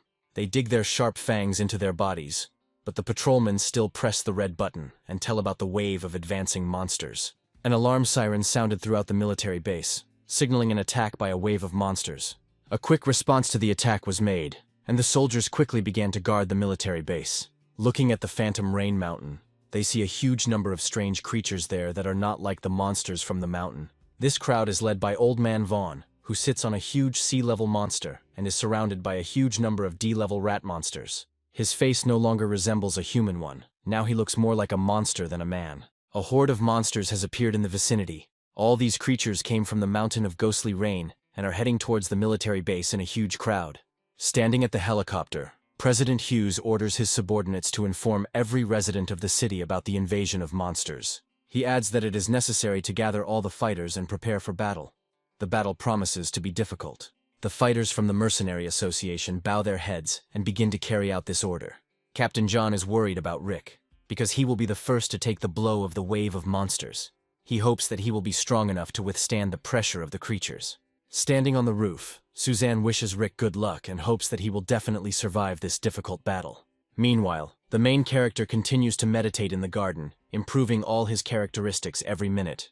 Rick realizes that if he can continue to stay in the Garden of Alien Artifacts, he will break through to the second stage of the Warlord very quickly. Suddenly he hears the sounds of an alarm siren, indicating an attack by monsters. Ron immediately runs up to him and tells him that the military base was attacked, and they need to leave this place as soon as possible.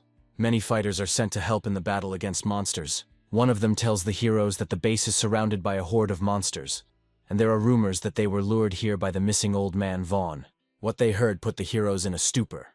They do not understand how he managed to bring the monsters here. The main character is going to deal with this issue himself, and goes after the others. On the way there, he realizes that he must take advantage of the commotion and break into the safe, and then go to the aid of the others.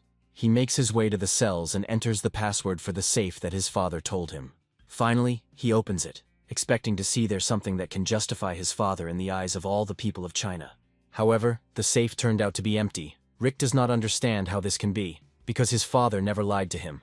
At this moment, behind him, he notices the presence of Lieutenant Suzanne.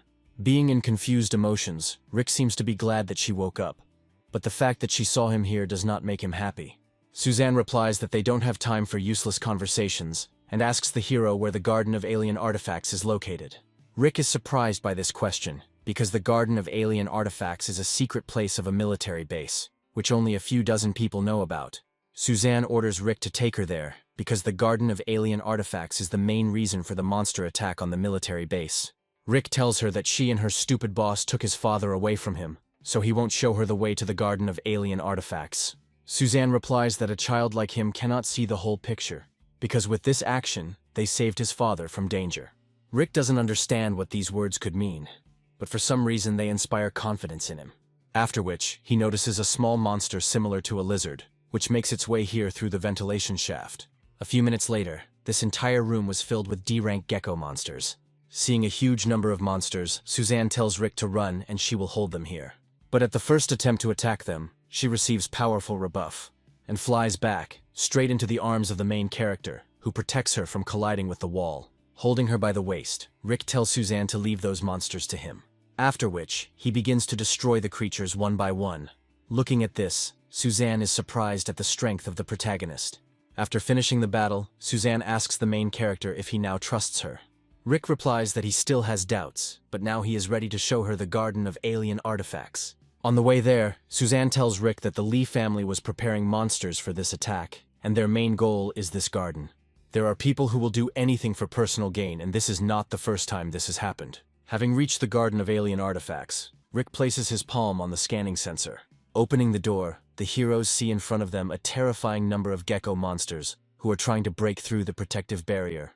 There are at least 100 monsters here, and there are more and more every minute. Ron is in charge of the defense of the garden. He orders the soldiers to hold formation and not allow anyone to get inside. The heroes fight furiously with the monsters, trying to contain their influx. However, there are simply an incredibly large number of monsters here, and Ron realizes that it is becoming very difficult to continue to hold the defense. The time has come for them to fulfill their duty to their homeland, and Ron orders them to continue to hold the line, even at the cost of their lives. At this moment, a C-class gecko monster appears on the battlefield, causing the heroes to stand in a stupor. Ron understands that most likely none of the squad will be able to survive the battle with this huge monster. Despair is visible on the faces of the fighters. Suddenly, a quick flash of blue flies past him. This was Rick. Using the ability of the Shadow Blade, he rushes into the battle, delivering a strong attack to the C-class monster. With just one blow, the powerful gecko monster dies. Rick stands in front of the squad and blocks the path for the monsters with his body. He immediately takes on the role of leader and distributes responsibilities between the fighters. After which, he attacks the horde of monsters with a frontal attack, as if he had no sense of fear at all. Looking at him, Suzanne understands that Rick just gave her an order, although she is a person from the army and he is not. But for some reason she wants to carry out this order. There is simply no limit to his self-confidence. The hero rushes towards the monsters and cuts them down one by one without a drop of regret or fear.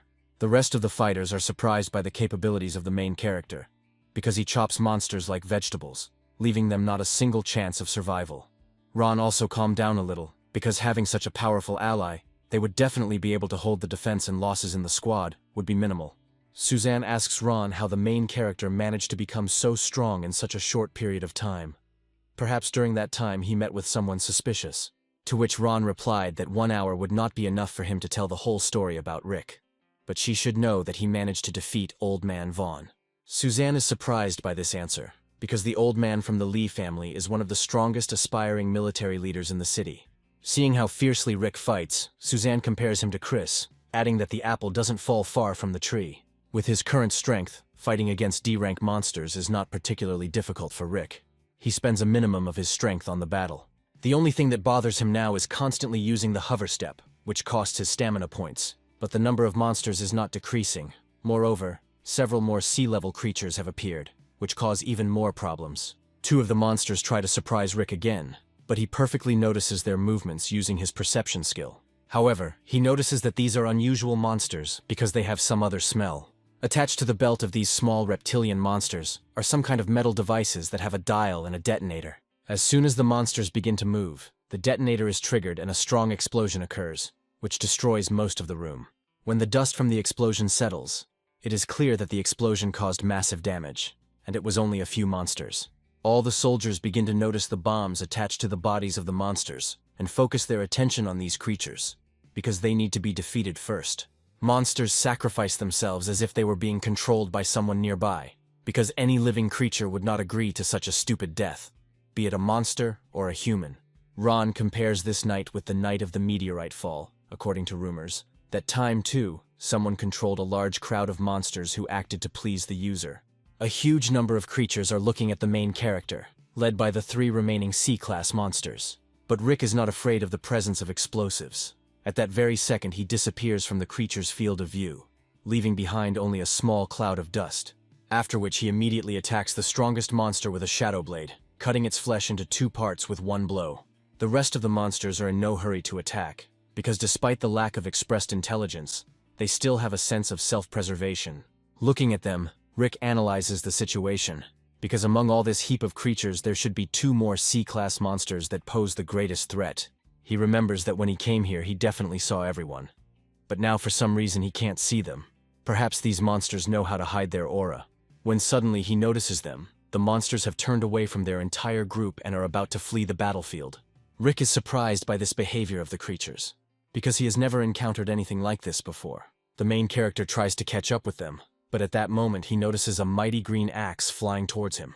Rick blocks the axe attack with his sword, and notes that this attack was at least the rank of a warlord, because he felt the blow even through the block.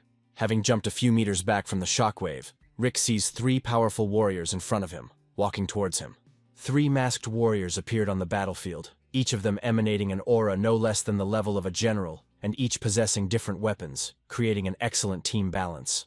Seeing them, the soldiers of the military base opened their mouths in surprise, because they did not expect that the Lee family had so many strong fighters. Rick understands that the attack of the man with the axe was at the level of a warlord, which means each of this trio is no weaker than Old Man Lee. He needs to be more careful with these fighters, because any mistake on his part can lead to tragedy. Another fighter joins the battle. His weapon is a flute, with which he controls the monsters. He says that there is no reason to delay the battle for a long time, and it needs to be finished as soon as possible.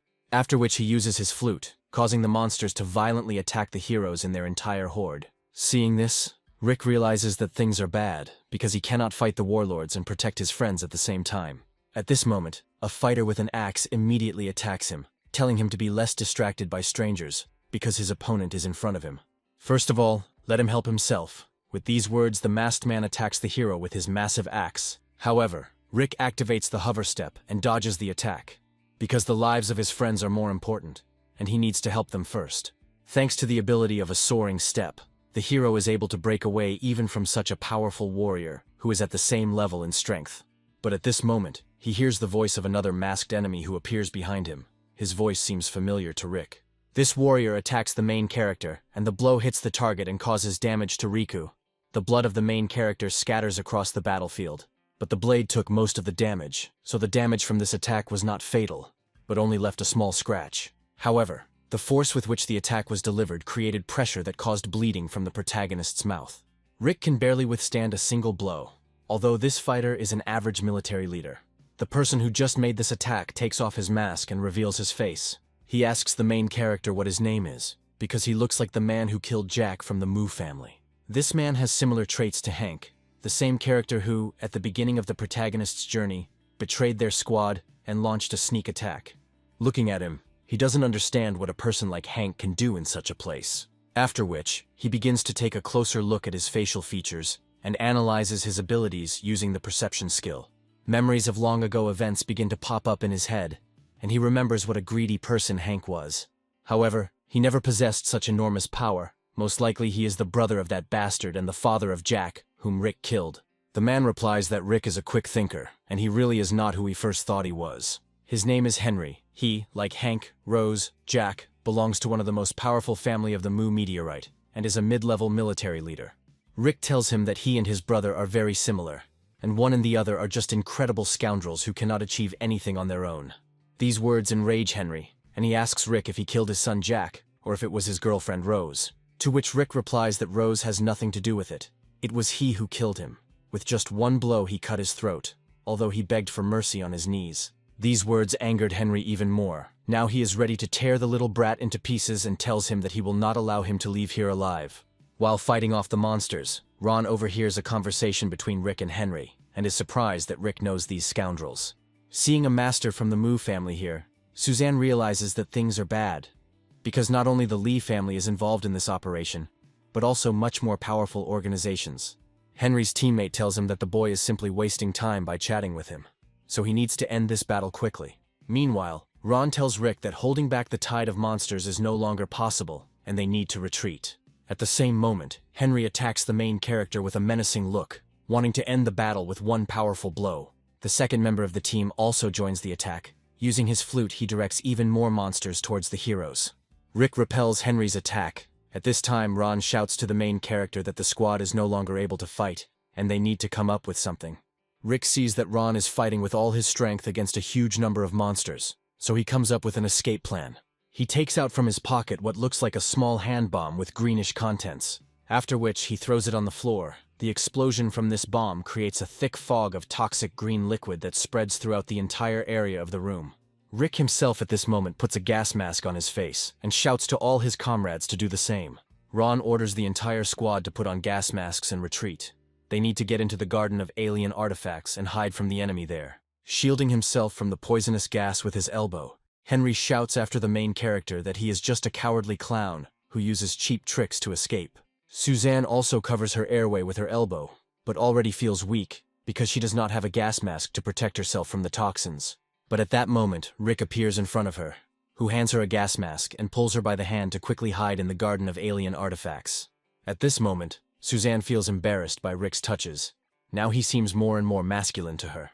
Although with difficulty, the party still manages to break through the barrier of the garden, and they finally get inside. And for a while they are safe. If Instructor Brook had not organized protective measures in this way, then most likely they would all have died in this battle. The defense of the treasure garden is the strongest in the entire Ghost Rain military base, because this place is a huge source of power. However, this function can only be used in emergency cases, because the creator of this barrier has died, and in which case it will be impossible to restore it. Looking at the main character, Suzanne admires his leadership and human qualities. She calls him a worthy son of her father. Meanwhile, a squad of mysterious masked people approach the barrier and evaluate its protective capabilities. Looking at the heroes through the barrier, Henry tells them that this pathetic barrier will not stop him, and sooner or later he will get to them. After which, he delivers a powerful blow to the barrier with his axe, hoping that it will collapse under the yoke of his strength. However, in return he receives a strong blast of electricity. The protective power of this barrier can withstand a blow from a mid-grade warlord. This barrier can only be broken if several third-degree military leaders attack simultaneously. Otherwise, attempts to break through are doomed to failure. The heroes decide to wait here until Instructor Brook deals with the opponents outside and comes here to save them. Henry replies that they are in vain to rely on their beloved instructor, because fighters who are not inferior in strength to him are waiting for him outside. To which Ron replies that his comrades simply have no chance, because not only one instructor has the strength of an average military leader. Besides, the military base itself can hold back the influx of monsters for several days. Henry is surprised by this answer, because he believed that now there is only one mid-level military leader at the military base, and that is Brook. During its existence, the military base was subjected to several influxes of monsters and survived. But today it can be called completely impregnable. Instructor Brook understood that something was wrong, so he took additional measures to defend the military base, just in case. He invited his old service comrade here, the commander of a special forces detachment of the War Ministry named Zach. Zach calls his friend a liar, because when he invited him here, he did not tell him that he would have to risk his life here. In response to this, Brook replies that plans have changed dramatically. The warriors outside admire the strategic capabilities of Instructor Brook, who prepared in advance for their attack. Brook replies that they don't seem to understand that they are dealing with the War Department, the most powerful agency in the city, and there is no way he will just leave this place. The masked man replies that although Brook has a good mind, he and his comrade were not lucky enough to get into their organization's plan, because they have no chance of survival. To which they respond that if they are so strong, then let them try to take their lives, so they will check which of them will emerge victorious today. At this moment, unexpectedly, Old Man Vaughn appears on the battlefield riding on a huge rat, who orders his rodents to gnaw through every living thing here. Instructor Brook notices an old man who has suddenly appeared, although he does not immediately recognize him, because his aura has changed significantly. The masked man says that they might not be able to handle the two warlords on their own, but with the help of reinforcements, they can easily defeat them. Sitting astride a rabid rat, Vaughn greets his old friend Brook, and tells him that he will now feed his new friend. Looking at his old friend, the instructor cannot believe his eyes, because the old man's appearance has changed significantly. After which, the old man, with an inhuman scream, attacks the instructor, wanting to finish him off. But the military leaders do not stand still and immediately react to this attack and take combat stances. This is not the first battle in which comrades fight shoulder to shoulder, so their combat combinations are well honed. They attack the old man with a combination attack. At the moment when Instructor Brook attacks the old man himself, his friend strikes the monster's legs. Having lost its support, the monster falls to the ground, throwing the old man off its back. Looking at him, Instructor Brook asks how he turned into such a monster, although his strength does not seem to have increased. But the old man is still able to fight. It seems that the joint attack of the two warlords did not bring the desired result. Looking at them, the old man licks the wound received from Brook with his long tongue, after which, the wound heals instantly, and not even a small scar remains in its place. The heroes are surprised at such strong regeneration, because even high-level monsters cannot heal so quickly. After transforming, the old man's hidden powers were far more extraordinary than he could have imagined. The result exceeded all expectations. Looking at the instructor, the old man says that thanks to his heightened senses, he can smell fear from them. But don't worry, it will all be over very soon, and he and his friend will feed his rats. Brook understands that things are bad, fighting two warlords is one thing. But when Old Man Vaughn also appears on the battlefield, the result of the battle can become disastrous. He asks his friend for forgiveness for getting him into such a mess. He promises him that if they manage to survive, then he will be owed. The friend tells the instructor not to talk nonsense, because if necessary, he will gladly give his life to protect the base. The instructor did not doubt him, so now they are ready to fight to the death, and Brook attacks his opponents again. They rush towards Old Man Vaughn and try to attack him again with a combination attack. However, the old man uses some strange new ability, after which many echolocation signals begin to be heard from his mouth. These signals penetrate through every crack in the room and are heard throughout the entire base. With their help, the old man controls a horde of hungry rats, who, having heard the signal, rushed at a frantic pace to the call of the owner. The old man orders his rats to run into the forbidden area and into the alien treasure garden, where they can gain even greater power. The instructor understands that if the villains manage to get into the garden, it will be impossible to stop them, so they need to figure it out as quickly as possible. At this moment, the heroes in the garden begin to notice that the protective barrier is weakening every minute. Seeing that there is a commotion in the squad, Henry tells Rick that what he is about to hear from him will send his entire squad into shock. He informs the protagonist that there are 4 mid-level military leaders involved in this operation, 3 of whom are currently fighting with Instructor Brook. What they heard drives the soldiers behind the barrier even more desperate. Moreover, in the city itself there is now a much more dangerous situation, and the main focus of the monsters is on it. Hearing this, the main character realizes that he is not the only one fighting now, but the entire city has suffered from these villains. Valiant heroes defend the city at the cost of their lives, fighting off a huge wave of monsters with all their might. However, the scale of this attack is enormous. Monsters attack civilians and destroy residential buildings, and chaos reigns in the city. The joint forces of fighters from all organizations are attempting to repel the wave, but the number of monsters is increasing. Heroes protect civilians at the cost of their lives, pull them out from under the rubble and do everything possible to protect the city. All of them are now ready to give their lives to protect the city. Henry tells the squad that once the base is captured and the power is cut off, they will all become a herd of lambs for the slaughter. But they still have an option for salvation. If they turn off this barrier now, then perhaps it will allow someone to survive. After hearing this, the soldiers began to whisper among themselves, because their situation was getting worse every minute. The heroes are also surprised by this information. Looking at Rick, Ron asks what they will do now. Several powerful organizations are involved in the unrest in the city. The raised monsters will become the common enemy of all humanity, and they will come out unscathed. Ron asks Suzanne if the families of the meteorite are not the protectors of China. Why should they participate in such operations? To which Suzanne replies that they do all this for their own benefit and the well-being of their families. Unfortunately, this is not the first time this has happened in Chinese history. At this point, Rick declares that he has a plan. He reports his idea to his friends, who call the main character simply crazy. Rick replies that no matter how crazy his plan is, the main thing is to prevent these creatures from achieving what they want. The heroes agree with Rick's proposal and are ready to support him in this idea. After which, Rick comes closer to the garden with artifacts and asks Henry what their main goal is. Seeing this, Henry asks the main character what he is up to. Let him better stand still and not move, and then he will spare him. Rick replies that now he will see everything for himself, after which he picks one of the fruits from the tree.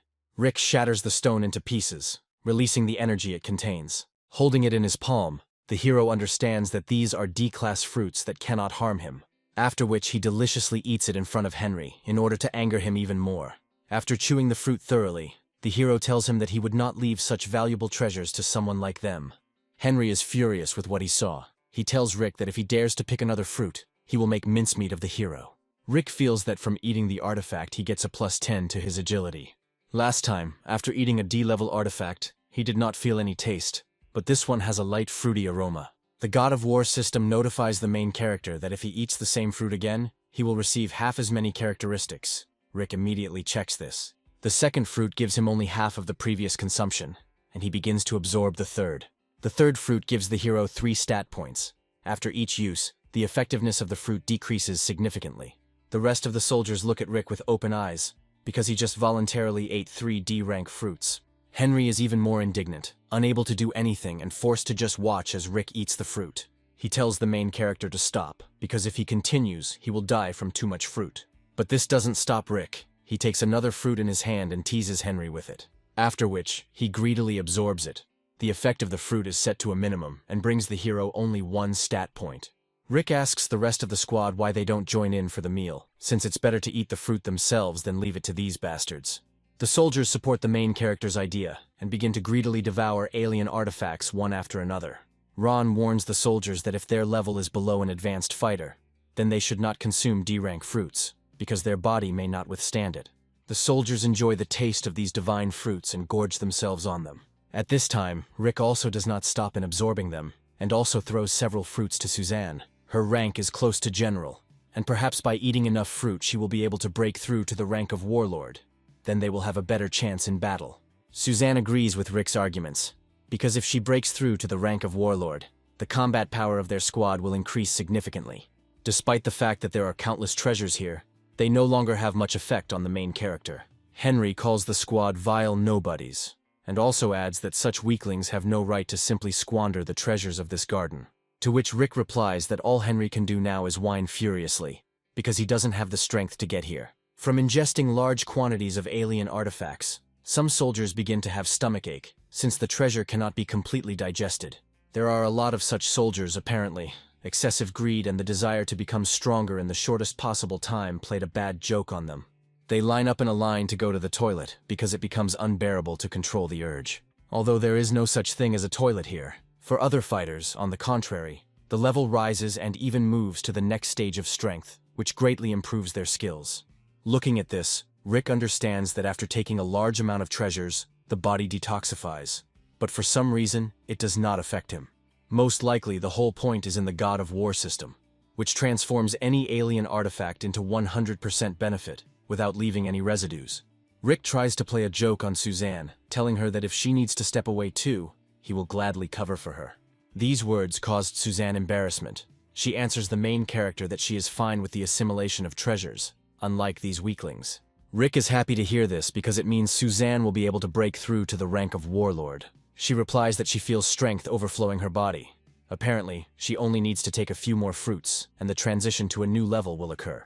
Rick presents her with these treasures, telling her that there are a lot of artifacts here. Let her eat everything that her tummy can carry. Many fighters improve their skills, rise in rank, and become much stronger than before. Others do not feel any effect on themselves, and stopped eating fruits, because they only worsen their health. Rick approaches them and tells them not to despair, and to try eating the fruit over and over again until they achieve results. To which he receives the answer that it all depends on digestibility. They have it at a low level, so there is no sense in it. The same cannot be said about Rick, who is able to eat these fruits like seeds. Perhaps if he continues to eat them, he will be promoted to a mid-level military leader. Looking at the alien artifacts, Rick thinks about these words, after which he begins to greedily devour them, leaving behind only shells and dust, devouring one fruit after another. What happens behind the barrier makes Henry furious, because it completely spoils their original plan. He swears that when he gets to them, the first thing he will do is chop off Rick's head, to which Rick shows him his middle finger and says that when he breaks through here, then we'll talk. But for now, he's just a whining dog on a chain. Another fighter also supported Rick, and answered Henry that if they need treasures, then let them look for them in the toilet after him. In general, the situation in the squad has calmed down somewhat, because Henry cannot reach them, and they themselves are becoming stronger every second. After eating another piece of fruit, Rick notices that his attributes stopped increasing. He reached his limit, and all his characteristics stopped at 300. At the same time, Suzanne feels that strength is beginning to overwhelm her body, after which she successfully breaks through to the rank of military leader. Now there is one more strong fighter in their squad. This greatly inspired the soldiers of the squad. If Ron also becomes a military leader, then they will not need a barrier at all, because they will be able to cope with their enemies on their own. Observing the course of events, Henry's squad realizes that these impudent people have spent almost all the treasures, which puts their plan at a dead end. Seeing that Suzanne has increased her power, Rick realizes that even if the barrier falls, they will have a chance of winning the battle with Henry. As soon as he thought about this, the protective properties of the barrier began to weaken, after which the heroes feel a strong vibration, as if many small stones simultaneously crashed into the barrier. It was Old Man Vaughn. He attacked the barrier from above with his entire squad of rat monsters and orders them to gnaw out all living things. Seeing him, Henry yells at Vaughn to turn off the power first so his squad has a chance to finally engage. The heroes also notice an old man from the Lee family, who has brought a huge pile of monsters with him, and realize that the odds are again not on their side. While riding his huge C-class monster rat, Old Man Vaughn spots Rick behind the barrier, which infuriates him. Looking at him, the heroes are surprised by his appearance, because the last time they saw him in an ordinary human form, and now he himself looks more like a monster. Suzanne says that he most likely injected himself with a monster serum, which significantly increased his strength, and now he is not inferior in strength to an average warlord. Rick understands that things are bad. Against Henry alone, they still had a chance. But fighting 2 mid-level military leaders at once would be problematic. Henry orders the old man to destroy the barrier as quickly as possible before the soldiers eat all the fruit in this garden. The old man tells Henry that it doesn't matter at all that the soldiers ate all the fruit, because there is still essence left in their bodies. And the rats devoured him with the greatest appetite of all, after which they rushed en masse towards the barrier. The heroes understand that everything will continue like this, and very soon the old man will break through the barrier. We urgently need to come up with something. We can't just stand humbly and wait for death. Suddenly, the base's defense system reports that the power plant has been damaged, and the garden's self-destruction program has been activated. All heroes need to immediately leave the treasure garden through the emergency exit, and they try to find it. One of the soldiers managed to do this, and he calls all the other soldiers here. However, the emergency exit is tightly sealed and no one is strong enough to open this door.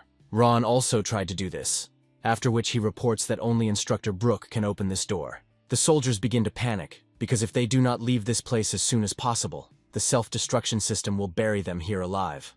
Rick tells Suzanne that after her breakthrough to the warlord stage, her strength has increased several times. Perhaps if they join forces, they will be able to open the door. Suzanne agrees with his proposal, because at the moment they have no other option. Moving closer to the door, Rick concentrates all his strength, preparing to perform a strong blow.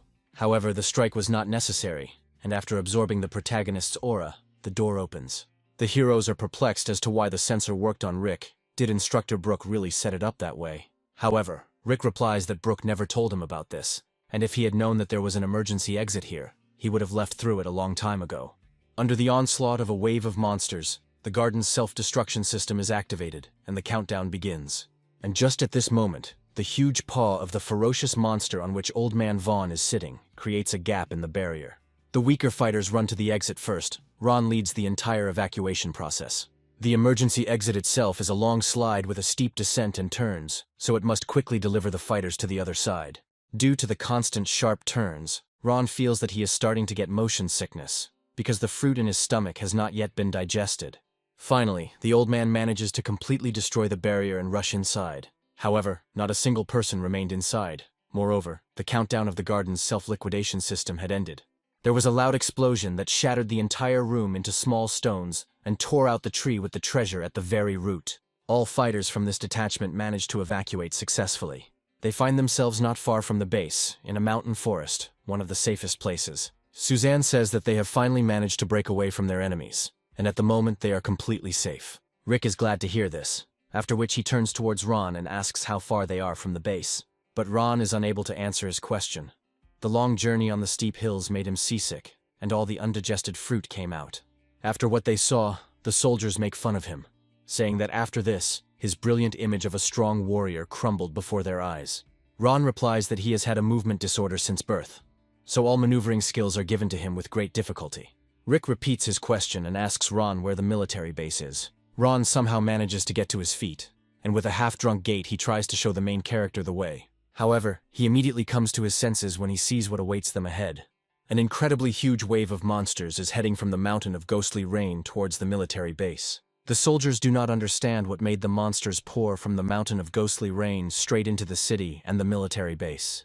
The soldiers are informed by radio that all the roads near the base are blocked by monsters, and new waves are constantly attacking the city, so there is no need to wait for reinforcements. After which, the main points of concentration of monsters were shown to them on the radio, so that they would not stumble upon them. Hearing this, Ron becomes furious, because the scoundrels from the Lee family are crossing all boundaries. They cannot let this happen.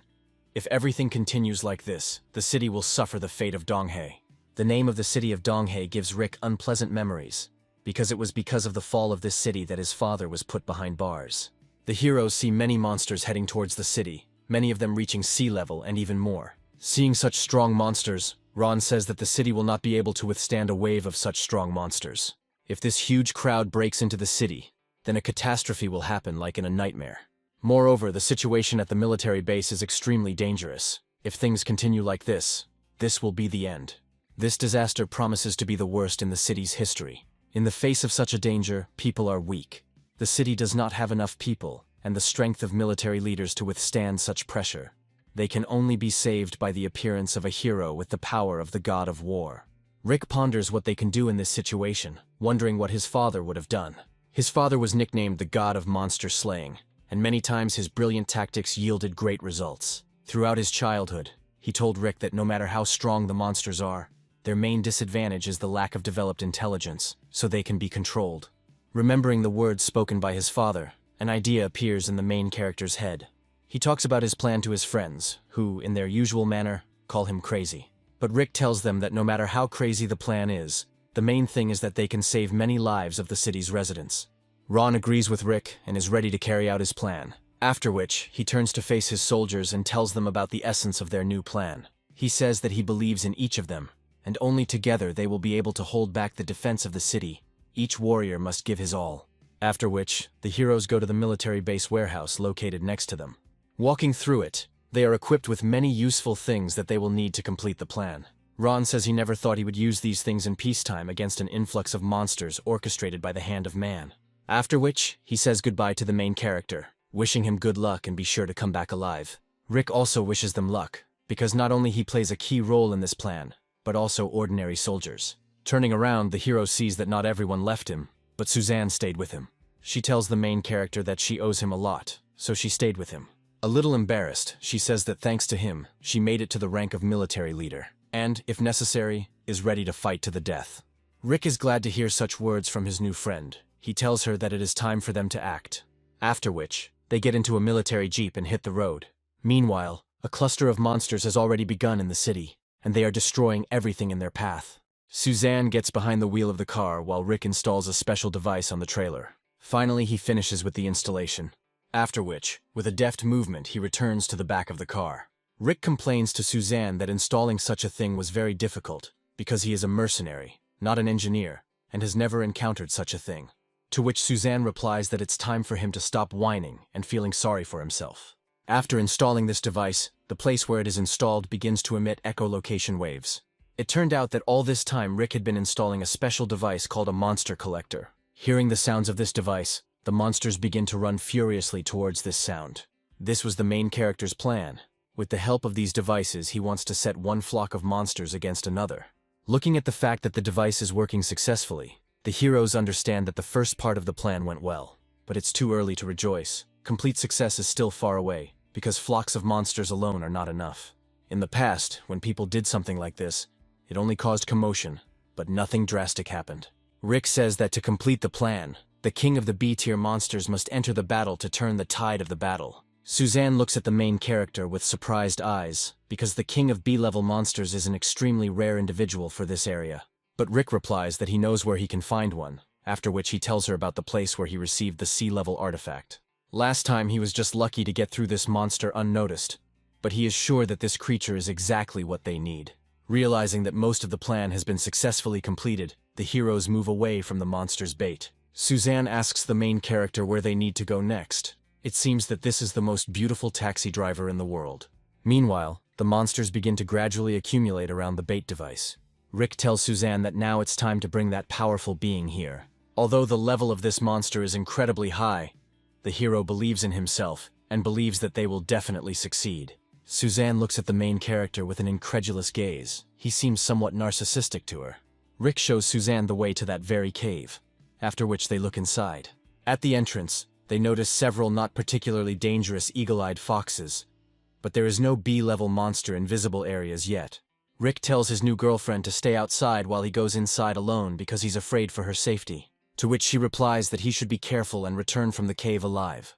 Once inside, Rick notices that since his last visit, this tree has completely withered, apparently due to the fact that he took the artifact that kept it alive. He remembers that the head of the eagle-eyed foxes was hibernating last time, so he shouldn't know that it was Rick who stole the treasure from his cave. But despite this, extra precaution does not hurt, and Rick constantly uses a soaring step to move around the cave. In one of the corners of the cave, he notices a place with a suspiciously strong aura, hidden deep in the roots. From the depths of the roots, a fierce gaze of blue eyes looks at him, from which a terrifying aura emanates. This aura belongs to the king of B-tier monsters. He feels that the smell of the treasure that he guarded so carefully comes from Rick. This fact enrages the monster, and it rushes in pursuit of the main characters. His speed is simply amazing. because he manages to catch up with the main character with the most studied ability of a soaring step.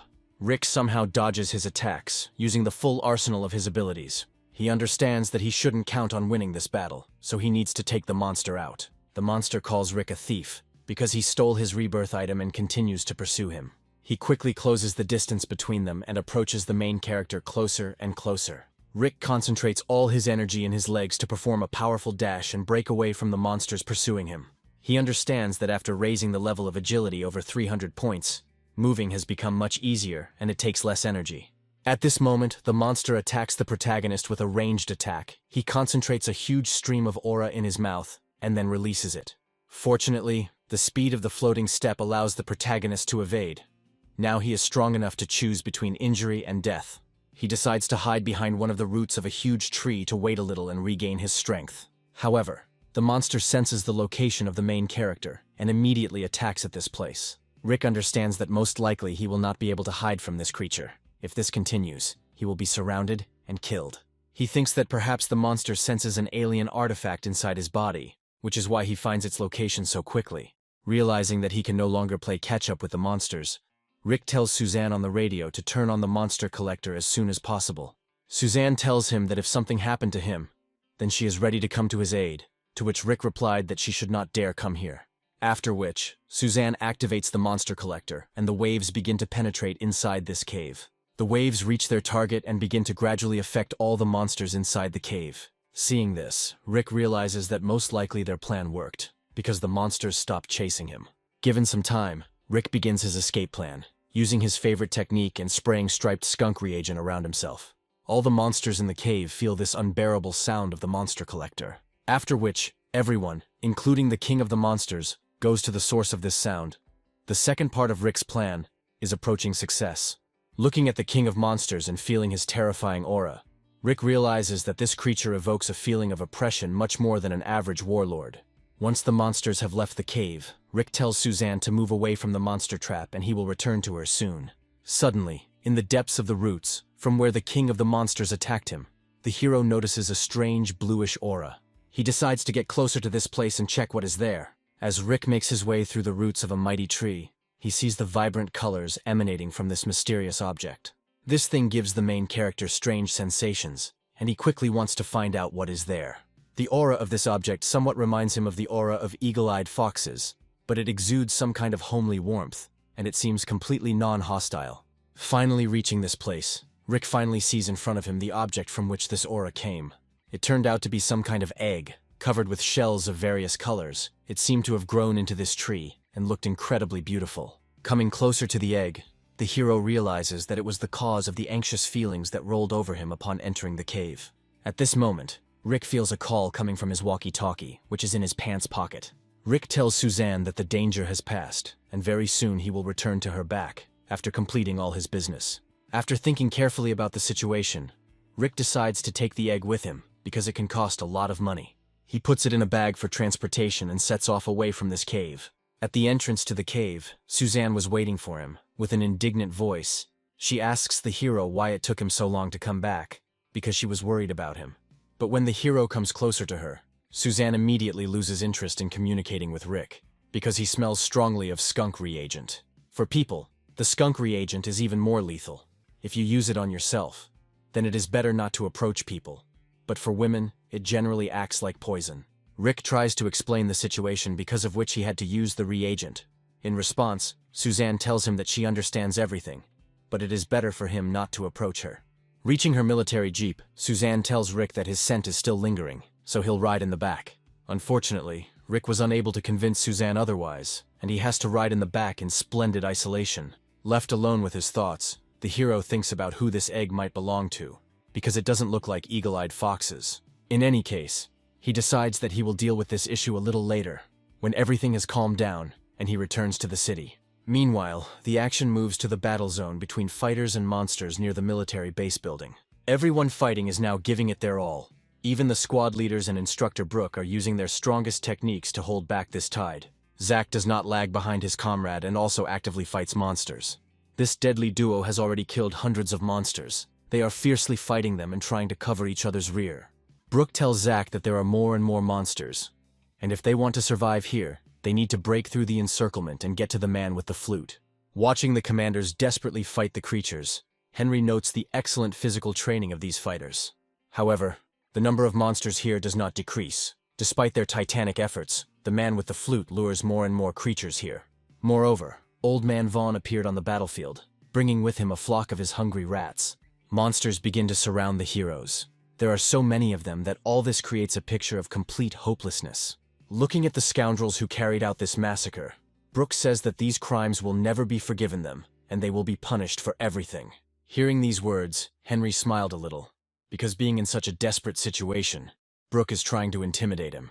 He answers him that none of them will suffer any punishment, and in the new world, they will be the main source of law. Since they don't give up, we'll have to finish them all off, because they don't need any extra witnesses. Suddenly, another huge wave of monsters begins to run from the side of the mountain of ghostly rain, in the depths of which Ron's team can be seen. Ron shouts to his comrades to retreat to the restricted area of the base and tighten the front line. Meanwhile, the monsters that appeared after Ron begin to attack the monsters that were already here. Everyone here does not understand where they came from, because now these monsters were supposed to storm the city. Moreover, monsters attack them too, so they have to fight off the creatures, which spoils their plans. Henry is angry. He does not understand why these monsters are here. He believes that one of his own is to blame, because he does not adhere to the general plan.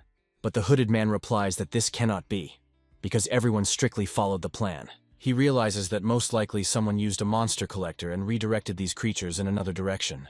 At this time, Ron runs up to the commanders and tells them to quickly evacuate through the secret passage. Commander Brooke orders his squad to immediately retreat and cover the backs of their comrades so that no one gets hurt.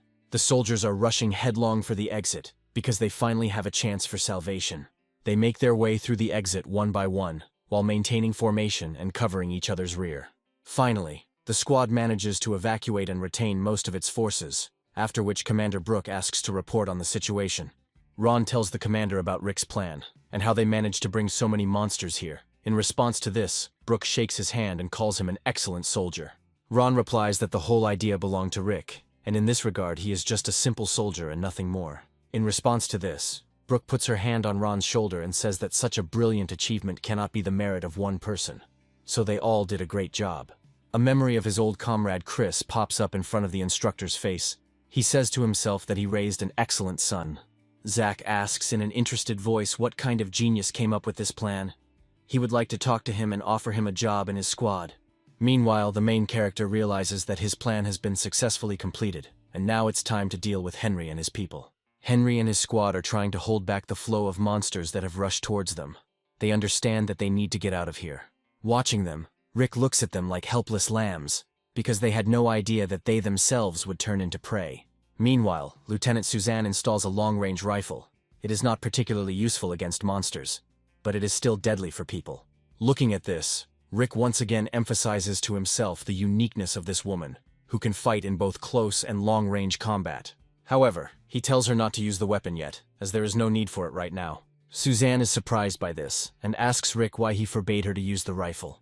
To which Rick replies that the main combat-ready unit is about to arrive, and there is no point in getting involved in the battle. He didn't lie. Squads of eagle-eyed foxes begin to appear on the battlefield, and ahead of all the troops, their leader, the king of B-level monsters, flies, in whose eyes pure hatred is red. Finally, Henry's squad manages to break through the monsters surrounding them, and they gradually break away from them. The hooded man says that they need to find a place to hide, wait until the monsters take over the base, and then continue with their plan. Henry agrees with this idea. The only thing that worries him is the life of the instructor. He believes that he cannot be left alive, because he has seen a lot. And Old Man Vaughn is more interested in Rick, because he can also bring a lot of trouble to their squad. He has already felt this the hard way. Suddenly, the old man's attention is caught by something more interesting than revenge. This creature was noticed by the entire squad of traitors. Looking at it, they do not understand what is happening. These creatures must live deep in the mountains of ghostly rain, so they do not understand what brought them here. Not even a couple of minutes have passed before the leader of the eagle-eyed foxes attacks the squad with a powerful volley of his energy, which destroys the mountain into small fragments. At the last moment, they manage to jump back, thereby dodging the strong attack. Looking at the monster, Henry realizes that this is most likely their leader, and he is the king of B-level monsters. The frightened member of the squad does not believe Henry's words, because it seems to him that such strong monsters have never been found on the mountain of ghostly rain. The king of the monsters isn't going to give the humans any time to rest and attacks them again. This time with his razor-sharp feathers. This time, the attack hits the target and injures some of the soldiers from Henry's squad. Feeling the force of this monster's blow, the hooded man still agrees with Henry that this creature is the king of B-level monsters. Moreover, due to the fact that he can fly, the battle with him becomes a special problem, because the speed of his maneuvers and the force of his blow are much stronger than those of earthly monsters. The creature again attacks the squad with a stream of energy. Henry substitutes his shield to parry the attack and orders the squad to defend themselves at all costs. Even though the attack is very strong, Henry's shield is strong enough to withstand its power. He tells the squad that if they continue to just stand there, they won't succeed, so they need to attack him with the whole squad. The soldiers heard Henry's order and begin to attack the monster from all sides, using a full arsenal of different attacks. Looking at this, Rick says that this fight was given to Henry's squad by fate. Let them experience the fear that an ordinary person feels in front of the monsters they lured into the city. After which, Rick decides to get a little closer to the battlefield. He orders Suzanne to stay in place and, if necessary, shoot with a rifle. The hero understands that Henry's squad is full of warlord-level fighters. It is unlikely that one B-level monster king will be able to stop him. And so it happened. As soon as the detachment began to attack synchronously, the course of the battle changed significantly. Using the monster tamer's flute, one of the party members forces the king of the monsters to fall asleep, while other team members can attack him freely, because he is in deep hibernation. The squad members realize that this is their main opportunity to defeat him, while the sound of the flute holds back his strength. However, the effect of this ability is not endless, so you need to constantly play on it and spend your strength to keep such a strong monster. Henry praises the fighter with the flute. He calls him a real taming genius, and upon completion of the plan he promises him a large share of the total reward. The man with the flute replies that he is now using his strongest technique, so the party must finish off the leader with one blow. The king of monsters cannot resist the sounds of the flute, and from his lips one can hear words about how he hates vile people. The man with the flute concentrates all his attention on the monster, and is already imagining how his position in the family will change after such a triumphant victory. However, his dreams were not destined to come true, because at the same moment he receives a powerful projectile from a rifle in the stomach. The man with the flute doesn't even have time to turn around to look at the shooter before he receives a second bullet right in the temple. Henry and the man in the cloak are trying to help their comrade, but it is too late, because the wounds received from the shells are fatal. Rick tells Suzanne over the radio that she is a master marksman, and both hits were brilliant, to which Suzanne replies that it is a mere trifle. Seeing that the man with the flute has died, Henry's heart begins to beat faster from adrenaline. After all the gecko monsters that this man controlled are now no longer subordinate to him. The hunter and the prey have changed places. The tide of the battle has completely changed, and now Henry's squad is in the unenviable position of having to fight an incredible number of monsters. Moreover, there are disagreements in the squad between the man in the cloak and Henry, because they could not protect their main trump card, the man who controls the monsters. Henry tells him that now is not the time to argue, because they need to combine all their strength in order to break out of the encirclement. At this time, the king of B-level monsters does not stop making constant attacks on the squad, because the sounds of the flute really angered him. Preparing to take another attack from the monster, Henry turns back and realizes that something is wrong. His instincts as a mid-level commander are excellent, as he was able to simultaneously track the monster's movements and block Suzanne's shot. However, due to the fact that he blocked the shot with his shield, he has to take the monster's blow with his body, because he was unable to parry it in time. Seeing Henry fend off her attack, Suzanne is surprised at the level of his powers, to which Rick replies that she should not underestimate the strength of this man, because he is a mid-level military leader. All his senses are much more acute than those of an ordinary fighter. Meanwhile, a squad of traitors notices the main character hiding near the battlefield. The sense of smell of Old Man Vaughn, who can smell his victim at a distance of several tens of meters, helped track him. But Rick is not upset that he was declassified. He sarcastically shows 2 fingers to the villains as a sign of greeting and says that he already misses them. At the same time, the King of Monsters continues to attack the squad, which does not allow them to go in pursuit of the main character. However, upon seeing Rick and hearing his nasal voice, Old Man Vaughn flies into a rage. He understands that everything that is happening here now is Rick's doing, so he wants to tear him apart.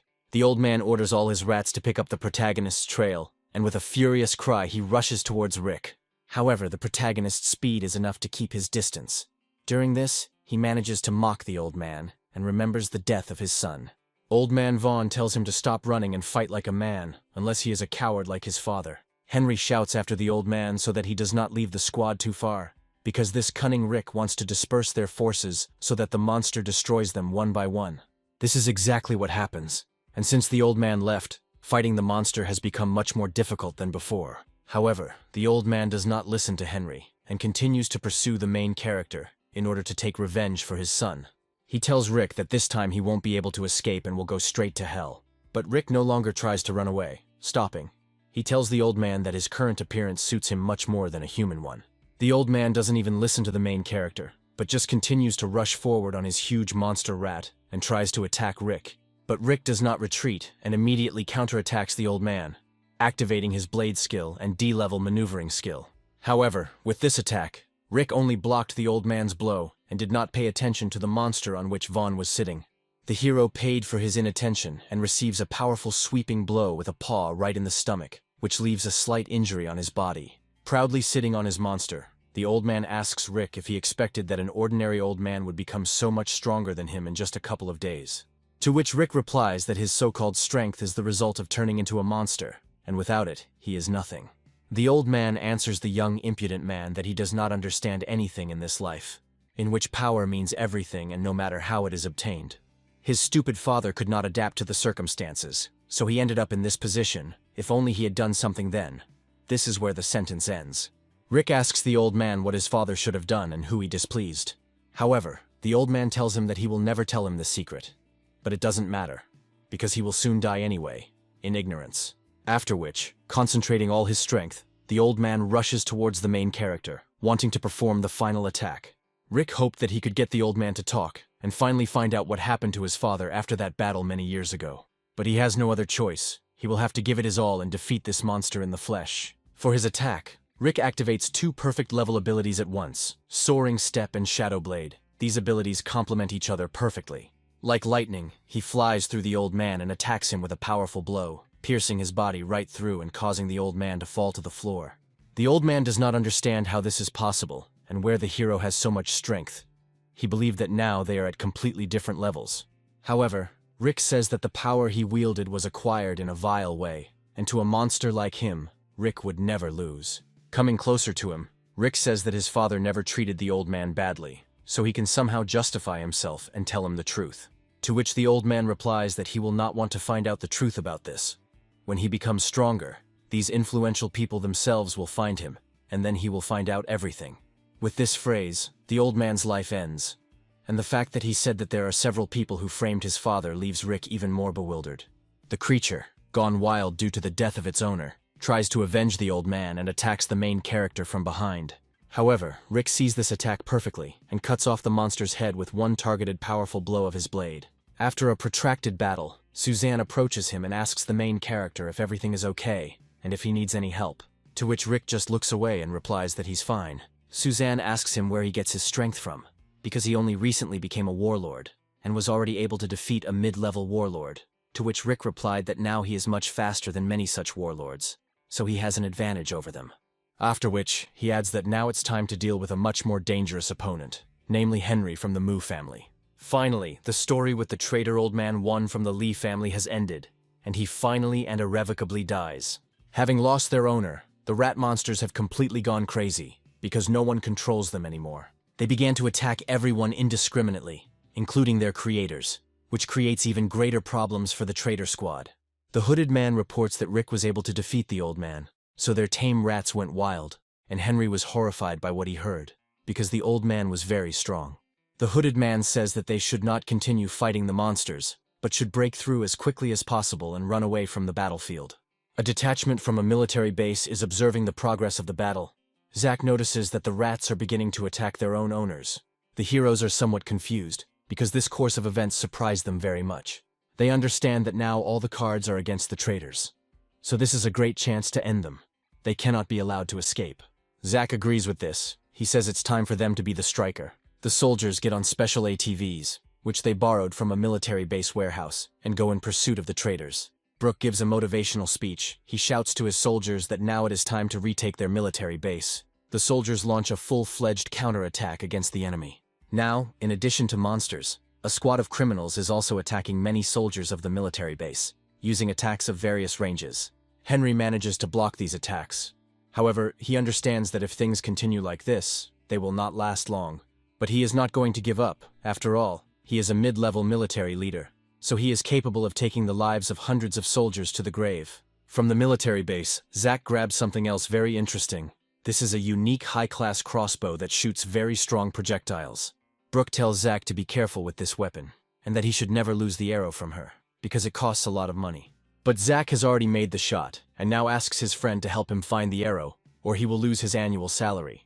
The people in cloaks realize that their plan has completely failed, and they need to retreat as soon as possible. To retreat, one of them uses explosives and throws them behind his path, which also blocks the path of his allies. Many soldiers from the first and second detachments die from the powerful explosion of this explosive. Looking at this, Brooke calls him a bastard, because he sacrificed the lives of dozens of his people to save his pathetic skin. The fire somewhat blocked the hero's view, so Brooke orders everyone to follow the king of the monsters, because he is pursuing the traitors. Hearing the order, the soldiers quickly get on their vehicles and go in pursuit. A powerful explosion attracted the attention not only of those nearby, but also of the main character, who was evacuating the wounded. Even Henry was hurt by the explosion. He calls the hooded man a damn brat who betrayed them all at the last moment and ran away. However, he blames the main character most of all, because of him, all the plans of his squad went awry. Before the old man had time to remember about the main character, he immediately appears right before his eyes. Henry looks at him with a fierce look, because he considers him the main problem and the reason for the failure of their brilliant operation. Rick tells Henry that he will not allow him to escape from here, because he brought a lot of trouble to this earth and harmed his good comrades. To which Henry replies that he has nowhere else to run, so he is ready to fight him, since there is such a great chance to take revenge on him. Rick takes a fighting stance and asks the old man how much strength he has left after a long battle and this powerful explosion. But without waiting for an answer from him, she immediately attacks, wanting to take him by surprise and end the battle with one quick blow. The old man seemed to be expecting this, and a mysterious grin appeared on his face. He jumps back and throws several shells with powerful explosives towards the main character at once, while calling Rick a naive fool.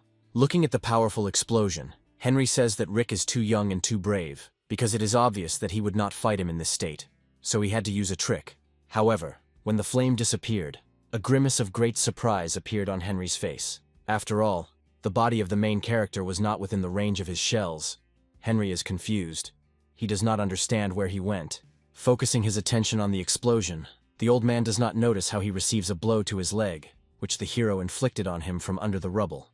Realizing that Rick is somewhere nearby, Henry tries to jump back to dodge another of his attacks. Rick jumps out from the rubble after the explosion and asks the old man how he could believe that he would not be able to dodge some pathetic trick. He tells the old man that he can't even imagine how dishonest his accomplices are, since they were able to leave such a vile old man alone. From the wound he received, Henry is finding it harder to stand on his feet every minute, because he has spent more than 1 hour in battle.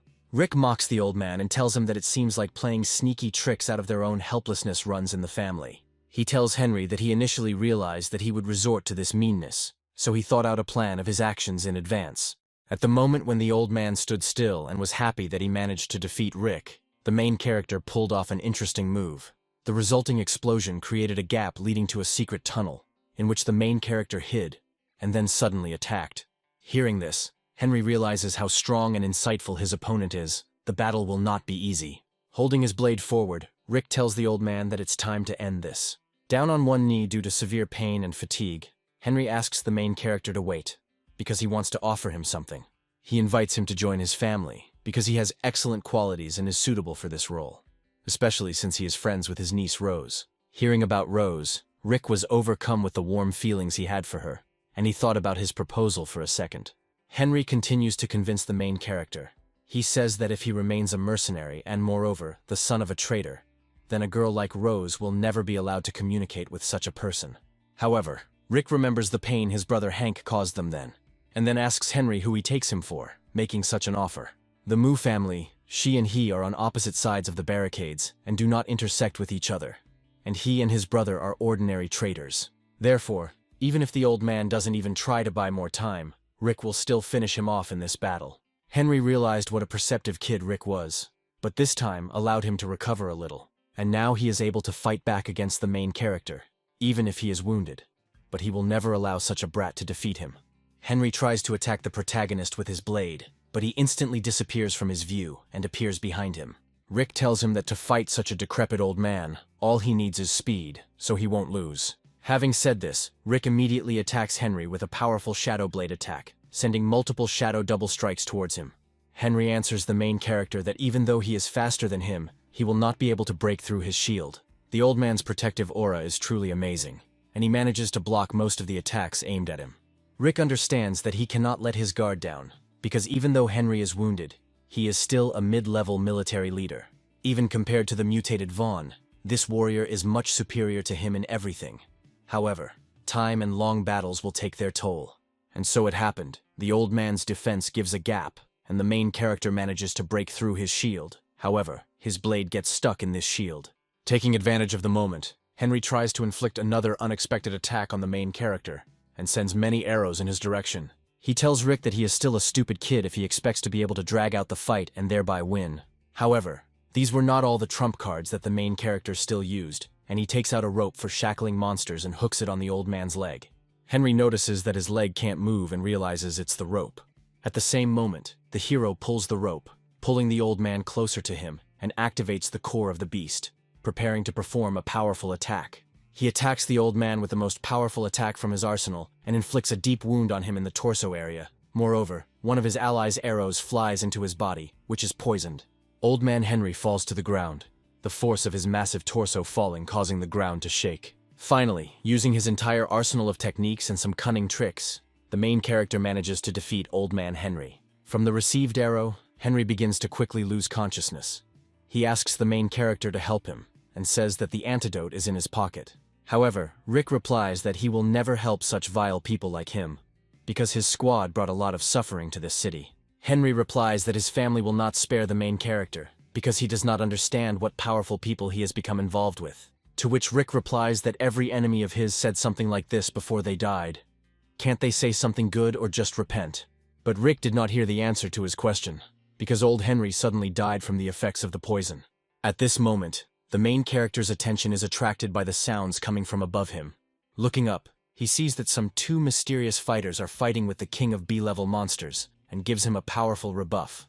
The enraged creature tells its opponents that they are worthy opponents, and attacks them with a powerful stream of blue aura from its mouth. However, for fighters of this level, it is not difficult to block even such a strong attack. Looking at them, Rick reasons that, judging by the fact that they are floating in the air, their rank is equal to that of a high-level military leader. When the attributes reach 700 points, the fighter exceeds the limit of his body's capabilities, and becomes a military leader of the highest level. While at this level of power, fighters have abilities beyond the limits of the human body, one of which is levitation. Often, such people are considered superhumans, because there are an extremely small number of fighters of this level, and many talented warriors will not be able to achieve it in their entire lives.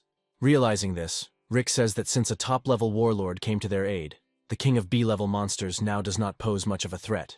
However, the monster is not going to just give up and continues to attack the fighters with a different arsenal of its abilities. But thanks to the ability to fly in the air, fighters can easily dodge all of his ranged attacks. However, the levitation ability is not infinite, and fighters must descend into nearby trees to replenish their stamina level. Seeing this, Rick realizes that these people are not top-level military leaders, although each of them is very close to a breakthrough. One of the fighters invites the other to carry out a joint attack and finally put an end to this creature. After which, standing in convenient positions, they throw their weapons, saturated with their aura, towards the monster. The attack hits the target, namely the wings of the King of Monsters, which causes him enormous damage and makes him roar in pain. The King of the Monsters is intelligent enough to realize that he cannot cope with these two fighters, so he hastily leaves the battlefield. Everyone watching was very happy about this. Moreover, now both allies and enemies were watching the progress of this battle together. But after the creature flies away, the instructor's attention immediately turns to the traitors they have driven into a dead end, and he tells them to surrender. To which he receives the answer that such a pathetic person like him has no power to give them orders, because they are the masters of their squad. But behind them appears the silhouette of one of the fighters who fought with the king of the monsters, and he invites the hooded man to surrender in an amicable way, otherwise he will force him. The mysterious people feel that this fighter has terrifying power that they cannot control, but they cannot reveal their plans. The second person who fought the monster turned to the first by name and invited him to let these people go. It turned out that he was from the same team with them. to which he replies that they committed a large-scale crime and should be punished accordingly. After which, he attacks the traitor with his weapon, activating one of his class abilities. However, the strength of these fighters is approximately equal, and the mysterious man manages to deftly block his attack. He tells him that if they continue to fight pointlessly, then during the battle he may also get injured, and then it will be problematic for the situation in the city to normalize. The mysterious man says that this is an emergency, so he better take care of the people of the city. Inspector Brooks shouts that it is all the fault of these people. They cannot be left unpunished. The mysterious man replies that they did not come up with this plan, but only carried it out, and if they let them go, he promises that they will immediately leave the city. To which he replies that these traitors get out, and if they ever notice them in the city, then let them be sure that they will immediately go to jail. After which, the mysterious squad runs away from the battlefield. Everyone watches their escape, especially Rick, who tries to remember their facial features despite the darkness of the night. Running past the main character, the mysterious man casts his mysterious gaze at him, in which pure hatred towards him is read. Just looking at this man makes Riku feel uneasy, because he feels that colossal power emanates from this fighter. Suzanne tells him to be careful, because most likely he has become involved with some serious organization that will sooner or later want to get rid of him. Therefore, he should stay close to strong people, such as Commander-in-Chief Ding, so as not to fall into a hopeless situation.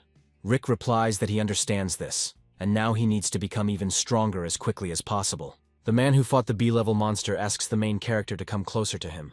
Hearing these words, Rick comes closer to him and feels the same power from him that he felt in the gaze of that mysterious man. It turned out that the person fighting the monster was the Commander-in-Chief of the military forces of Chin City, General Ding. He carefully examines Rick's face, as if trying to compare him with someone. After which, he orders the entire detachment to get on their vehicles and go to the city for reinforcements. Rick understands that the situation in the city is tense now, but he is even more interested in how things are going with his friends from the Mercenary Association. He tries to find out information through his walkie-talkie, but in response he hears that communication with the squad of his friends has been lost and cannot be restored. The car with the heroes heads towards the city in time to help the residents and their comrades in the fight against the monsters. Meanwhile, Rick has not received an answer about the location of his comrades, so he asks Suzanne to drive faster, to which Suzanne replies that Commander John is a strong fighter, one of the strongest mercenaries in the association, and he will definitely not harm his squad.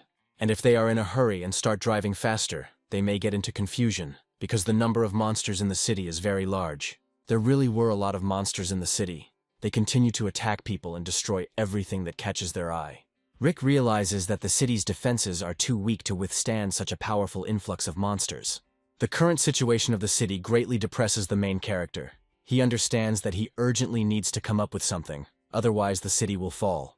Monsters destroy many residential buildings, even those located in supposedly safe areas. The defenses of these structures simply cannot contain the onslaught of such enormous power that these creatures possess. The soldiers and mercenaries who protect these structures are now on the front lines, and additional means of communication are now in extreme short supply.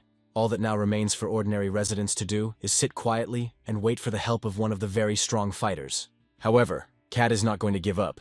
She shows by her example that you shouldn't give up and you need to fight to the last.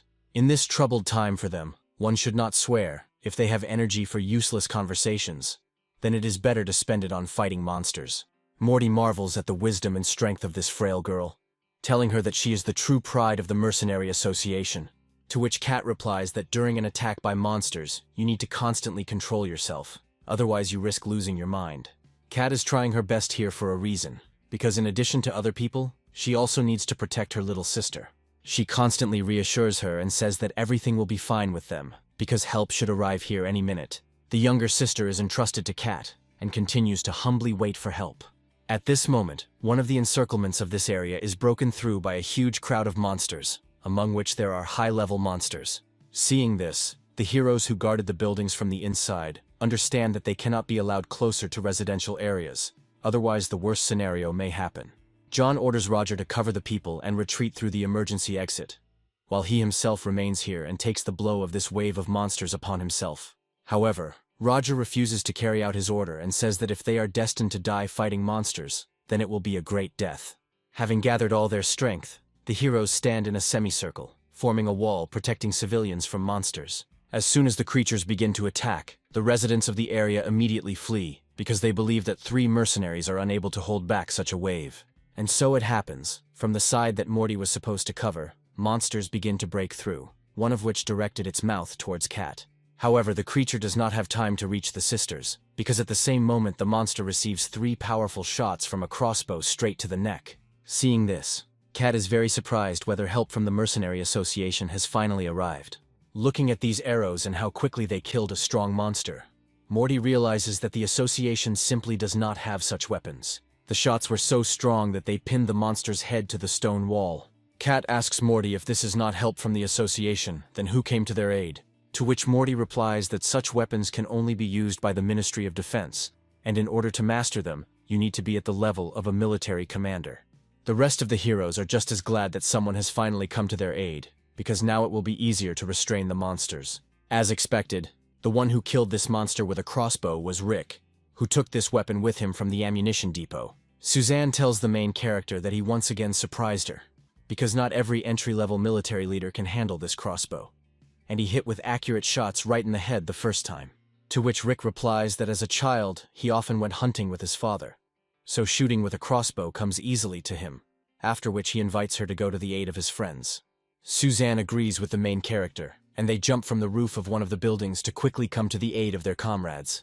They rush forward, regardless of the attention of the crowds of monsters, for which one strong blow from the main character is enough.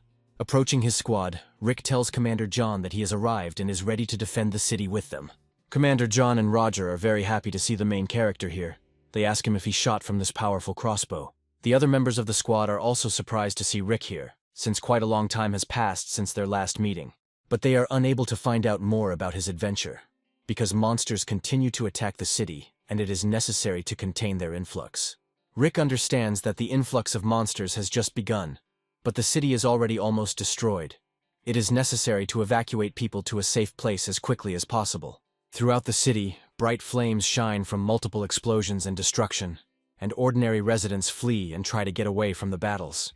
But the city finally has a chance to be liberated, because at the entrance to the city, there is already a huge amount of military equipment to clear out the monsters.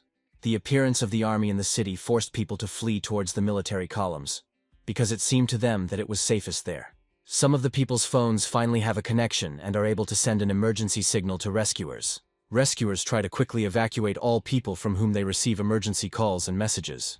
To do this, they use special helicopters, because when monsters attack, the safest transport is by air. Special soldiers fly up to pick up the people, fly up to them in military airplanes, and then carry them to the side of the helicopter. Other soldiers went to reinforce the mercenaries and engaged in battle with the monsters. One of these evacuation helicopters arrives at the place that Rick and his squad are now defending. Little sister Cat can finally be saved. She is glad that her older sister did not deceive her when she promised that help would soon arrive. Cat asks the rescuers to put her sister on board as quickly as possible, because a child has no place on the battlefield. After which, she goes to her squad to help them in the battle. Morty is glad that help has arrived at them, because he thought that he would become food for these creatures. John is surprised that the War Ministry was sent to help them. He expected to see reinforcements from the Mercenary Association here. At this moment, a man with the rank of colonel appears behind the main character, who salutes Rick and says that his order has been successfully completed. Rick thanks this man for such prompt work, because with this, they saved more than a dozen lives. To which the colonel replies that the real hero here is only Rick, because he almost single-handedly thwarted all the plans of the villains who caused this disaster. Seeing that the lieutenant colonel salutes the main character, the squad is very surprised, because Rick is not even an officer of the War Department. Moreover, the colonel reports to Rick that Commander Dean ordered that Rick be told that he wants to talk to him after the monsters from the city retreat. Hearing this name, Commander John thought a little, because Dean's name is familiar to him.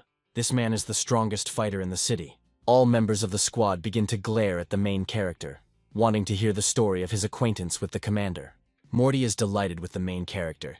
He grabs him by the leg and asks him to take him to a conversation with Dean, because he always dreamed of seeing him.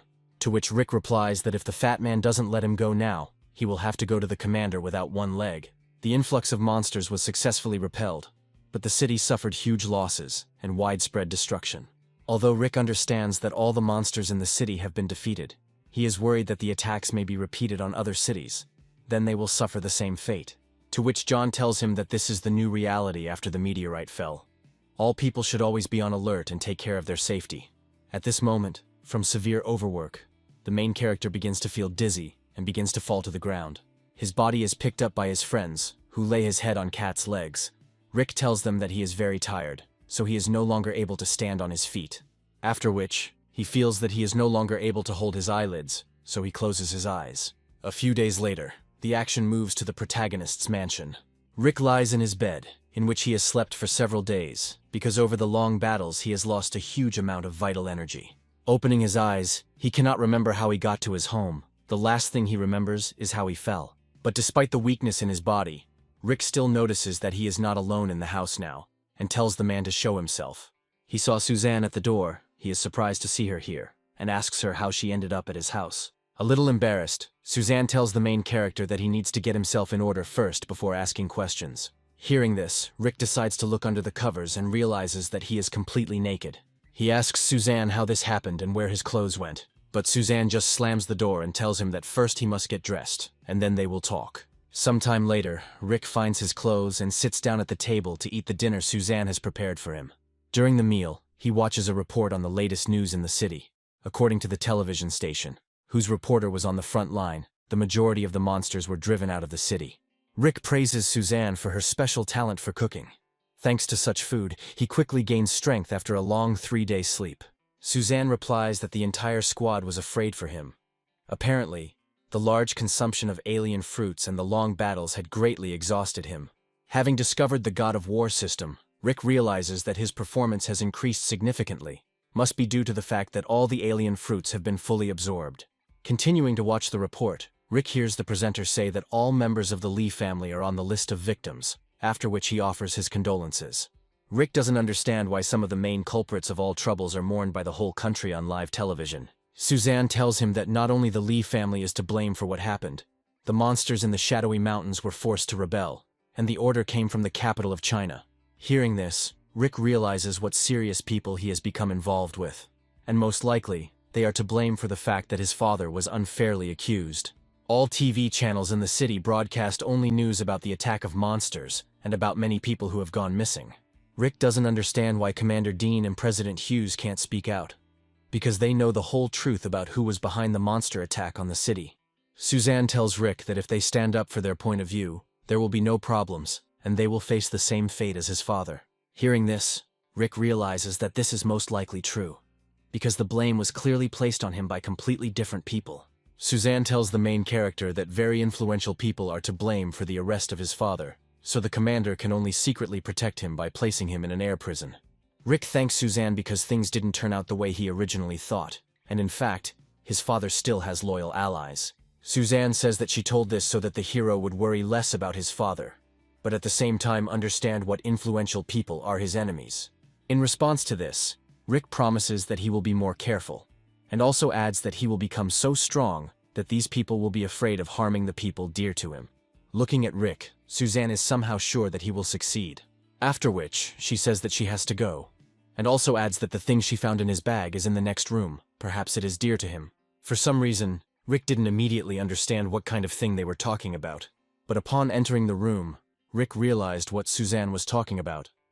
This is the egg that he stole from the cave with the alien artifact. Coming closer to him, Rick taps on the egg. He realizes that eagle-eyed foxes do not hatch from eggs. Then who could it belong to? At this moment, the shell on the egg begins to crack. Rick doesn't understand what needs to be done in this situation, and what if a little monster hatches out of there now, what he should do then. The idea even comes into his head to give the egg to Morty so that he can cook excellent scrambled eggs from this monster. He will be very happy with such a gift. However, what hatched from this egg was not a monster, but just an ordinary cute puppy who was fast asleep. But Rick still doesn't trust his eyes. Even if it's an ordinary puppy, he's still going to take it to Morty. At this moment, the creature wakes up and looks with sleepy eyes at its new owner. The glances of these two crossed each other, and now Rick is not sure that this creature is worth giving to the fat man to be eaten. He decides to take the newly born puppy to the Mercenary Association's laboratory and study it. Approaching the doctor, Rick tells her that this monster is very weak.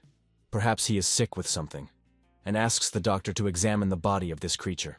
In response to this, the doctor made a face in a grimace of displeasure. She told Rick that this was an ordinary puppy that had become very weak, and Rick was a very unlucky owner. Rick tries to ask the girl if this creature is definitely not a monster. The girl shows the main character the analyses of this creature, and says that if he had brought it here a little later, it would have been impossible to save it. Looking at the test results, Rick realizes that this is indeed an ordinary puppy. However, this creature hatched from an egg, and for the leader of the eagle-eyed foxes, this creature was very valuable. Rick explains to the doctor that he is not actually the owner of this pet, but simply picked it up on the side of the road. The doctor replies that someone must have lost their pet during the monster invasion, and Rick has a very kind heart. After talking with the doctor, Rick doesn't quite understand how this creature could turn out to be an ordinary puppy. So he decides to watch it for now and keep it for himself. At this moment, the protagonist's phone rang, from which Kat's voice was heard. Rick answers the phone, but just as he is about to say where he is interrupted. Kat bursts into the doctor's office and immediately runs towards the puppy, saying that he is just incredibly cute. Rick tells the girl that he found this puppy on the road and decided to keep the association building for a while. Kat is very sorry for this poor creature. She tells the main character that she can take him to her place and take good care of him, and also asks what the name of his pet is. With an awkward smile, Rick replies that the name on the collar was Haiden, which means gray egg in Chinese. The heroes say that his previous owner simply has disgusting taste in nicknames. Such a name for a pet is very uncharacteristic. Rick just awkwardly rubs his cheek with his finger and says that he can't do anything about it, because the pet is already attached to this nickname. From that moment on, the team had a new friend, a cute puppy named Haiden. But Rick still has the feeling that this puppy is not as simple as it seems at first glance. He realizes that it is better to keep an eye on him, and tells his friends that since the puppy's condition is stable, he would like to take it for himself. After which, they all go out into the street together, where the rest of the squad and a yellow car parked by the road were waiting for them. Rick asks the commander why they tried so hard to find him, to which John replied that Commander Dean ordered him to be brought to him. Rick is confused. He does not understand why such an important person as the commander-in-chief of the War Department needed him. The heroes arrive at the main military headquarters of the city of Qin. At the entrance to the military headquarters, they meet their old friend, Instructor Brooke, who got a lot of trouble for this battle with monsters. The heroes look at the instructor with some pity, because apparently, he was seriously wounded, and now he will have to gain strength for a long time. However, Brooke replies that it's nothing serious. All his injuries are mere trifles, and he will soon recover. At the same moment, Zack sneaks up behind him. He grabs Brooke by the shoulders and tells him that since nothing serious happened to him, then why is he screaming in pain? Looking at these two, the heroes notice that this couple are real best friends and will always come to each other's aid. At this moment, a man with the shoulder straps of a lieutenant colonel approaches the main character and says that the commander-in-chief would like to talk to him personally in private. Morty was upset by this statement, because he had dreamed of talking and meeting with the most powerful man in the city since his childhood. His friends support him, saying that someday he will become so strong that Dean will invite him to his place. A year ago, he became a mid-level military leader, and now he is almost a top-level military leader. Even President Hughes and Instructor Brooke will not be able to cope with such strength. It is precisely because Ding took command of the Ministry of War that it can control other forces, since Qin surpasses other cities in power. The fact that the commander invited Rick is quite unusual. However, the main character made a great contribution during the influx of monsters. At this moment, Instructor Brooke approaches John and tells him that he should not worry, because Dean has his own reasons for meeting with Rick. Finally, the lieutenant colonel takes the protagonist to Commander Dean's office. Seeing Rick, Dean says that he is glad to see them, because he has been waiting for him in this office for a long time. Rick is trying to find out from the commander-in-chief why he called him on an official visit, what he did to deserve such an honor. To which Dean replied that Rick did not deserve such an honor. Just someone from above put pressure on him and ordered him to eliminate him. Hearing this answer, Rick immediately became wary. He does not yet understand what situation he is in, and how he should react to such words. He asks the commander-in-chief if he is really at one with these traitors from the capital, who are responsible for the destruction of the city. But Dean is not going to answer this question, because he is not used to talking to the dead, which Rick will soon become. However, although the main character is weaker than Dean, he is still able to fend off his attack. From the blow he received, Rick was thrown heavily to the side. The power of this attack was very great, although Dean did not use any ability. Rick realizes that he cannot cope with such power, so the only way to survive is to flee. However, Dean foresaw this too, so when Rick tries to escape through the window, he appears in front of him and points his weapon at him. After which, he activates his class skill by a few % to deal an attack with more damage than the previous one. Rick is thrown back and puts his back through the wall. Standing above him, Dean says that even though he is very talented, he has no other choice. Gathering his strength, Rick gets up from his knees and grabs his sword in front of him. He says that he would never have thought that the commander-in-chief could be associated with these villains.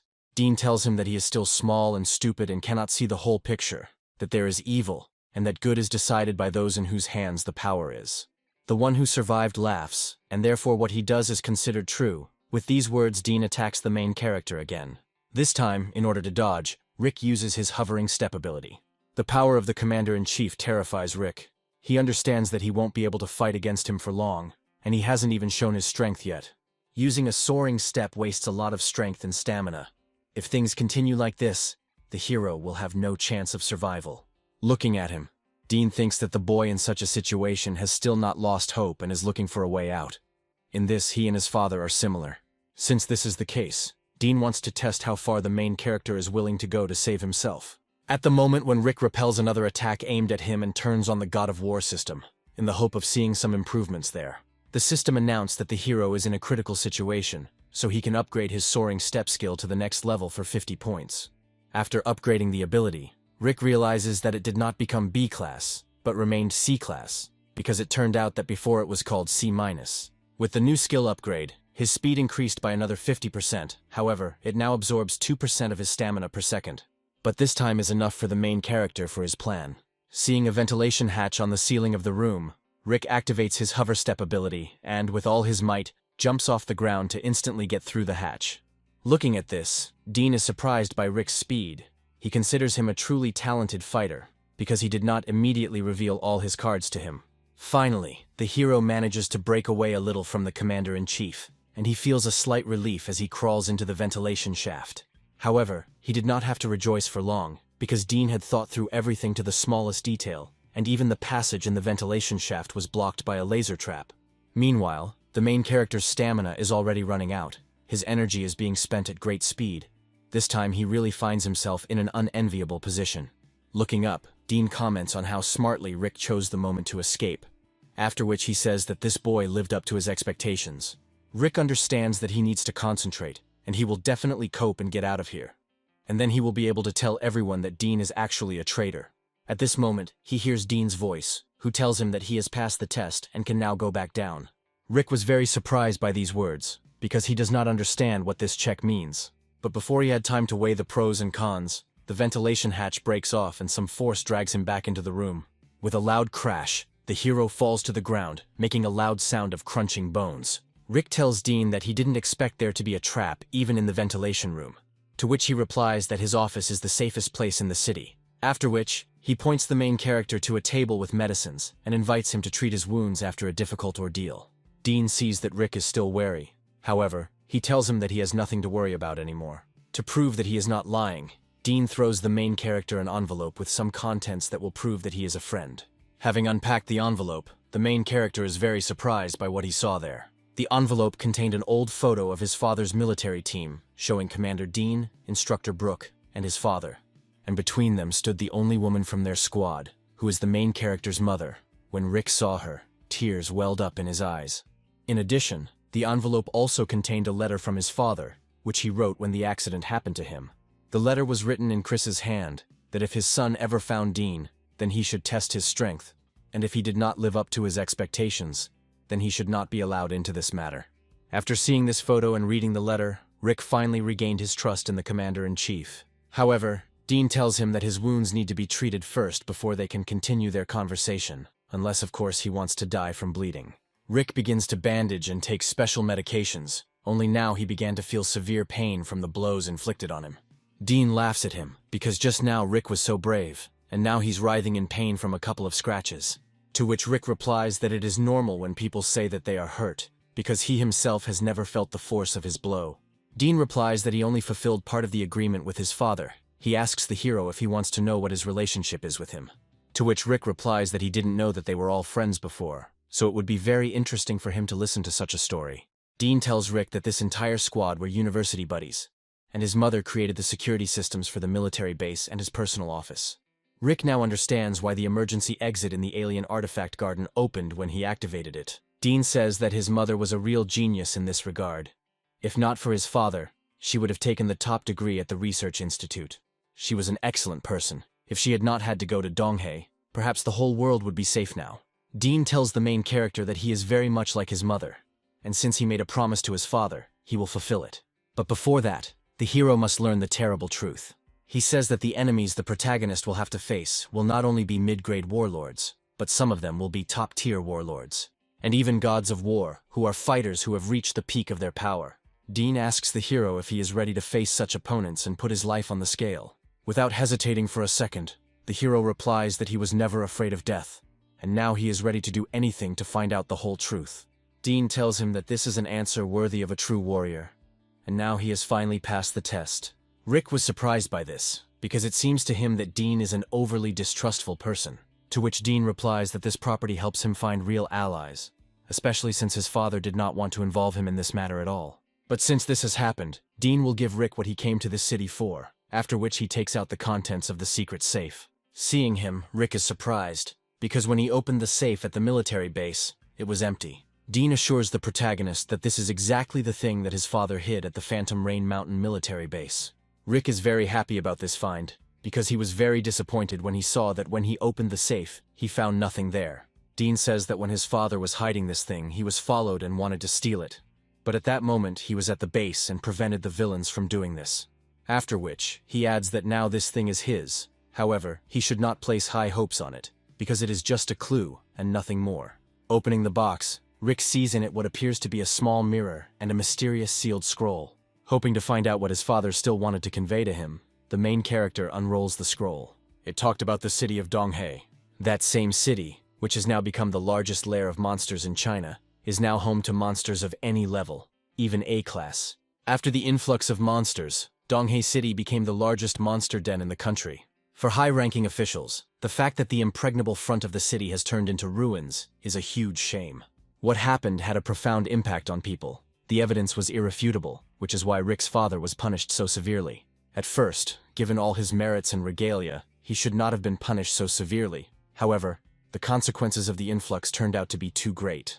The lair in Donghe is a harsh place even for a military leader. However, even in such a situation, his father managed to leave evidence proving his innocence. Dean replies that it is a dangerous place for all people, but at the same time it is a safe place to store evidence, because no one will get to it.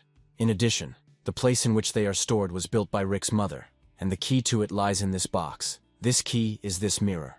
Now it's clear why Dean had to test the main character, because in order to penetrate Donghe's lair, it would take a lot of strength. But Rick already understands this, and he is willing to do whatever is required to clear his father's name. Dean says that since he has decided to do this, he will support him with all his might. His location will be hidden on the map, and he can also use any arsenal of the military base. Rick thanks Commander Dean for everything he has done for him. Dean tells him that his politeness is too much, because he is just helping the son of his good old friend. Hearing this, Rick smiled, because he was glad that his father still had such faithful comrades. As Rick started to leave, Instructor Brooke appeared behind Dean and told him that this guy is truly amazing. However, the commander was very carried away when testing his strength. Under such conditions, he might not have been able to cope with the pressure. Dean replies that he could not do otherwise, because he is going to such a harsh place. He personally does not want Laura's son to die there in search of a secret. To which Brooke replies that her son has the right to find out why his father was convicted, and they, his bosom friends at the university, should have helped him with this.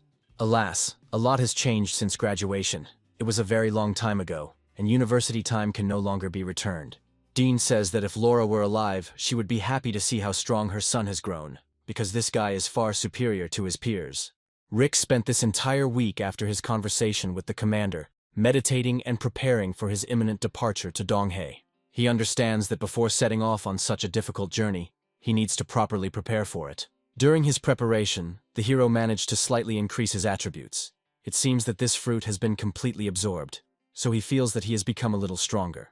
However, even with such power, he must be careful, because he is going to an incredibly dangerous place. But he has no other choice. He realizes that he will be leaving the city for at least a month, so he warned his friends from the association in advance that he wanted to be alone for now to learn the skills he had learned. The heroes, of course, were outraged by this, but they accepted his decision with understanding, and no one objected to his desire to become stronger, for which he is immensely grateful to them.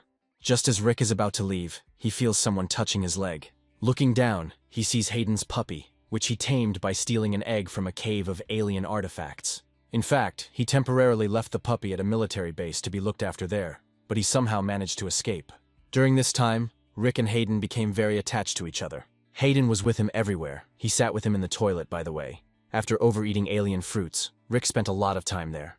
Despite his dislike for water procedures, Hayden took a bath with the main character. In general, the puppy performed all the functions characteristic of animals of its kind. It simply followed its owner everywhere. However, Rick realizes that Hayden is not just an ordinary puppy. He is unique and one of a kind. Patting him goodbye, Rick tells him that he can't go with him because he's going to a very dangerous place full of monsters. However, Hayden seemed to understand the words of the protagonist, and in response to this he barked at him, which seemed like he was ready for such a journey. In the end, Rick decides to take him with him, because he will still be worried if he leaves him alone in this city. In gratitude for this, the puppy licks the protagonist with his rough tongue, which makes Rick laugh. However, there is no time to have fun with the puppy, because he needs to leave the city before dawn so that no one accidentally sees him. To quickly move around the city, Rick uses the hover step ability to quickly get to the point where the transport is located. Finally, he finds this place where a luxurious high-speed motorcycle was waiting for him, which the War Ministry kindly provided him with. The motorcycle was indeed very fast. With its help, the hero will get to Donghe much faster than he expected. Finally, the hero leaves the city and sets off on his new journey to the most dangerous place in China, the city of Donghe. Finally, the hero arrives in the city of Donghe, the most dangerous place in China. Donghe City is divided into 5 zones. These are Eastern, Southern, Central, Western, Northern. A-level monsters live in the peripheral zones, and S-level monsters, which are akin in strength to the god of war, live in the central zone. Rick is now on the border of the Western zone. This is a dangerous place full of maddening miasma. A fighter of the highest category could hardly cope here. Due to the huge number of monsters here, the city is constantly undergoing significant changes. Therefore, due to the constant destruction of the city, for 3 days Rick was unable to get inside. There is absolutely no point in relying on the map his father left him now. The only thing it's really useful for right now is that it has red dots that indicate the locations of A-tier monsters. Without an exact route, blindly entering the territory where such monsters live is akin to suicide. Plus, the concentration of toxic fumes released by monsters is constantly increasing, which forces the hero to constantly move. At the moment, it is day in this city, but due to the huge amount of evaporation, sunlight does not reach here. Only after staying in the city for 3 days did Rick realize that he had to be wary not only of monsters, but also of other things. Along with the appearance of monsters in the city, miasma and animal poison that were dangerous to people also appeared. Over the past years, it has not stopped spreading throughout the territory, which attracted more monsters to the city. Because of this, many analysts believe that at this rate of development, the city of Donghe will become the most dangerous place not only in China, but throughout the entire continent. Rick learned from the War Department that a special organization of monster hunters lives here, so he intends to find it. At this moment, something attracts his pet's attention and Rick stops for a while. Hayden points his finger at one of the places, as if telling the hero that there is something there. Rick trusts his pet's instincts, so he immediately goes there to investigate. Over the past 3 days, Hayden's senses have become greatly enhanced. He is able to detect the slightest sounds. On the way to the city, he often saved Rick from sudden attacks by monsters. His pet sensed danger and the approach of monsters long before they approached.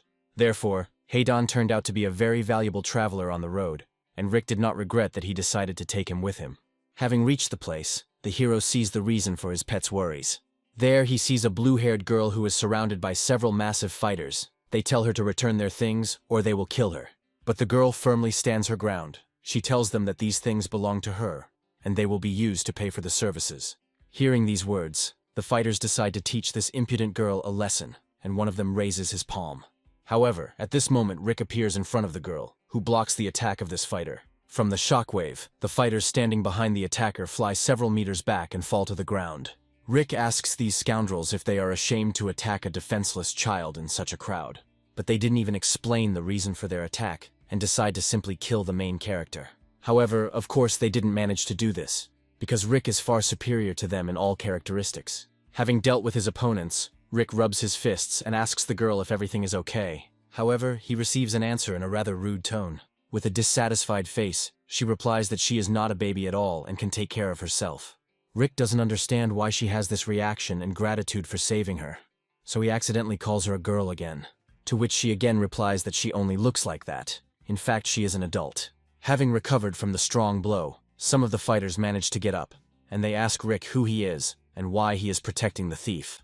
Rick asks her why they call her a thief and what she stole from them, to which the girl replies that she is a member of the Dark Star Squad, where she serves as a guide, and she only took payment for her services. Hearing this, Rick is surprised, because he just wanted to establish connections with the fighters from this detachment for his own purposes. The girl tells the hero that he doesn't have to pretend. She understands that he saved her only because he needs something from the organization. While this is certainly not the case, Rick decides not to waste the opportunity and tells her that he does have some questions for her leader. At this moment, Haydn begins to bark loudly, which means an approaching threat, and the main character felt this. Looking up, he sees many blinding projectiles aimed directly at them. These were huge explosive shells that have enormous explosive power and are very valuable weapons that cost a lot of money. The shells hit the target. The entire surrounding area is destroyed, and a powerful explosion occurs. On the roof of one of the buildings, we are shown mysterious people who attacked the heroes. One of them reports information to someone on the phone. The archer told the woman that the target had been destroyed, and the task had been successfully completed, for which the woman praised her. This woman is one of the important members of the Mu meteorite family, and she tells the girl she was talking to that she had to answer an urgent call. The girl she is talking to is none other than Rose. Over the past few years, she has become even more beautiful than before.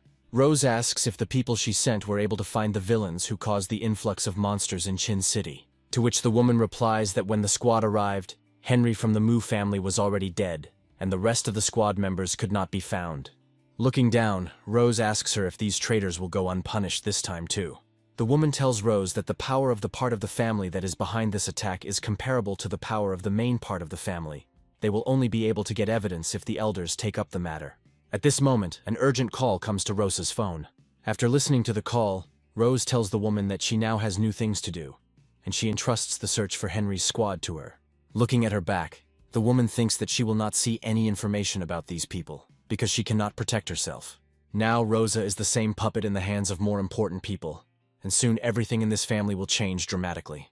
The man who called Rose reports to her that they found Rick in Donghe City, and they say that he went there completely alone. Reading the report, Rose realizes that Rick came to this dangerous place in order to find evidence of his father's innocence. She understands that the death of the hero is really not scary, since he recovered from such a difficult journey completely alone. Remembering past events with him, Rose remembers how heroically Rick fought for her life, and tender feelings awaken in her. She realizes that it's time for her to protect Rick, so she puts on her gear and prepares the car for departure. She is watched from the window by a woman who, with a malicious laugh, says that this fool Rose does not yet know that her friend is dead, and very soon she will join him. At this time, the squad that attacked the main character continues to search for his body, taking away the rubble after a powerful explosion. At this moment, their attention is attracted by a strong aura that was heard not far from their location. It's all about some unknown crater, which began to emit a huge stream of poisonous poison that can drive anyone crazy within its range. Realizing this, the leader of the squad that attacked the main character says that it is now unsafe here, and the search must be stopped. Considering that Rick was attacked with special projectiles for the battle with the warlords, there was no way he could survive, so the squad begins to run away from the battlefield. At this moment, a grate is knocked out in one of the underground passages of the city. It was Rick and his new friend. With the help of the guide's skills, she was able to quickly find a safe path and hide in it from the explosion. The girl introduced herself. Her name is Catherine, and she is a guide from the Dark Star Squad. She is unhappy that Rick constantly calls her baby or girl, so she asks him to constantly call her by her name. At this moment, the heroes feel the ominous energy that comes from the city center, and understand that it is time for them to leave here. But Catherine wants to get her things out of here first, so she shows Rick where they are. Rick asks her why she takes some backpacks with her. Does she really want to steal something from other people again? To which Catherine replies that she would not steal even if she was starving. But here is a fair payment for her work as a guide. The heroes need to hurry up as soon as possible, because the miasma is already beginning to make its way here through the cracks in the stones. A little more, and the entire subway will be filled with it. Catherine tells Rick that those three bastards hired her to get to a dangerous gorge in the city, but when it came to payment, they refused to pay, to which Rick replies that the girl is lying. This greatly angered Catherine, and she is ready to take the main character to the building of the Dark Star Detachment, so that he can verify this for himself. This is what Rick wanted. He took advantage of the fact that Catherine is still a child, and played on her feelings to get close to the Dark Star. Catherine takes the main character to the secret association of the city of Donghe, the the Dark Star. The building of their detachment looks very expensive. It doesn't even look like it is located in the very epicenter of a cluster of monsters. The building is made of special materials that do not allow miasma to pass through, and is also equipped with the most modern security system. Looking at this, Rick realizes that this organization is not as simple as he imagined. Entering the room, Catherine immediately runs to hug a beautiful woman with snow-white hair and tells her everything that happened to her on the road. The woman calms the little guide and tells her to cry less, and she will help her restore justice. Looking at this woman, Rick realizes that most likely she is the head of the Dark Star. The girl's attention turns to the main character. A woman with white hair thanks Rick for saving Catherine, who in turn says that Rick is an adventurer from a southern city. Rick is surprised by what he just heard. He asks Catherine how she knew that he came here from the southern city. The woman with white hair is called Crystal. She tells Riku that their organization is the largest in Donghe territory, which has a lot of scouts throughout the city. She would be a bad leader if she did not notice such a strong fighter in the area. In addition, she knows for what purpose the main character came here, and the Dark Star can help solve his problems.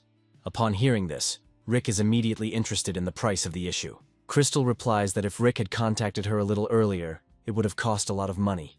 But now there is no need to pay anything. Rick is surprised. He understands that if they don't need money, then they will need some kind of service from him. Crystal turns to the window, stroking the glass with her gentle hand.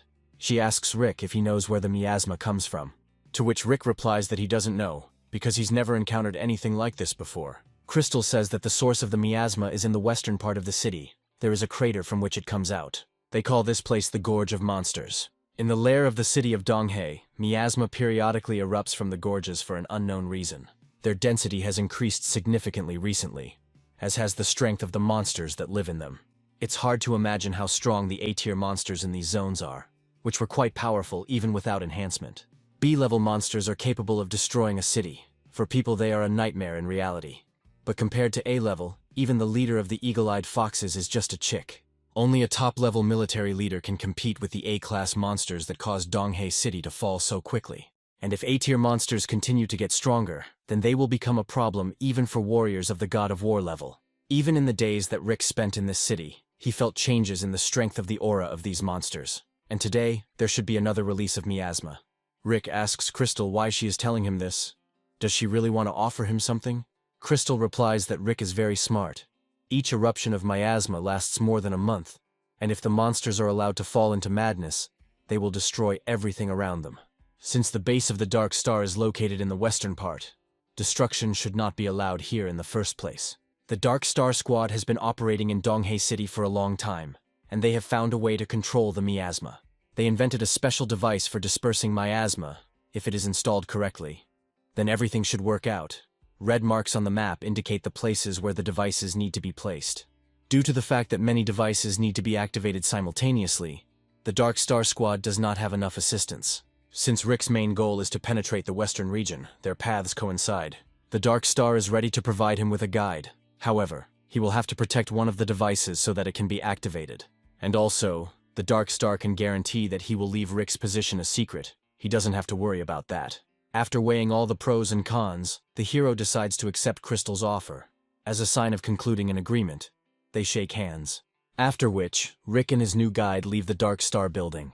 While sipping her coffee, Crystal asks someone how he rates an adventurer from a southern city. A mysterious image of a man appears in front of her, saying that this guy is very interesting, and he will be able to take the right place. Crystal asks him what place he is talking about, but the image immediately disappears, adding that Rick is an excellent candidate. At this moment, Rick's new squad set out to carry out their mission. In addition to guide Catherine, they were joined by a girl named Jessie. Inspecting his squad, Rick doubts its reliability. Jessie is the person responsible for activating the device, but whether he can rely on her or not, Rick has not yet understood. In addition, Catherine's abilities are also not clear to him, whether she is truly an elite Dark Star guide or just a figurehead. However, Rick believes that you shouldn't think too much about it, because the main thing is to quickly get to the required place, and then his task will be completed. Continuing their journey, the heroes run into their first trouble, because they have reached a dead end in the form of a wide river. This river has prevented Rick from getting further for the last 3 days, because it will not be possible to jump over it, and it itself emits a large amount of miasma.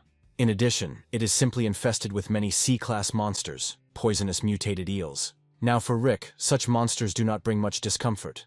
However, the fact that they live in the river, and there are a lot of them, can lead to big problems. Therefore, Rick decides to use Catherine's skills and asks her how to get through them, in order to also check if she is really a guide.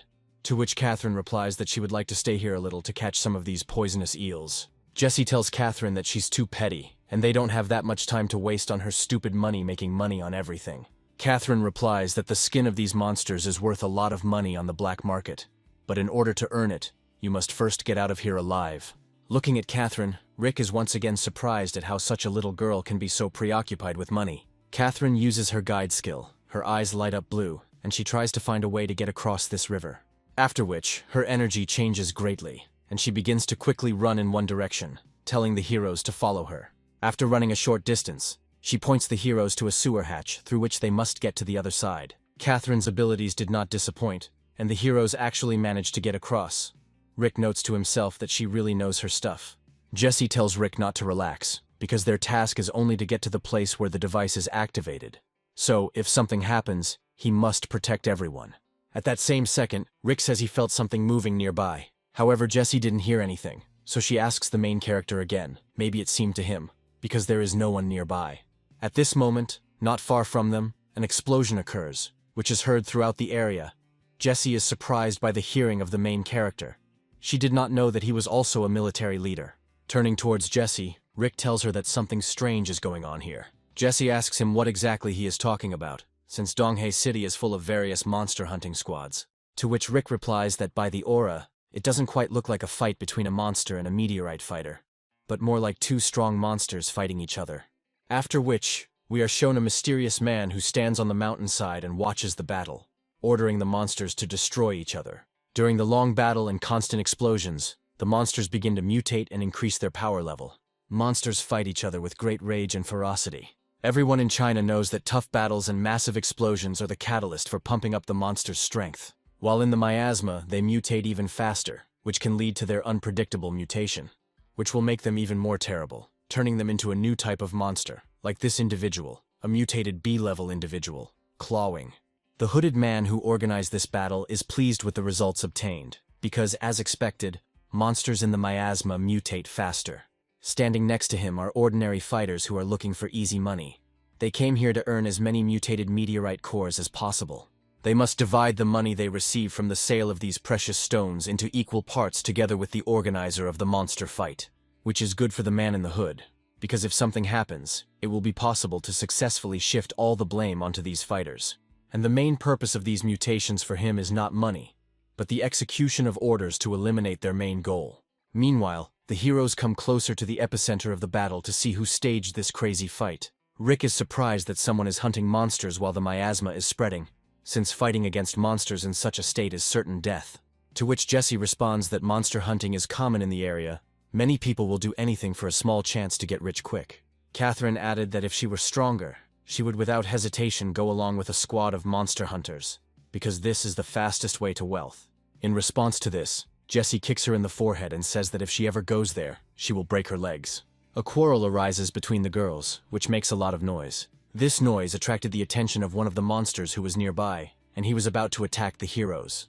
With a quick strike of his powerful paw, he smashes the entire area around the heroes into pieces, raising a high cloud of dust. The heroes manage to evade the attack and are now forced to engage in battle, because it is not possible to escape from here so easily. The heroes see such a monster for the first time, which is not surprising, because he is a mutant of several individuals and has enormous power. Seeing that the heroes are still alive, the monster immediately attacks them again. The speed of its attack is so high that its body is barely noticeable. However, Jessie is also a warlord-level fighter, and uses his greatsword to fend off the monster's attack. At the moment of collision, Jessie realizes that her blade is barely enough to hold back the onslaught of the monster. Realizing that if they linger here, they will not have time to complete their mission, Jessie says that he will remain here, and the heroes must go on their further journey. To which Rick replies that she should not talk nonsense, because protecting this squad is his concern. He says that he is used to fighting alone, so the others should stand behind him, and he can handle everything himself. After which, he activates several of his abilities at once and rushes towards the ferocious monster. A spectacular battle ensues between them, which Catherine and Jessie watch with delight. They are surprised at such great strength of Rick.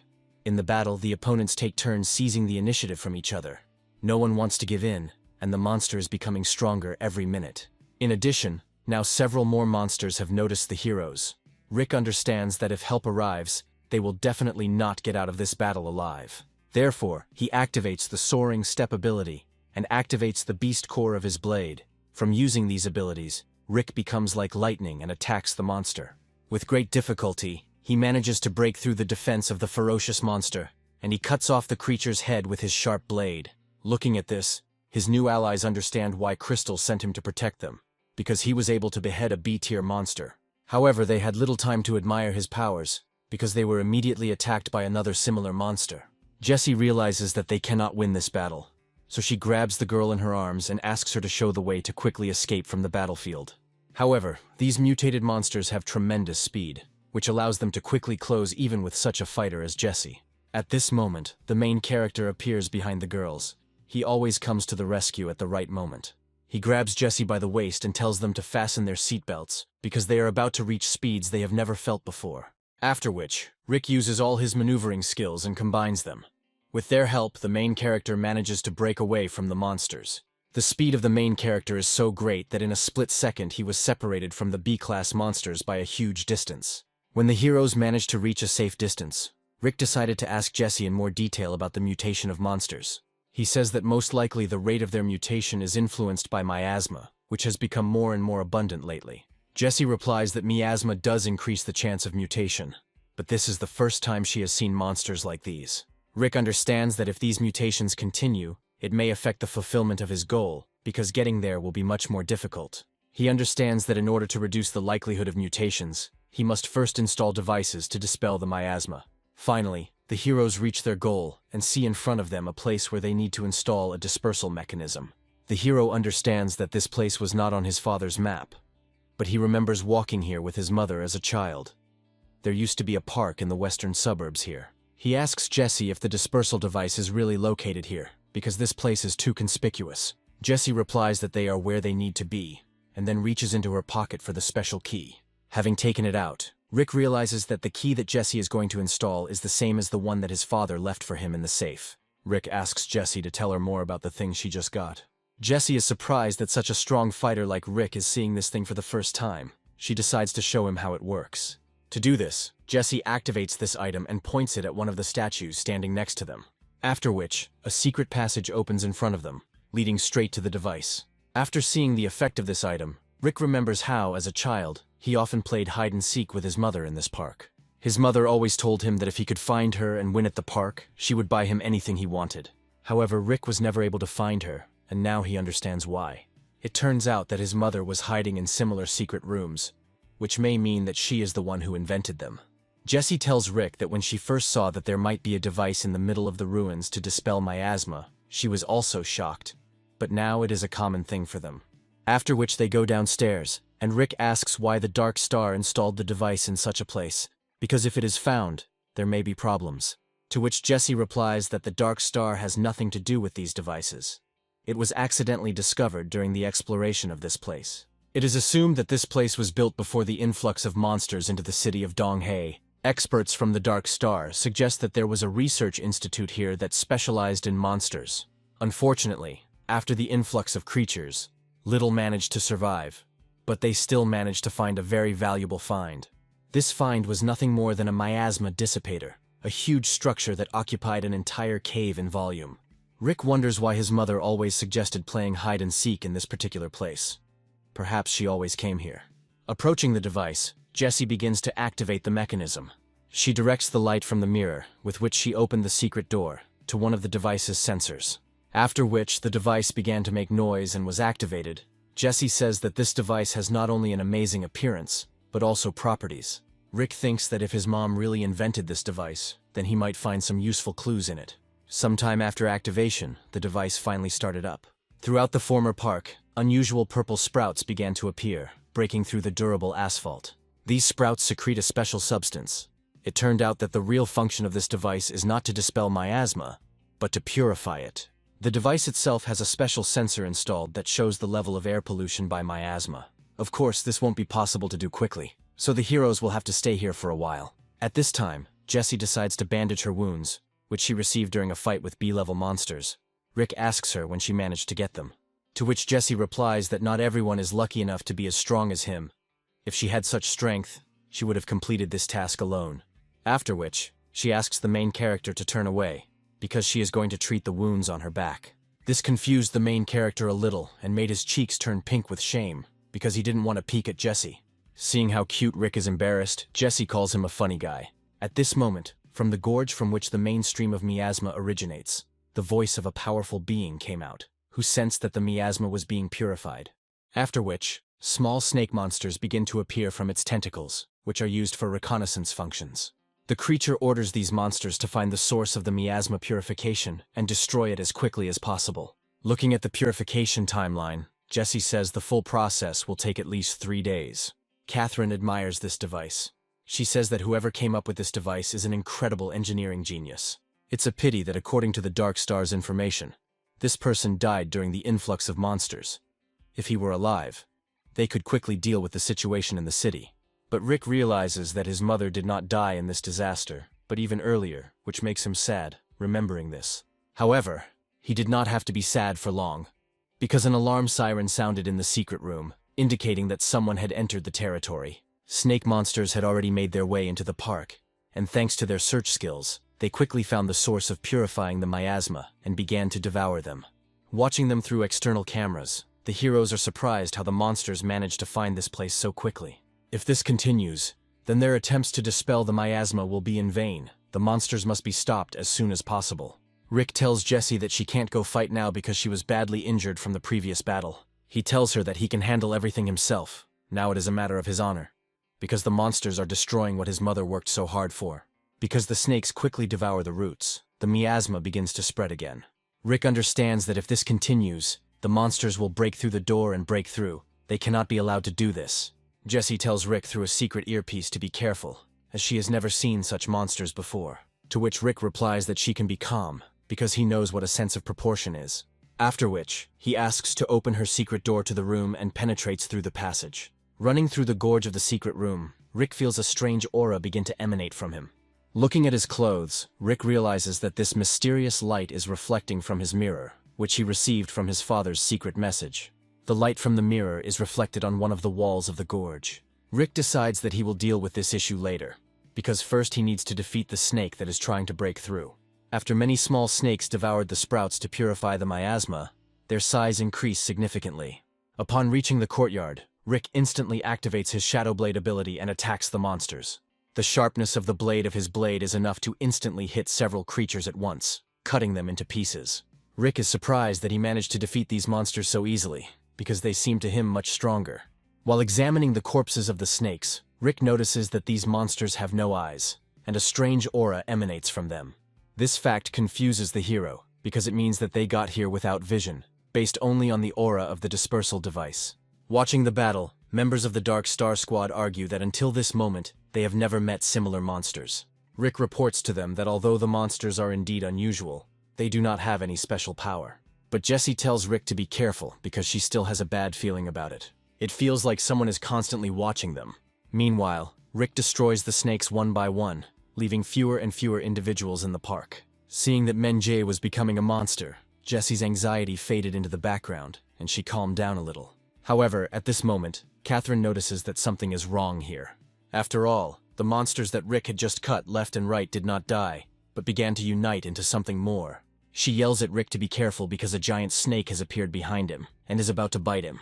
If it weren't for Catherine, the hero would not have even noticed this creature, but with her help, Rick managed to dodge the snake's bite. Rick realizes that all the snakes are part of one big monster, and he decides to try out his new technique based on the Shadow Blade on it for a massive attack. The spiral form of the move will create a storm of energy that attacks all targets at once. However, attacking the monster with this ability was not successful. The hero got the feeling that the monster did not have a body.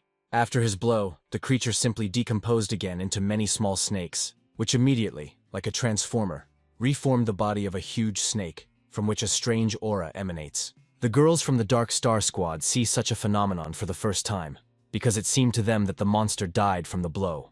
After all, Rick didn't just attack him with a strong attack, he decapitated the monster, which should have sent him to his grave.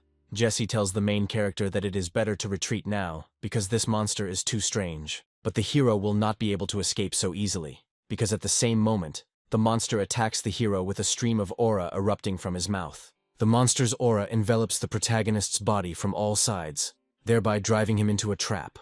Rick is surprised by this maneuver, as if the monster is deliberately preventing him from escaping. Since he has no other choice, he will have to fight this monster, after which Rick activates the core of the beast and destroys the shackles created by the monster.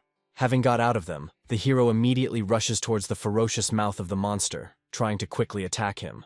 During the battle, the hero realizes that this creature is stronger than ordinary B-level monsters. However, he has something to fight for, because in addition to protecting this park, he notices the core, which is sealed inside the monster's body. To defeat the monsters, Rick activates all the skills available to him and begins to attack him one by one from all sides, inflicting more and more wounds on him. Watching the battle, the girls note Rick's special talent, who is able to fight a B-level monster on equal terms. Jesse notes the protagonist's special endurance. He breathes slowly, which means he is not tired yet. Catherine asks her if Rick can defeat this terrible monster, to which she replies that this is not yet known, because she sees such a creature for the first time and you can expect anything from it. Meanwhile, Rick continues to attack the snake, cutting off small pieces of its slithery body. However, these blows do not cause any damage to the monster, because it immediately regenerates parts of its body. This makes the hero stand in a stupor, because he does not understand how to fight such an invulnerable monster. No matter how much they beat him and cut off parts of his body, they immediately grow back and he seems to only become stronger. After stopping for a while, the serpent asks the protagonist if he is the source of the miasma purifier. The fact that the monster was talking greatly surprised Rick, because he did not know that monsters were capable of having such a developed intelligence. The fact that his intelligence is so developed that he can communicate means that this monster is A-tier. Due to the fact that the miasma purification device is not currently active, a miasma vortex begins to form in the city. Looking at the ferocious monster, Rick realizes that the battle will be very difficult, because he is A-level. Monsters of FD levels correspond to the categories of fighters. Their abilities are designed only for killing. Monsters of C level have the rudiments of intelligence. B-level monsters are equal in strength to a mid-level warlord, can think, rely on logic, and use some human phrases, for example, like the leader of the eagle-faced foxes. A-tier monsters are as strong as top-grade warlords. Their intelligence is almost on par with humans, and they can use human speech. Rick understands that even if he leveled up now, he could fight a B-class monster, but A-level is completely out of his league. Behind this monster there is always an eye of the observer, which allows the hero to wonder if this monster is real. However, when the snake attacks Rick with its mouth, the hero realizes that this creature is quite material. Moreover, during the battle, his strength had increased significantly, and now it had suddenly increased again. Jesse realizes that at this rate, Rick may die and he needs help, and she is going to join the fight. Catherine tells her that she will go with her, because she also wants to be useful. To which Jesse replies that she is too weak to fight this monster. She will only be a burden in battle. To which Catherine says that she doesn't want to listen to anything from someone who is himself wounded, because she once saved her. Now it's her turn to help. In response, Jesse simply places his hand on Catherine's head and promises that she and Rick will return alive. These words made Catherine cry. She says that adults always say that. Her father once promised her the same thing. At this moment, the girls notice that the snake has begun to enter the secret room. Jesse tries to protect both the device and Catherine, but more and more monsters appear. She doesn't understand how the creatures managed to get here, because the walls of this building are absolutely airtight. If this continues, they will not be able to protect the device from snakes. For this, they need Rick. They give him an alarm message through an earpiece and tell him that things are going badly. He must quickly return back, because monsters have infiltrated the research institute and intend to destroy the miasma dissipator. But the snake tells the main character not to dream of going to their aid, after which he immediately attacks him. The creature seems to see right through Rick's plans, and understands that he can't stay here for long. Rick understands that now is the most crucial moment of the entire battle, so it is necessary to use everything that he has in his arsenal. The hero concentrates completely, after which he simultaneously activates the Beast Core, the Shadow Blade skill, and the Soaring Step ability. Like a flash of lightning, the hero rushes through the monster's vile body and cuts its neck with a powerful blow. This time, after a fashionable blow, the monster stopped regenerating. Rick realizes that this monster is just an illusion. If he were a real A-level, he would not be able to defeat it. However, the battle is still not over. because he sees how parts of the monster's body, like tar, penetrate inside through the cracks of the building. They form dense clusters of black color. These shapeless elements can penetrate anywhere.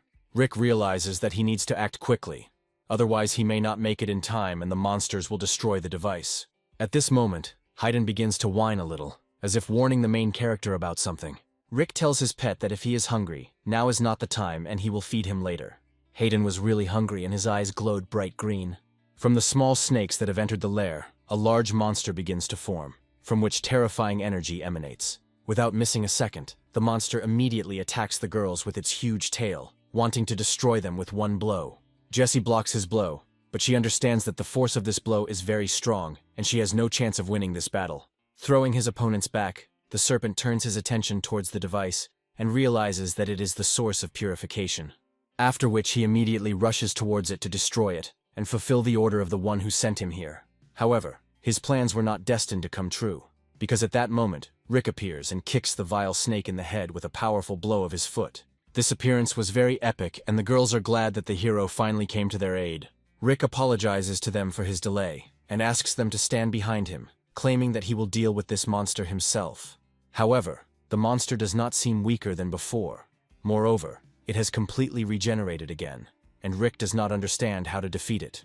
But no matter how many times it takes to kill him, Rick will continue his attempts, because he simply has to protect everyone.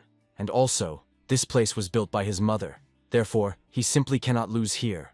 With these words, Rick flies to the jaws of a ferocious monster. But slipping past his fanged mouth, the hero steams the monster's belly, thereby exposing the stone located inside him.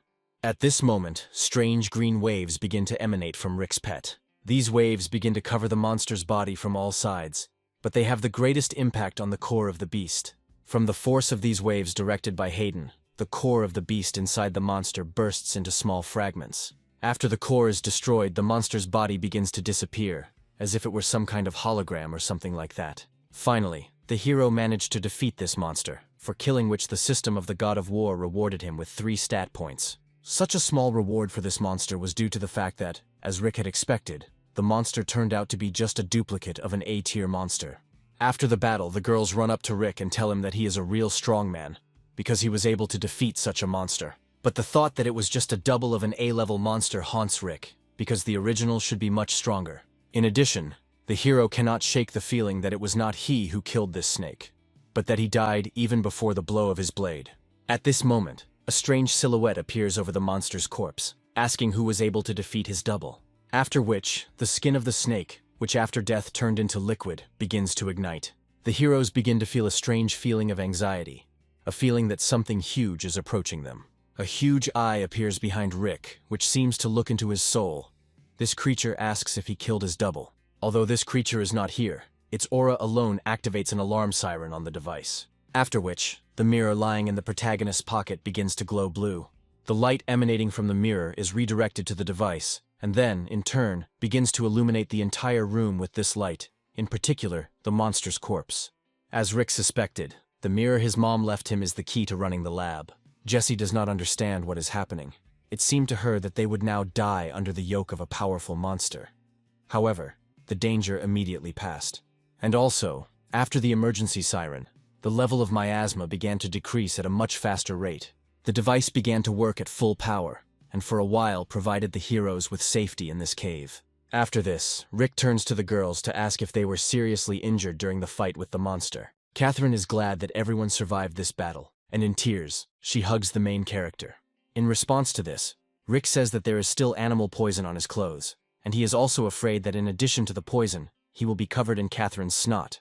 Catherine replies that she is not afraid of the poison of monsters, because when she hugs him, she becomes calmer. But, unexpectedly for everyone, Catherine begins to shake, as if poison had actually entered her body. But Jessie reassures the hero, telling him that this is not poison, but in fact, Catherine suffers from a chronic illness. After which, Jessie put the baby to rest so that she could recover quickly. Judging by the speed of the device, the level of air pollution by miasma should return to normal in a couple of days. Rick asks Jessie, since the Dark Star had such a device all this time, why can't they clear all the areas? Jessie replies that she used to wonder this too, but after this battle, she may have found the answer. There is an A-level monster in the Western Gorge, and in order to get to the dispersion device, they will need to fight it. and they do not yet have such strong fighters. At this moment, the wounds that the monster left on Jesse's body begin to hurt. Jesse understands that in order for the pain to subside, the wounds need to be treated. For this, she kindly asks Rick for help. Rick looks at Jesse's naked body with an embarrassed look. He can't believe his ears that such a beautiful girl is asking him to help her. Jesse tells him not to just stand there and stare, but to just do what she asked him to do. After exposing her body, she sees that Rick is very shy. She tells him that he cannot be said to be so shy. Rick replies that he is not timid at all and has bandaged many such wounds before, but now is not the right time. After which, Jesse tells Rick to hurry up, because if Catherine finds her here like this, she will have a seizure again. Rick moves closer to Jesse and begins to slowly treat her wounds. While doing so, he asks what disease Catherine is suffering from. Jesse replies that she once saved her from Donghe cave. It was after the end of the influx of monsters. The girl's body was found under a pile of rocks following a monster rampage in the area. After what the girl saw during the influx of monsters, she developed post-traumatic disorder. The doctor's forecasts were not reassuring. The leader of the Dark Star Squad took her in. She said that her parents were missing, and now she needed a large amount of money to go in search of them. From then on, Catherine cared only about three things: mom, dad, and money, and every night she said it out loud. Post-traumatic disorder is not uncommon after such tragedies. These people suffer more than the dead, because they have to live with the memories of what happened. Hearing this, Rick thought that he himself had suffered to some extent from this, because he was simply obsessed with the idea of clearing his father's name from lies. But he still has to do it, because he made a promise to himself. But, unfortunately, his strength is not yet enough to get to the place indicated on the map. Rick thought a lot about Jesse's words. Therefore, while bandaging, he accidentally touched a part of her body, which she did not like at all. Rick quickly removes his hands from her body and says that it all happened by accident, to which Jesse replies with an embarrassed look that she has never met such funny guys as him. A few days later, the spread of miasma completely stopped in the area, making it an excellent time to hunt monsters. Mysterious people in cloaks also set out to hunt, surprised by the rapid disappearance of the miasma. According to them, they had to act for about another half-month, and now they need to adjust their plan to new conditions. After which, one of the mysterious people takes out a flute and says that all this will not greatly affect the final result. After all, a huge bunch of monsters are already right here, who will dance to his tune. Meanwhile, Rose's squad, formed for reconnaissance in the city of Donghe, is about to arrive at the scene. By this point, the dispersal of the miasma in the city was almost completely completed. Now the heroes can get out to hurry back to their base and receive their well-deserved rewards. Carrying Catherine in his arms, Rick thinks that when all the fuss around them subsides, he will definitely return to this place to look for useful clues in the laboratory. At this moment, Rick's intuition or innate sense of perception informs him of the threat, although the other heroes do not see anyone nearby. Rick says that it looks like his nerves are very frayed. In response to this, Jesse says that when they return, she will treat him with good alcohol. However, Rick's feeling of anxiety did not let him down, because in fact, an A-level monster had come out to hunt him. Meanwhile, the jeep in which Rosa and her squad are riding has already entered the city, and they are inspecting the streets. But they didn't have to wait long for hospitality, as a volley of hand grenades immediately flew towards their car. The grenades were the same as those used by the fighters against Rick, which are capable of destroying any low-level warlord with their explosive power. However, Rose and her squad managed to get out of this mess unscathed. By the way, each of this group is a military leader of the initial category. This detachment is led, as expected, by Rosa. In recent years, she has changed a lot and has become more mature and feminine. Coming out of the area surrounded by fire, Rose's squad sees in front of them people who belong to her meteorite family. Their leader is Kevin. He belongs to the Moo family and is a mid-grade military leader. One of Rosa's subordinates approaches him and says that he has no right to attack those above him in rank. This is against the rules of the family. To which Kevin replies that he didn't care about her and the entire obedient family. There are no rules here, and only certain death awaits them. After which, he uses a C-class ability called Fire Fist, and attacks the party with a massive blow. The three members of the squad barely managed to contain the power of this attack. Kevin turned out to be much stronger than the information from the reports. The force of this blow caused the three primary grade warlords to jump back, although Kevin had not yet used his strong abilities. Rose tells him that now the Moo family has problems with talented fighters, and if he surrenders now, she will forgive him and accept him into her squad. To which Kevin replies that Rose is very naive if she thinks that she can behave this way just because she is the eldest daughter in the family. He once again says that in this place he will never obey anyone, and when he captures her, he will have great fun with her and find out what is so special about the daughter of the head of the Moo family. Rose's ward expresses her dissatisfaction with the words addressed to Her Majesty. She tells Kevin that someone like him has no right to talk to her so obscenely, to which Kevin repeats so that she will finally shut up and prepares to strike another crushing blow, only this time with both hands. This situation confuses Rose's squad, because the power of this attack could be enough to kill a low-level military leader. Rose realizes that she can't win this fight without help, so she looks up because she brought someone else with her. The mysterious man standing on the tree immediately understands his mistress's hint. This man uses an attack that is many times stronger than Kevin's attack, and directs it in his direction so that he will never be insolent to his mistress again. Kevin is in a very awkward position to evade, as he was not expecting an attack from above. He understands that he will not be able to evade. The only way out will be to take the blow on himself. However, he greatly overestimated the capabilities of his body, and after receiving the blow, he quickly falls to the ground. The inertia and force of the blow did their job. Kevin dives down with great speed and breaks the concrete tile with his head, knocking him out. But still he finds the strength to get back on his feet. But now his desire to fight has become less, because he understands that in front of him is a military leader of the highest degree. Rose says that Kevin is too naive to think that she only took this small detachment with her. All this was just bait for him. Kevin is furious with this situation, because he did not expect that such a noble girl as Rose could pull such a trick. But he is not one of those who are used to leaving the battlefield with nothing. So he takes out a grenade and wants to take all the fighters with him to the grave. However, before he could move a finger, his hand was detached from his body in a matter of seconds. Bob, the name of the man Rose took with her, says his dirty tricks won't work against a man like him. Rose thanks Bob for saving her squad. If it weren't for him, they would have been in a very difficult situation. To which Bob replies that it is all thanks to her plan, and also adds that her abilities at this age are much higher than those of him or her father. Rose says that after failing in the past, she has learned the lesson well and is now well prepared, because every failure makes a person stronger. It's just a pity that in the 2 days she's been here, she hasn't seen Rick. But she knows that everything is fine with him, because he can take care of himself. After which, Rose asks Bob if he is sure that Kevin is the head of this detachment, who are working from the shadow of the Moo family. To which Bob replies that he cannot yet say with certainty who their leader is, but Kevin was strong enough. Rose tells him that most likely it is not a matter of power. The situation in the city of Donghe is controlled by some very smart, and at the same time cunning and insidious person. However, the heroes cannot understand who from their family would do such a thing. At this moment, having an excellent sense of energy, Bob says that there is a source of strange energy next to them. After which, he added that most likely this energy belongs to a powerful creature similar to an A-level monster. Soon, the rest of Rose's squad begins to feel this aura. Bob tells them that they should not linger here, and that they must escort Mistress Rose back immediately. After which, they use their jeep and head back home, because they do not yet have information about the other wards of the Traitor squad. Standing in one of the destroyed buildings, they are secretly watched by a mysterious hooded man. He is glad that Rose brought with her a military leader of the highest rank. And in addition, she showed his strength by taking the bait in the form of Kevin. He understands that old Bob is unlikely to leave here until he resolves all the issues here, and now it's time for the main villain to take the stage. All these days he has been hiding in the shadows, but now he is ready to show this city a whole horde of monsters subordinate to him. On the way back, Rose's squad notices that an alarm siren has lit up on their transport, indicating an approaching squad of monsters. The driver of the jeep quickly turns to the side, because a whole squad of mutating monsters appears in front of them.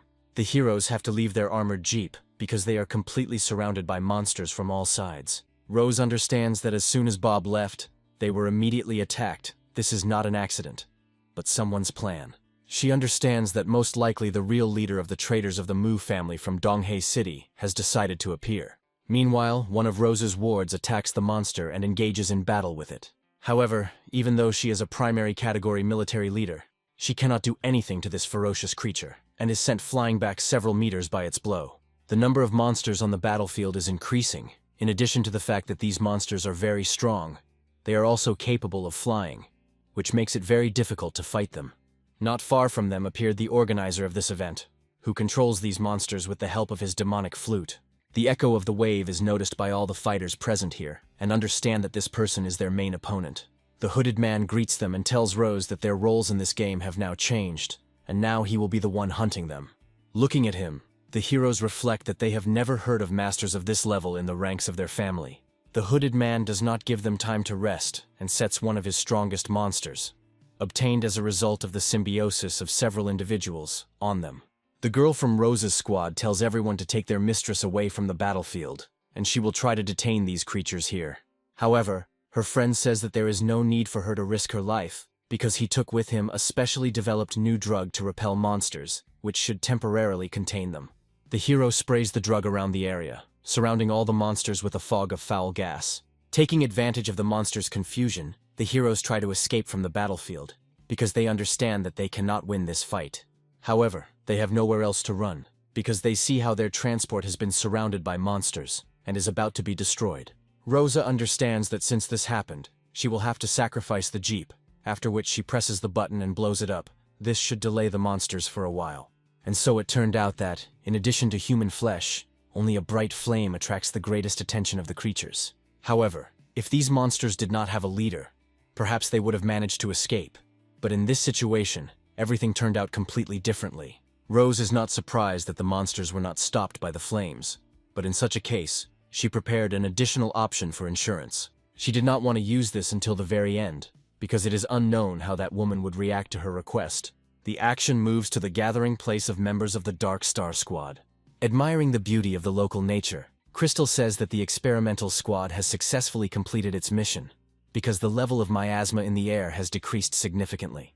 The silhouette of a man standing next to her only let out a long groan in response to this. Crystal asks him that perhaps he wanted to tell her something, but he just couldn't say it. In response to this, the silhouette of a man tells her that most likely everything will not end so simply, after which he disappears from this room. Crystal follows him with her gaze. During this time, she was already pretty fed up with him, and she wanted to spend time with herself. However, her beloved silence is interrupted by a telephone ringing, which is only used for emergency calls. Looking at her phone screen, Crystal sees that this emergency call came from Rose. Crystal smiles, because the fact that the princess herself from the Moo family called her is very rare, and she can ask for a big reward for the help provided. After listening to Rose, Crystal immediately calls one of the squads, which is already known to us. She congratulates them on the successful completion of the mission, and says that another task has appeared for them. Jesse replies that this is complete arbitrariness, because they have just completed a difficult mission, and have not yet had time to heal their wounds. At this moment, Rick tries to ridiculously peek at Jesse's phone. He wonders what made her so angry. Carrying Catherine in his arms, Rick decides to ask her directly who called her just now, and why she was so upset after this conversation. Crystal tells Jesse that the pay for this assignment will be much more generous than for the previous one, and refusal will be regarded as treason against the organization. Ultimately, Jesse agrees to the mission, but asks Crystal for full treatment for Catherine after they return to base. Jesse tells Rick that she just spoke with Crystal and she offered them a new task, after which she asks him if he will help her. She tells him about the conditions of the task, and what valuable reward they can receive after successful completion. Looking at the pictures that Crystal sent them, the heroes see that they will have to fight the same monsters that blocked their path on the way to the Scatterer. They understand that the creatures have quickly spread throughout the city, which could become a big problem in the future. After thinking a little, Rick agrees to this adventure, because last time he wanted to deal with the scoundrel who is behind it all. Meanwhile, monsters continue to pursue Rose's squad, with more and more of them every minute, which confuses the heroes. Having reached the entrance to the highway, their only escape route is blocked by a man in a hood. He tells Rosa that she runs great. However, there is no further road and they will all die here now. However, at this moment, he senses that there are other opponents nearby, and also that something large is flying towards him. At this very second, many huge arrows fly onto the battlefield with stunning speed, which are used specifically to kill high-level monsters. Rose understands that this is help from the Dark Star Squad, and says that, as always, they came at the most necessary moment. Shooting from this kind of weapon takes a lot of strength and energy from the user. Therefore, after one attempt, Jesse's strength has already run out, and she tells Rick that he will load the next one. Rick tells her that he is not used to fighting at range, because his main weapon is his blade, after which, he jumps off the roof and rushes straight into the battlefield, telling his new friends to stay here, and he will deal with everything himself. The time has come to settle scores with the scumbag who secretly tried to kill him at the very beginning of his journey to the city of Donghe. The scoundrel understands that he will not have another chance to get rid of Rose, so he must first deal with her help. To do this, he uses a flute to control the monsters and directs all nearby creatures towards Rick. However, Rick realizes that it is easier to kill the manager than to fight a huge pack of monsters, so he uses the Shadow Blade and quickly attacks him. However, the villain is not so easy to reach, and he manages to dodge Rick's attack. After which, he says that the flute is not his only weapon, because he is also a master of magic. Using his Beast Core dagger, he activates a C-class skill called Frost Blossom, and freezes everything around him. Frost Blossom is one of the techniques that is secretly passed down in the Mew family, which means that this person has a direct connection to it. Because of the technology used, coldness reigned around, and small particles of ice settled on the clothes of all the heroes. However, Rick is not afraid of this block of ice, and slowing down his heartbeat and breathing, he makes a rapid exit towards the villain. Looking at their battle, memories of her last meeting with the main character pop up in Rose's head. She realizes that over the past time he has become much stronger. Perhaps now he is the strongest young fighter in all of China. A fierce battle ensues between the fighters, where no one wants to give in to each other.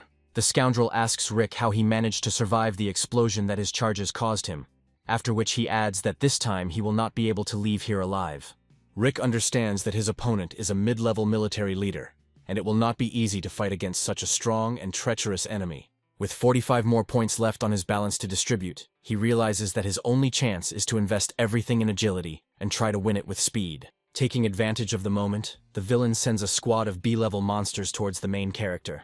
Rick understands that these monsters are strong, but he also understands that this is a great opportunity to earn extra points to increase his agility. After which, he activates all sorts of maneuvering skills and quickly deals with his opponents. However, the hooded man does not stop and continues to send more and more creatures towards the hero, wanting to destroy him. Rick confidently fights the mutants, but they begin to surround him.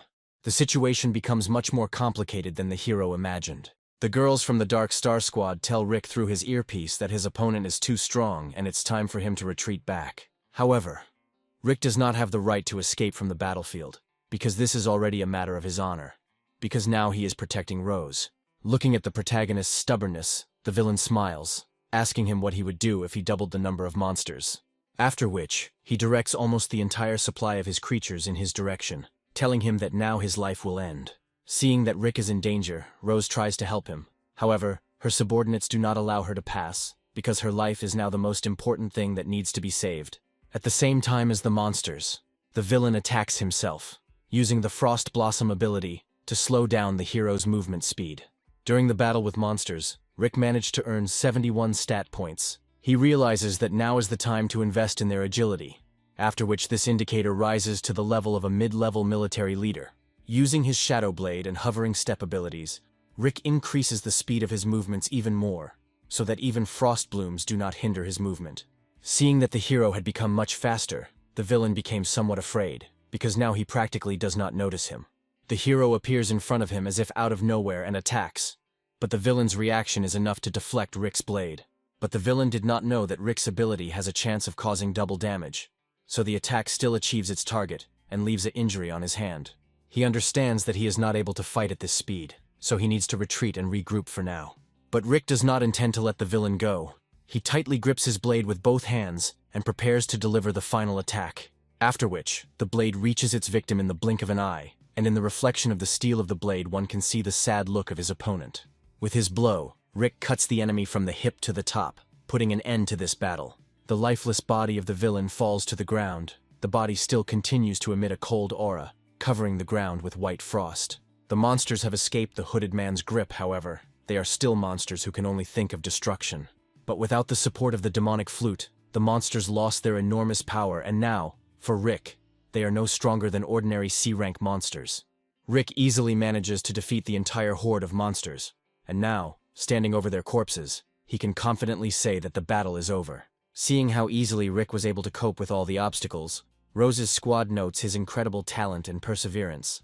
After which, his new friends from the Dark Star Squad immediately run up to the hero. Catherine, in her usual manner, hugs the main character, telling him that she is very glad to meet such a wonderful friend. All these graces are observed by Rhoda. Feeling her gaze on him, Rick waves his hand at her, but she immediately reacts, saying that it looks like she was worrying about him in vain, because he can stand up for himself. But suddenly Rick feels that things are still unsafe here. After all, very soon, a monster should appear here, which poses a danger much greater than the traitors of the Moo family. In the place where the heroes are, for an unknown reason, the level of miasma begins to increase again. Even monsters notice this change in air, and also the fluttering of a terrifying aura in the air. Even such terrible creatures as them have a heightened instinct of self-preservation, and they begin to run away from the battlefield. Looking at this, the heroes do not understand what could have frightened the monster so much. Are they really so afraid of the strength of the protagonist? Rick feels that even his pet Haydn is starting to get very worried, something he has never noticed in him before. Finally, the hero realized why the monsters began to run away from the battlefield so quickly, and what could have alarmed his pets so much. He understands that the same monster from the gorge, an A-level creature, is about to appear on the battlefield. As soon as the hero thought about this, the earth began to tremble under his feet, from the vibration of a huge creature moving across it. He appeared before them, a huge and powerful A-level monster, a black snake, and from his very presence the air was saturated with the putrid smell of death. Seeing him, the heroes at first cannot believe that such a powerful monster could exist on the outskirts of the city. However, when its mouth is directed at them, there is no doubt that this is one of the strongest monsters in this city. The creature attacks the heroes with an abundance of tentacles of different shapes and utters only one phrase, which sounds like killing the pest. Rick realizes that fighting this creature is a lost cause, so he grabs his friends and rushes away from this monster. The rest of Rose's squad also manages to survive this attack, and they try to get as far away from the serpent as possible. The creature has enormous destructive power. From just one touch with the ground, the entire battlefield turns into complete ruins.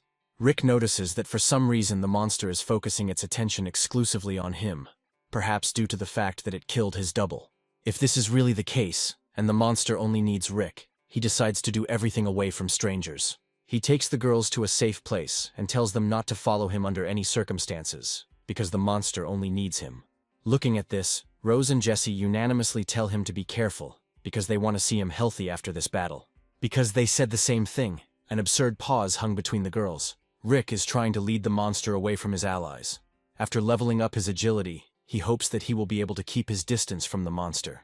An A-level monster is capable of destroying an entire city in 2 hours, let alone a fighter of the initial category warlord level. Continuing to run away, Rick suddenly stops and realizes that he cannot move his legs, and the snake's mouth is getting closer and closer.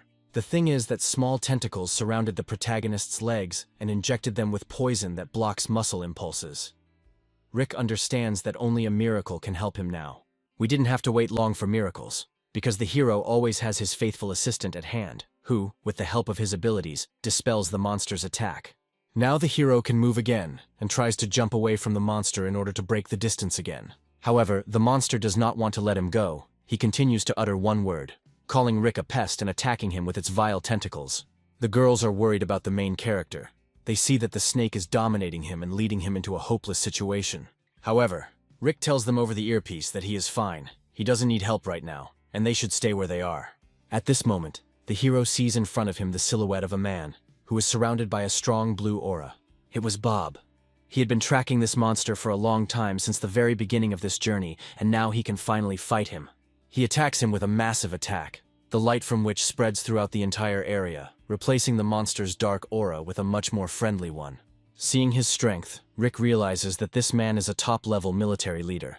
Bob tells Rose that he lost them when they started running away from the hooded man, but luckily he's here now and won't let any of them die. Looking at him, the girls from the squad are surprised that Crystal asked to come to the aid of Rose, because she always had such a strong fighter as Bob in reserve. However, it will not be possible to kill the monster with such an attack, because he is much more powerful than Bob imagined, and a fierce fight ensues between them. A fight between two creatures of this level causes enormous damage to the entire area. Many high-rise buildings turn into piles of stones, and if this continues, if one of them does not win, then this could lead to the destruction of an entire neighborhood, because the scale of their attacks is enormous. Analyzing their fight, Rick realizes that they are fighting at approximately the same level. However, the monster has clear advantages. He understands that one top-level warlord-level fighter will not be able to withstand this snake, because he has the skill of endless regeneration. Old Bob already understood this himself, because he had dealt him more than one strong attack, which hit exactly the target, but the monster immediately recovered. The action moves to the base of the Dark Star, where Crystal continues to only look out the window, in which she notices that something strange is happening in one of the areas. After which, she contacts one of her special agents and asks him to come there and find out whether the squad she sent is capable of completing the task. The fighter tells her that there is now a large-scale fight with an A-level monster, and he will gladly fulfill his duty as a meteorite fighter and fight him. Over time and with each new injury inflicted, the monster grows more and more new tentacles. Old Man Bob is no longer able to fight. His energy is almost running out, and most importantly, he has no idea how to defeat this monster. However, at this moment, Bob feels a flash of light behind him, which rushes through him like lightning. The monster also notices her and says that another strong fighter has come here to sacrifice her body to him. Even the girls from the Dark Star do not understand who came to the battlefield, because they had never seen such a fighter in their squad before. A fighter wearing a hat appeared in front of them, holding a sword in each hand and possessing an aura of enormous power, similar to a top-level military leader. The man tells Bob that he is a member of the Dark Star rescue team, and he came here to help the old man in this difficult battle with the monster. Hearing this, Bob is surprised that this mysterious organization has such strong fighters. Rick is also surprised that another top-class military leader appeared on the battlefield. But what interested him most was his movement skill, because he is sure that he only saw the ability of a soaring step. 2 military leaders of the highest degree have united. Now the damned monster will definitely not leave here alive. But the monster is not afraid of the fact that there are such strong fighters in front of him. He only craves destruction and attacks them with a huge number of parts of his body. The man in the hat invites Bob to join forces, otherwise they will not emerge victorious in this battle. They cover each other's backs and fend off multiple attacks from the monster without even activating any unique abilities. The aura from their battle takes the breath away even of entry-level military leaders, because its concentration in the air becomes very high. Rick understands that now it is better not to interfere in the battle of such strong fighters. However, he still doubts that they will be able to win. After all, this damn monster has not yet shown its true strength, which Riku knows about after the battle with his copy. New allies begin to gradually seize the initiative in this battle, and use various abilities that damage the monster and chop off parts of its body. But the monster does not think of retreating. His battle tactics are simple to the point of banality. He simply rushes ahead and tries to feast on the bodies of these warriors. Having inflicted several serious injuries on him, the fighters realize that the monster has not weakened at all, although he looks almost defeated. But Rick realizes that this is his secret ability, the ability to endlessly recover. He decides to join them and tells them to be careful with their attacks, because he can regrow any part of his body. But the fighters do not listen to what the main character tells them and continue to attack the monster with multiple blows to different parts of his body.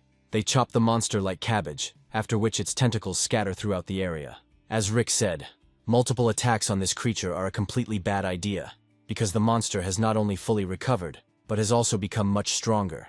In place of the just severed limb, a new and much stronger one grows, which almost wounds Bob, but the man in the hat arrived in time.